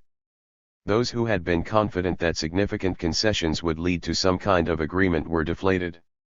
Instead, the Eurogroup had ended with an agreement that we would all meet up at 6 a.m. to resume work on our concessions. Leadership was needed. It was time for Alexis to show his strength, but he went to ground, announcing that he was tired and would be dining with Komnenos, our right-wing Minister of Defense. As he left the room, Euclid and Dragazakis erupted into a huge row for reasons I did not catch, which ended with Euclid storming out. Dragazakis and Sagias then disappeared, leaving me behind with Chouliarakis and 2 of his aides. Perhaps it was sheer inertia that impelled them to continue work on the SLA. Whatever the reason, they were busily writing in yet more concessions. I took a look at what they were doing. There's no way that our MPs will vote for the elimination of the tiny solidarity benefit to pensioners on less than €200 a month, I told them. There are MPs from other parties that will, one of them replied. There I had it, we were already counting on enlisting pro-Troika opposition MPs. Operation Split Syriza was underway. Euclid would not answer his phone or open his door. An hour later he texted me with apologies and a message that he could no longer stand their frivolity and had needed to vent his frustration. Just after midnight, he texted me again, and needless to say the frivolity does not hold for us too. In my reply I said, I think that the best service we can offer Alexis now is to abstain. To stay in our hotel. Maybe he will realize that he needs to rethink his modus operandi. Obviously embarrassed, Euclid replied that they were all currently at the European Commission, being pressurized by the Troika. I assumed you were in another car, he texted. I told him that the finance minister had not been invited. Euclid said, "I will insist they bring you in," to which I replied, "No need, Euclid. Not coming. It is clear that I am decorative. Can't legitimize that or them anymore." Early next morning Euclid called me to say that the late-night talks had been another disaster but that we were about to meet them again. "It's important that you come. Our side is very weak." That night I had written what was, I think, a sixth draft of my resignation letter. I was planning to represent Greece at that day's Eurogroup meeting and then resign at the end of the press conference, citing my government's abandonment of debt restructuring, which to me was the A and the Z of our mandate, as the reason for stepping down. But for as long as I remained finance minister, I thought I might as well attend the pre-Eurogroup meeting as Euclid had suggested. When we arrived at the commission, I was not invited to join Alexis, Dragazakis, Papas, and Chouliarakis in the meeting with Lagarde, Draghi, Juncker, Wieser and Dijsselbloem, but a few minutes later Alexis emerged to fetch me. As we were walking to the conference room, he told me, "Euclid insisted you should come." I agreed even though Dijsselbloem will be annoyed to see you. It appeared that Jeroen had been the one to veto my presence. I was horrified by the dynamic in the room. The latest law the Troika was proposing seemed designed to ensure that Alexis would be lynched on arrival back in Athens were he to accept it. It demanded, for example, that VAT on hotels should jump from 4 to 23%, in the Turkish resorts on the coast opposite the holiday islands of Lesbos, Kos, and Rhodes it was 7%. Chouliarakis spoke little. When he did, he sounded uncannily like Wieser. Dragazakis was silent. Papas, on the other hand, was spouting adolescent inanities. It was left to Alexis to address the Troika like a supplicant. Christine and Mario, meanwhile, were being allowed to get away with statements that held little water while Jeroen steered the meeting skillfully to another impasse.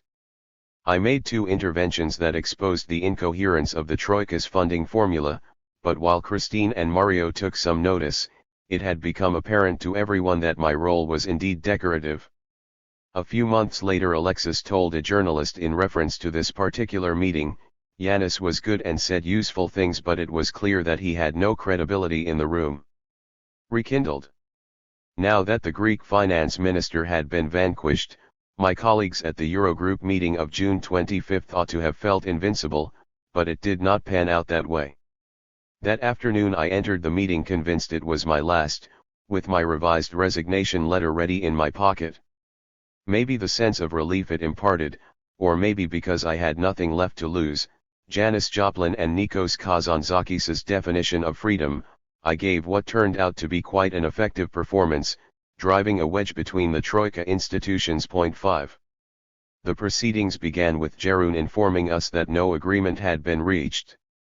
He then distributed the Troika's final offer in the form of 3 documents, a full staff-level agreement, SLA, comprising the harshest austerity imaginable, full-on fire sale privatizations and further losses of national sovereignty over key areas of public policy and property, a funding proposal that would take us only to November 2015, meaning that a fresh round of Eurogroup meetings would soon be required to extend it further, and a debt sustainability analysis. Remarkably, the IMF was refusing to endorse this last document. Moreover, for the first time ever Mario Draghi refrained from saying a word about funding. I sensed there was discord between and possibly within the institutions. And no wonder, the latter 2 documents were clearly built on sand and ready to be toppled by the slightest of touches. For the first time in my Eurogroup career I decided to focus my attention not on the reforms being proposed but on questions of funding and debt sustainability. I take it that the institutions want us to pass the austerity and reform measures. These are difficult decisions for an economy in recession.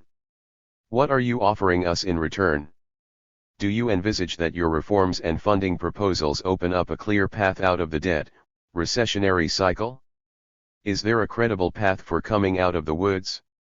I cannot table at my parliament prior actions, like you can't, Wolfgang, table them at the Bundestag, without being able to answer the question, is this sustainable? Colleagues, no one in this room has had the courage to stand up and say that what the institutions are proposing is rendering Greece sustainable in the medium term. This should be of great concern to all of us, as Europeans. Here we have, after many meetings and months of negotiations, a proposal from the institutions that raises major concerns about the way we are running our monetary union. We should not be in a position where we throw our hands up in the air and we declare that we do not know how to stabilize a country like Greece for the medium term. Christine Lagarde and Mario Draghi were not looking happy. Wolfgang Schäuble seemed livid. But I had only just got started. I now pointed out two technical problems. The first was that the Troika's funding proposal went only as far as November 2015, but the IMF's program continues until March 2016. Which means it is illegal for the IMF to continue with its program since there is a funding gap between November 2015 and March 2016. The IMF's rules are clear on this: it cannot lend to and participate in the reform of a country whose funding needs are not fully covered during the period of its contract with the IMF. The second technical error also related to the funding proposal. From what I see here, it is proposed that the SMP bond redemptions in July and August, amounting to a total of 6.7 billion euros, will be taken out of the HFSF Hellenic Financial Stability Facility kitty of 10.9 billion euros. I submit to you, colleagues, that this is not something Wolfgang can pass through the Bundesbank. Sensing the tension in the room, I proceeded to explain why. I remind you that the 10.9 billion euros kitty of the HFSF was approved as part of the second bailout agreement for the purpose of recapitalizing Greece's weak banks. Suppose that we all turned a blind eye to this and agreed to cannibalize this kitty to repay the ECB this summer, as the institutions propose.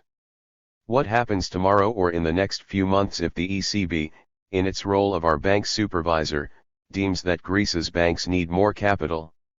With the HFSF kitty gone, there will be no money to do it. When I asked Benoit Coeur about this, he replied that, if it came to this, then the HFSF kitty will be replenished by new loans from the ESM European Stability Mechanism, from your taxpayers, that is. And here lies the problem: for this to happen, Wolfgang's parliament, and other parliaments, will need to approve a third bailout, a third program for Greece.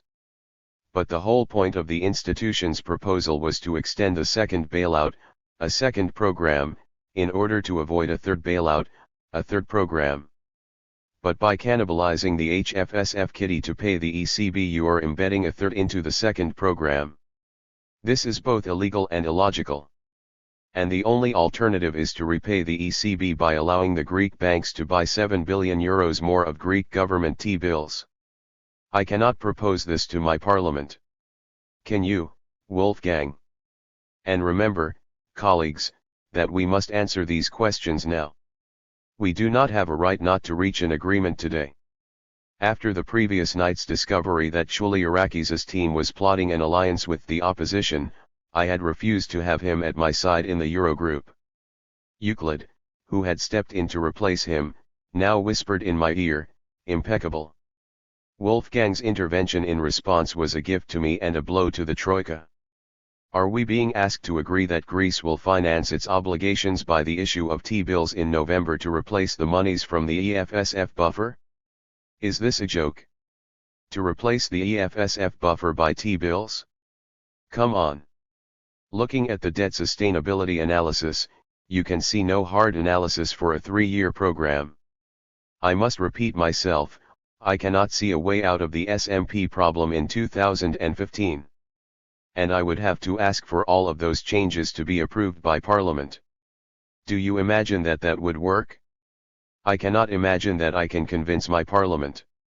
As Wolfgang told the Troika that its final offer to us was worthless, one that he could not take to his Parliament, I whispered to Euclid, "This is why I like this guy," fully aware as I did so that our intelligence service would probably relay this back to Maximos as further evidence that I was Wolfgang's stooge.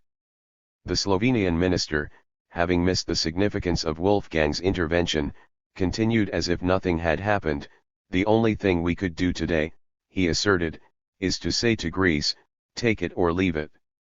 Malta's representative shared his concern that the concessions the Troika was offering Greece were so lenient as to bring into doubt the Eurogroup's credibility.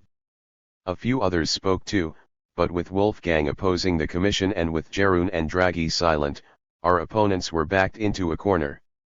Having requested the floor again, I turned to Christine Lagarde and asked, is it the view of the IMF that Greece's debt is sustainable under the proposed agreement?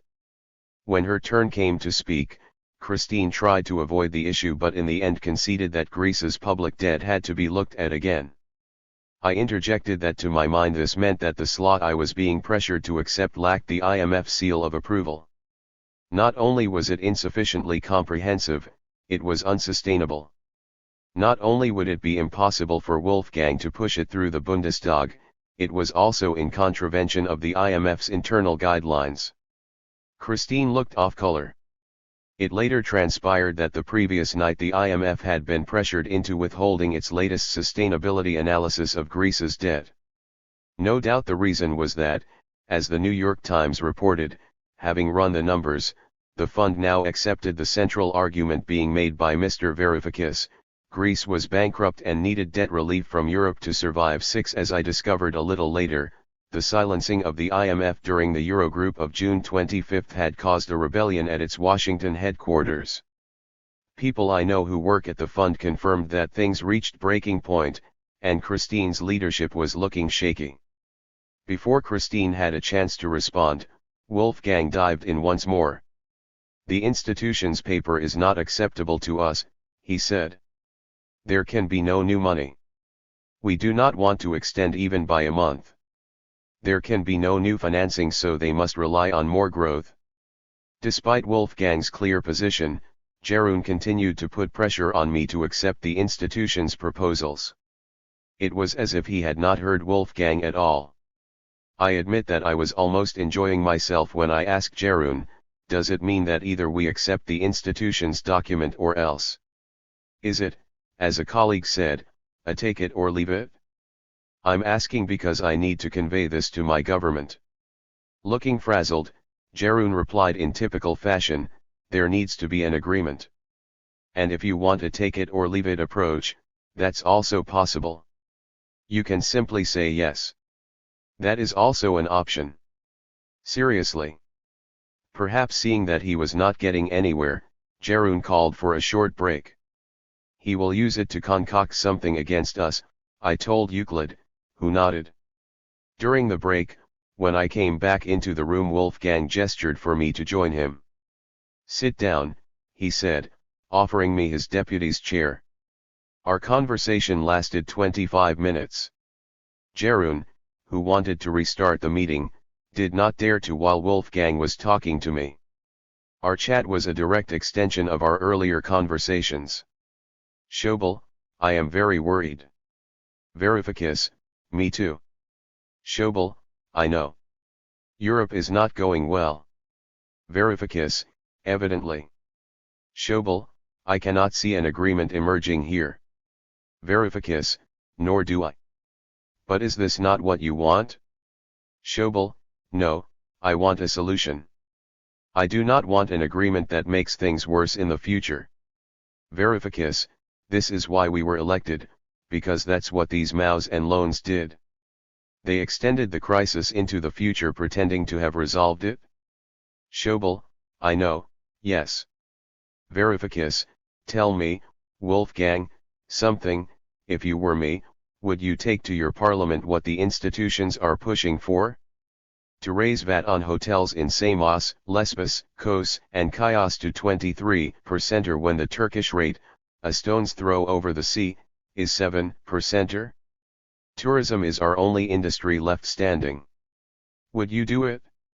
Schobel, if you do it you will have to answer to your people. Varoufakis, that's why I'm not doing it. Schobel, you are doing the right thing. You have to convince your prime minister about the things we talked about last time. Varoufakis, we've been through this, Wolfgang. You cannot ask me to say this. Not just because I do not think it is the best solution, but primarily because of a certain lack of mandate on your part. I was referring of course to the fact that Chancellor Merkel had explicitly quashed Wolfgang's idea of Greece taking a time out from the Eurozone. Whatever Jeroen might have been planning during the break, watching Wolfgang and me talk amicably for so long must have put paid to it. After a neutral wrapping up, the meeting was declared closed. Afterwards, the communiqué Jeroen put out ended with the sentence, "Ministers invited the Greek authorities to accept the proposal by the institutions."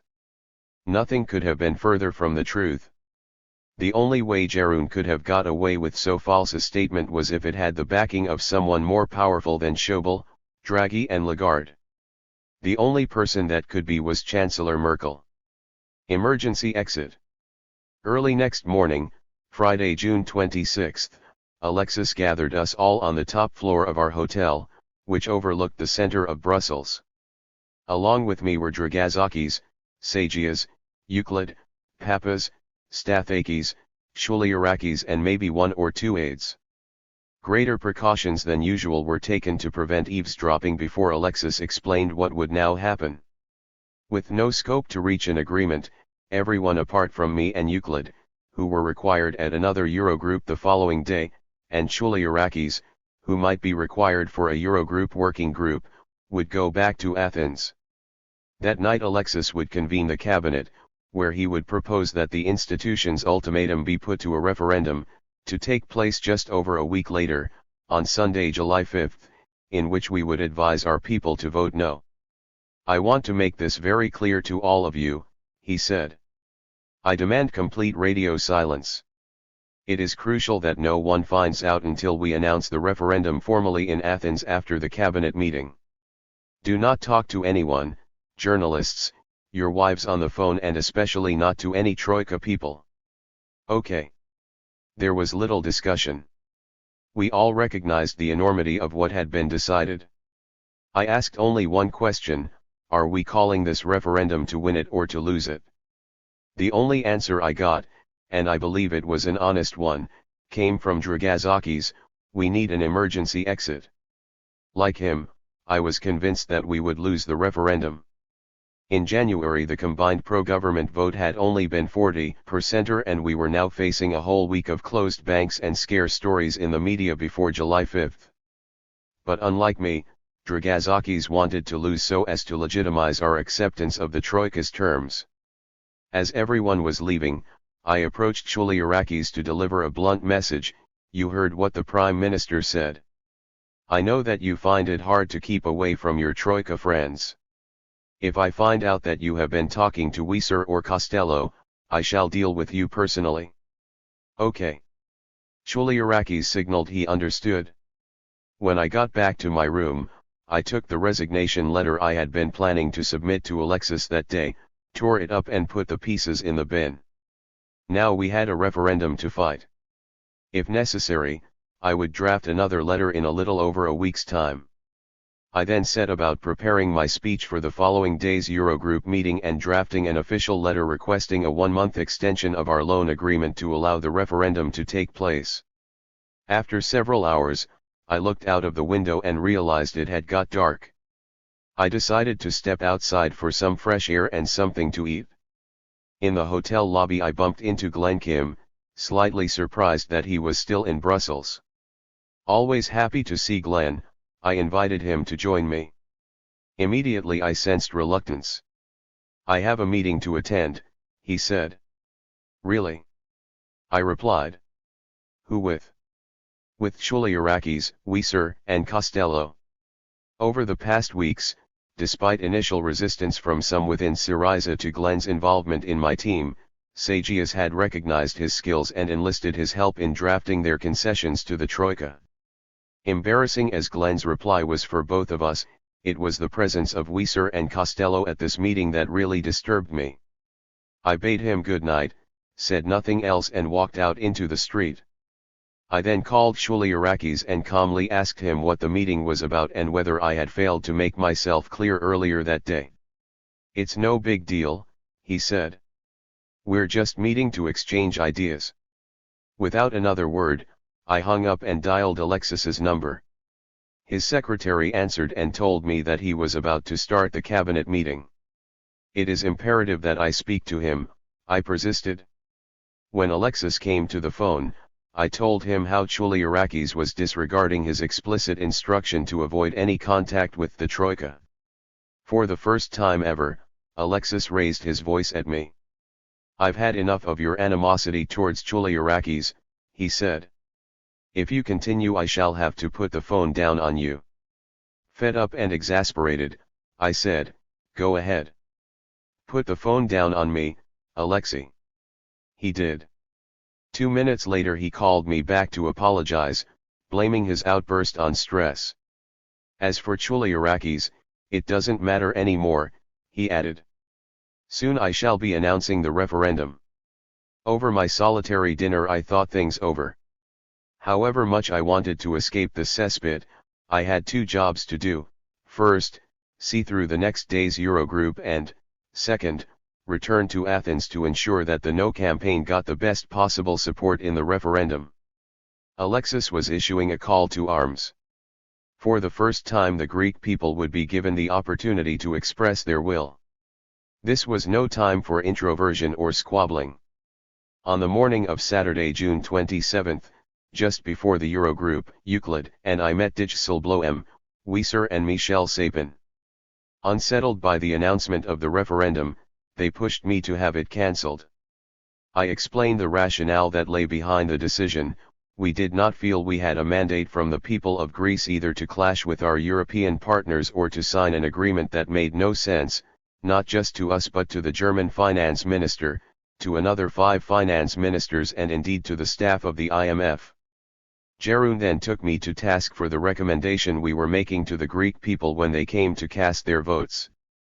"Dijsselbloem, you recommend they say no.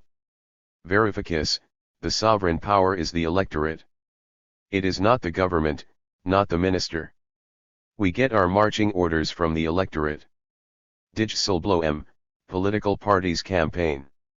Varoufakis, of course. And that is not the subject of this discussion.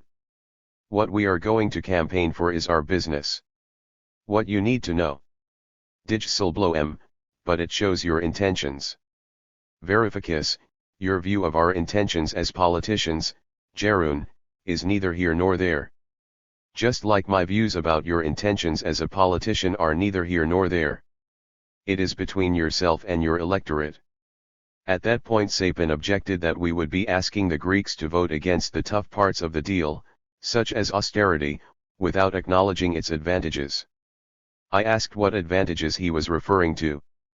"The debt measures, investment help and so on," Sapin replied. Euclid pointed out that these had never been on the table, as our creditors had refused doggedly to put them there, and Jeroen stepped in again. "Dijsselbloem, let us look at political feasibility. Build trust, and then even the toughest ministers after the summer will be prepared to discuss this. If they have gained some confidence that the program will be back on track. Varoufakis, I accept that. I understand that. But do you understand that confidence is a two-way process? That the Greek population does not have confidence in the Eurogroup to deliver this? The Eurogroup does not have confidence in Greek governments, but trust has broken down on both sides of the equation, Jeroen. You need something binding on the table and so do we." The ensuing conversation did not get us much further, so I suggested we leave it for the time being and resume our discussions in the Eurogroup a few minutes later, with everyone present. The Eurogroup does not exist. The Eurogroup meeting of Saturday, June 27, 2015 will not go down as a proud moment in European history. Our request that the Greek people be granted a brief window in which to decide whether to accept or reject the institution's proposals was denied. As the extension of the loan agreement, which I had secured on February 20, expired on June 30, the rejection of our request for another extension meant that the ECB would be within its rights to refuse the Greek banks more liquidity via the Central Bank of Greece's ELA facility. In other words, the Greek banks would not reopen on Monday. Interestingly, the idea that a government should consult its people on a problematic proposal put to it by the institutions met with incomprehension and was treated with a disdain that bordered on contempt. How could we expect normal people to understand such complex issues? I was asked by Italy's Pier Carlo Padoan. We are strong believers in the capacity of the people, of voters, to be active citizens, I replied, and to make a considered analysis and take decisions responsibly concerning the future of their country.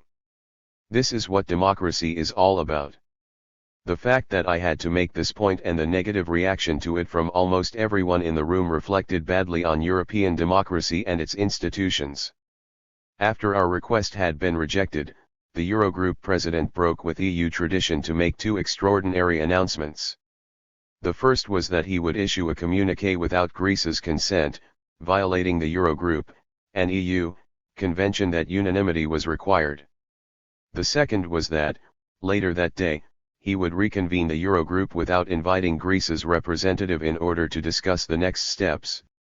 At that point I asked the Secretariat, which sat at a table behind Dijsselbloem and Wieser, is the Eurogroup president at liberty to issue communiques when there is no unanimity and also to exclude finance ministers at will from Eurogroup meetings? There was a short adjournment while some of them made phone calls and others consulted thick volumes. After a while, Jeroen called us back to order and a member of the Secretariat addressed me, Minister, the Eurogroup does not exist in law, as it is not part of any of the EU treaties. It is an informal group of the finance ministers of the Eurozone member states. Thus there are no written rules about the way it conducts its business, and therefore its president is not legally bound. On my way out, as I was waiting for the lift, I bumped into a worried-looking and unexpectedly friendly Mario Draghi. "What on earth is Jeroen doing?" he said. "Damaging Europe, Mario." "Damaging Europe," I replied. He nodded, looking even more concerned. We took the lift down and then parted silently. 17. Lions led by donkeys. Back in Maximo's that night, the War Cabinet convened. As soon as Euclid and I entered the room, I reminded them of the agreement which they had repeatedly sworn to uphold. If the ECB were to close down our banks, we would respond by haircutting the SMP bonds owned by the ECB, activating the euro-denominated parallel payments system and announcing our intention to return the Central Bank of Greece to the full control of the Greek Parliament. I told Alexis that the moment had now come. On Monday the banks would be closed. Would we now implement the countermeasures that we always said we would? "We don't have to rush into them," I said. "Just signal them today. My proposal is that we announce today that we shall defer Draghi's SMP July and August repayments by a couple of years. Also, we can announce the activation of the parallel payments system for the week after the referendum. And the change in the law regarding our central bank for next month. That way we signal that we are not rolling over but also that we want to leave them an opening to come back to us with a decent proposal soon." Varoufakis spoke against my proposal with uncharacteristic energy and speed. He dismissed it as dangerous bluster, using a Greek word that denotes a lion's roar. "I veto this," he said. "I propose that we do not antagonize Draghi but proceed consensually with him." No one else spoke. Everyone was looking at Alexis. He walked over to the bay window. He was smoking a cigar, a relatively recent habit. After a few moments he turned towards me, took another moment and said, "We will go with Varoufakis, Yannis." I looked around the room to see that only Euclid was on my side. I was in a minority of two. The discussion then moved on to the management of the greatest nightmare a finance minister can face in peacetime, the indefinite closure of the country's banks. It was essential, I argued, that we make clear who was responsible for this calamity. Ever since our election, we had bent over backwards, even accepting concessions that we knew to be impossible to implement, in order to keep the banks open. Sturneris and Draghi, in contrast, had done everything in their power to create and fuel the bank run that had precipitated the closure. We should not do them the favor, I argued, of letting ourselves be portrayed as the government that chose to deny its citizens access to their deposits. I therefore proposed that we let the banks open on Monday morning as usual, so that when the counters ran out of cash the managers would be forced to close down their branches themselves. At that point we should be outside, protesting with the people against the Troika. Naively, I had anticipated agreement. This time not even Euclid was on my side. If banks opened only then to run out of cash, it was argued, we risk civil disorder inside and outside the branches. There was something in this argument, but the risk, I thought, was grossly exaggerated and various measures could be taken to mitigate it, whereas failing to protest publicly against the bank closures and instead allowing them to be presented as our idea was a catastrophic political error. I told them that to close the banks by government decree would mean losing the blame game domestically, which meant defeat at the referendum. It was as we were leaving Maximo's that the realization hit me hard. This was, in fact, their intention. But it was not they who would take the blame, it would be me. As we made our way out, Varoufakis approached me looking surprisingly friendly. "Tomorrow you must convene the Council for Systemic Stability," he said. "I will not be able to come, but I am sure you can handle it well." The Council for Systemic Stability is a body that no finance minister ever wishes to convene. It only meets when the banks must be closed down in an emergency. From day one of our government, Varoufakis' office had issued a series of decrees that removed all powers over regulation of the banks from the finance ministry and placed them instead under his control as deputy prime minister. Now that the war cabinet had decided, at his behest and against my express opinion, that the government should convene the Council for Systemic Stability in order to shut down the banks, he would not even attend the meeting, let alone chair it. He was confident I would swallow the poison he had handed me because my only alternative, being in a minority of one within the war cabinet, would have been to resign as finance minister, and he knew that I would not contemplate doing so for fear of causing a rift among those who supported the No campaign. Unspeakably cowardly as it was, the strategy of making me convene the council despite my passionate opposition to the idea worked. To this day sections of the Greece press refer to me as the man who closed the banks.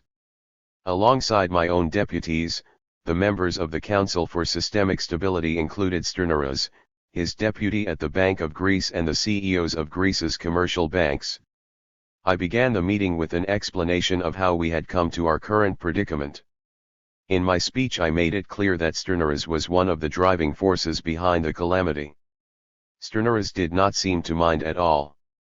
In fact, he radiated happiness and was extremely friendly towards me. That night, once the meeting was over, my team and I embarked on the gigantic job of devising a formula to determine how much cash the ATMs should release, working out what to do for the 85% of pensioners who did not possess debit or ATM cards, and deciding which imports to finance with the little liquidity that was left in our central bank. Like the Hydra's heads, new problems sprang up wherever one was dispatched. At 1:40 a.m. that Monday I received a text message from Sternaras: "Dear Yanni, thank you for the exquisite collaboration." Knowing him well, I think the appreciation he conveyed was just as genuine as his evident glee at the success of his project to undermine our government, ever since Samaras appointed him to the governorship of the bank 12 months earlier. For my part, the adrenaline coursing through my blood helped me fend off despair and work ceaselessly with my team until 9 a.m. Normally, this was when the banks opened. Instead, our television screens were filled with scenes of endless queues at ATMs as the Greek people attempted to withdraw the €60 we had calculated was the most each account holder was allowed if we were to survive until the morning after the referendum on July 5. It was at this point that I was informed that over the weekend, before the decree imposing limits on withdrawals had been announced, MPs had emptied the ATMs located in Parliament House 5 times over. I was scandalized that the people's representatives should abuse their access to Parliament House's ATMs, which were evidently restocked more diligently than all others were. So when a Bloomberg correspondent asked me if I had lined up to withdraw some cash at an ATM, I replied that I had not had time, but that in any case I did not think it appropriate. It was soon reported in the press that I, the man who had closed the banks, thought myself too important to queue up with the rest of the population. Later that week I was interviewed for The New Yorker by a journalist to whom I had granted special access, including to our apartment and members of my family. During dinner with friends at which the journalist was present, I described the irony and the sheer pain of having to shut down the banks on behalf of a war cabinet that had turned against my strategy for keeping them open. "I don't wish this fate on my worst enemy," I said. Realizing that I had cast a depressing cloud over the party, I tried to brighten the mood a little and joked, with light-hearted self-pity, that a cruel screenwriter dramatizing these events would have had me say to Danae, "Honey, I shut the banks," a reference to the Hollywood film Honey, I Shrunk the Kids. The New Yorker piece featured that reference, to which the Greek media gave their own special spin. Varoufakis celebrated as he closed the banks, telling Danae, "Honey, I shut the banks." My image and the distortions that were meant to destroy it are unimportant in themselves, except that, in tarnishing me, my enemies were damaging the No campaign and the brave people who took it upon themselves to save our collective dignity by supporting it. They were indeed lions led by donkeys. And the donkeys came in a variety of colors. I recall being approached in Parliament by a Syriza MP, a member of the pro-Grexit left platform, who was displeased with me. This was hardly surprising given that he had spent months criticizing me for not implementing capital controls and not getting us out of the Eurozone. What was surprising was the reason for his anger now that capital controls were in place. Owing to the restrictions on wiring money abroad, he was now unable to pay the mortgage on his house in London. "But you were in favor of the drachma and of capital controls," I exclaimed. "If I had done what you were imploring me to do, how would you be paying your London mortgage? In drachmas." This was not the kind of leadership our people deserved. Back at Maximo's, I suggested that ministers should travel to all of Greece's major cities and islands to campaign for a no vote. Despite assurances that it would be done, nothing transpired. Instead, Papas and Dragazakis' office were leaking fake stories about me to the press, while Vasily showed me evidence that my own ministry's Council of Economic Advisers, still chaired by Chouliarakis, was campaigning openly for yes. My greatest concern, though, was that the stance of the war cabinet prohibited me from explaining to the electorate what a no vote actually meant. It was essential, I thought, to make clear that a no vote would be an instruction to the government not to leave the Eurozone but to hold firm in order to broker a new agreement within it, one that freed us from debtor's prison, recovered our dignity and ended the downward spiral. If Mario Draghi and Angela Merkel refused us this, a no vote meant haircutting the ECB's Greek bonds and starting a euro-denominated parallel payments system that would buy us and the creditors space and time to return from the brink of Grexit. And if Wolfgang's Grexit strategy were to prevail, the euro-denominated parallel payments system could potentially turn into the foundation of a new national currency. If we spoke openly to voters and explained the strategy in full, I felt certain our hand would be strengthened because Draghi and Merkel would be forced to take notice and a proper compromise would surely be found. For as ECB Vice President Vitor Constancio confessed in the autumn of 2015, the ECB would never carry through the threat of Grexit. But the majority view in the war cabinet prohibited me from saying any of this. The best I could do was to proclaim our determination not to play with Grexit but also not to fear it or buckle when threatened with it, and leave the rest for the voters to infer. Occasional boosts to my spirits came from abroad. On the day the banks closed, a good American friend sent yet another letter to Christine Lagarde, which his office copied to me. "In my view," wrote Bernie Sanders, "the Greeks have every right to vote no in the referendum. By threatening to force Greece out of the euro, German Chancellor Angela Merkel, French President François Hollande and Italian Prime Minister Matteo Renzi are playing a dangerous game with the stability of the global financial system as well as the very fabric of European democracy." That same day, at a meeting in Maximo's to discuss the plight of Greek pensioners, many of whom were distrustful of technology and preferred to visit the, now closed, banks in person to withdraw their pensions, Alexis looked at me happily. "Juncker called to say that he accepts your debt swap proposals." You scoundrel, you got what you have been going on and on about for years. You got your debt restructuring. But the price Juncker is asking is that they crush us on social issues, VAT, islands, pharmacies, labor relations, privatization, they're demanding everything. He showed me Juncker's non-paper and asked, is this a basis for reopening the negotiations? I read it quickly. Yes, it is, I said.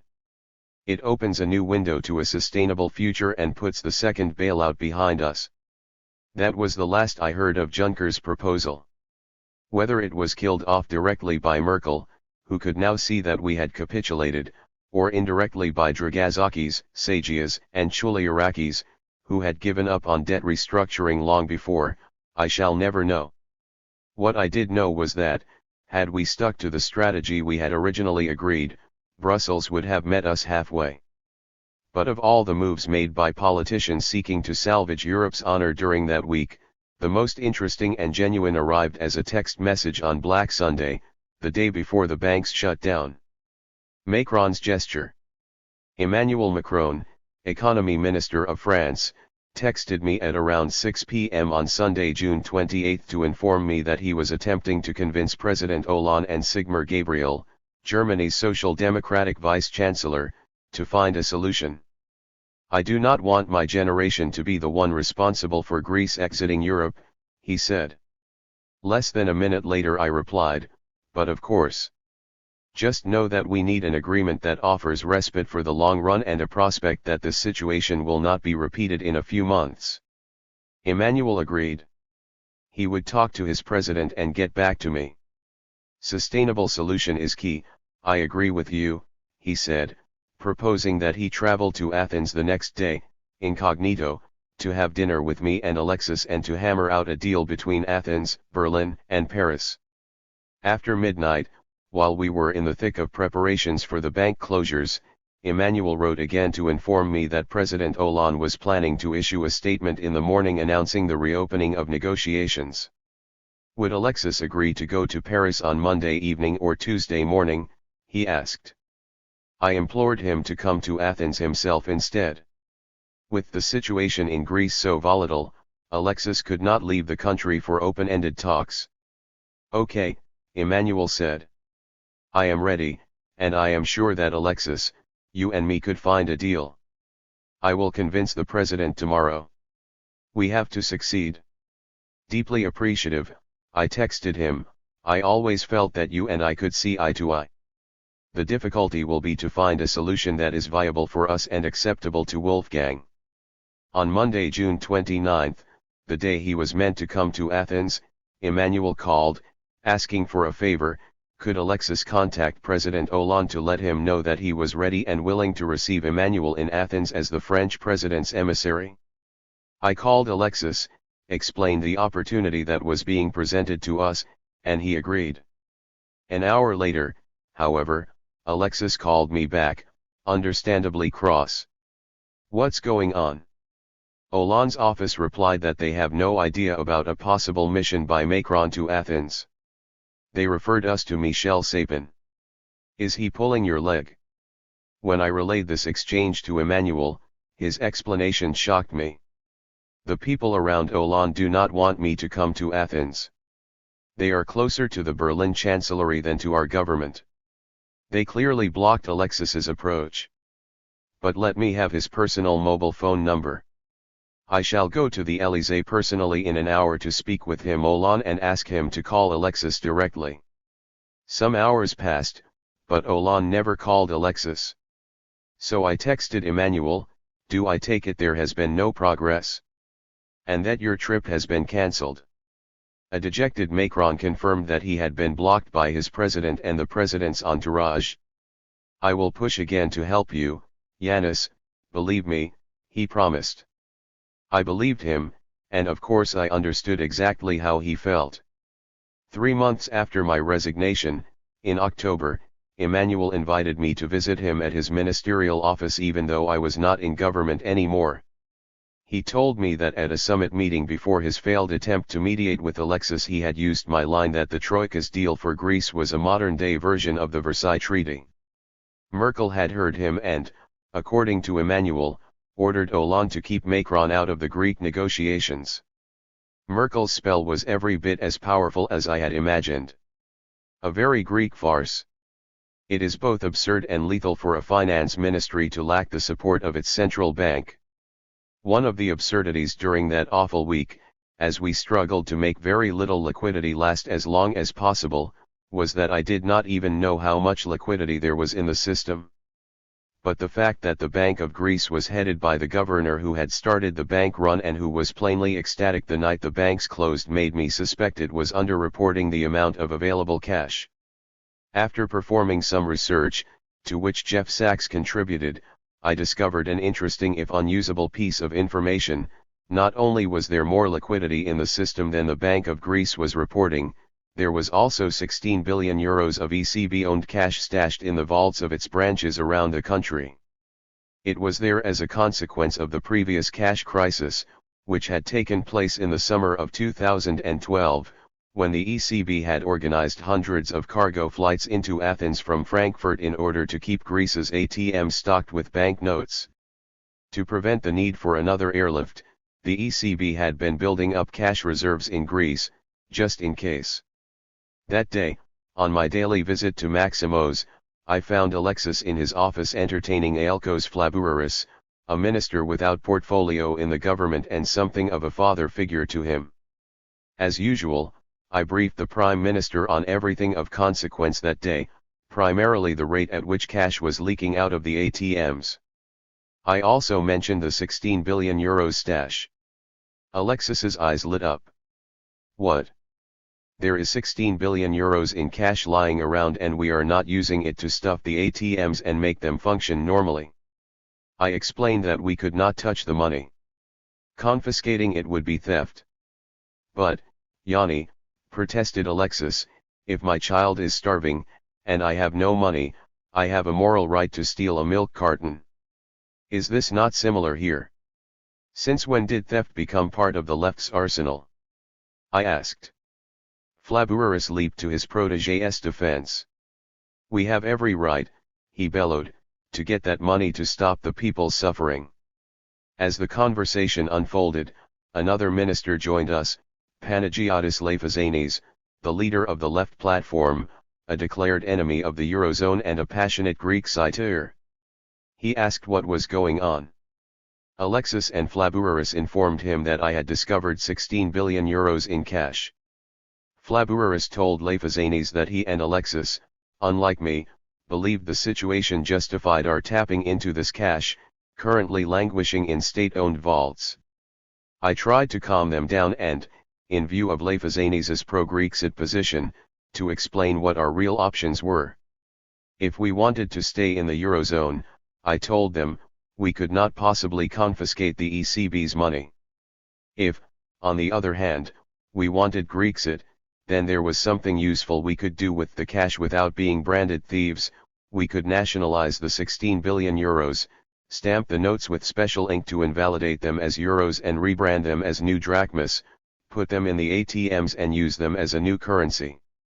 We would have to apologize to Mario Draghi, explain that we were in a national emergency and ask him to tell us what the paper value of his 16 billion euros cash was so that we could compensate him. I also reiterated my own view, which was that we should do none of this but instead activate the electronic parallel payments system that I had been preparing. This would extend our fiscal space within the euro even if we did ultimately reach a good agreement with the Troika, and if there was no agreement, it would buy us time or, in the most extreme scenario of Grexit, serve as the foundation of a new digital national currency. Naturally Lafazanis liked the idea of using Draghi's 16 billion euros as the foundation for a new drachma and agreed, were we to do so, that the ECB should be compensated for the production costs of the bills. But as he lacked the power to persuade Alexis to pursue Grexit, the idea was academic. As for Alexis, he soon forgot about the 16 billion euros but continued to block the activation of my parallel payments system, holding to Dragazakis' veto of a few days before. Months later, A conservative pro-Troika newspaper published as fact the false and libelous rumor that Varoufakis had planned to storm the Bank of Greece's vaults, arrest Sterneris and steal the cash. Some of the reports even portrayed me as a party to this conspiracy. Its purpose was clear: vilify anyone who had sincerely supported the No campaign in order to present Alexis, by contrast, as a sensible man who at the last moment saw the light and saved Greece from rogues in his own party. The fact that it was Alexis and Flavouris who had momentarily toyed with the idea of storming the Bank of Greece's vaults never reached the public's attention. Gazing into an abyss, comrades, in retrospect. If thou gaze long into an abyss, the abyss will also gaze into thee. Nietzsche's disturbing dictum captures what it was like to peer into my comrades' souls. After an academic career in which success largely depended on my own efforts, I had found myself on the front line of a war, depending on comrades to guard my flanks and rear. Deciphering their thinking in order to gauge whether they had my back or not was the hardest thing I had to do.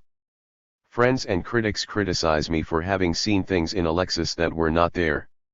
I think they are wrong. His desire to liberate Greece from its vicious cycle was there. His intelligence and capacity to learn quickly were self-evident. His enthusiasm for the deterrent I had proposed and the debt relief I was prioritizing was real. His appreciation of what I brought to his team was genuine. When he had instructed me, in front of our cabinet, to fly to Washington to tell Christine Lagarde we were going to default, the enthusiasm had been authentic. The reason I had seen all these things in him was that they were there. My mistake was to miss other things that were bundled up with them: his backup plan, which would inevitably annul my work, his frivolity, his tendency to melancholy, and lastly his intense desire to prove to a skeptical world that he was no shooting star. When he instructed me, on our first day in office, to remain ready to hand over the keys of our offices to the opposition rather than capitulate, he was not lying. The part of him telling me that was speaking the truth. This is why I was brought to tears by his words. This is why I believed him. I believed him also, despite his distressing U-turns, because of the inhuman pressure he was under. During that first week of July, with the banks closed and while I was giving everything I had in the campaign for a no vote, I presented him with the final version of Plan X, the contingency plan that he had asked me to compile in case Grexit was forced upon us. As I was handing it over, he asked me, "Is it doable?" I answered him honestly, "Read it and weep." The transition to a new drachma would be so painful as to be debilitating. Plan X outlined the pain, blow by blow. As he sank into his seat, I reminded him that Plan X was there to have but not to use, unless Schäuble got his way with Merkel. But I did recommend that we activate immediately the euro-denominated parallel payments system, which was the opposite of Plan X, a system that would allow us, in the event of a no vote at the referendum, to stay in the Eurozone long enough for Merkel and Draghi to have the chance to come back to us, as Juncker had done already, with an agreement that included our minimum demands of debt relief and an end to self-reinforcing austerity. Alexis looked at me serenely and asked, "What are the chances that they will come back to us with something decent, Yanni?" At that critical juncture in our country's history I was obliged to answer with the greatest possible precision. I told him that the probability they would do so was 100% or if they acted rationally. But, I warned, as Dan Ellsberg, the great American economist and Pentagon strategist turned pacifist whistleblower, had emailed me a few weeks before, keep in mind that the ruling class can be self-destructively mad, not just pretending. Powerful European leaders have a track record of being bad at serving their interests, of falling prey to irrational urges, I said.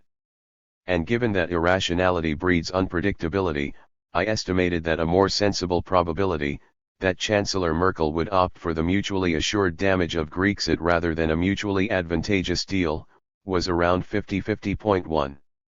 Watching him buckle under the pressure of that probability made me want to forgive, legitimize, and rationalize his unforgivable, unethical and irrational slip ups.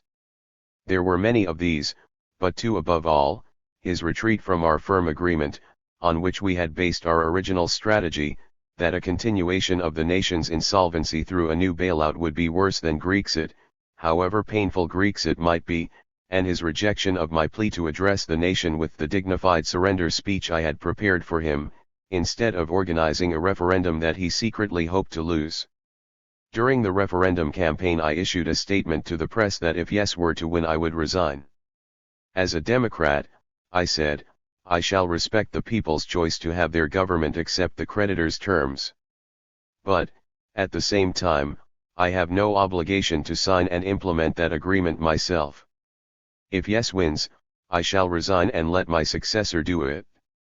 The fact that none of my government colleagues, Alexis and Euclid included, committed themselves to doing the same told me everything I needed to know. In essence, the difference between my Syriza comrades and me was that I concentrated all my strategizing against the Troika. In contrast, after that cruel day, April 27, when Alexis decided to burn Theochorikis and sideline me, even as I was attempting to persuade him that neutralizing his finance minister in the face of the ruthless Eurogroup and the formidable forces of Merkel, Schäuble was self-defeating, he was busily strategizing how best to sacrifice me. If there was callousness in Alexis, I did not discern it. I think its apparent absence was due to his capacity to do something that I believe the rest of his entourage could not, reflect upon himself.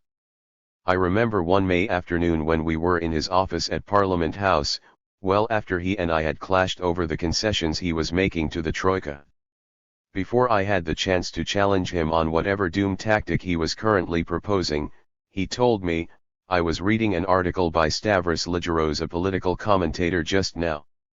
The rascal has me all sized up. He likened my situation to swordfish fishing. I have taken the hook but I am too strong for them to pull me out of the water. So they bide their time. They pull me in for a while and then give me more line. Then they pull me back in. And they will carry on doing this until I am exhausted. Once they sense my weakness, they pull me out in one violent move. The others, like Dragazakis and Chuliarakis, could never have fooled me. I would never have believed their subterfuges nor joined any cause they espoused. With Alexis it was different. He had to talk himself into crossing his own red lines, which is the opposite of never having the intention of keeping to them.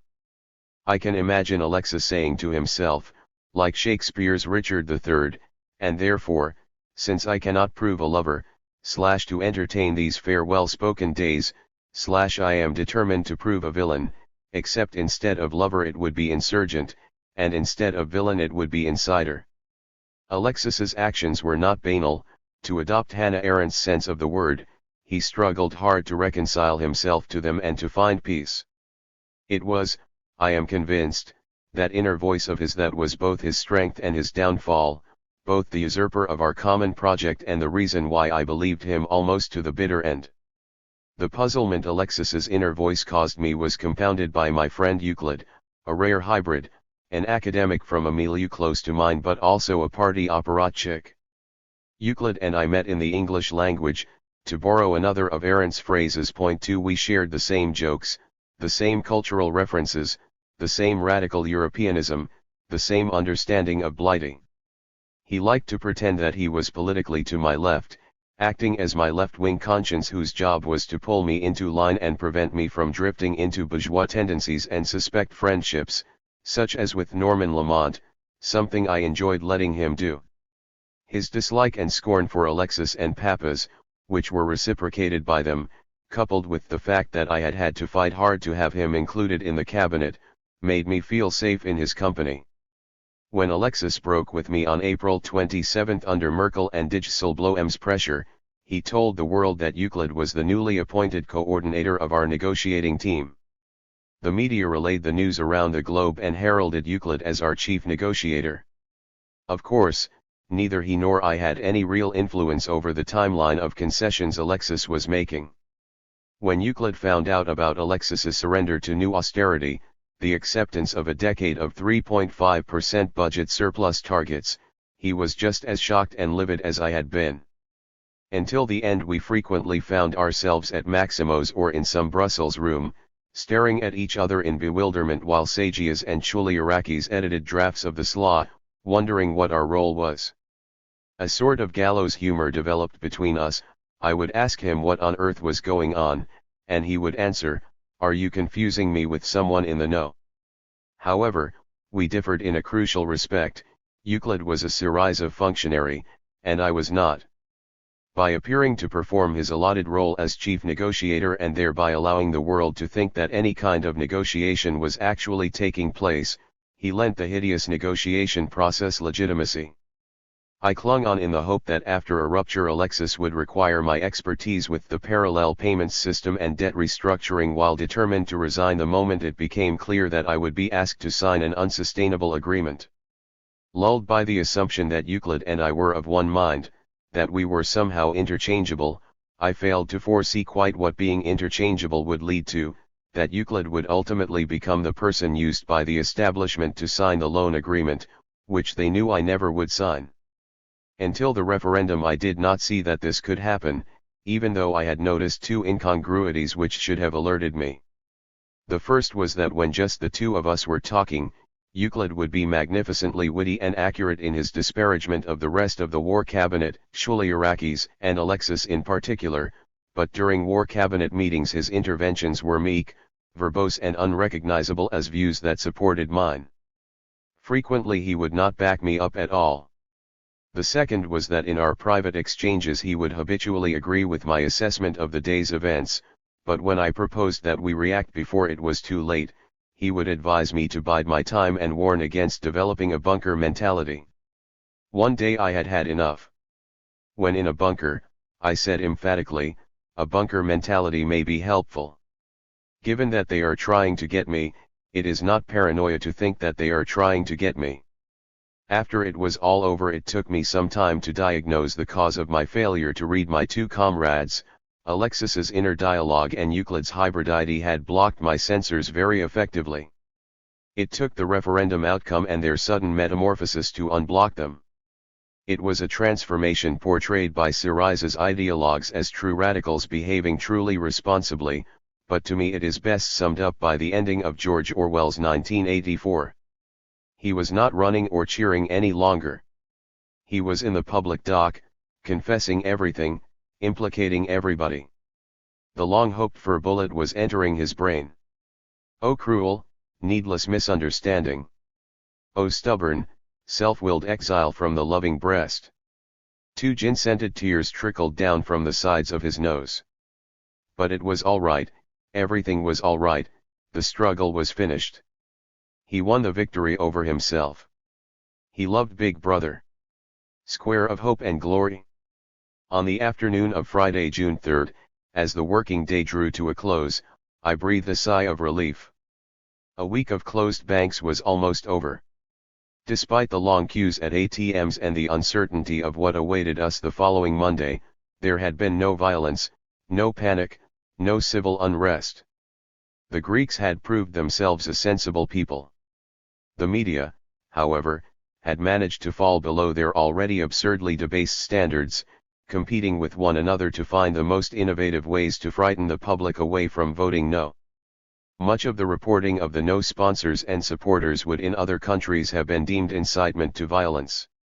The opinion polls consistently predicted that yes would win with more than 60% of the vote, while comment writers foamed at the mouth at the government's audacity in holding a referendum against the creditors' wishes.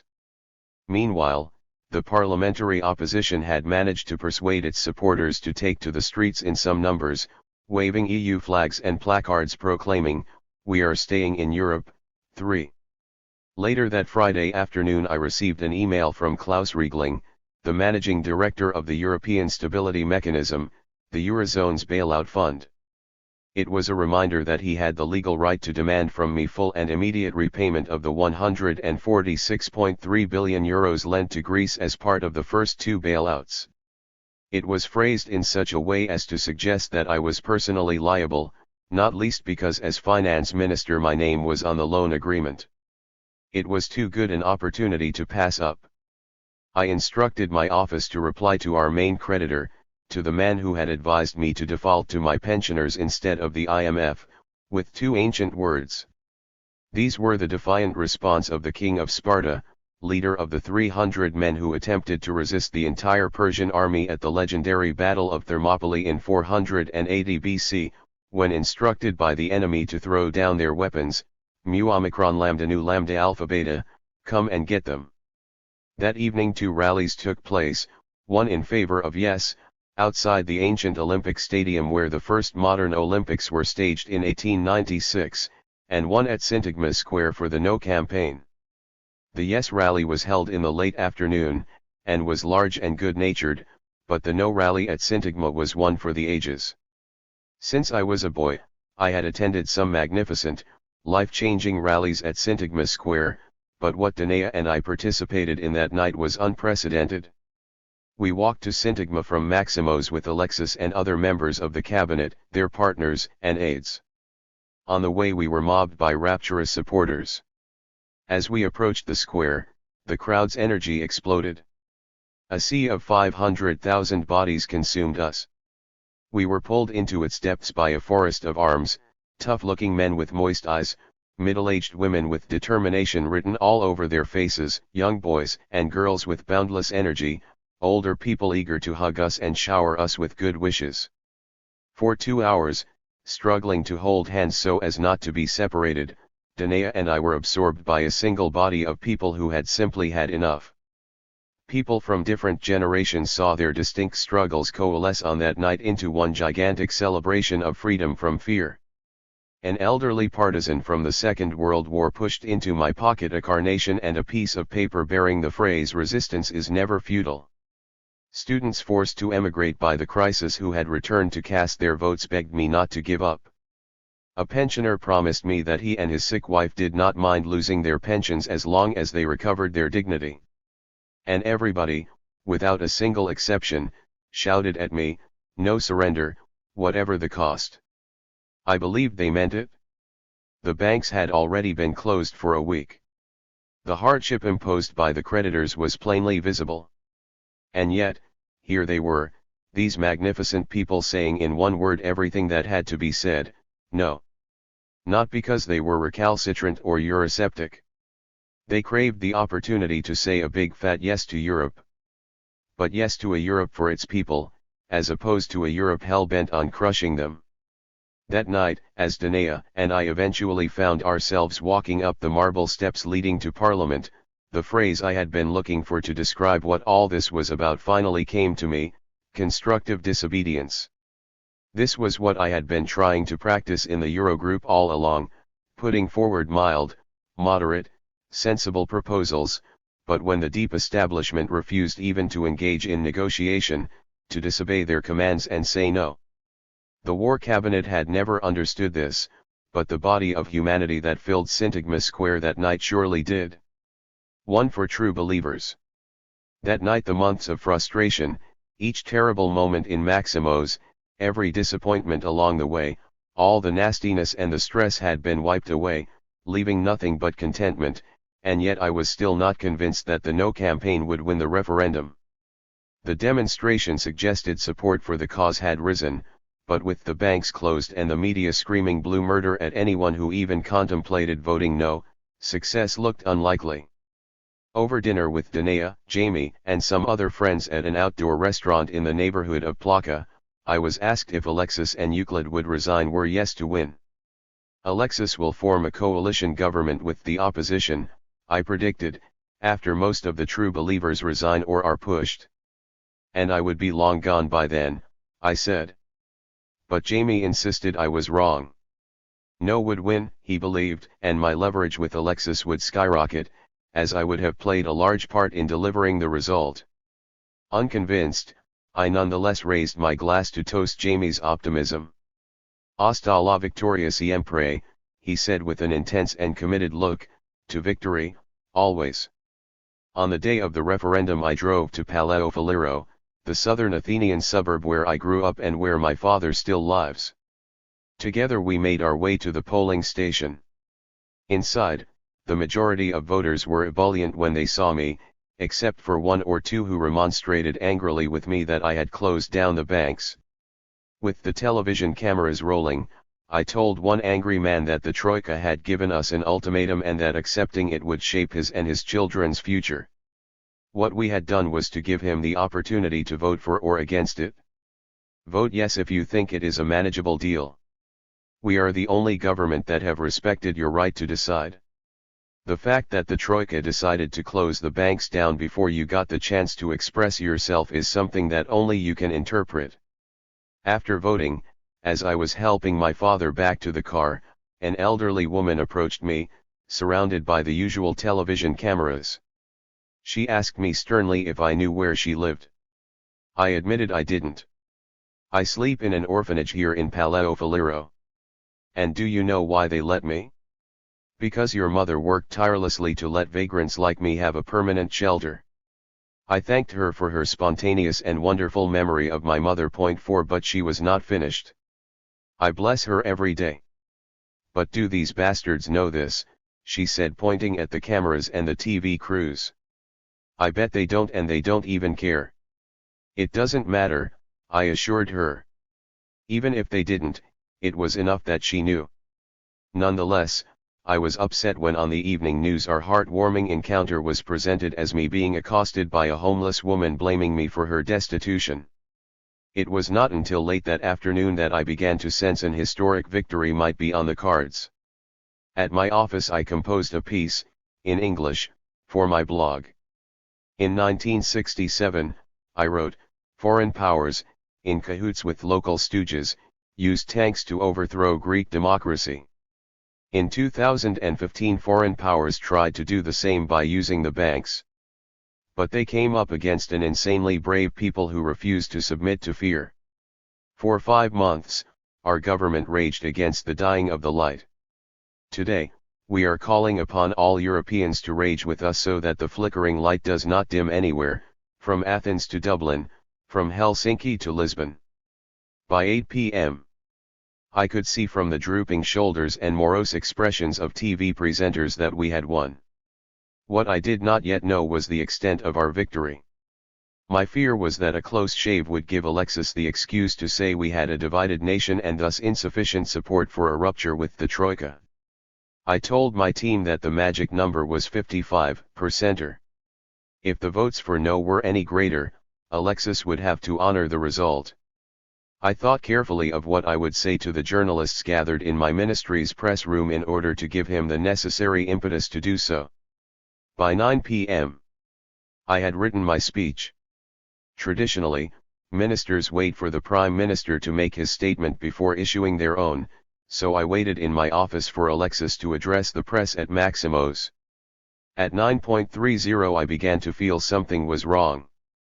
The results were more or less final, indicating that the 55% mark had been reached, but Alexis was still holed up in his office. My chief of staff was pressurizing me to go to our press room as the journalists were getting agitated and were beginning to tweet that something sinister was afoot. I waited until after 10:00 p.m. I called Alexis. He did not pick up, and nor did a secretary.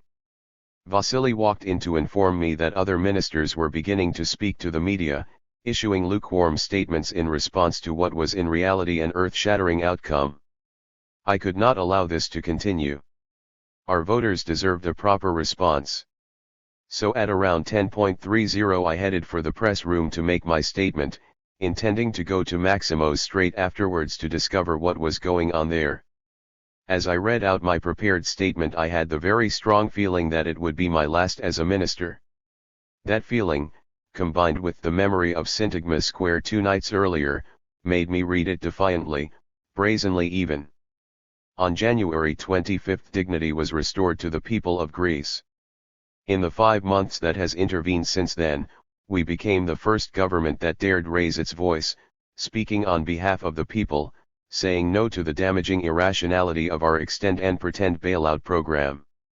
We confined the Troika to its Brussels lair, articulated, for the first time in the Eurogroup, a sophisticated economic argument to which there was no credible response, internationalized Greece's humanitarian crisis and its roots in intentionally recessionary policies, spread hope beyond Greece's borders that democracy can breathe within a monetary union hitherto dominated by fear.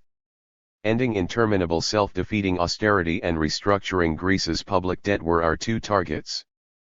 But these two were also our creditors' targets. From the moment our election seemed likely, the powers that be started a bank run and planned, eventually, to shut Greece's banks down. Their purpose? To humiliate our government by forcing us to succumb to stringent austerity. And to drag us into an agreement that offers no firm commitments to a sensible, well-defined debt restructure. The ultimatum of June 25 was the means by which they planned to achieve these aims. The people of Greece today returned this ultimatum to its senders, despite the fear-mongering that the domestic oligarchic media transmitted night and day into their homes. Our no is a majestic, big yes to a democratic Europe. It is a no to the dystopic vision of a Eurozone that functions like an iron cage for its peoples. But it is a loud yes to the vision of a Eurozone offering the prospect of social justice with shared prosperity for all Europeans. As I stepped out into Syntagma Square, I saw delight in the faces around me. A proud people had been vindicated and were justly celebrating. The night air was full of anticipation and confidence. Alexis's silence filled me with apprehension, but I refused to believe that Maximos was sealed off from that intoxicating air of defiance. Surely, I thought, it had found its way in through some crack in the walls or through the hearts of the people working there who had also learned their politics at Syntagma Square. And yet, as I walked in, Maximos felt as cold as a morgue, as joyful as a cemetery. The overthrowing of a people. In Maximos the ministers and functionaries I encountered looked numb, uncomfortable in my presence, as if they had just suffered a major electoral defeat. Alexis was with the president in the adjacent presidential palace and would see me later, his secretary informed me, so I waited in the conference room with other ministers, watching as the last results were declared on television. When the final number flashed up on the screen, 61.31% for no in a turnout of 62.5%, I jumped up and punched the air, only to realize that I was the only one in the room celebrating .5. As I sat waiting for Alexis, I found a message on my phone from Norman Lamont: "Dear Yannis, congratulations. A famous victory. Surely they will listen now. Good luck." They would listen, I thought, but only if we were prepared to speak up. Sitting there, I began noticing things about the people around me that had previously escaped me. The men had shed the rough Syriza look and resembled accountants. The women were dressed as if for a state gala. When Danae joined me, I realized that not only were we the only happy people in the place but the only ones in jeans and t-shirts. It felt a little like being in one of those sci-fi movies in which body-snatching aliens have quietly taken over. Eventually Alexis arrived and, half an hour later, addressed the nation on television. Two key phrases in his speech unlocked the vault of his intentions. One ruled out a rupture with the Troika, the other was his announcement that he had just asked the president to convene immediately a council of political leaders. On the morning after their decisive defeat, the pro-Troika leaders of the Ancien regime were being summoned to join him at the discussion table. He is splitting Syriza and preparing a coalition with the opposition to push the Troika's new bailout through, I told Danae. I waited another hour and a half as he held separate meetings with Sagias and Rubitis before he would receive me.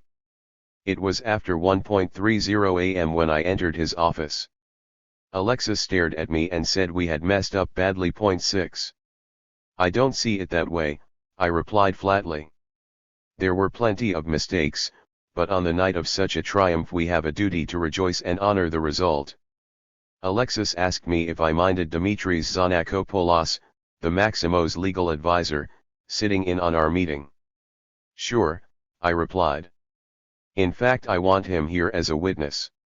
This was not going to be just another chat. Alexis asked if the banks would open soon. It was a trick question. He was looking to justify his decision to capitulate. I pretended not to understand, saying that to honor the no vote we had immediately to start issuing electronic EIS backed by future taxes and to haircut Draghi's SMP bonds. Without these moves to bolster your bargaining power, I said, the 61.3% will be scattered in the winds. But if we announce this tonight, with 61.3% of voters backing us, I can assure you that Draghi and Merkel will come to the table very quickly with a decent deal. Then the banks will open the next day. If you don't make this announcement, they will steamroller you. I explained that I needed only a couple of days to activate the system using the tax office's website. He pretended to be impressed, so I continued. This 61.3% result is a capital asset that you must use well. You must manage it with greater respect to the people out there than you showed before the referendum. You must respect yourself more too. After tonight you have a simple choice. Either you reactivate our plan, giving me the tools I need, or you surrender. We talked for a long time. We reviewed the previous months, weeks, and days.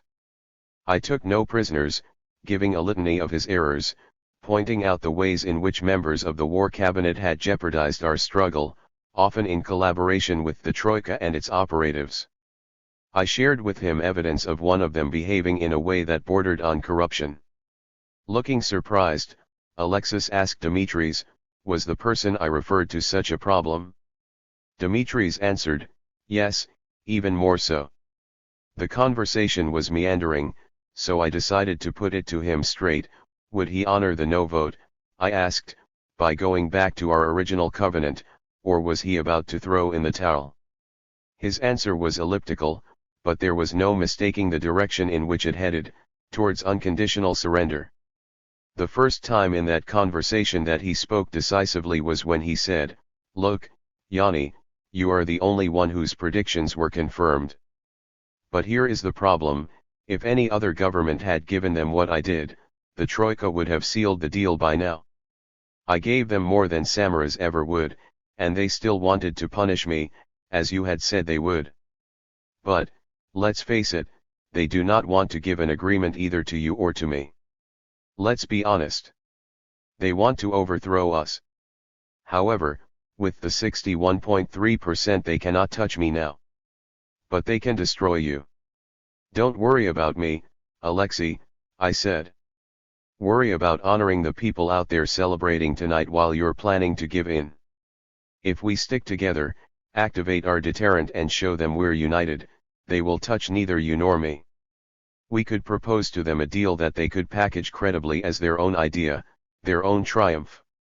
At that point Alexis confessed to something I had not anticipated. He told me that he feared a gouty fate awaited us if we persevered, a reference to the execution of 6 politicians and military leaders in 1922.7. I laughed this off, saying that if they executed us after we had won 61.3% of the vote, our place in history would be guaranteed.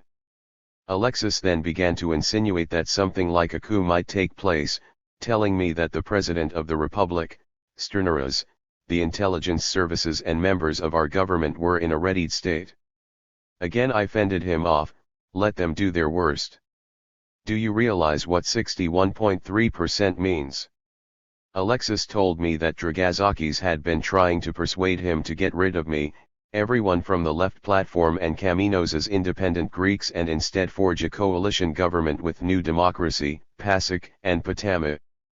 Varoufakis had assured him that once the agreement with the Troika had been signed, Alexis could then get rid of New Democracy, PASOK, and Potami and bring me back. I told him it was the stupidest idea I had ever heard. He smiled, seeming to agree, and used an expression for Varoufakis that is not reproducible here, but there is something to the idea of proceeding in 2 ways, one public, one hidden. Publicly, we can approach the creditors in a right-wing manner, involving a reshuffle that says, we're good kids now, but at the same time, hidden from public view, we can prepare a counterstroke. This is bad thinking, Alexei, I told him. Look, tonight the people voted. They didn't vote no for you to turn it into a yes. I told him he had to come out and say what I had said in my press statement earlier, that the no vote had given him the mandate he required to bring about a solution in cooperation with our European partners. Add some complimentary words for the Commission, the IMF, even for the ECB, to illustrate that we mean it when we say we want a cooperative solution, but simultaneously project strength. None of this nonsense about preparing for an underground war in the catacombs. I told him that whatever we did now, we had to do it out in the open. We had to state clearly that we were preparing our own liquidity, as we had a duty to do when the ECB was keeping our banks closed. And we had to state clearly that the ECB's SMP bonds would be restructured according to Greek law, the law under which they were created. It will be very difficult for them to give us a solution, Yannis, he said. You keep making the mistake of thinking of a solution as something they give us, I replied. That's not the right way to think about it. They need a solution as much as we do. It's not something that they hand out. We must extract it from them. But this requires that we have a credible threat. The SMP haircut and our own liquidity is exactly that. We were going round in circles, our bodies and minds wrecked by fatigue, so I told him that, since he had made his mind up to surrender one way or another, he had better just tell me what he had decided to do now. He said he was thinking of reshuffling the cabinet so as to stop the Troika, the creditors, and the media from targeting me. He asked me who I thought should replace me at the finance ministry. He had clearly decided who it would be already, but I decided to play along, suggesting the person who I was certain had agreed to take over from me already, my good friend Euclid. I even offered to try to convince Euclid to accept. And when I did, Euclid pretended he needed to think about it. I would like to ask you to take over the economy ministry, so as to team up again with Euclid, Alexis said. What about Varoufakis? I asked. I'll be happy not to see him in front of me again. Let him vanish to the back benches. No, Alexei, I'm not interested. I told him.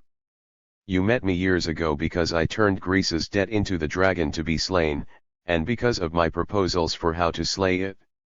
I live, breathe, think, and dream of debt restructuring, of a reduction in surplus targets, an end to austerity, tax rate reductions and the redistribution of wealth and income. Nothing else interests me. To take on the economy ministry to manage the EU's structural fund handouts, just so as to remain minister, is not something I want to do. Do you recall why I moved from America? Because you asked me to help you to liberate Greece financially.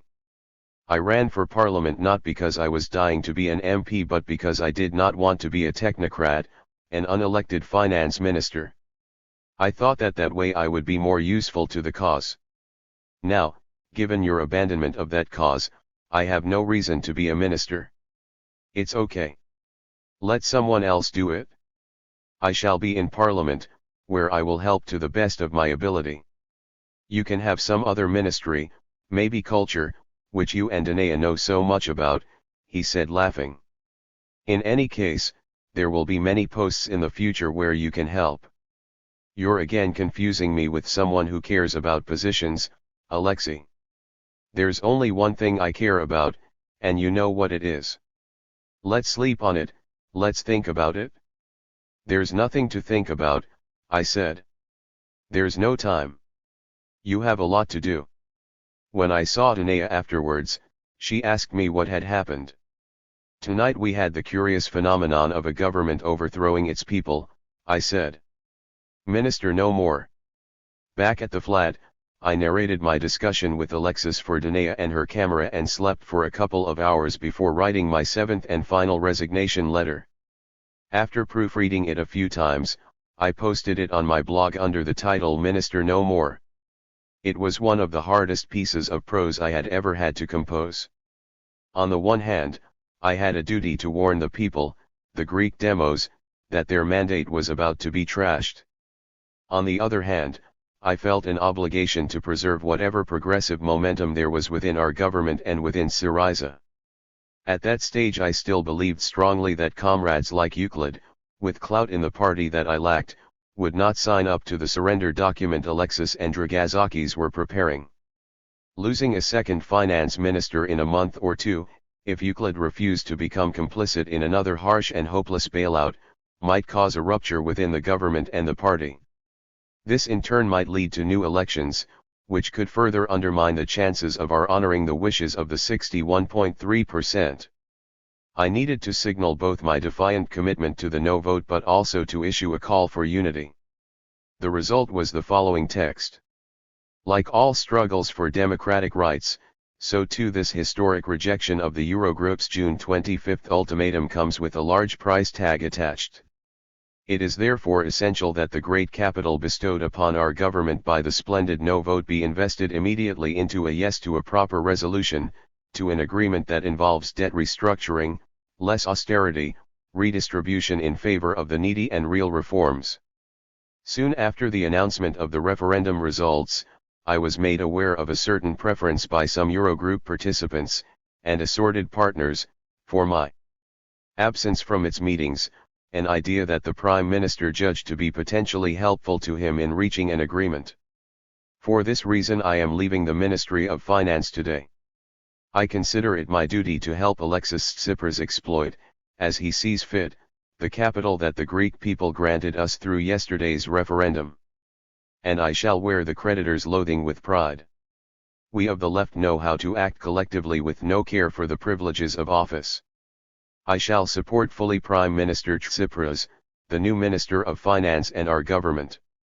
The superhuman effort to honor the brave people of Greece, and the famous no that they granted to Democrats the world over, is just beginning.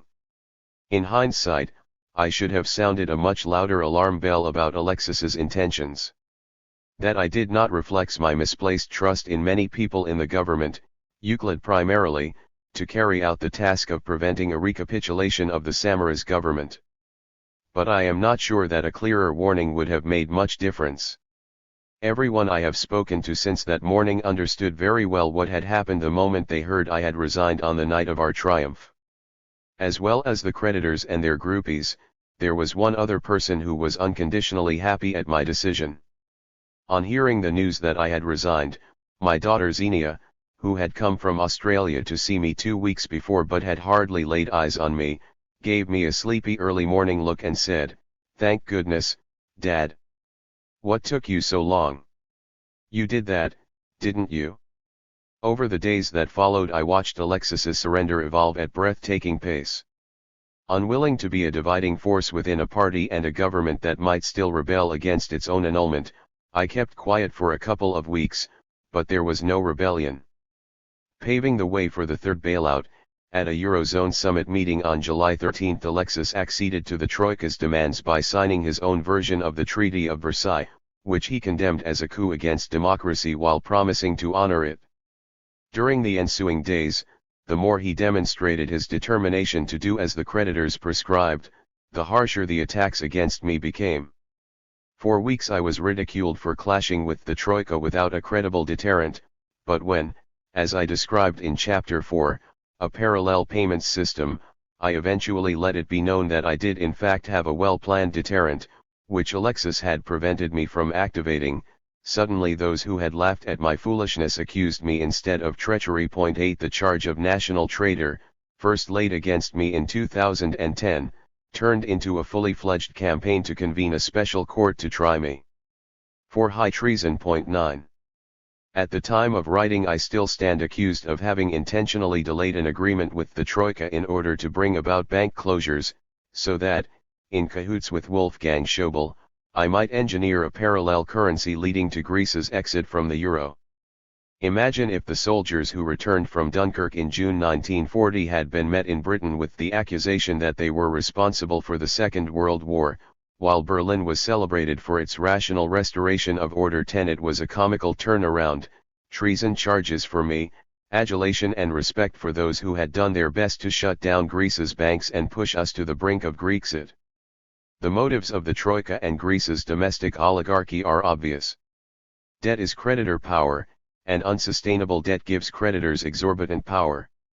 The Greek Spring challenged the right of creditors and their domestic agents to govern a debtor nation. The 61.3% who voted no had to be discredited as a people led astray by opportunists, and since Alexis had now repented, that left me in the Troika's sights. Troika functionaries like Klaus Regling and Yannis Sterneras argue seriously that I cost the Greek economy around 100 billion euros. These are the same people responsible for piling so much debt on bankrupt Greece with the bailout loans of 2010 and 2012 that by 2015 the only solution was to haircut our debt by 100 billion euros. I told the Greek people this explicitly, and they elected us to do just that. But the Troika was unwilling to admit its culpability, so they crushed our government in order to roll the debt over instead. It was the same story within Greece. The very political parties, bankers, and media owners who had demanded that I sign the Troika's agreement protested at the tax increases the agreement entailed. The same people who had orchestrated the bank run blamed me for the bank run. The journalists who had ridiculed me for being removed from the negotiations in April blamed me for the stalling of negotiations in May and June. The same people who want to see me in the dock on charges of high treason for gambling with Greece's place in the Eurozone are full of admiration for Mario Draghi and Wolfgang Schäuble, the two men who jeopardized the integrity of the entire Eurozone by closing down Greece's banks. Friends asked Danea and me how we cope with the opprobrium, especially from within Greece. My answer is that I can only consider it an honor to have the antipathy of such people. Having said all that, it is time for a confession. Although I am immune to the slings and arrows of the Troika, which I fully expected, having former colleagues, my parliamentary comrades who stayed in government and assented to the third bailout, do the same is hurtful. It began with silence. When opposition MPs delivered fiery speeches condemning me for having brought the country to its knees, Syriza MPs would stare at the ceiling and say nothing. Then some of them began to join in, confessing it had been a great error to have entrusted the finance ministry to me. Then former cabinet colleagues began to tell tall stories that contradicted one another. In one account I was eager to push Alexis into surrendering to the Troika in February 2015, while in another I was responsible for a feudal clash with the creditors that same month. Then some even went so far as to endorse the call for me to be tried in a special court. For the most part Alexis and Euclid would let these allegations run for a while, before intervening, suspiciously belatedly, to rule out charges against me by damning me with faint praise. Whatever I had done, they would say, at least I was not a crook. It would be absurd to blame everything on Varoufakis, they would insist. One explanation for this behavior is that those same MPs and ministers were voting in favor of bills they knew to be calamitous and whose passage annulled everything they had stood for since entering politics. When a person believes one thing but chooses or is forced to advocate its opposite, the result is cognitive dissonance. Eventually, in order to endure the internal conflict, one is forced, like Orwell's Winston Smith, to change one's mind. But the emotional fallout from such stress must somehow be vented, someone else must take the blame. Since I had been chosen to perform the role of scapegoat by the victorious Trinka, I was the obvious choice for my defeated comrades too. But of course this is not the whole story. I recall something my father said to me when he realized that, at a young age, I was becoming enthusiastic about left-wing politics. When I was in the concentration camp as a communist, he said, I knew that, had our side won the Civil War, I would be in the same camp only with different guards. Since my resignation, when witnessing the nastiness and blatant untruths of my former comrades, I have been reminded of my father's prescience.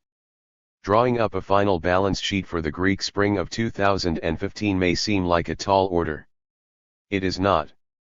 On Thursday, July 23, 2015 I had two experiences that place this book's story in its rightful context.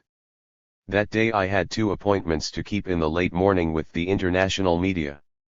The first, around mid-morning, took place at an office in a dilapidated old arcade near Syntagma Square. When I left, there were cameras waiting downstairs in the arcade and journalists asking for a statement. As I was speaking, a middle-aged man began to abuse me, accusing me of having destroyed his business by shutting down the banks. I tried to enter into a conversation with him but he was only interested in shouting abuse, so I said my goodbyes and headed towards the exit of the arcade, where my motorcycle was parked. The man followed me to my bike, continuing to abuse me. The news bulletins that night were full of the story, Varoufakis hounded by irate businessman whose living the former minister destroyed. A little later I had a second appointment inside the National Gardens, just behind Parliament, for a photo shoot with a German magazine about to publish a major interview with me on the Eurogroup and the state of Europe. A little way from where the shoot was taking place, a couple of young boys were playing. I noticed their modest clothes and the fact that they were unsupervised. The younger boy, who looked about 5 years old, remembered having seen me on television but could not put a name to me. He called to his older brother, who seemed around 8, to ask who I was. The older boy recognized me at once and approached. Surprisingly, it was to thank me. "Do you know who this guy is?" he asked his brother while pointing at me. "He is the guy who gave our mother her plastic card. It lets her buy stuff from the supermarket. €200 a month," he said, proud to have remembered the number. Turning to me again he asked, "You did that, didn't you?" "Did you really?" "We tried our best," I replied and hugged the boy. No one was there to witness the scene except the German photographer, who didn't understand our exchange in Greek, which made the whole thing so much more satisfying. That same night I was at home chatting with Danae and a journalist friend, with the TV on in the background. When the footage of the stricken businessman accosting me was replayed, our friend pointed out something interesting. "Did you notice that while the camera filming the scene is stationary, and the two of you are moving away from it, your voice fades but the businessman's doesn't?" I said that it seemed so. "Can't you see? The businessman was wired for sound. You were set up." "Not for the first time," I replied, somehow relieved. Once our friend had left and Danae had gone to bed, I checked my emails and stumbled upon one sent by the Spanish journalist who had brought Lambros, the homeless translator, into our flat just before my election in January 2015. In it she said that Lambros had used the bill I had passed to get assistance with his rent. This was the same bill that had provided the boy's mother with her card and the very same bill that Declan Costello and his Troika cohorts were so upset by and so eager to kill off. The Spanish journalist's email finished, "Lambros wants me to tell you that he is moving into his new apartment tomorrow, and that he is very proud of you, and that you have his support more than ever."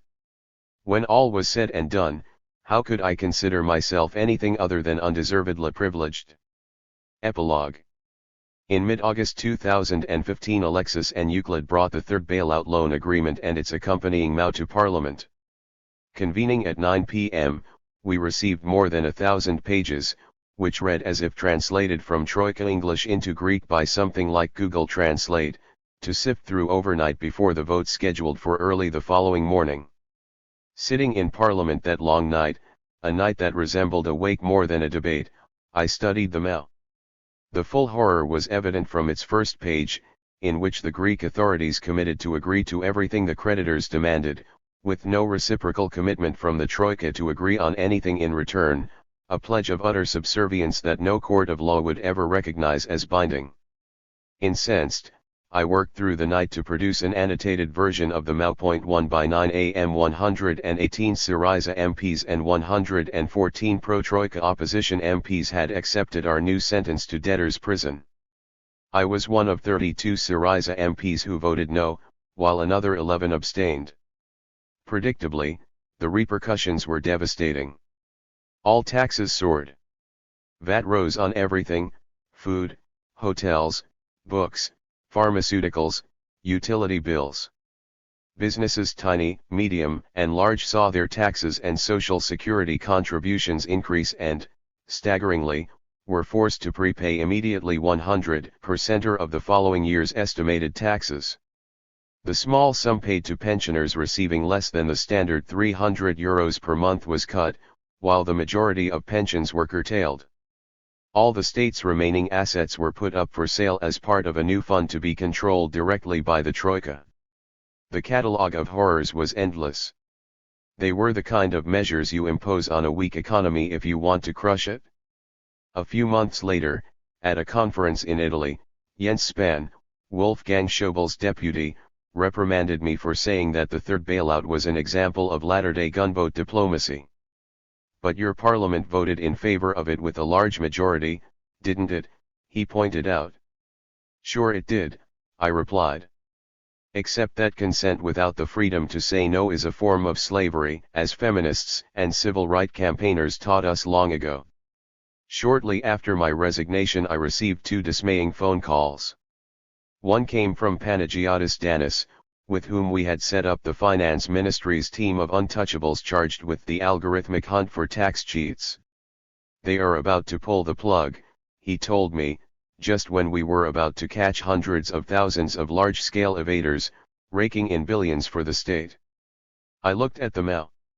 Buried in its verbiage there it was, a provision for the Troika-dominated tax office to absorb Yannis's team and thus defang it.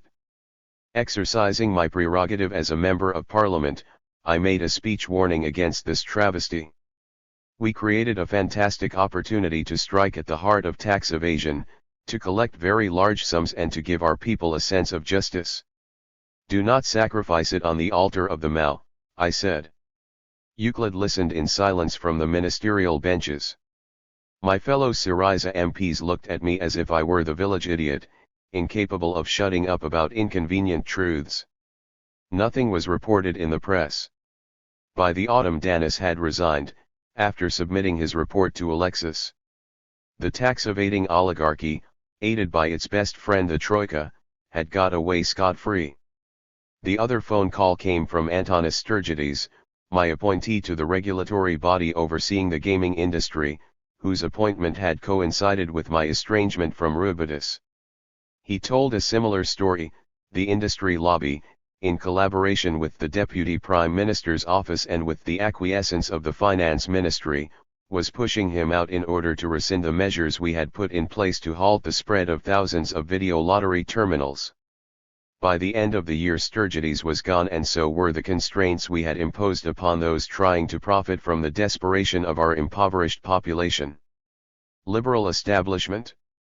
Despite the pride I retain in having played a part in the Greek Spring and the real, albeit brief, scare it gave Greece's irresponsible and inhumane creditors, our defeat came at a great cost. The economic bill for that defeat was footed, of course, by Greece's weakest and neediest. Its political price, meanwhile, was paid by progressives around the world, whose hearts sank when they saw Syriza succumb to the dogma of Tina, there is no alternative, with the same enthusiasm that Orwell's Winston Smith realizes he loves Big Brother. But a defeat is always easier to bear if one can recognize it as but one episode in a larger struggle. Observing the European Union's attempts to deal with the crisis is a bit like watching Othello. One wonders how our rulers can be so deluded. In this titanic battle for Europe's integrity and soul, the forces of reason and humanism will have to face down the growing authoritarianism. I spoke these words in 2013 in a speech entitled The Dirty War for Europe's Integrity and Soul. To a little less than a year after my resignation, the people of Britain voted to leave the European Union. Then in November 2016 Donald Trump romped into the White House.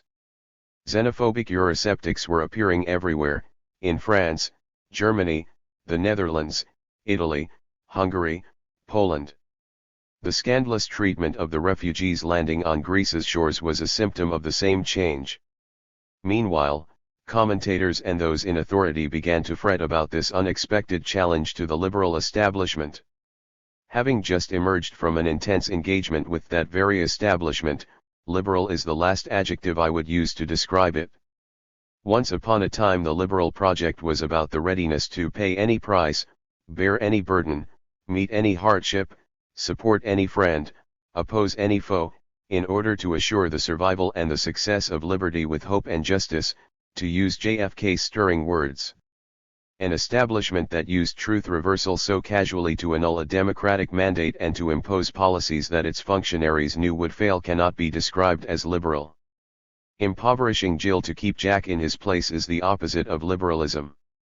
Something other than liberalism, or even neoliberalism, had taken over the establishment without anyone noticing. The third Mao that I read and annotated that night in Parliament begins with the words Greece has requested support from its European partners, to restore sustainable growth, create jobs, reduce inequalities, and address the risks to its own financial stability and to that of the euro area. This Memorandum of Understanding, MOU, has been prepared in response to a request of July 8, 2015 from the Hellenic Republic.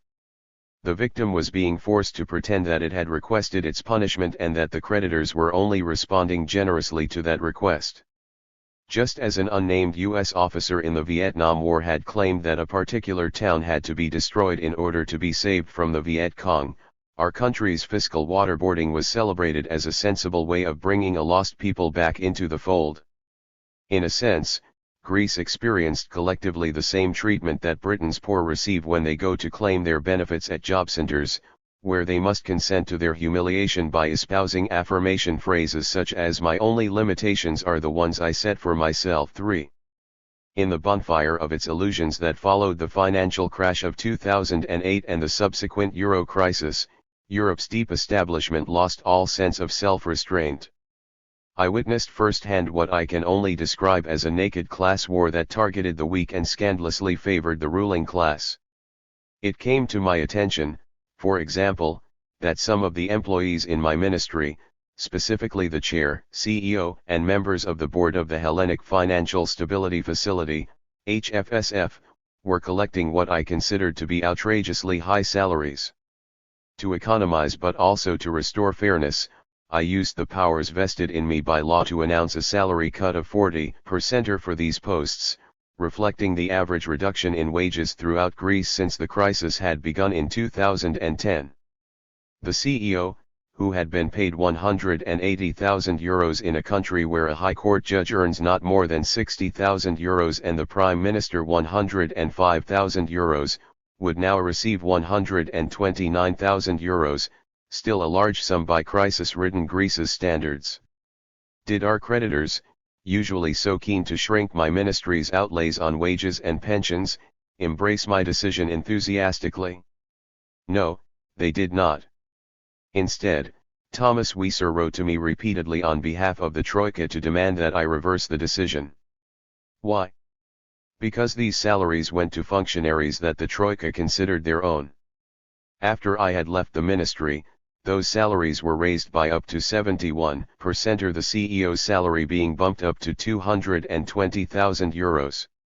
This is what happens when those with unwarranted power lose legitimacy and self-confidence, they turn ugly. No longer interested in winning the intellectual or ideological argument, the establishment resorted instead to character assassination and punitive measures that it knew would result in less prosperity and less freedom. It employed brute force to impose policies that not even Ronald Reagan and Margaret Thatcher would have endorsed. And once it had throttled the rebellion against itself, it imposed performative incantations such as "our Mao" upon the defeated and went about shutting off any space where debate or critical inquiry might take place. In short, it became a highly illiberal establishment. During my discussions with the creditors, I often warned them that crushing us was not in their interests. If our democratic, Europeanist, progressive challenge was strangled, the deepening crisis would produce a xenophobic, illiberal, anti-Europeanist nationalist international. This is exactly what transpired after the crushing of the Greek Spring.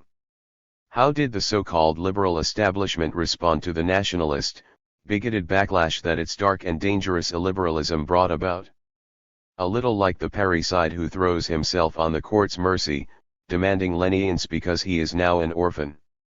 Unwelcome vindication. Before the crisis, as an academic writing obscure scholarly articles and loving every minute of it, I was keen to avoid two kinds of people, followers and enemies. After my stint in government, I now have plenty of both, but not enough people willing to hear me out critically before either agreeing or disagreeing. This I regret. But I do not regret the decision to enter government to oppose continental-scale irrationality. But, isn't it idiotic to put your job on the line to eradicate idiocy? An American journalist once asked me. Not if you don't care for the job except as a lever against idiocy, I replied. Accusations such as "you gambled with your country and lost" hold no water.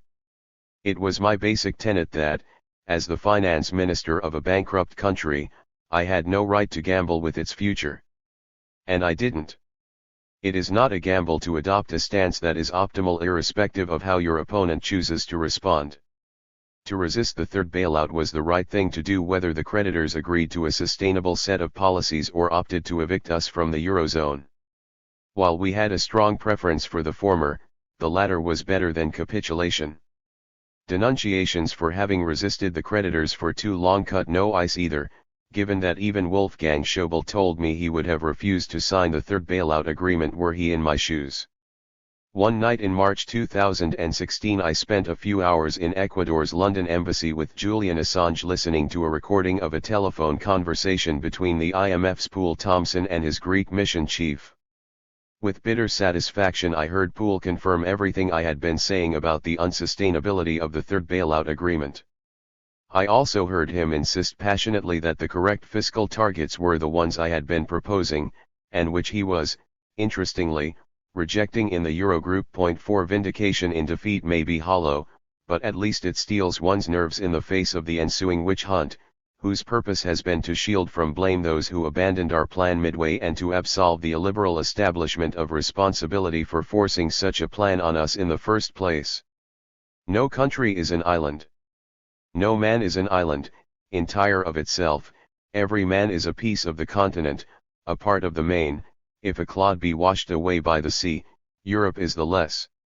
John Donne, Devotions upon Emergent Occasions, Meditation 17.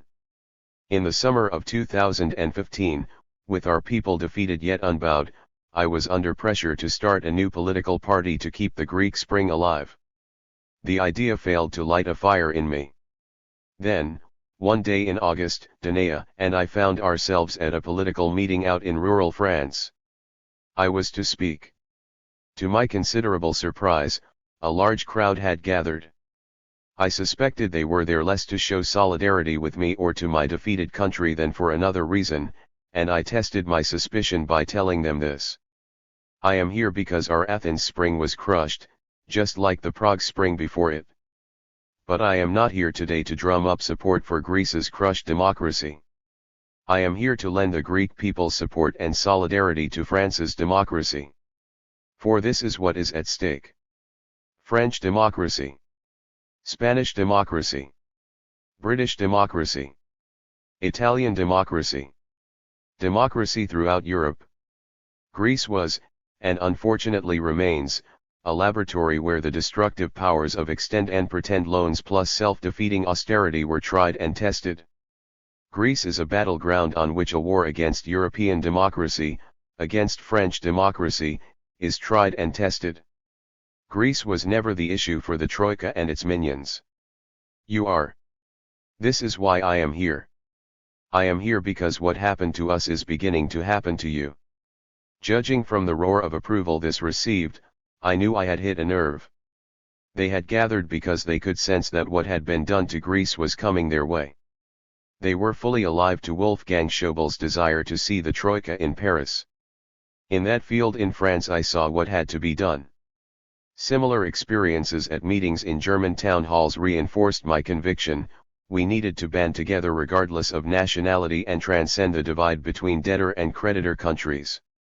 The only practical way to oppose both the deep establishment and the nationalist international it had spawned was to form a pan-European, democratic, humanist movement whose purpose is to succeed where the generation of 1929 failed, to reach out across borders and political divisions to stem the descent into a postmodern 1930s.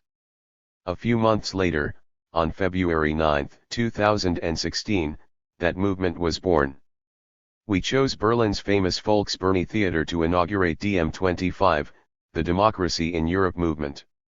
The energy that had failed to rise within me at the thought of starting a new party in Greece overflowed in response to the hunger across Europe for the spirit of the Greek Spring. One day, soon I hope, that transplanted spirit may be strong enough to return home to fire up our inordinately brave and virtuous people again. When that day comes, the Greeks may be able to address the rest of Europe by paraphrasing poet George Sefri's, "We who had nothing taught you tranquility." 5. Over the winter and spring of 2016 I puzzled many friends in the UK with my campaign against Brexit. How can you tell us to stay in the EU after the way Greece has been treated, they would protest. We want our country back, was their wholly legitimate demand. So do we, I would respond. But to take back our countries, I would explain, we need to reclaim common decency and restore common sense across Europe.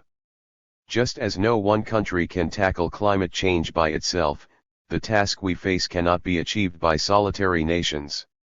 Would the weak in Britain suffer less after Brexit? I would ask. Would the weak in Europe be better off? Or would reinforced borders and Europe's disintegration favor the deep establishment and the political monsters its failures have spawned? Some were convinced, others remained skeptical. The idea of Europe has been wounded so deeply, and mainly by the events of 2015, that good people are turning away from it. Even some who sympathize with DiEM25's pan-Europeanism dismiss it as utopian. But allow me, dear reader, to share a strongly held belief as my parting shot.